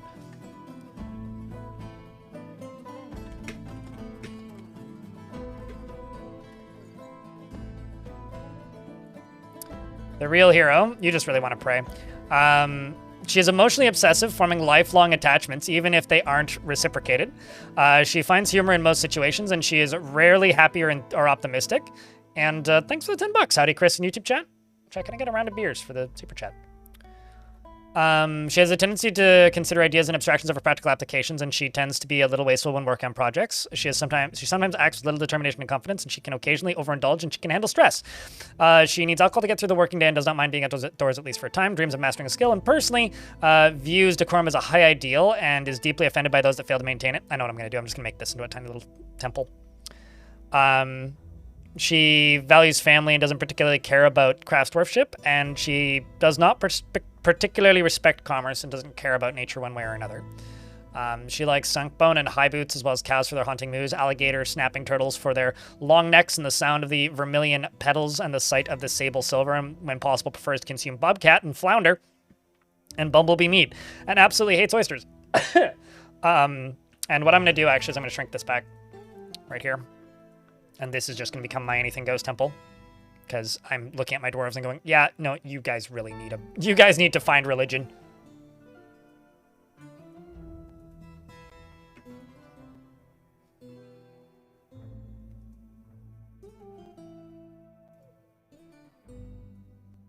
And some dude wants to live here to eradicate monsters, who is this guy? He's legendary at something. Legendary tracker? That is like the most I'm an adventurer skill you could have. Sure, why not?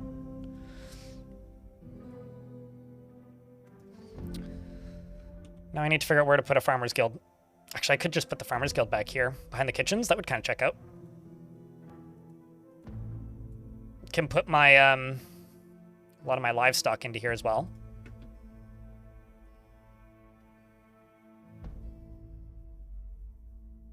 Yeah, no, that's what's been written in the chat a couple times. What's funny is that's not the first time that bug has happened, Pixel Fox. Like, that was a bug that happened when mounts were originally added to the game. Like, in 2019 or something. You can go look at when I uploaded that video, because that was, like, that week, although I'm sure that's a terrible quality video by today's standards.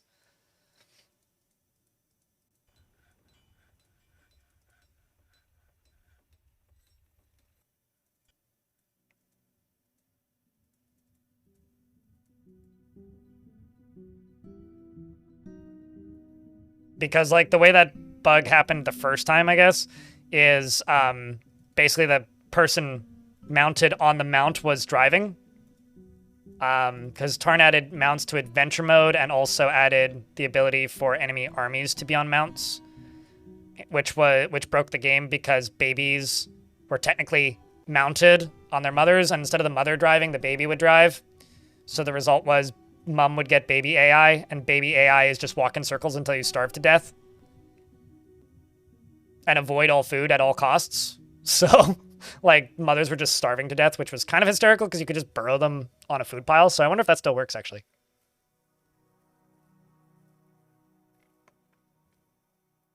Dwarves would explode when they get too warm? They still do, except they just explode into flames. Although, maybe you're referring to something specific that I'm not aware of. This is going to be a guild hall for farmers. But I'm not going to make this one public.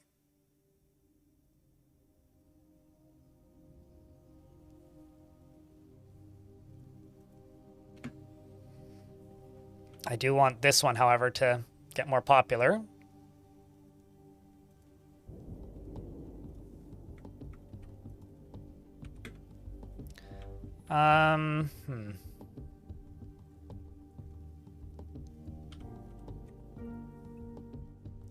Then I need to do something over here. Well, actually, you know what I could do?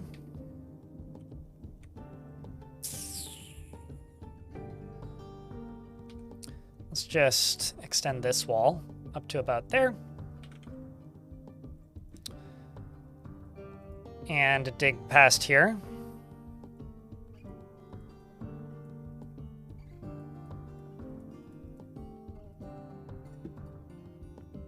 Shrink this stockpile a little bit so it looks nicer. And do a little bit of clothing industry down here. I mean, blood still can boil. It's just like the melting point of fat is lower than the burning point of skin still. Like, that hasn't changed. So I'm not entirely sure what they're referring to, but they still will burst into flames if they get too warm. So I'm just not totally sure what this person's referring to.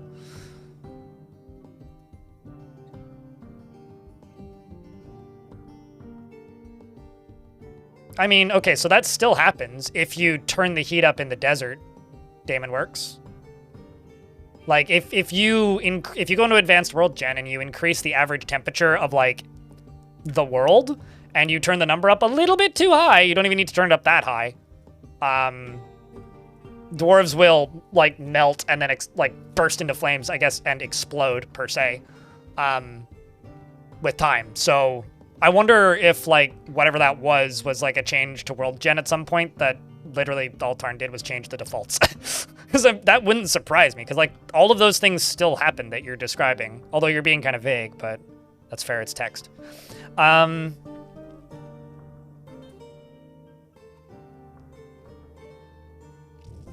What was I doing? I was going to do clothing. So let's just toss some looms down and see what we have around. Or a loom down, even. I don't need many more jobs right now.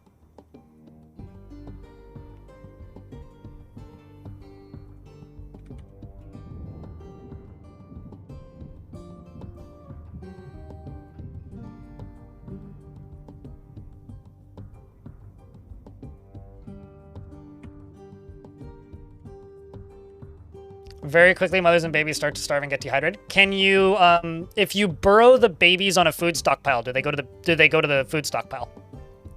Like, just make a burrow, put it on your food stockpile, and assign the mothers and the babies, or specifically even just the babies, to the food stockpile. Because that was the fix previously, back in the day, is you would just burrow the babies on the food stockpile. And I would presume that would still work. But I also have a feeling that bug will be fixed pretty quick, considering like Tarn has literally fixed it before.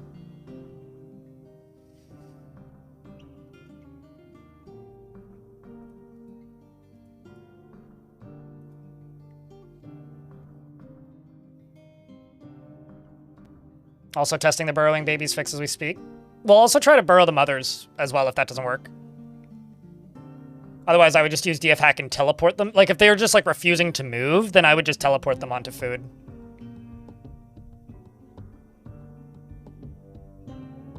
It also happens to recovered wounded. Yeah, that's been mentioned a few times. It's good to know.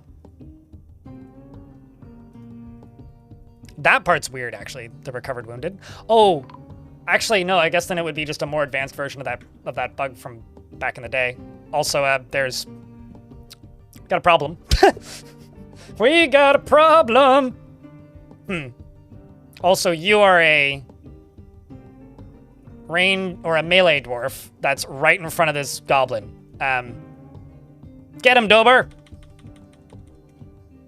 Hit him with your hammer. Thwack him with the bonk stick. Don't let him escape. You got this. Why is there camels everywhere? You've almost made it. Now's no time to fall asleep. Come on, dwarf, you got this. No. I guess we'll have to turn off the yakety sax now. No, you got this. Come on. I feel so good. I mean, that's such a thing to say when you're beating the crap out of somebody to death with a hammer. Oh, there we go. Free bag. Look at that. Hell yeah. Hey, got him. And then he immediately falls asleep. Oh, that's funny. Yeah.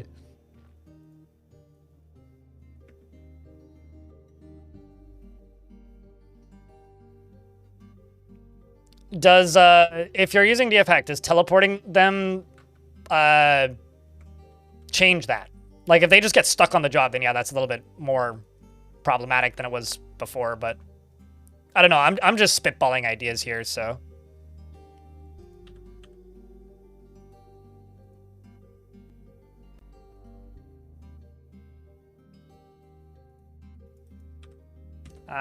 Let's just do bronze shields, because I do have a bunch of bronze shields lying around. Or bronze bars lying around, I guess. Job's done.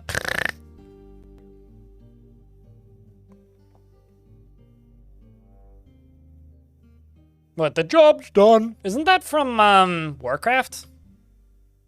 I thought that was from Warcraft, but I presume that it would check out that it's also from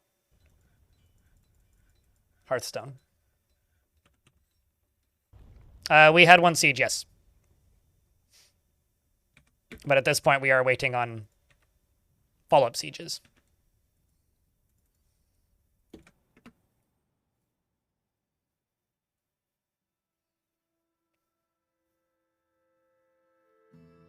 Let's use ginkgo wood.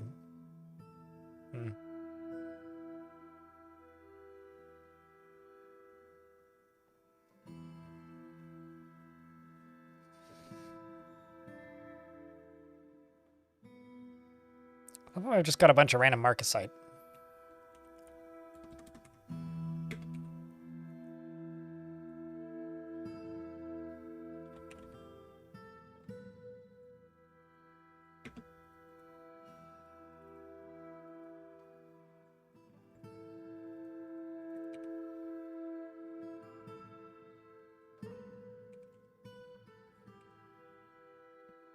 And then let's just do statue. Statue.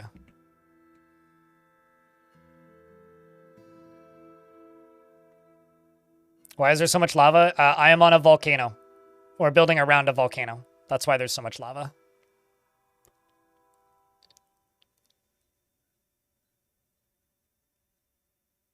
They ignore the burrow and run back to where they teleported from?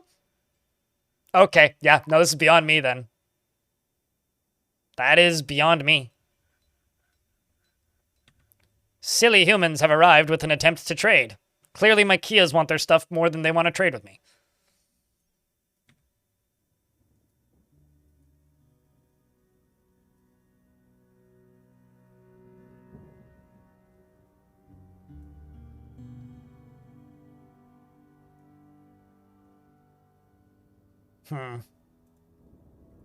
Just gonna bring cut gems over.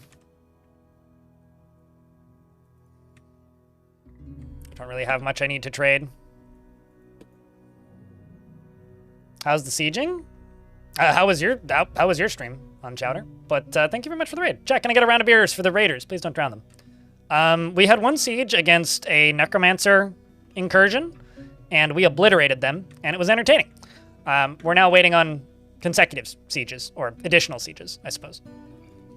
Speaking of, I should probably just, like, get another stockpile, infinite stockpile built here for boulders.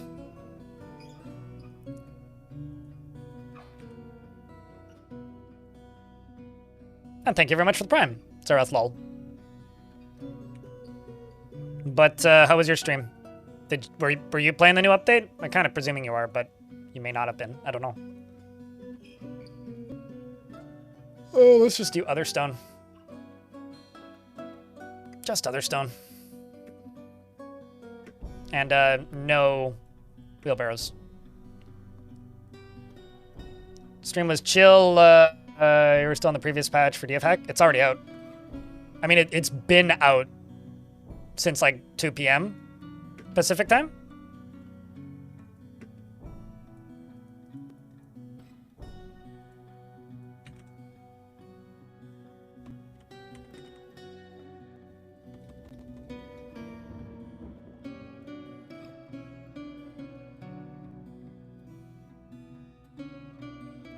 Right as you went live, yeah. Probably before that even, but it was definitely live by like noon on GitHub. Deep Space, what up? So I guess you should go stream for another 8 hours and check out the new update, and then let me know when you encounter stuff. But as far as stuff on this end goes, it's been nice. It's been fun. We got one siege so far. I mean, this is a new world and a new fort, so there's only so much we can really expect. As far as like what's happened, we got sieged by one necromancer siege, because I'm pretty close to a necromancer tower, so is to be expected. But as for things so far, I mean, it seems fine. Apparently there's some bugs with hospitals and dwarves getting turned into mindless drones upon their, like, children being born or being rescued. Like, they lose their minds and are unable to, like, take care of themselves and just starve to death. So that's kind of not good. But aside from that, which probably will get fixed pretty quickly because the developers are already aware of it, so ideally that gets fixed fast. Aside from that, like, you know, I think things have been pretty chill. That one siege was neat because they definitely behave very differently and with a lot more intention than they did before. There was a bunch of zombies, really, and one smart zombie. And they actually, like, retreated and regrouped when we killed the one smart zombie, which was kind of nifty.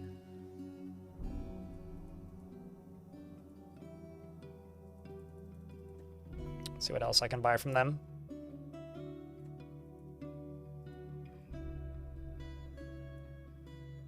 Could just buy those 2 books and make a library. They brought us a ladle?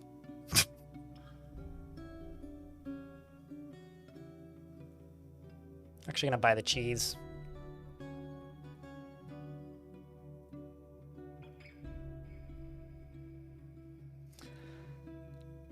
I think that's probably all I'll buy from them, actually.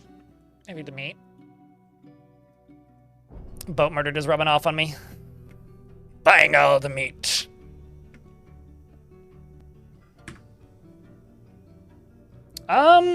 It's actually very similar to another bug that happened when it comes to dwarves starving to death when their babies were born, which was also, like, related to sieges and mounts. So I guess it's not that surprising, but I guess at the same time it is kind of surprising.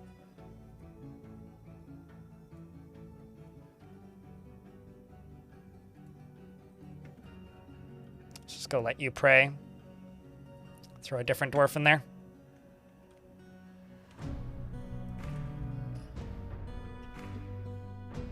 This dwarf clearly isn't cut out for this.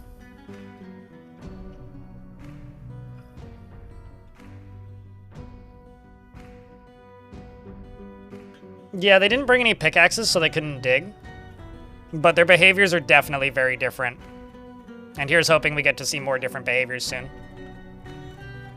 So there's that. And there's you over there.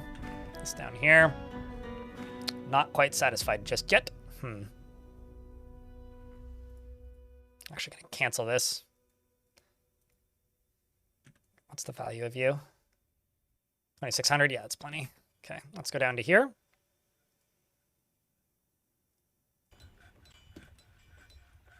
Let's put a display in here.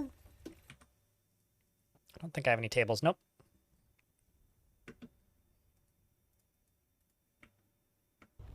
I also have porcelain block walls, so I'm actually just going to mine through this. Place these walls with porcelain. Yes. It has been up since 2 p.m., which was when I downloaded it. It was like 2:10 Pacific that I downloaded it. I told chat to just tell me when it's up, and I went and downloaded it. Of the open floor above forges, it looks nice. That's generally when it comes to structural choices, it's almost always, well, it looks nice. Unless I'm digging out an aquifer for double tall roofs. But usually it's just, I think it looks nice. Are you a human? Yes. No, I do not want you, because you're a human. We're in an ad break, so I'll pause until the ads are done.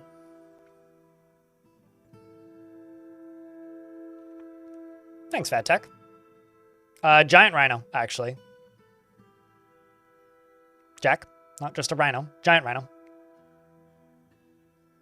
I once had a large collection of ladles, carving knives, serving forks, cauldrons, and mortars and pestles, which I had on pedestals in my kitchen in Tavern.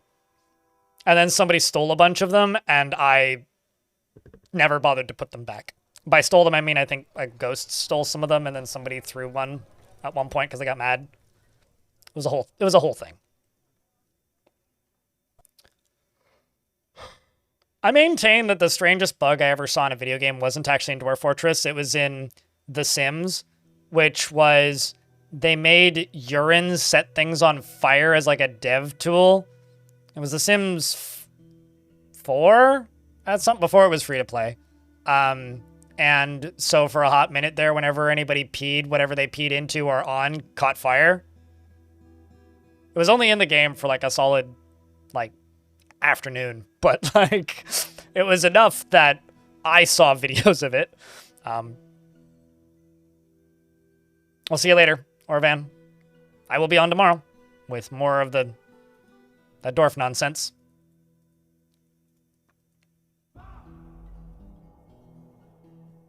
I'm gonna practice craft, so go practice craft. You should be mostly caught up.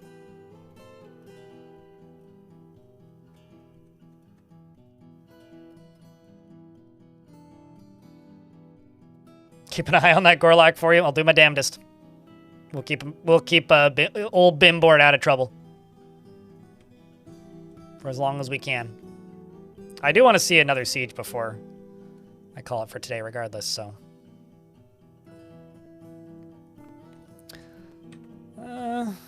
Let's do rock coffers and cabinets.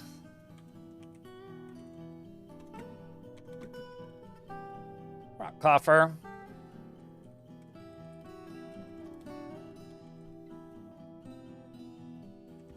Let's just do 100 of each. Make them out of basalt, because why not? This right here is going to be another one of these. So you are raw ore, followed by other rocks. You are going to load from here. You are going to load other stone. And we're going to get rid of these. And I'm going to assign that. Shab9, thanks for the 8th month. Welcome back, mate. Got to the caverns and it was covered in mud and the fungus isn't spreading? How strange. Sometimes mud, for some reason, gets priority over fungus. Which, that's a sentence that I just said. Sometimes, like, the sprite order will be fungus and then mud. So if you, like, hover over top of it, it'll be like, there's fungus here, but you can't see it because the mud's on top for some reason.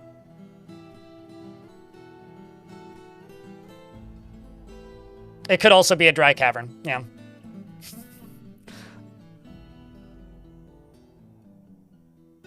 But yeah, I would just dig down to the next cavern is probably actually your best bet.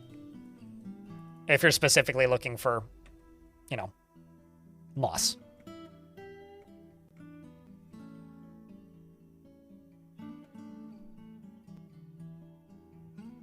Wait, what? What's odd? What, dry caverns? I mean, they're not that uncommon. Like, I get them maybe in every other fort.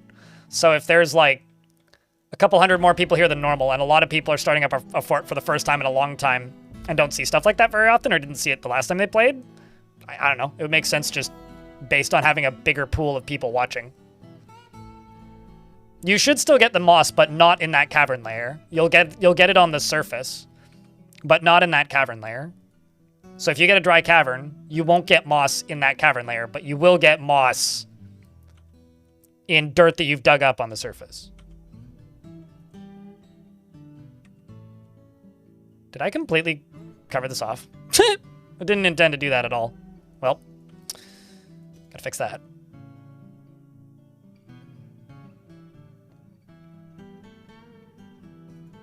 It's great for testing. Yeah. Certainly. I mean, there's a lot more people playing right now than there has in the past few months. I mean, there's currently 1,600 public accounts playing on Steam, which is a lot more than the game has had in recent memory.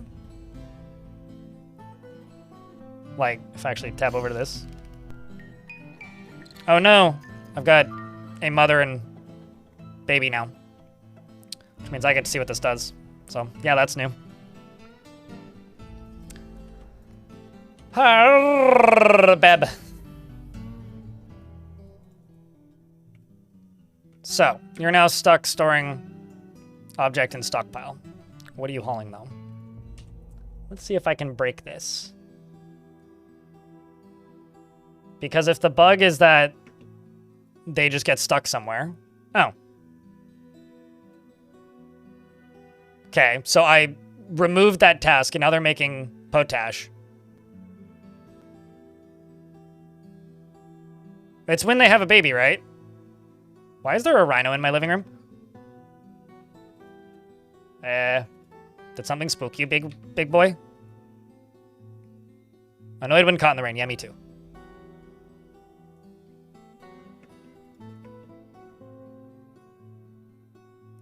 Oh, that's interesting. So basically, like, they do a task, and then they get stuck, unable to move to go do that task. But if you remove it, then they go sign up for another task, which is kind of funny, and then they get stuck again. Presumably until they can't actually... Huh. So if I forbid this, and I forbid this...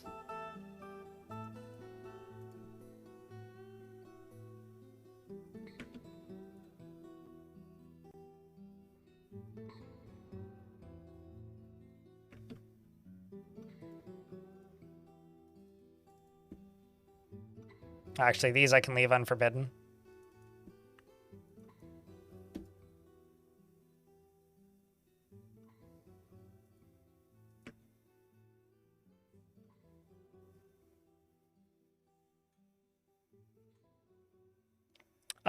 We have 48 dwarves in the fort, 6 rats, part 2. And you don't get sieges until you have at least 50 dwarves.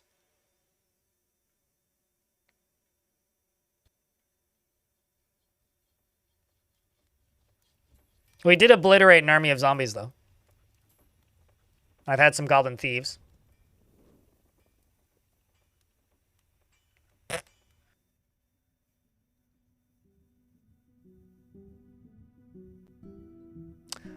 You want to be a dwarven child. I think I have one.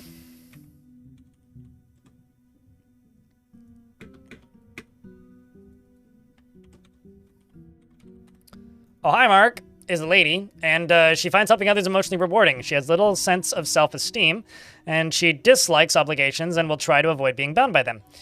She is conflicted by this for more than one reason. She's quick to anger, and she tends to be passive in discussions, and she tends to not reveal personal information. She is stubborn, and she tends to avoid any physical confrontations. Burks describes natural tendency with her respect to martial prowess, and she has a tendency towards forming deep and emotional bonds with others, and she occasionally overindulges, and she doesn't tend to hold on to grievances, and she is curious and eager to learn, and tends to avoid crowds, and laughs very loudly whenever she's surprised. She lowers her eyes when she's trying to remember something, and she needs alcohol to get through the working day. No, that rhino's vanilla. It's just giant. Just a very large rhino. She dreams of raising a family and does not care about fairness and doesn't see the point of working hard.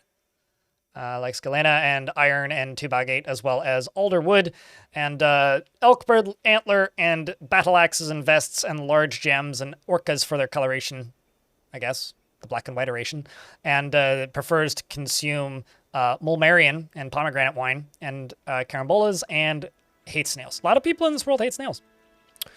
Her father is a herbalist and her grandfather is a butcher. And her uncle is sleepy. You can relate to this child. Welcome to the fort. Speaking of welcoming to the fort. Yeah, it's beginning to happen. All right, so I guess what I need to do is just periodically full heal this mom. Because like, I don't know what else I can do here until the baby becomes 1 year old. When the baby's 1 year old, then...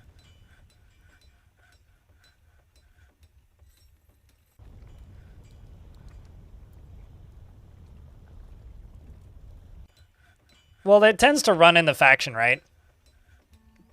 A lot of muscle haters. They're just anti-bulking, man.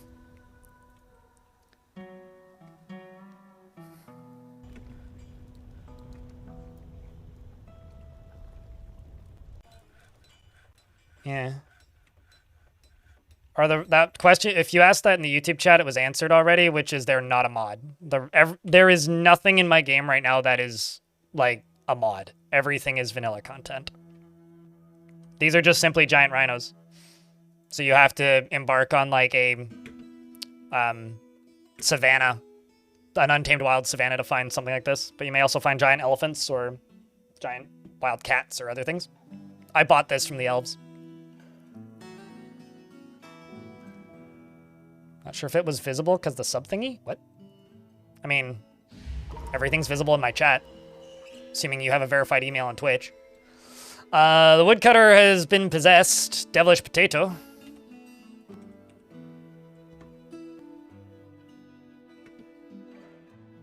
Possessed by unknown forces. I'm sorry, what? Where'd you run off to?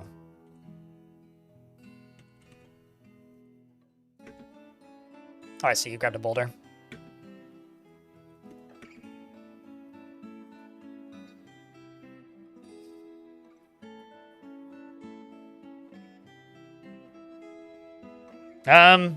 Then dwarves have to manually feed them, so they better be named pets, because if they're not named pets, then they'll die of starvation.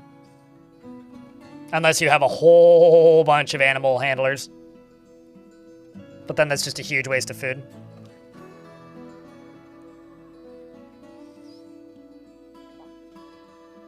I think that, like, there's some various issues with, like... Okay, so do you remember how, when the colored Forgotten Beasts came out, all the creatures were just gray because there was new assets that you didn't have access to that the game was looking for? If you're playing an old save file, you're going to see some oddities. I know somebody posted a screenshot with a bunch of invisible doors. It wouldn't surprise me too much if you're still playing in the older version that some assets look different or disappear entirely because the game is now looking for new assets. As an example, like walls look different now, so I would expect walls to have some fuckery. And I maybe portals have a different sprite now. Who knows? But it wouldn't surprise me too much if stuff looks gray, it's because the game is looking for a sprite that doesn't exist anymore. Hopefully that answers your question a little bit.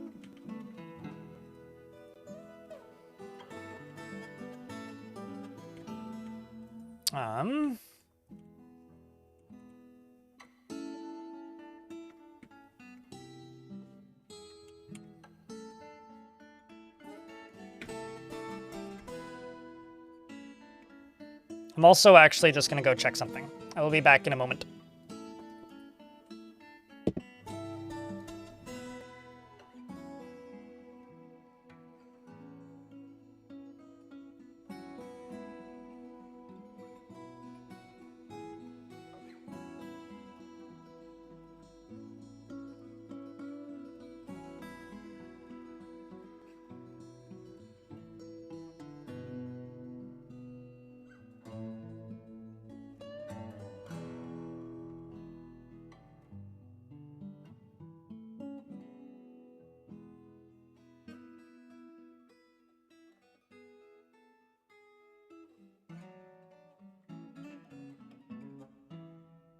Flobberdobberdoggadoggies?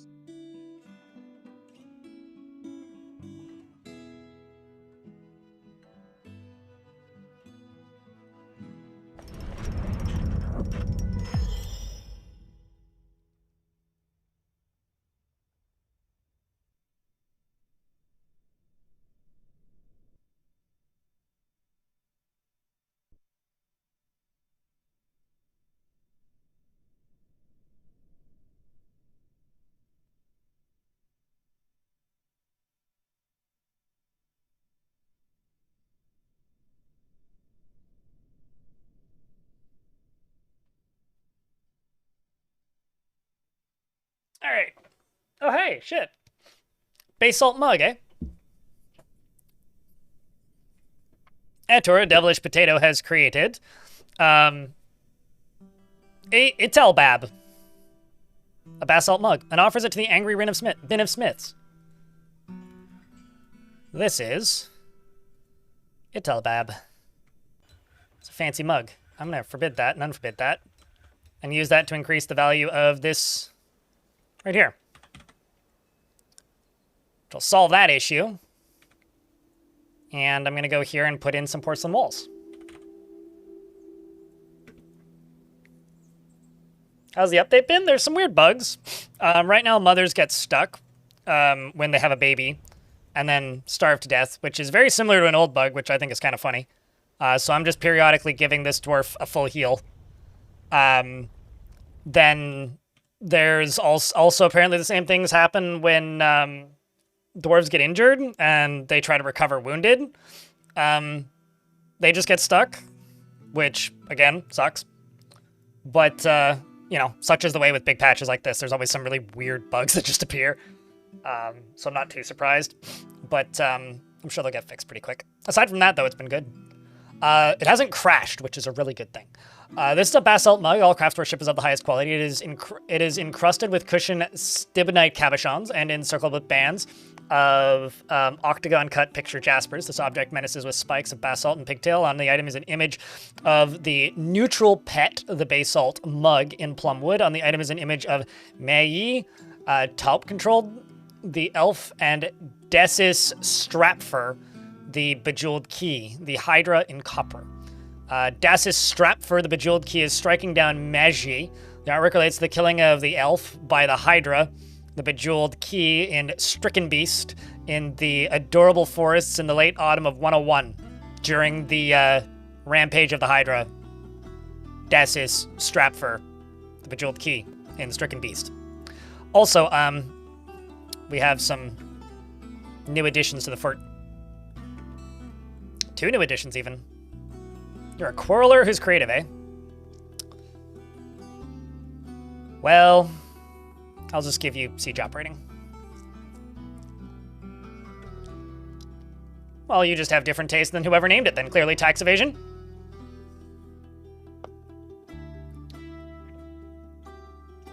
You mean that bug that was patched out a decade ago? So far, it's the mount stuck issue. That's really funny. I have a feeling that, like, the cats wandering into the tavern and dying due to spilled alcohol bug, I have this weird feeling that, like, some very critical, like, changes would need to be made to the game. But, like, behaviors being tweaked, breaking that again actually makes a lot of sense. To me. Oh, you're brave in the face of imminent danger. Damn right. Brave one. Zevon. Go grab a whack stick. You're weak and sickly. And clumsy. Are you brave, though? Not inherently proud of his talents and accomplishments. Dreams of mastering a skill. Well, learn to not be weak, sickly, etc. Good luck. Make us disappointed, Dwarf.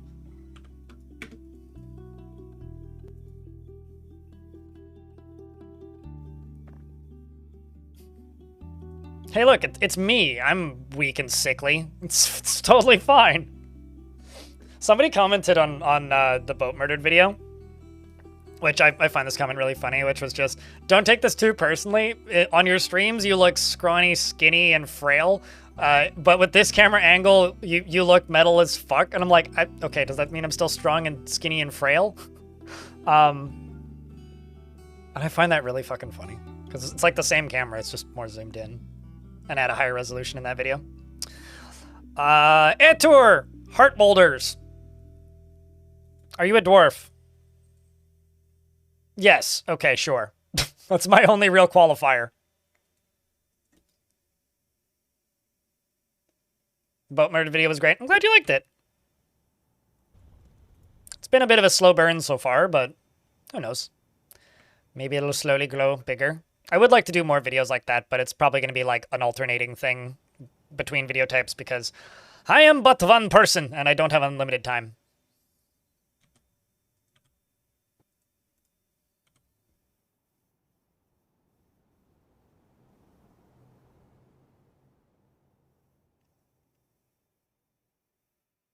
It's the rider and AI says, hey, lay here in pain. Totally. Makes sense.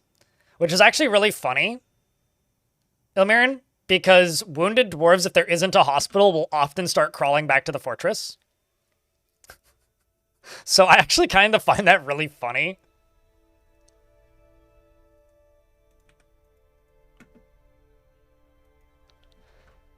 Let's just jump down to here real quick, and I'm just going to fortify this top chunk. Because if there is spiders, then they'll be able to get in here and make webs. Although maybe they are doing that already because I just saw a spider in here. Let's just make a few more of these into bedrooms.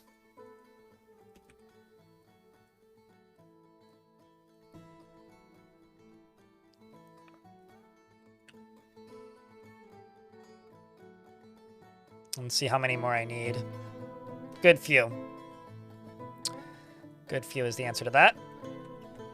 Thankfully, a lot of them are married, so it's not that actually many more that I need to make.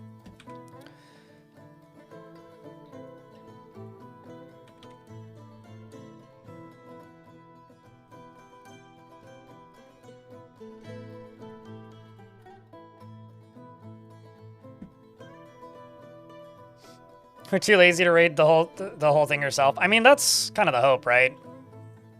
Let's just turn it into a audiobook with a video component, basically. The one that I kind of want to do next is, well, I've got a few ideas, but Room Carnage is pretty high up there for me. Although Room Carnage is pretty long. Then there's also the one that Mike Mayday did, which I can never remember the name of it. It's like Akistanath or something. I don't actually know the translated name of that one, which makes me feel kind of dumb, to be honest. 59 dwarves, so we're going to get a mayor elected at some point.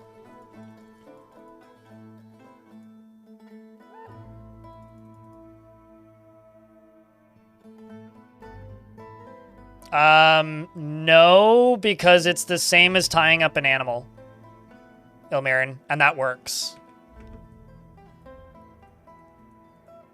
Because they don't carry them. They lead them, right? It's not like two dwarfs occupying same tile walking. It's like one dwarf occupying a tile and another dwarf operating a tile right there, and they're pulling each other. So it's like leading instead of mounting. So no, that would likely not cause the same issue, but fuck if I know, man. Who knows, really?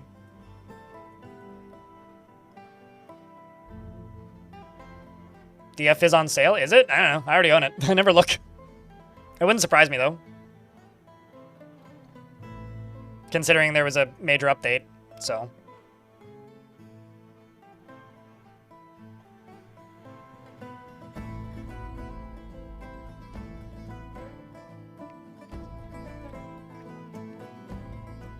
You watched the boat murder video twice back to back? Wow.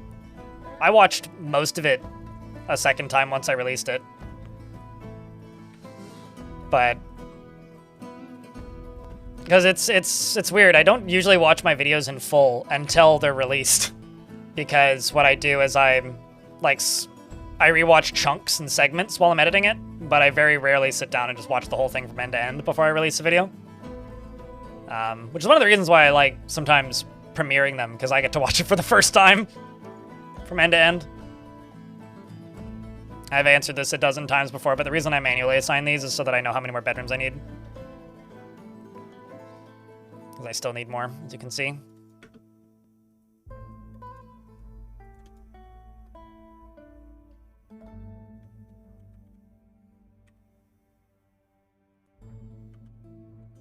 I'm just gonna full heal this dwarf because it is a bug. But like, this dwarf is currently stuck.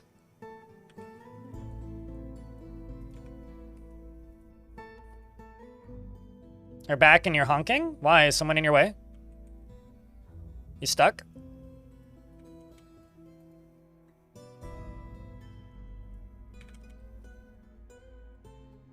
I'm also wondering where all my barrels are going.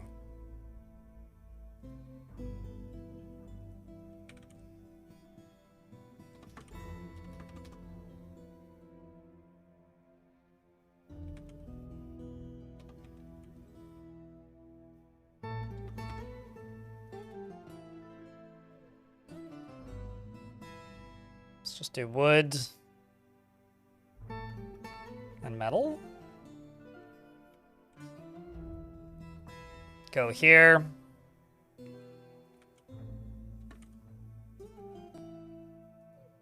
Let's get rid of barrels. Let's go here. Select the right thing.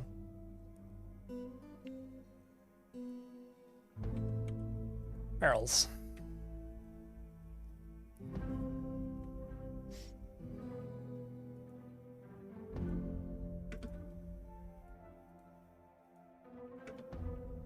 Should also just queue that up as a repeating job.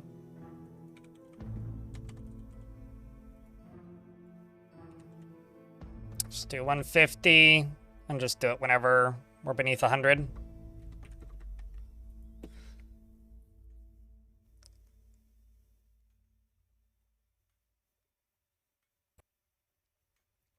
Yeah, it's an AI, or not even an AI, it's like a pathing issue is a better way to put it, because if I say if it's an AI issue, people are going to assume I'm talking about something fucking random. Because that word means nothing anymore. It'll be like, Claude has entered the chat room, and I'll be like, go to bed, Claude, it's past your bedtime.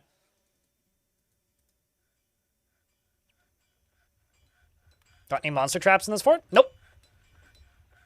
Although I don't really know what you mean by monster traps. You mean things to stop baddies? Because yes. But if you mean like, I mean, I got this. Oopsies.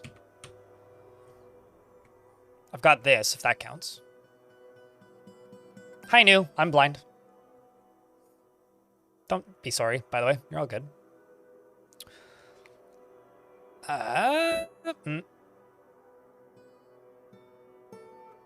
I'm also going to do something that's going to seem really silly. But trust me, there's a reason for this. Boop. Doop. And then remove those wheelbarrows. Just gonna let these dwarves haul boulders for a bit.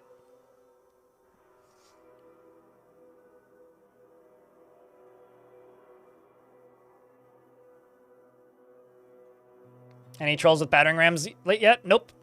No, we got one siege and nothing since. Although we have enough population now to get more sieges. So hopefully sooner than later we'll get more sieges. Quite frankly, I'm looking forward to it. I expect nothing other than extreme amounts of excitement. Because that first siege was kind of a lot already. And that was literally just like a handful of zombies. So I'm excited. It should be a bit of fun.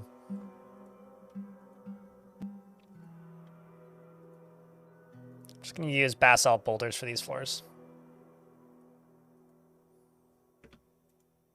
Just trying to get this basalt out of here more than anything.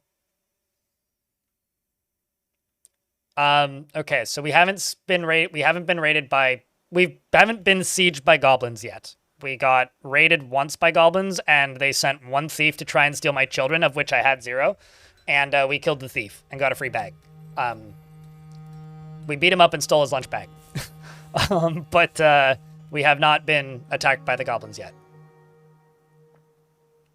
So, like, repeatedly asking if I've been attacked by goblins is still just going to get you the answer of no. That hasn't happened yet.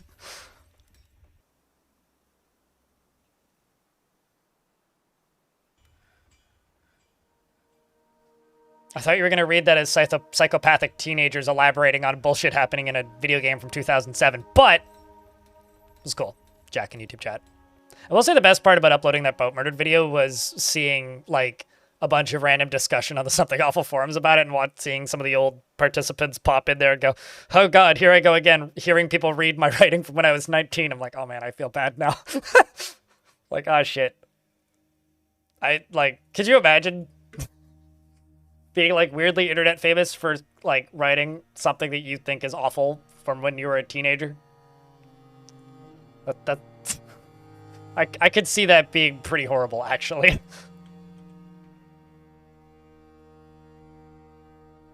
So this dwarf moved one tile to the left. At least they're, like, letting other dwarves do tasks.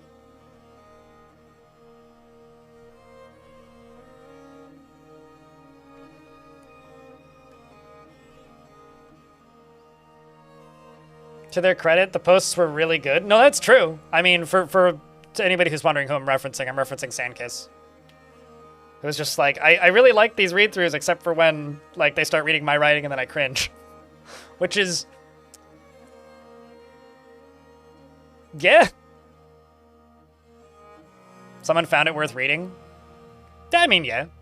Then again, people have read significantly worse things for YouTube. I know somebody who read all of 50 Shades of Grey for charity, so...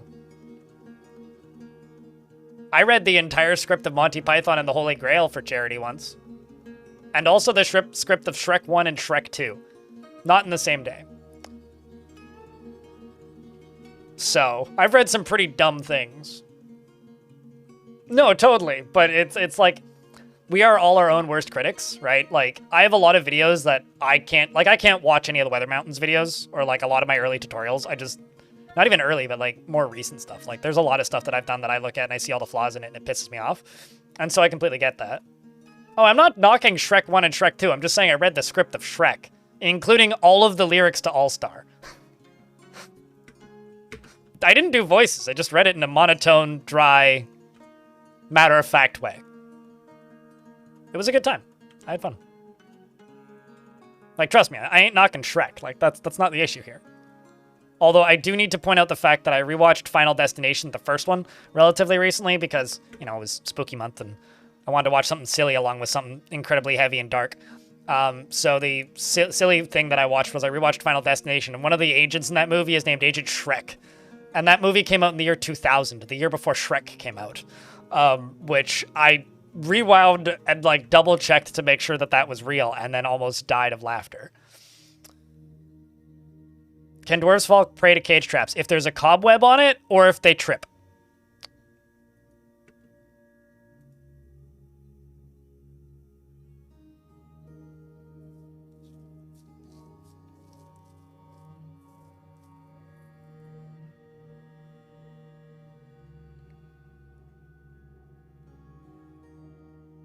And reading them out loud confused as fuck? I don't know if that's better or worse than me asking Tarn what his favorite Creed song was.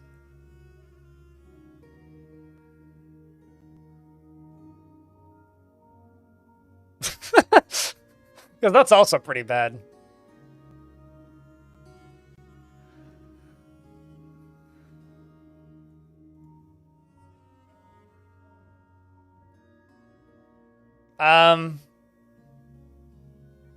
I don't know.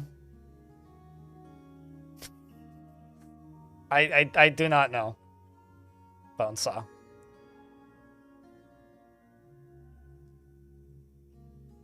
Use a great pick for adventure mode. You know, honestly, I feel like a Elephant Man adventurer plus a great pick would be like the equivalent of wandering around with like a gravity hammer from Halo. Like, when I saw those, that was the first thing I said. I was like, oh, so it's like a gravity hammer from Halo. Just boom, the whole map explodes. But I believe it.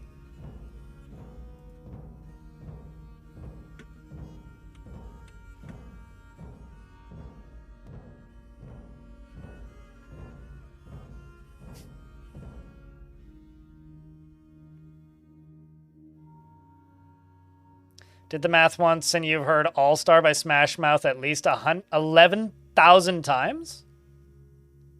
I have a question. Please elaborate. Why have you seen Shrek that many times? Like, Shrek's a fine movie. And so is that sequel. But, like, what? I mean, I did some math once, which was on average, I heard David Guetta's Titanium about 24 times a day for about 2 years straight during 5 days a week night shifts, because that song played it was every sixth song that played. And yeah. So there's a new item in the game, Ilmirin, that trolls wield, and I think ogres can wield as well, called Great Picks. And they're just gigantic pickaxes, and it's what they use to, dig. It's what trolls use to dig. But apparently they're a really strong adventure mode weapon, which I completely believe.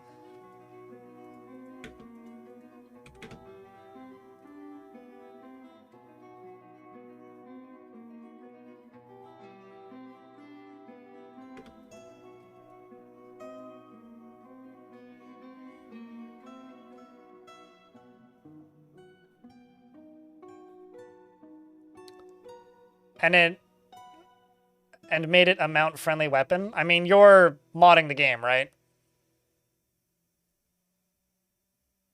Can you get a battering ram as a mount, though? Like, don't you want to ride a battering ram?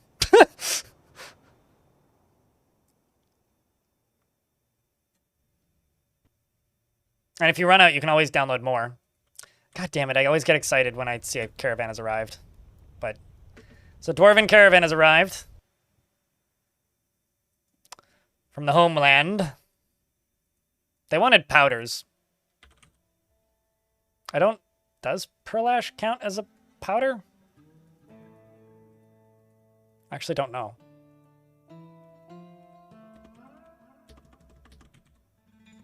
Oh, no, sorry, potash, rather. No, that's technically a bar. Oh, well. Is Pearl Ash powder, Chad?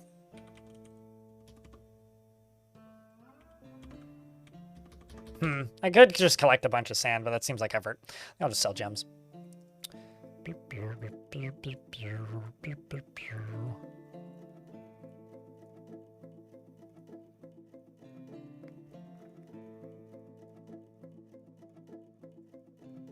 You're sculpting an asphalt road?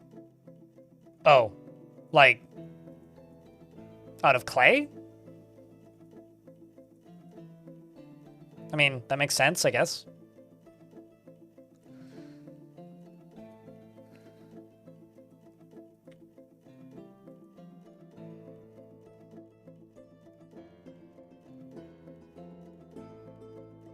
I don't really see much else that I need to sell.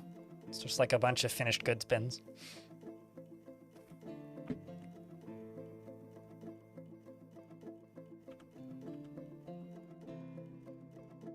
Flour, sugar, and dye and plaster. I should actually make a dyer's shop. For no particular reason other than I can. Just see what's available around. And also, where did that leather shop go that I made?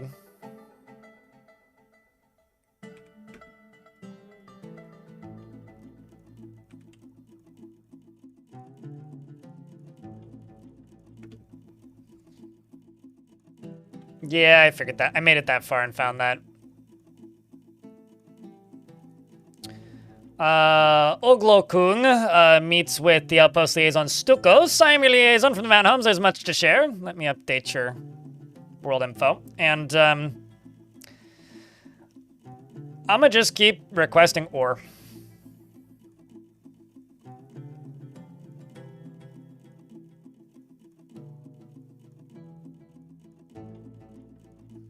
Lemonite. Give me more of that. They want scepters and crutches. Oh, that's easy. A scepter these crutches.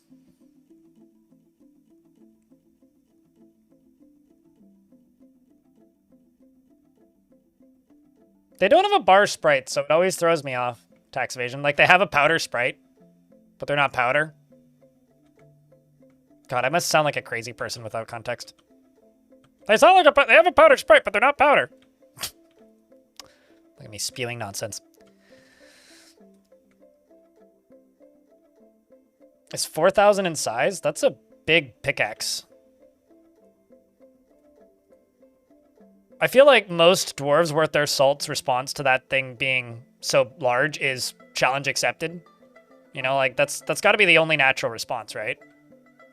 I mean, what else are you gonna say to just like, oh, it's 4x the size of a normal pick? It's like, well, or rather, 400 times the size of a normal pick.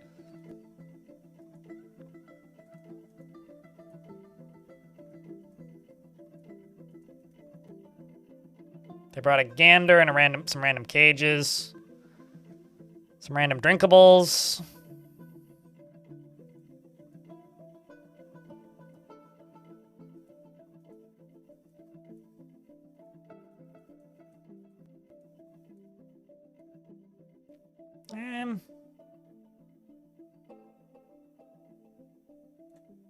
Let's grab meat, fish, some additional plump helmets because I can.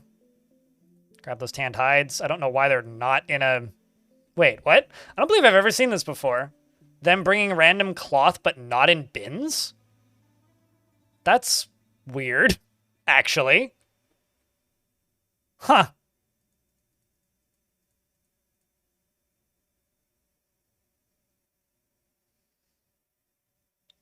This map is 5x5, yep. And it's running at 80 frames flat, so.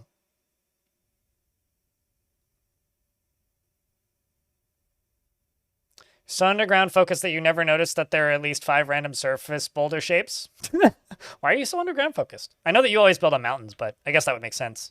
There's nothing going on above ground on mountains. All right, well. My manager can now get back to work. You and your cap.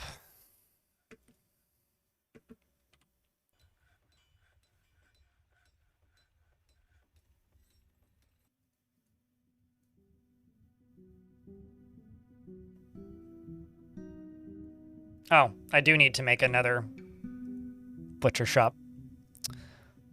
Butcher.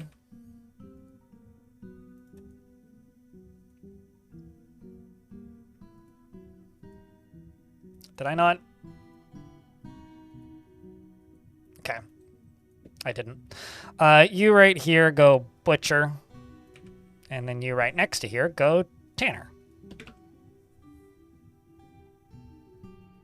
That is ridiculously big. Outside of an elephant man person can hold this? I don't know, a sperm whale man? Elephant seal man? Rhino man, maybe? I mean, trolls are pretty big, so it kind of makes sense. For whatever that's worth.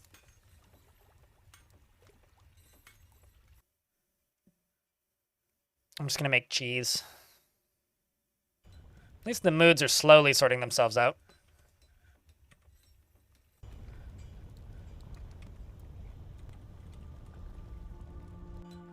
Full healing the mum again.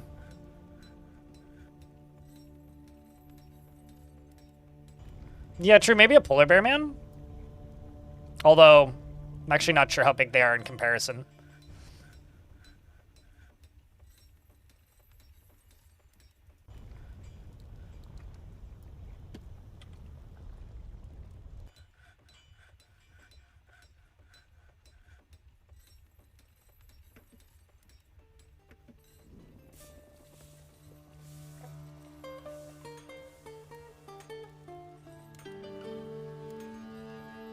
What? I'm so confused by this whole sentence. Darius Cardin in my chat says, I just expanded a family, lol. Then made own the parents. Can you please speak in, like, plain and simple English what the hell you're talking about? What? Oh, expelled. Okay. Okay. So, you expelled the family and then made own... Wait, to make them rejoin your fort? Hold up. So if I expel this dwarf and then make own, does that fix it?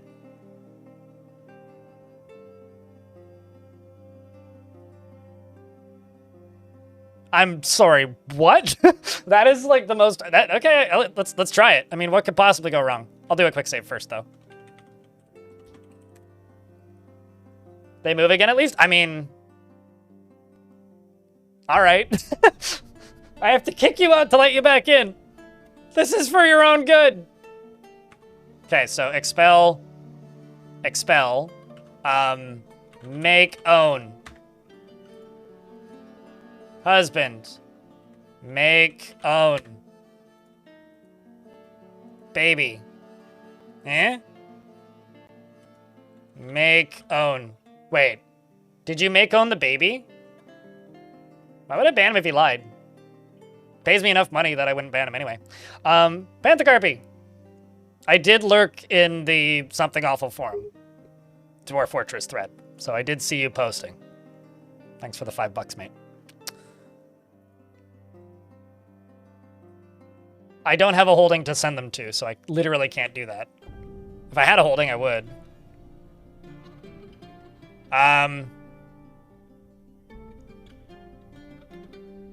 Doesn't seem to work. What if I make own the baby? Whoops, nope, that's not what I wanted. Don't exterminate the baby. Make own the baby.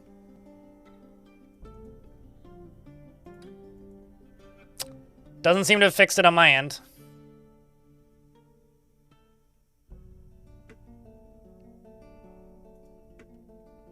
Although the frame rate's a little jerky now, so I may actually just, like, go back to that save.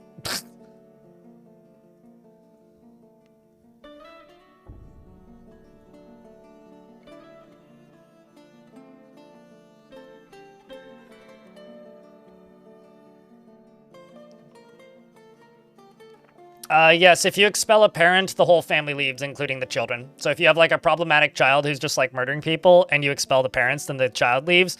However, if there are no parents alive in the fort, then you can't expel the child. Which I think is really funny, personally.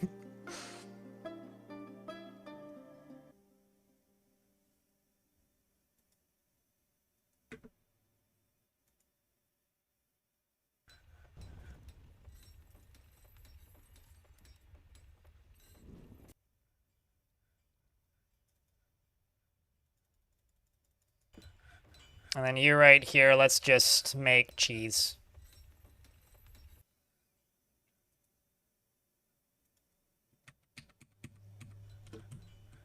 I'm also going to go back down here and just go... Oh, right, yeah, you requested a dwarf, didn't you? Any no beard. Sorry, I got distracted by the whole prospect of expelling dwarves to make this bug fix itself. Who would you like? The top two are both no beards. Or the third one. It also has no beard, but not the one that's... The third one that's not named, this one. Hell yeah, Virtual Spaceman.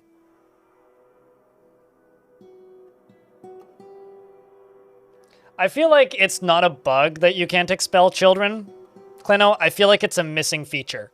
You know what I mean? Like, we should just have the ability to, like, get that child adopted by a family and then expel the new family.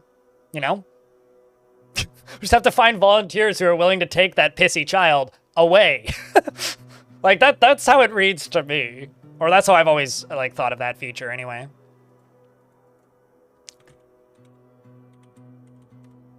Yeah, today's been kind of a lot, so I'm a little bit flustered. Ariga.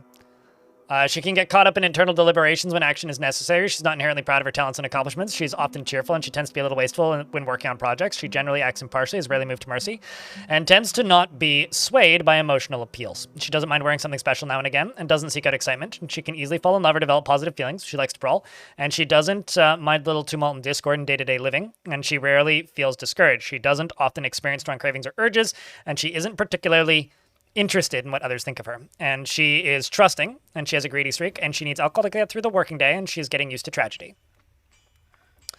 She dreams of raising a family and personally finds the idea of competition obscene and does not care about fairness. Wow, okay. She likes earthenware and gold and black diamond and the color emerald and cats for their aloofness. And when possible, prefers to consume giant cave spider, pond turtle, and fisherberries. And fisherberry wine. She likes those fishing berries, you know? She likes them with the fishing rods. And oat flour. And absolutely hates oysters. She's married to Kib. And is a former member of the Gloved Banners. And the Craterous Iron. That's what I used to call my cast iron frying pan. The Craterous Iron. At least it's the Craterous and not the traitorous, you know?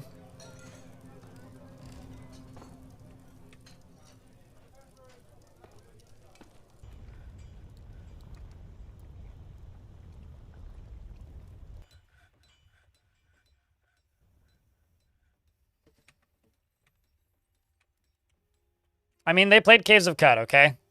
I don't blame them for having a thing against mollusks.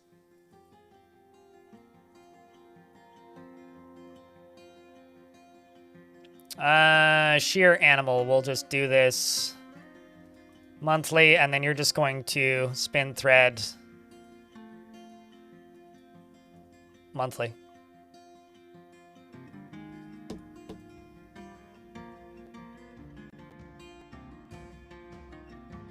No, yeah, this has been brought up. Yeah, no, this is all known. But it also seems like the developers are aware of it, which is like 80% of the battle, so that actually is a good thing. Ideally, we'll get a patch tomorrow fixing it, but maybe I'm being optimistic, I don't know.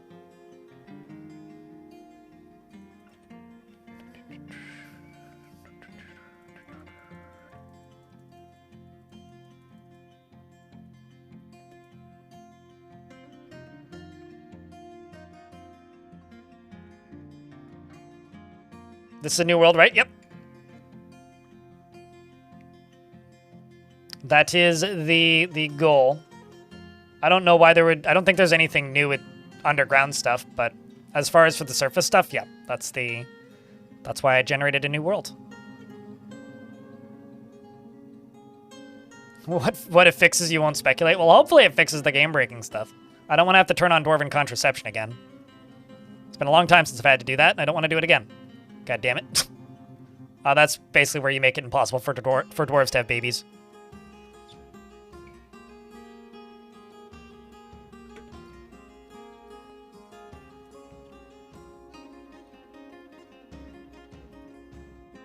Wait, actually, shit. Did I make these out of the right materials? Yes, I did.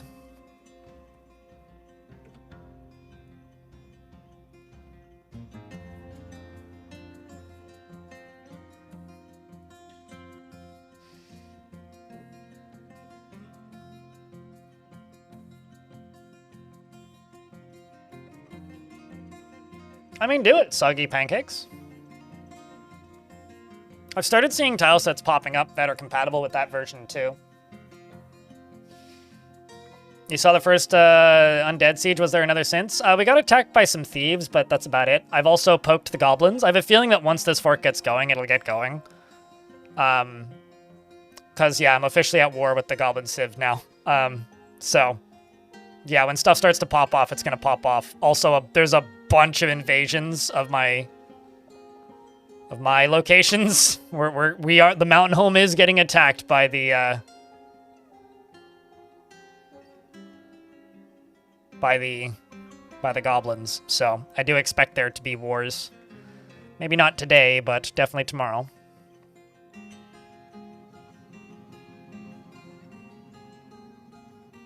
But no, we haven't had any big sieges yet.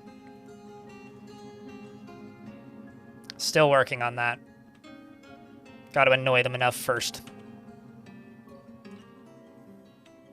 Which, I'm trying. But they're proving to be difficult.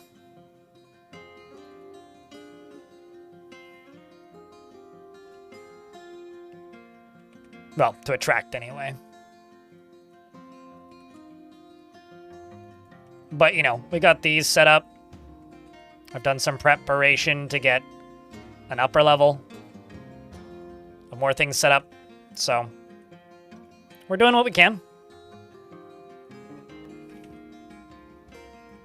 With the stuff provided. We're getting there. Surprised I'm still going.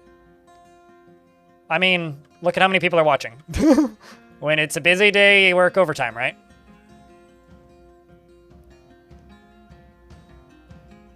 I mean, we did have almost 500 people here earlier. On the Twitch side, and plus another additional 550 on the YouTube side.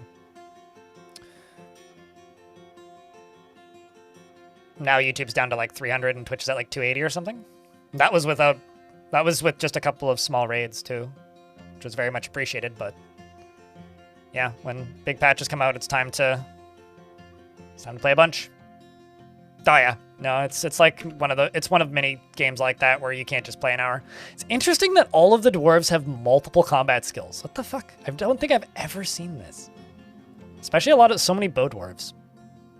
It's like, what the hell's going on back at the mountain home? What the hell is going on at the mountain home? Avoids fights. Well, that's bad. Flatterer. Quick to despair. Just like me. High stamina. X. Thrill seeker. Stupendous. Get in the wacky stick club. I mean, the shooty stick club. What's your name? Missed them. Spinner. Spinner these nuts.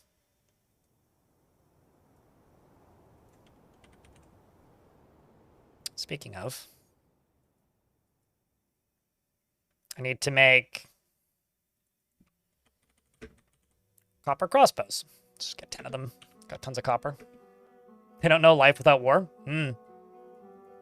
Are you telling me that when a dwarf is confused, they go, "Wah? Oh, wait, look at this! You got a gay couple." Well, at least you don't need to worry about dying of having a child. Also, you used to be a member of the Bald Lantern. Forehead checks out. That's a good name. The Held Whip, the Bald Lantern, the Gem of Talking. I'm just gonna sit here and talk to my crystals.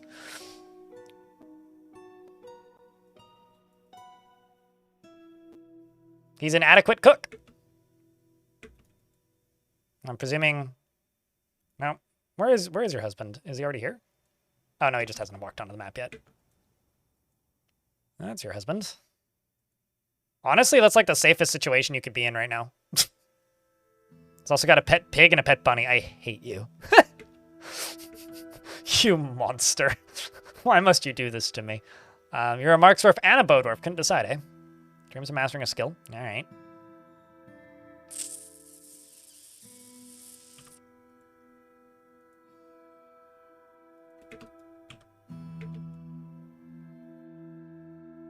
You're a wood whacker.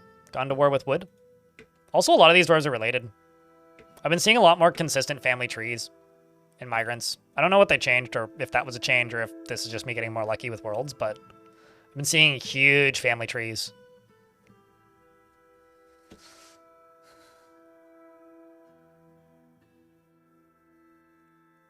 Welcome back. This is from Matilda. I haven't encountered an opportunity to use my ballista just yet, but I have used the bolt throwers and the catapults. The catapults are very effective now. As for ballista, more testing is required. Okay, let's actually just do a bunch of silver warhammers as well. As I'm looking at this going kind of short. Oh, wait, no, those are crossbows. That's fine. We can make silver warhammers, too. What do I need, though? Copper breastplates, copper greaves, copper helms.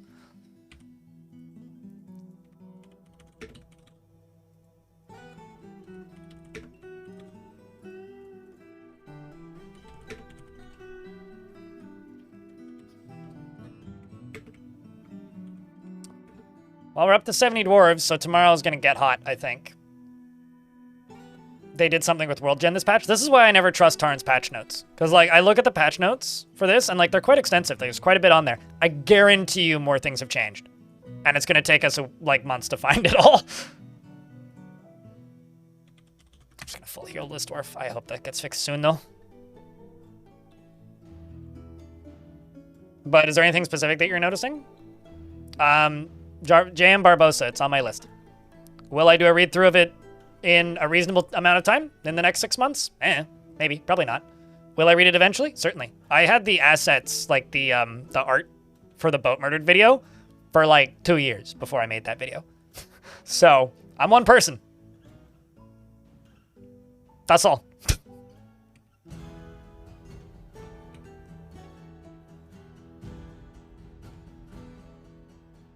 But I have it bookmarked. Also, I'm pretty sure you've asked me that before. That or somebody else did. I've had a few people ask me about that one.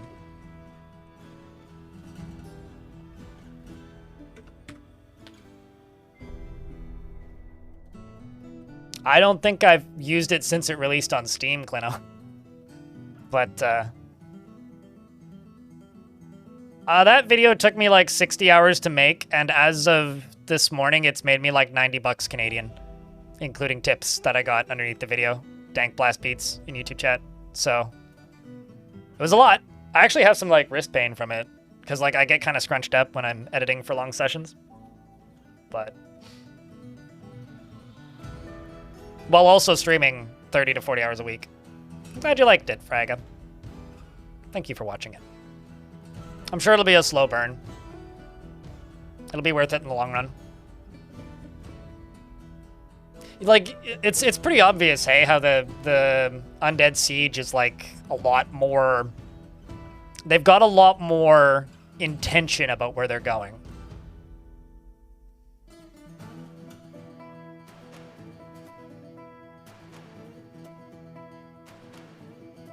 Trust me, Dank Blast Beats. At the end of the day, I do make plenty of money, right? Like, I've done extremely well today.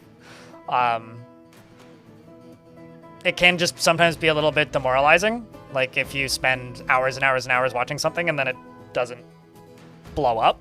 It can be or working on something and then it doesn't, like, make the time seem worth it. It can be hard to feel like it's worth justifying, but, like, I'm just one person. My big hope for it was that it would do better out the gate, because then I could have... I mean, it might still do better eventually, but I'm giving it like 2 months to try and figure it out.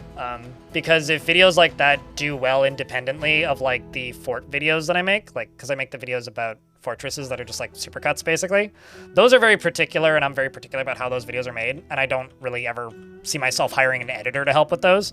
However, videos like that boat murdered video, I could see myself hiring an editor to help, because they're very straightforward in their editing. It's like, this is just a person talking on screen with text from a website on screen. Like, that's pretty simple to find somebody to help with. So I kind of hope that video does well in the long run, because that, I don't know, recording it takes significantly less time than editing it. And I don't really want to prioritize a thing that's not going to perform as well as, like, the supercuts of forts that I do. So I'm hopeful that it'll be a slow burn.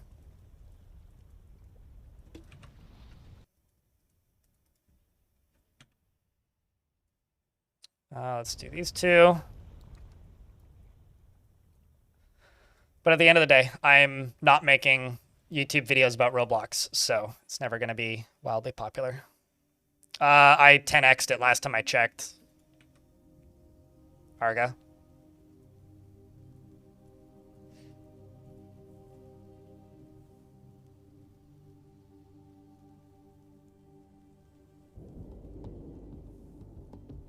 Looks really good for castle forts. Certainly aesthetically. I do honestly think it's a little bit hilarious, though, that we can't, like... How do I put this? I do think it's a little bit hilarious that we still don't have a way to dump, like, hot liquids on things directly out of a cauldron. Like, why can't I just boil some tallow and dump that on the bad guys' heads? Cabbage roast? Excellent. I'll take 2. Sounds delicious.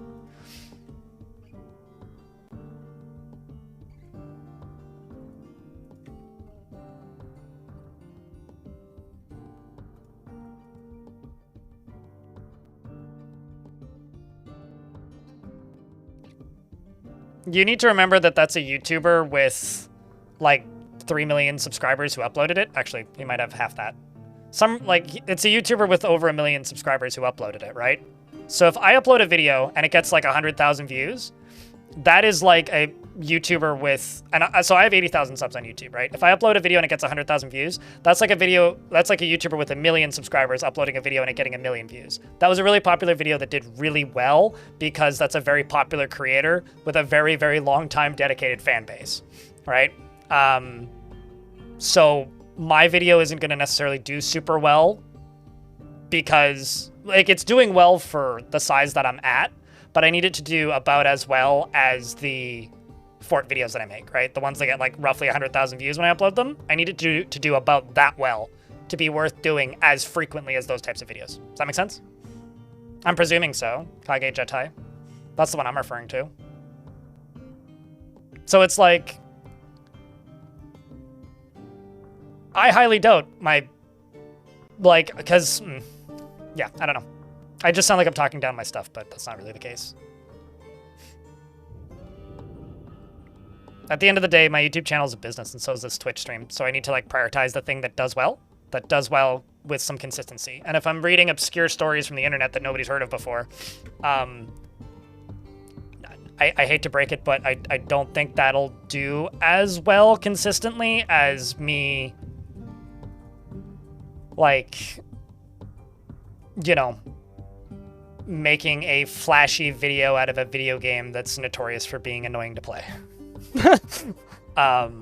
Which one is quite literally like clickbaity and the other is here's an audiobook. I like doing the audiobooks, but the first one was a test run and it's doing okay. It's not setting the world on fire. It's not quite where I would like it to be, but it's doing fine. That's it. Because for me, I have about a 50-50 hit rate on big videos. About 50% of the ones I make are worth it, money-wise. And some of them, like, become worth it over time. Because I basically have to take a week off to edit one, realistically. I have to skip, like, a week worth of streams to edit one. And by the time that video gets enough views to be as useful as streaming for a week, sometimes that happens in the first 2 weeks that it's out. Sometimes it happens in the first 3 days it's out. Sometimes it happens in the first 8 months. The more videos that make that time worth it in the first few weeks, the higher the likelihood that I could hire somebody to help. So, and that video is, I will be surprised if it becomes worth it. But I'll do more like that. It's just, I don't think they'll be the priority for anytime soon.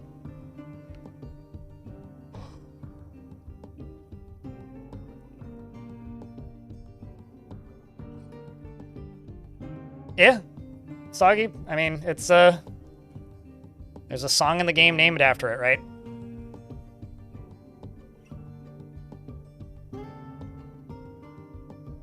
Any difference to take caution of digging when into lava when compared to water? Lava moves a lot slower than water, but is more likely to kill if it touches you, right? I'd say use about the same level of caution.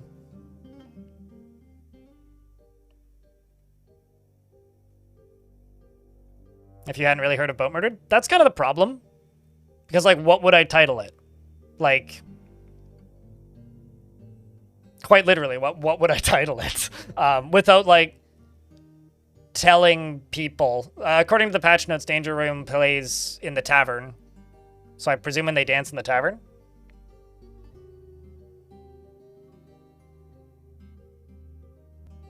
I don't play enough of any of those games to really see how I could do that. I would need to put a similar number of hours into those games to be able to do that. And do I need to repeat myself that I basically stream 40 hours a week already? I stream 30 to 40 hours a week most weeks. So sure, but like with what time? I mean, I did one with one other game and it performed terribly, and I don't think it was very good, but it was also like my first attempt at that kind of video. I did one with Norland ages ago, but it was like a first attempt. So yeah, I don't know, maybe, sure, but I don't know when or how I'll find the time. Like, the reason I'm able to make videos at the level of quality that I do is because I have thousands of hours in this game, right? If I didn't have thousands of hours in this game, it would be a lot harder, if not impossible. I fucking hate playing RimWorld. RimWorld's never going to happen, which is sad because, like, RimWorld probably would get significantly more views if I did, but I just don't ever want to play that stupid game again.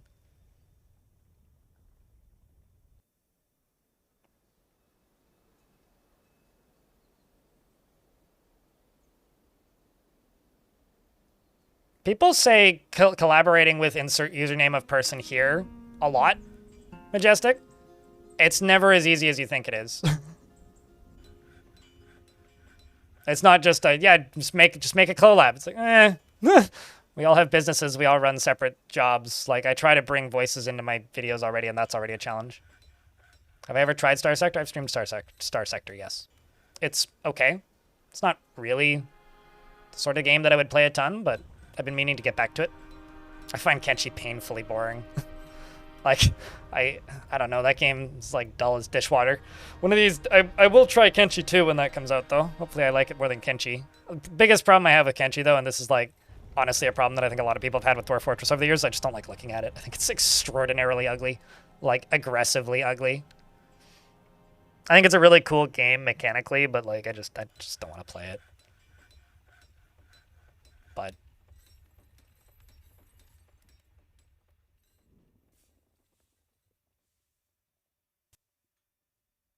what's the blind lore behind hating RimWorld? I streamed 4,000 hours of RimWorld and don't want to play it anymore. I also don't hate RimWorld. I think RimWorld's a fantastic game. I just have zero desire to ever play it again. That's the lore of. I played too much of it as a streamer and never really want to play it again. That's basically it. Person in YouTube chat asked. There's really nothing more to it than that.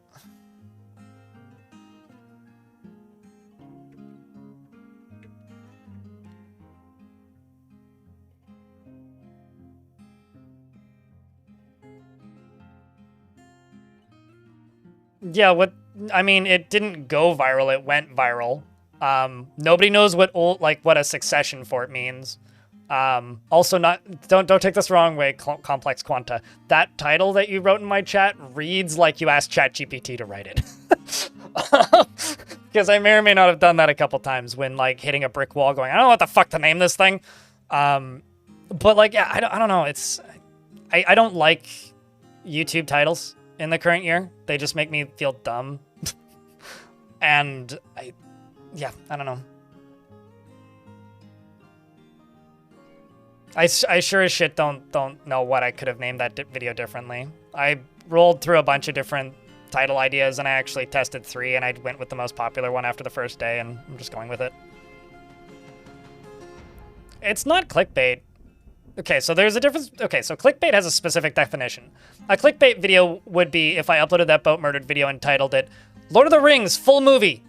Exclamation point. That would be clickbait because it would be a title that makes you want to click but also doesn't actually contain what the title says. If you're trying to just make an evocative title, that isn't clickbait. It's trying to describe it in a eye-catchy way of what is actually in the video. Like if somebody says the controversy about blind IRL is crazy in the title of a video, if they're actually talking about a controversy that is happening that is related to me, then that would be a legitimate title for a video. If somebody uploads a video called the controversy around blind IRL is crazy, but there was no controversy, then you're just being a bullshitter. And that's clickbait. So making evocative titles that are also like easily promotable by the YouTube bullshit generator these days is like not easy. Especially when and this is like, also when people ask me, it's like, could you make a video about Akistanath? It's like, sure. The fuck would I call that? Like, how... Like, I could make that video. I could spend the 60 hours making that video. Hey, the goblins are trying to steal my children again. Where are you? There you are. Okay, there he goes. But like, I could make that video, but what in the world would I name it? So hi, Mark.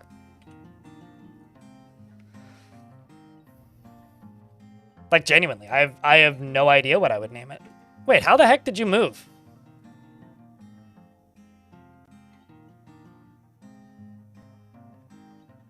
I'm so confused.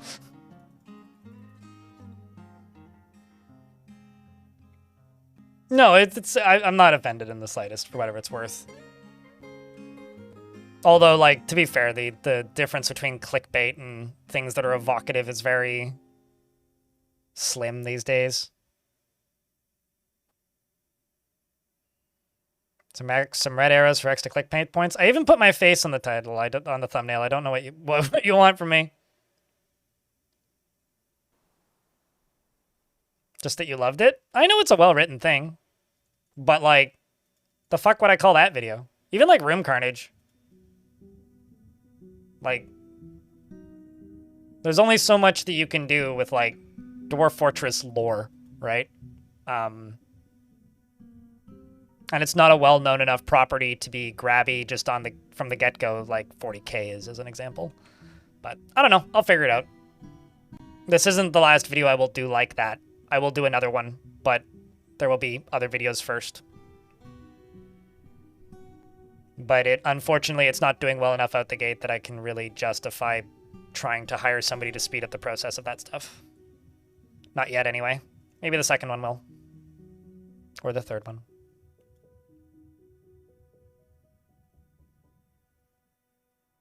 I said room carnage, not rim carnage. But yeah, that does sound kind of suspect.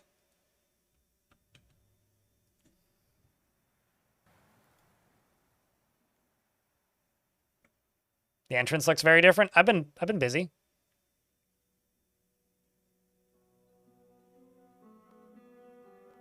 I would rather shoot myself in the foot. Hagejatai. Sorry, I just don't want anything to do with the RimWorld community, really. Like, like, I just stop bringing up RimWorld because I'm just gonna sound like I'm talking shit nonstop. But like, I backed so far away from that community. It's never gonna happen. Also, those mods need to exist first. So if you're implying that I make a mod to do that, then sure, but...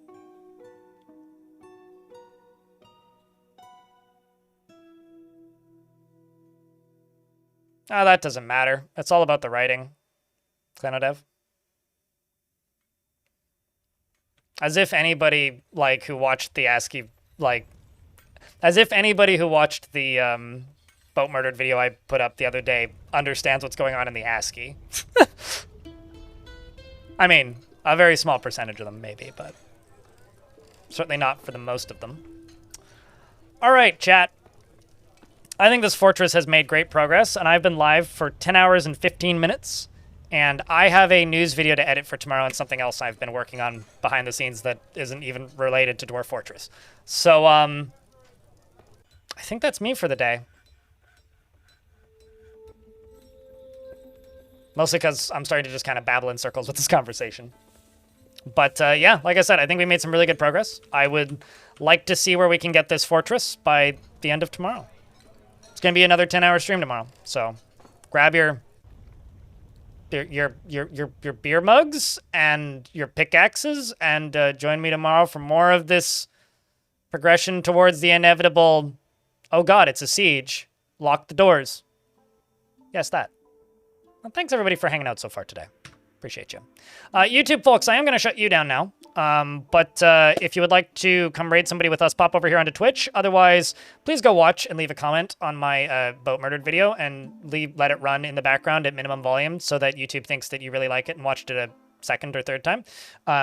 Otherwise, I will see you tomorrow for more of this fortress. And Twitch chat, stick around. We're going to go raid somebody.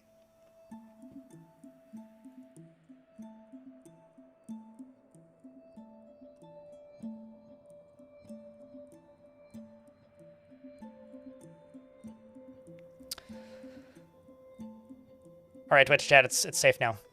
It's just us. We can speak freely. You guys enjoying the patch so far? Aside from the obvious bugs? I am. I think my camera settings are different because I'm more zoomed in than I normally am. There we go, that's better. Word! I need to have Tarn on the stream again. Gotta bug him about that, especially when stuff gets patched up a bit. Maybe in a week or two. Or later in the month. Hi, Hobo. Bye, Hobo. I've been on for 10 hours and 20 minutes. Yeet. I would say, yeah, you're late. They need to repatch a bit more. Yeah, I mean, par for the course, right? You haven't played long enough to see a CJ? Dude, I've played for 9 hours today, and I've seen one, so... and that was because I settled right next to a Necromancer tower. But we have enough dwarves now, so tomorrow I'm just going to start raiding the goblins until they attack me. We're going to make it happen tomorrow. Can I interview as soon as it's stable? Yeah, whenever the game stops exploding. You want to come on? Something like that? Yeah, that's probably what we'll do. But anyway, you've been busy? Possibly mild concussed? Oh, Jesus. That's not good.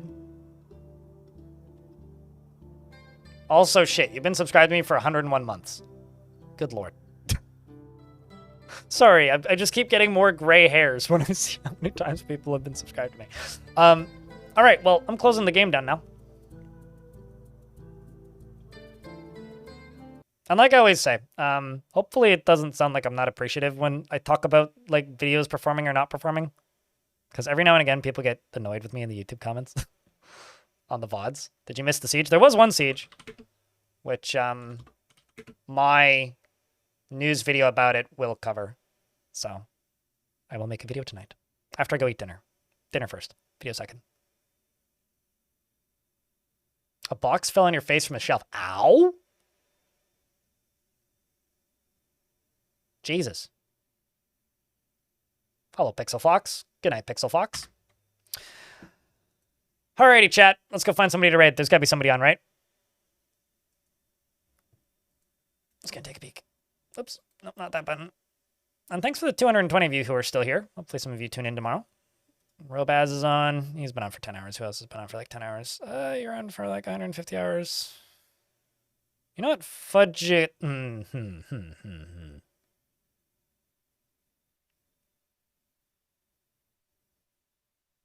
We're going to go raid a friend of the channel who I know is going to be on for a while. We're going to do that.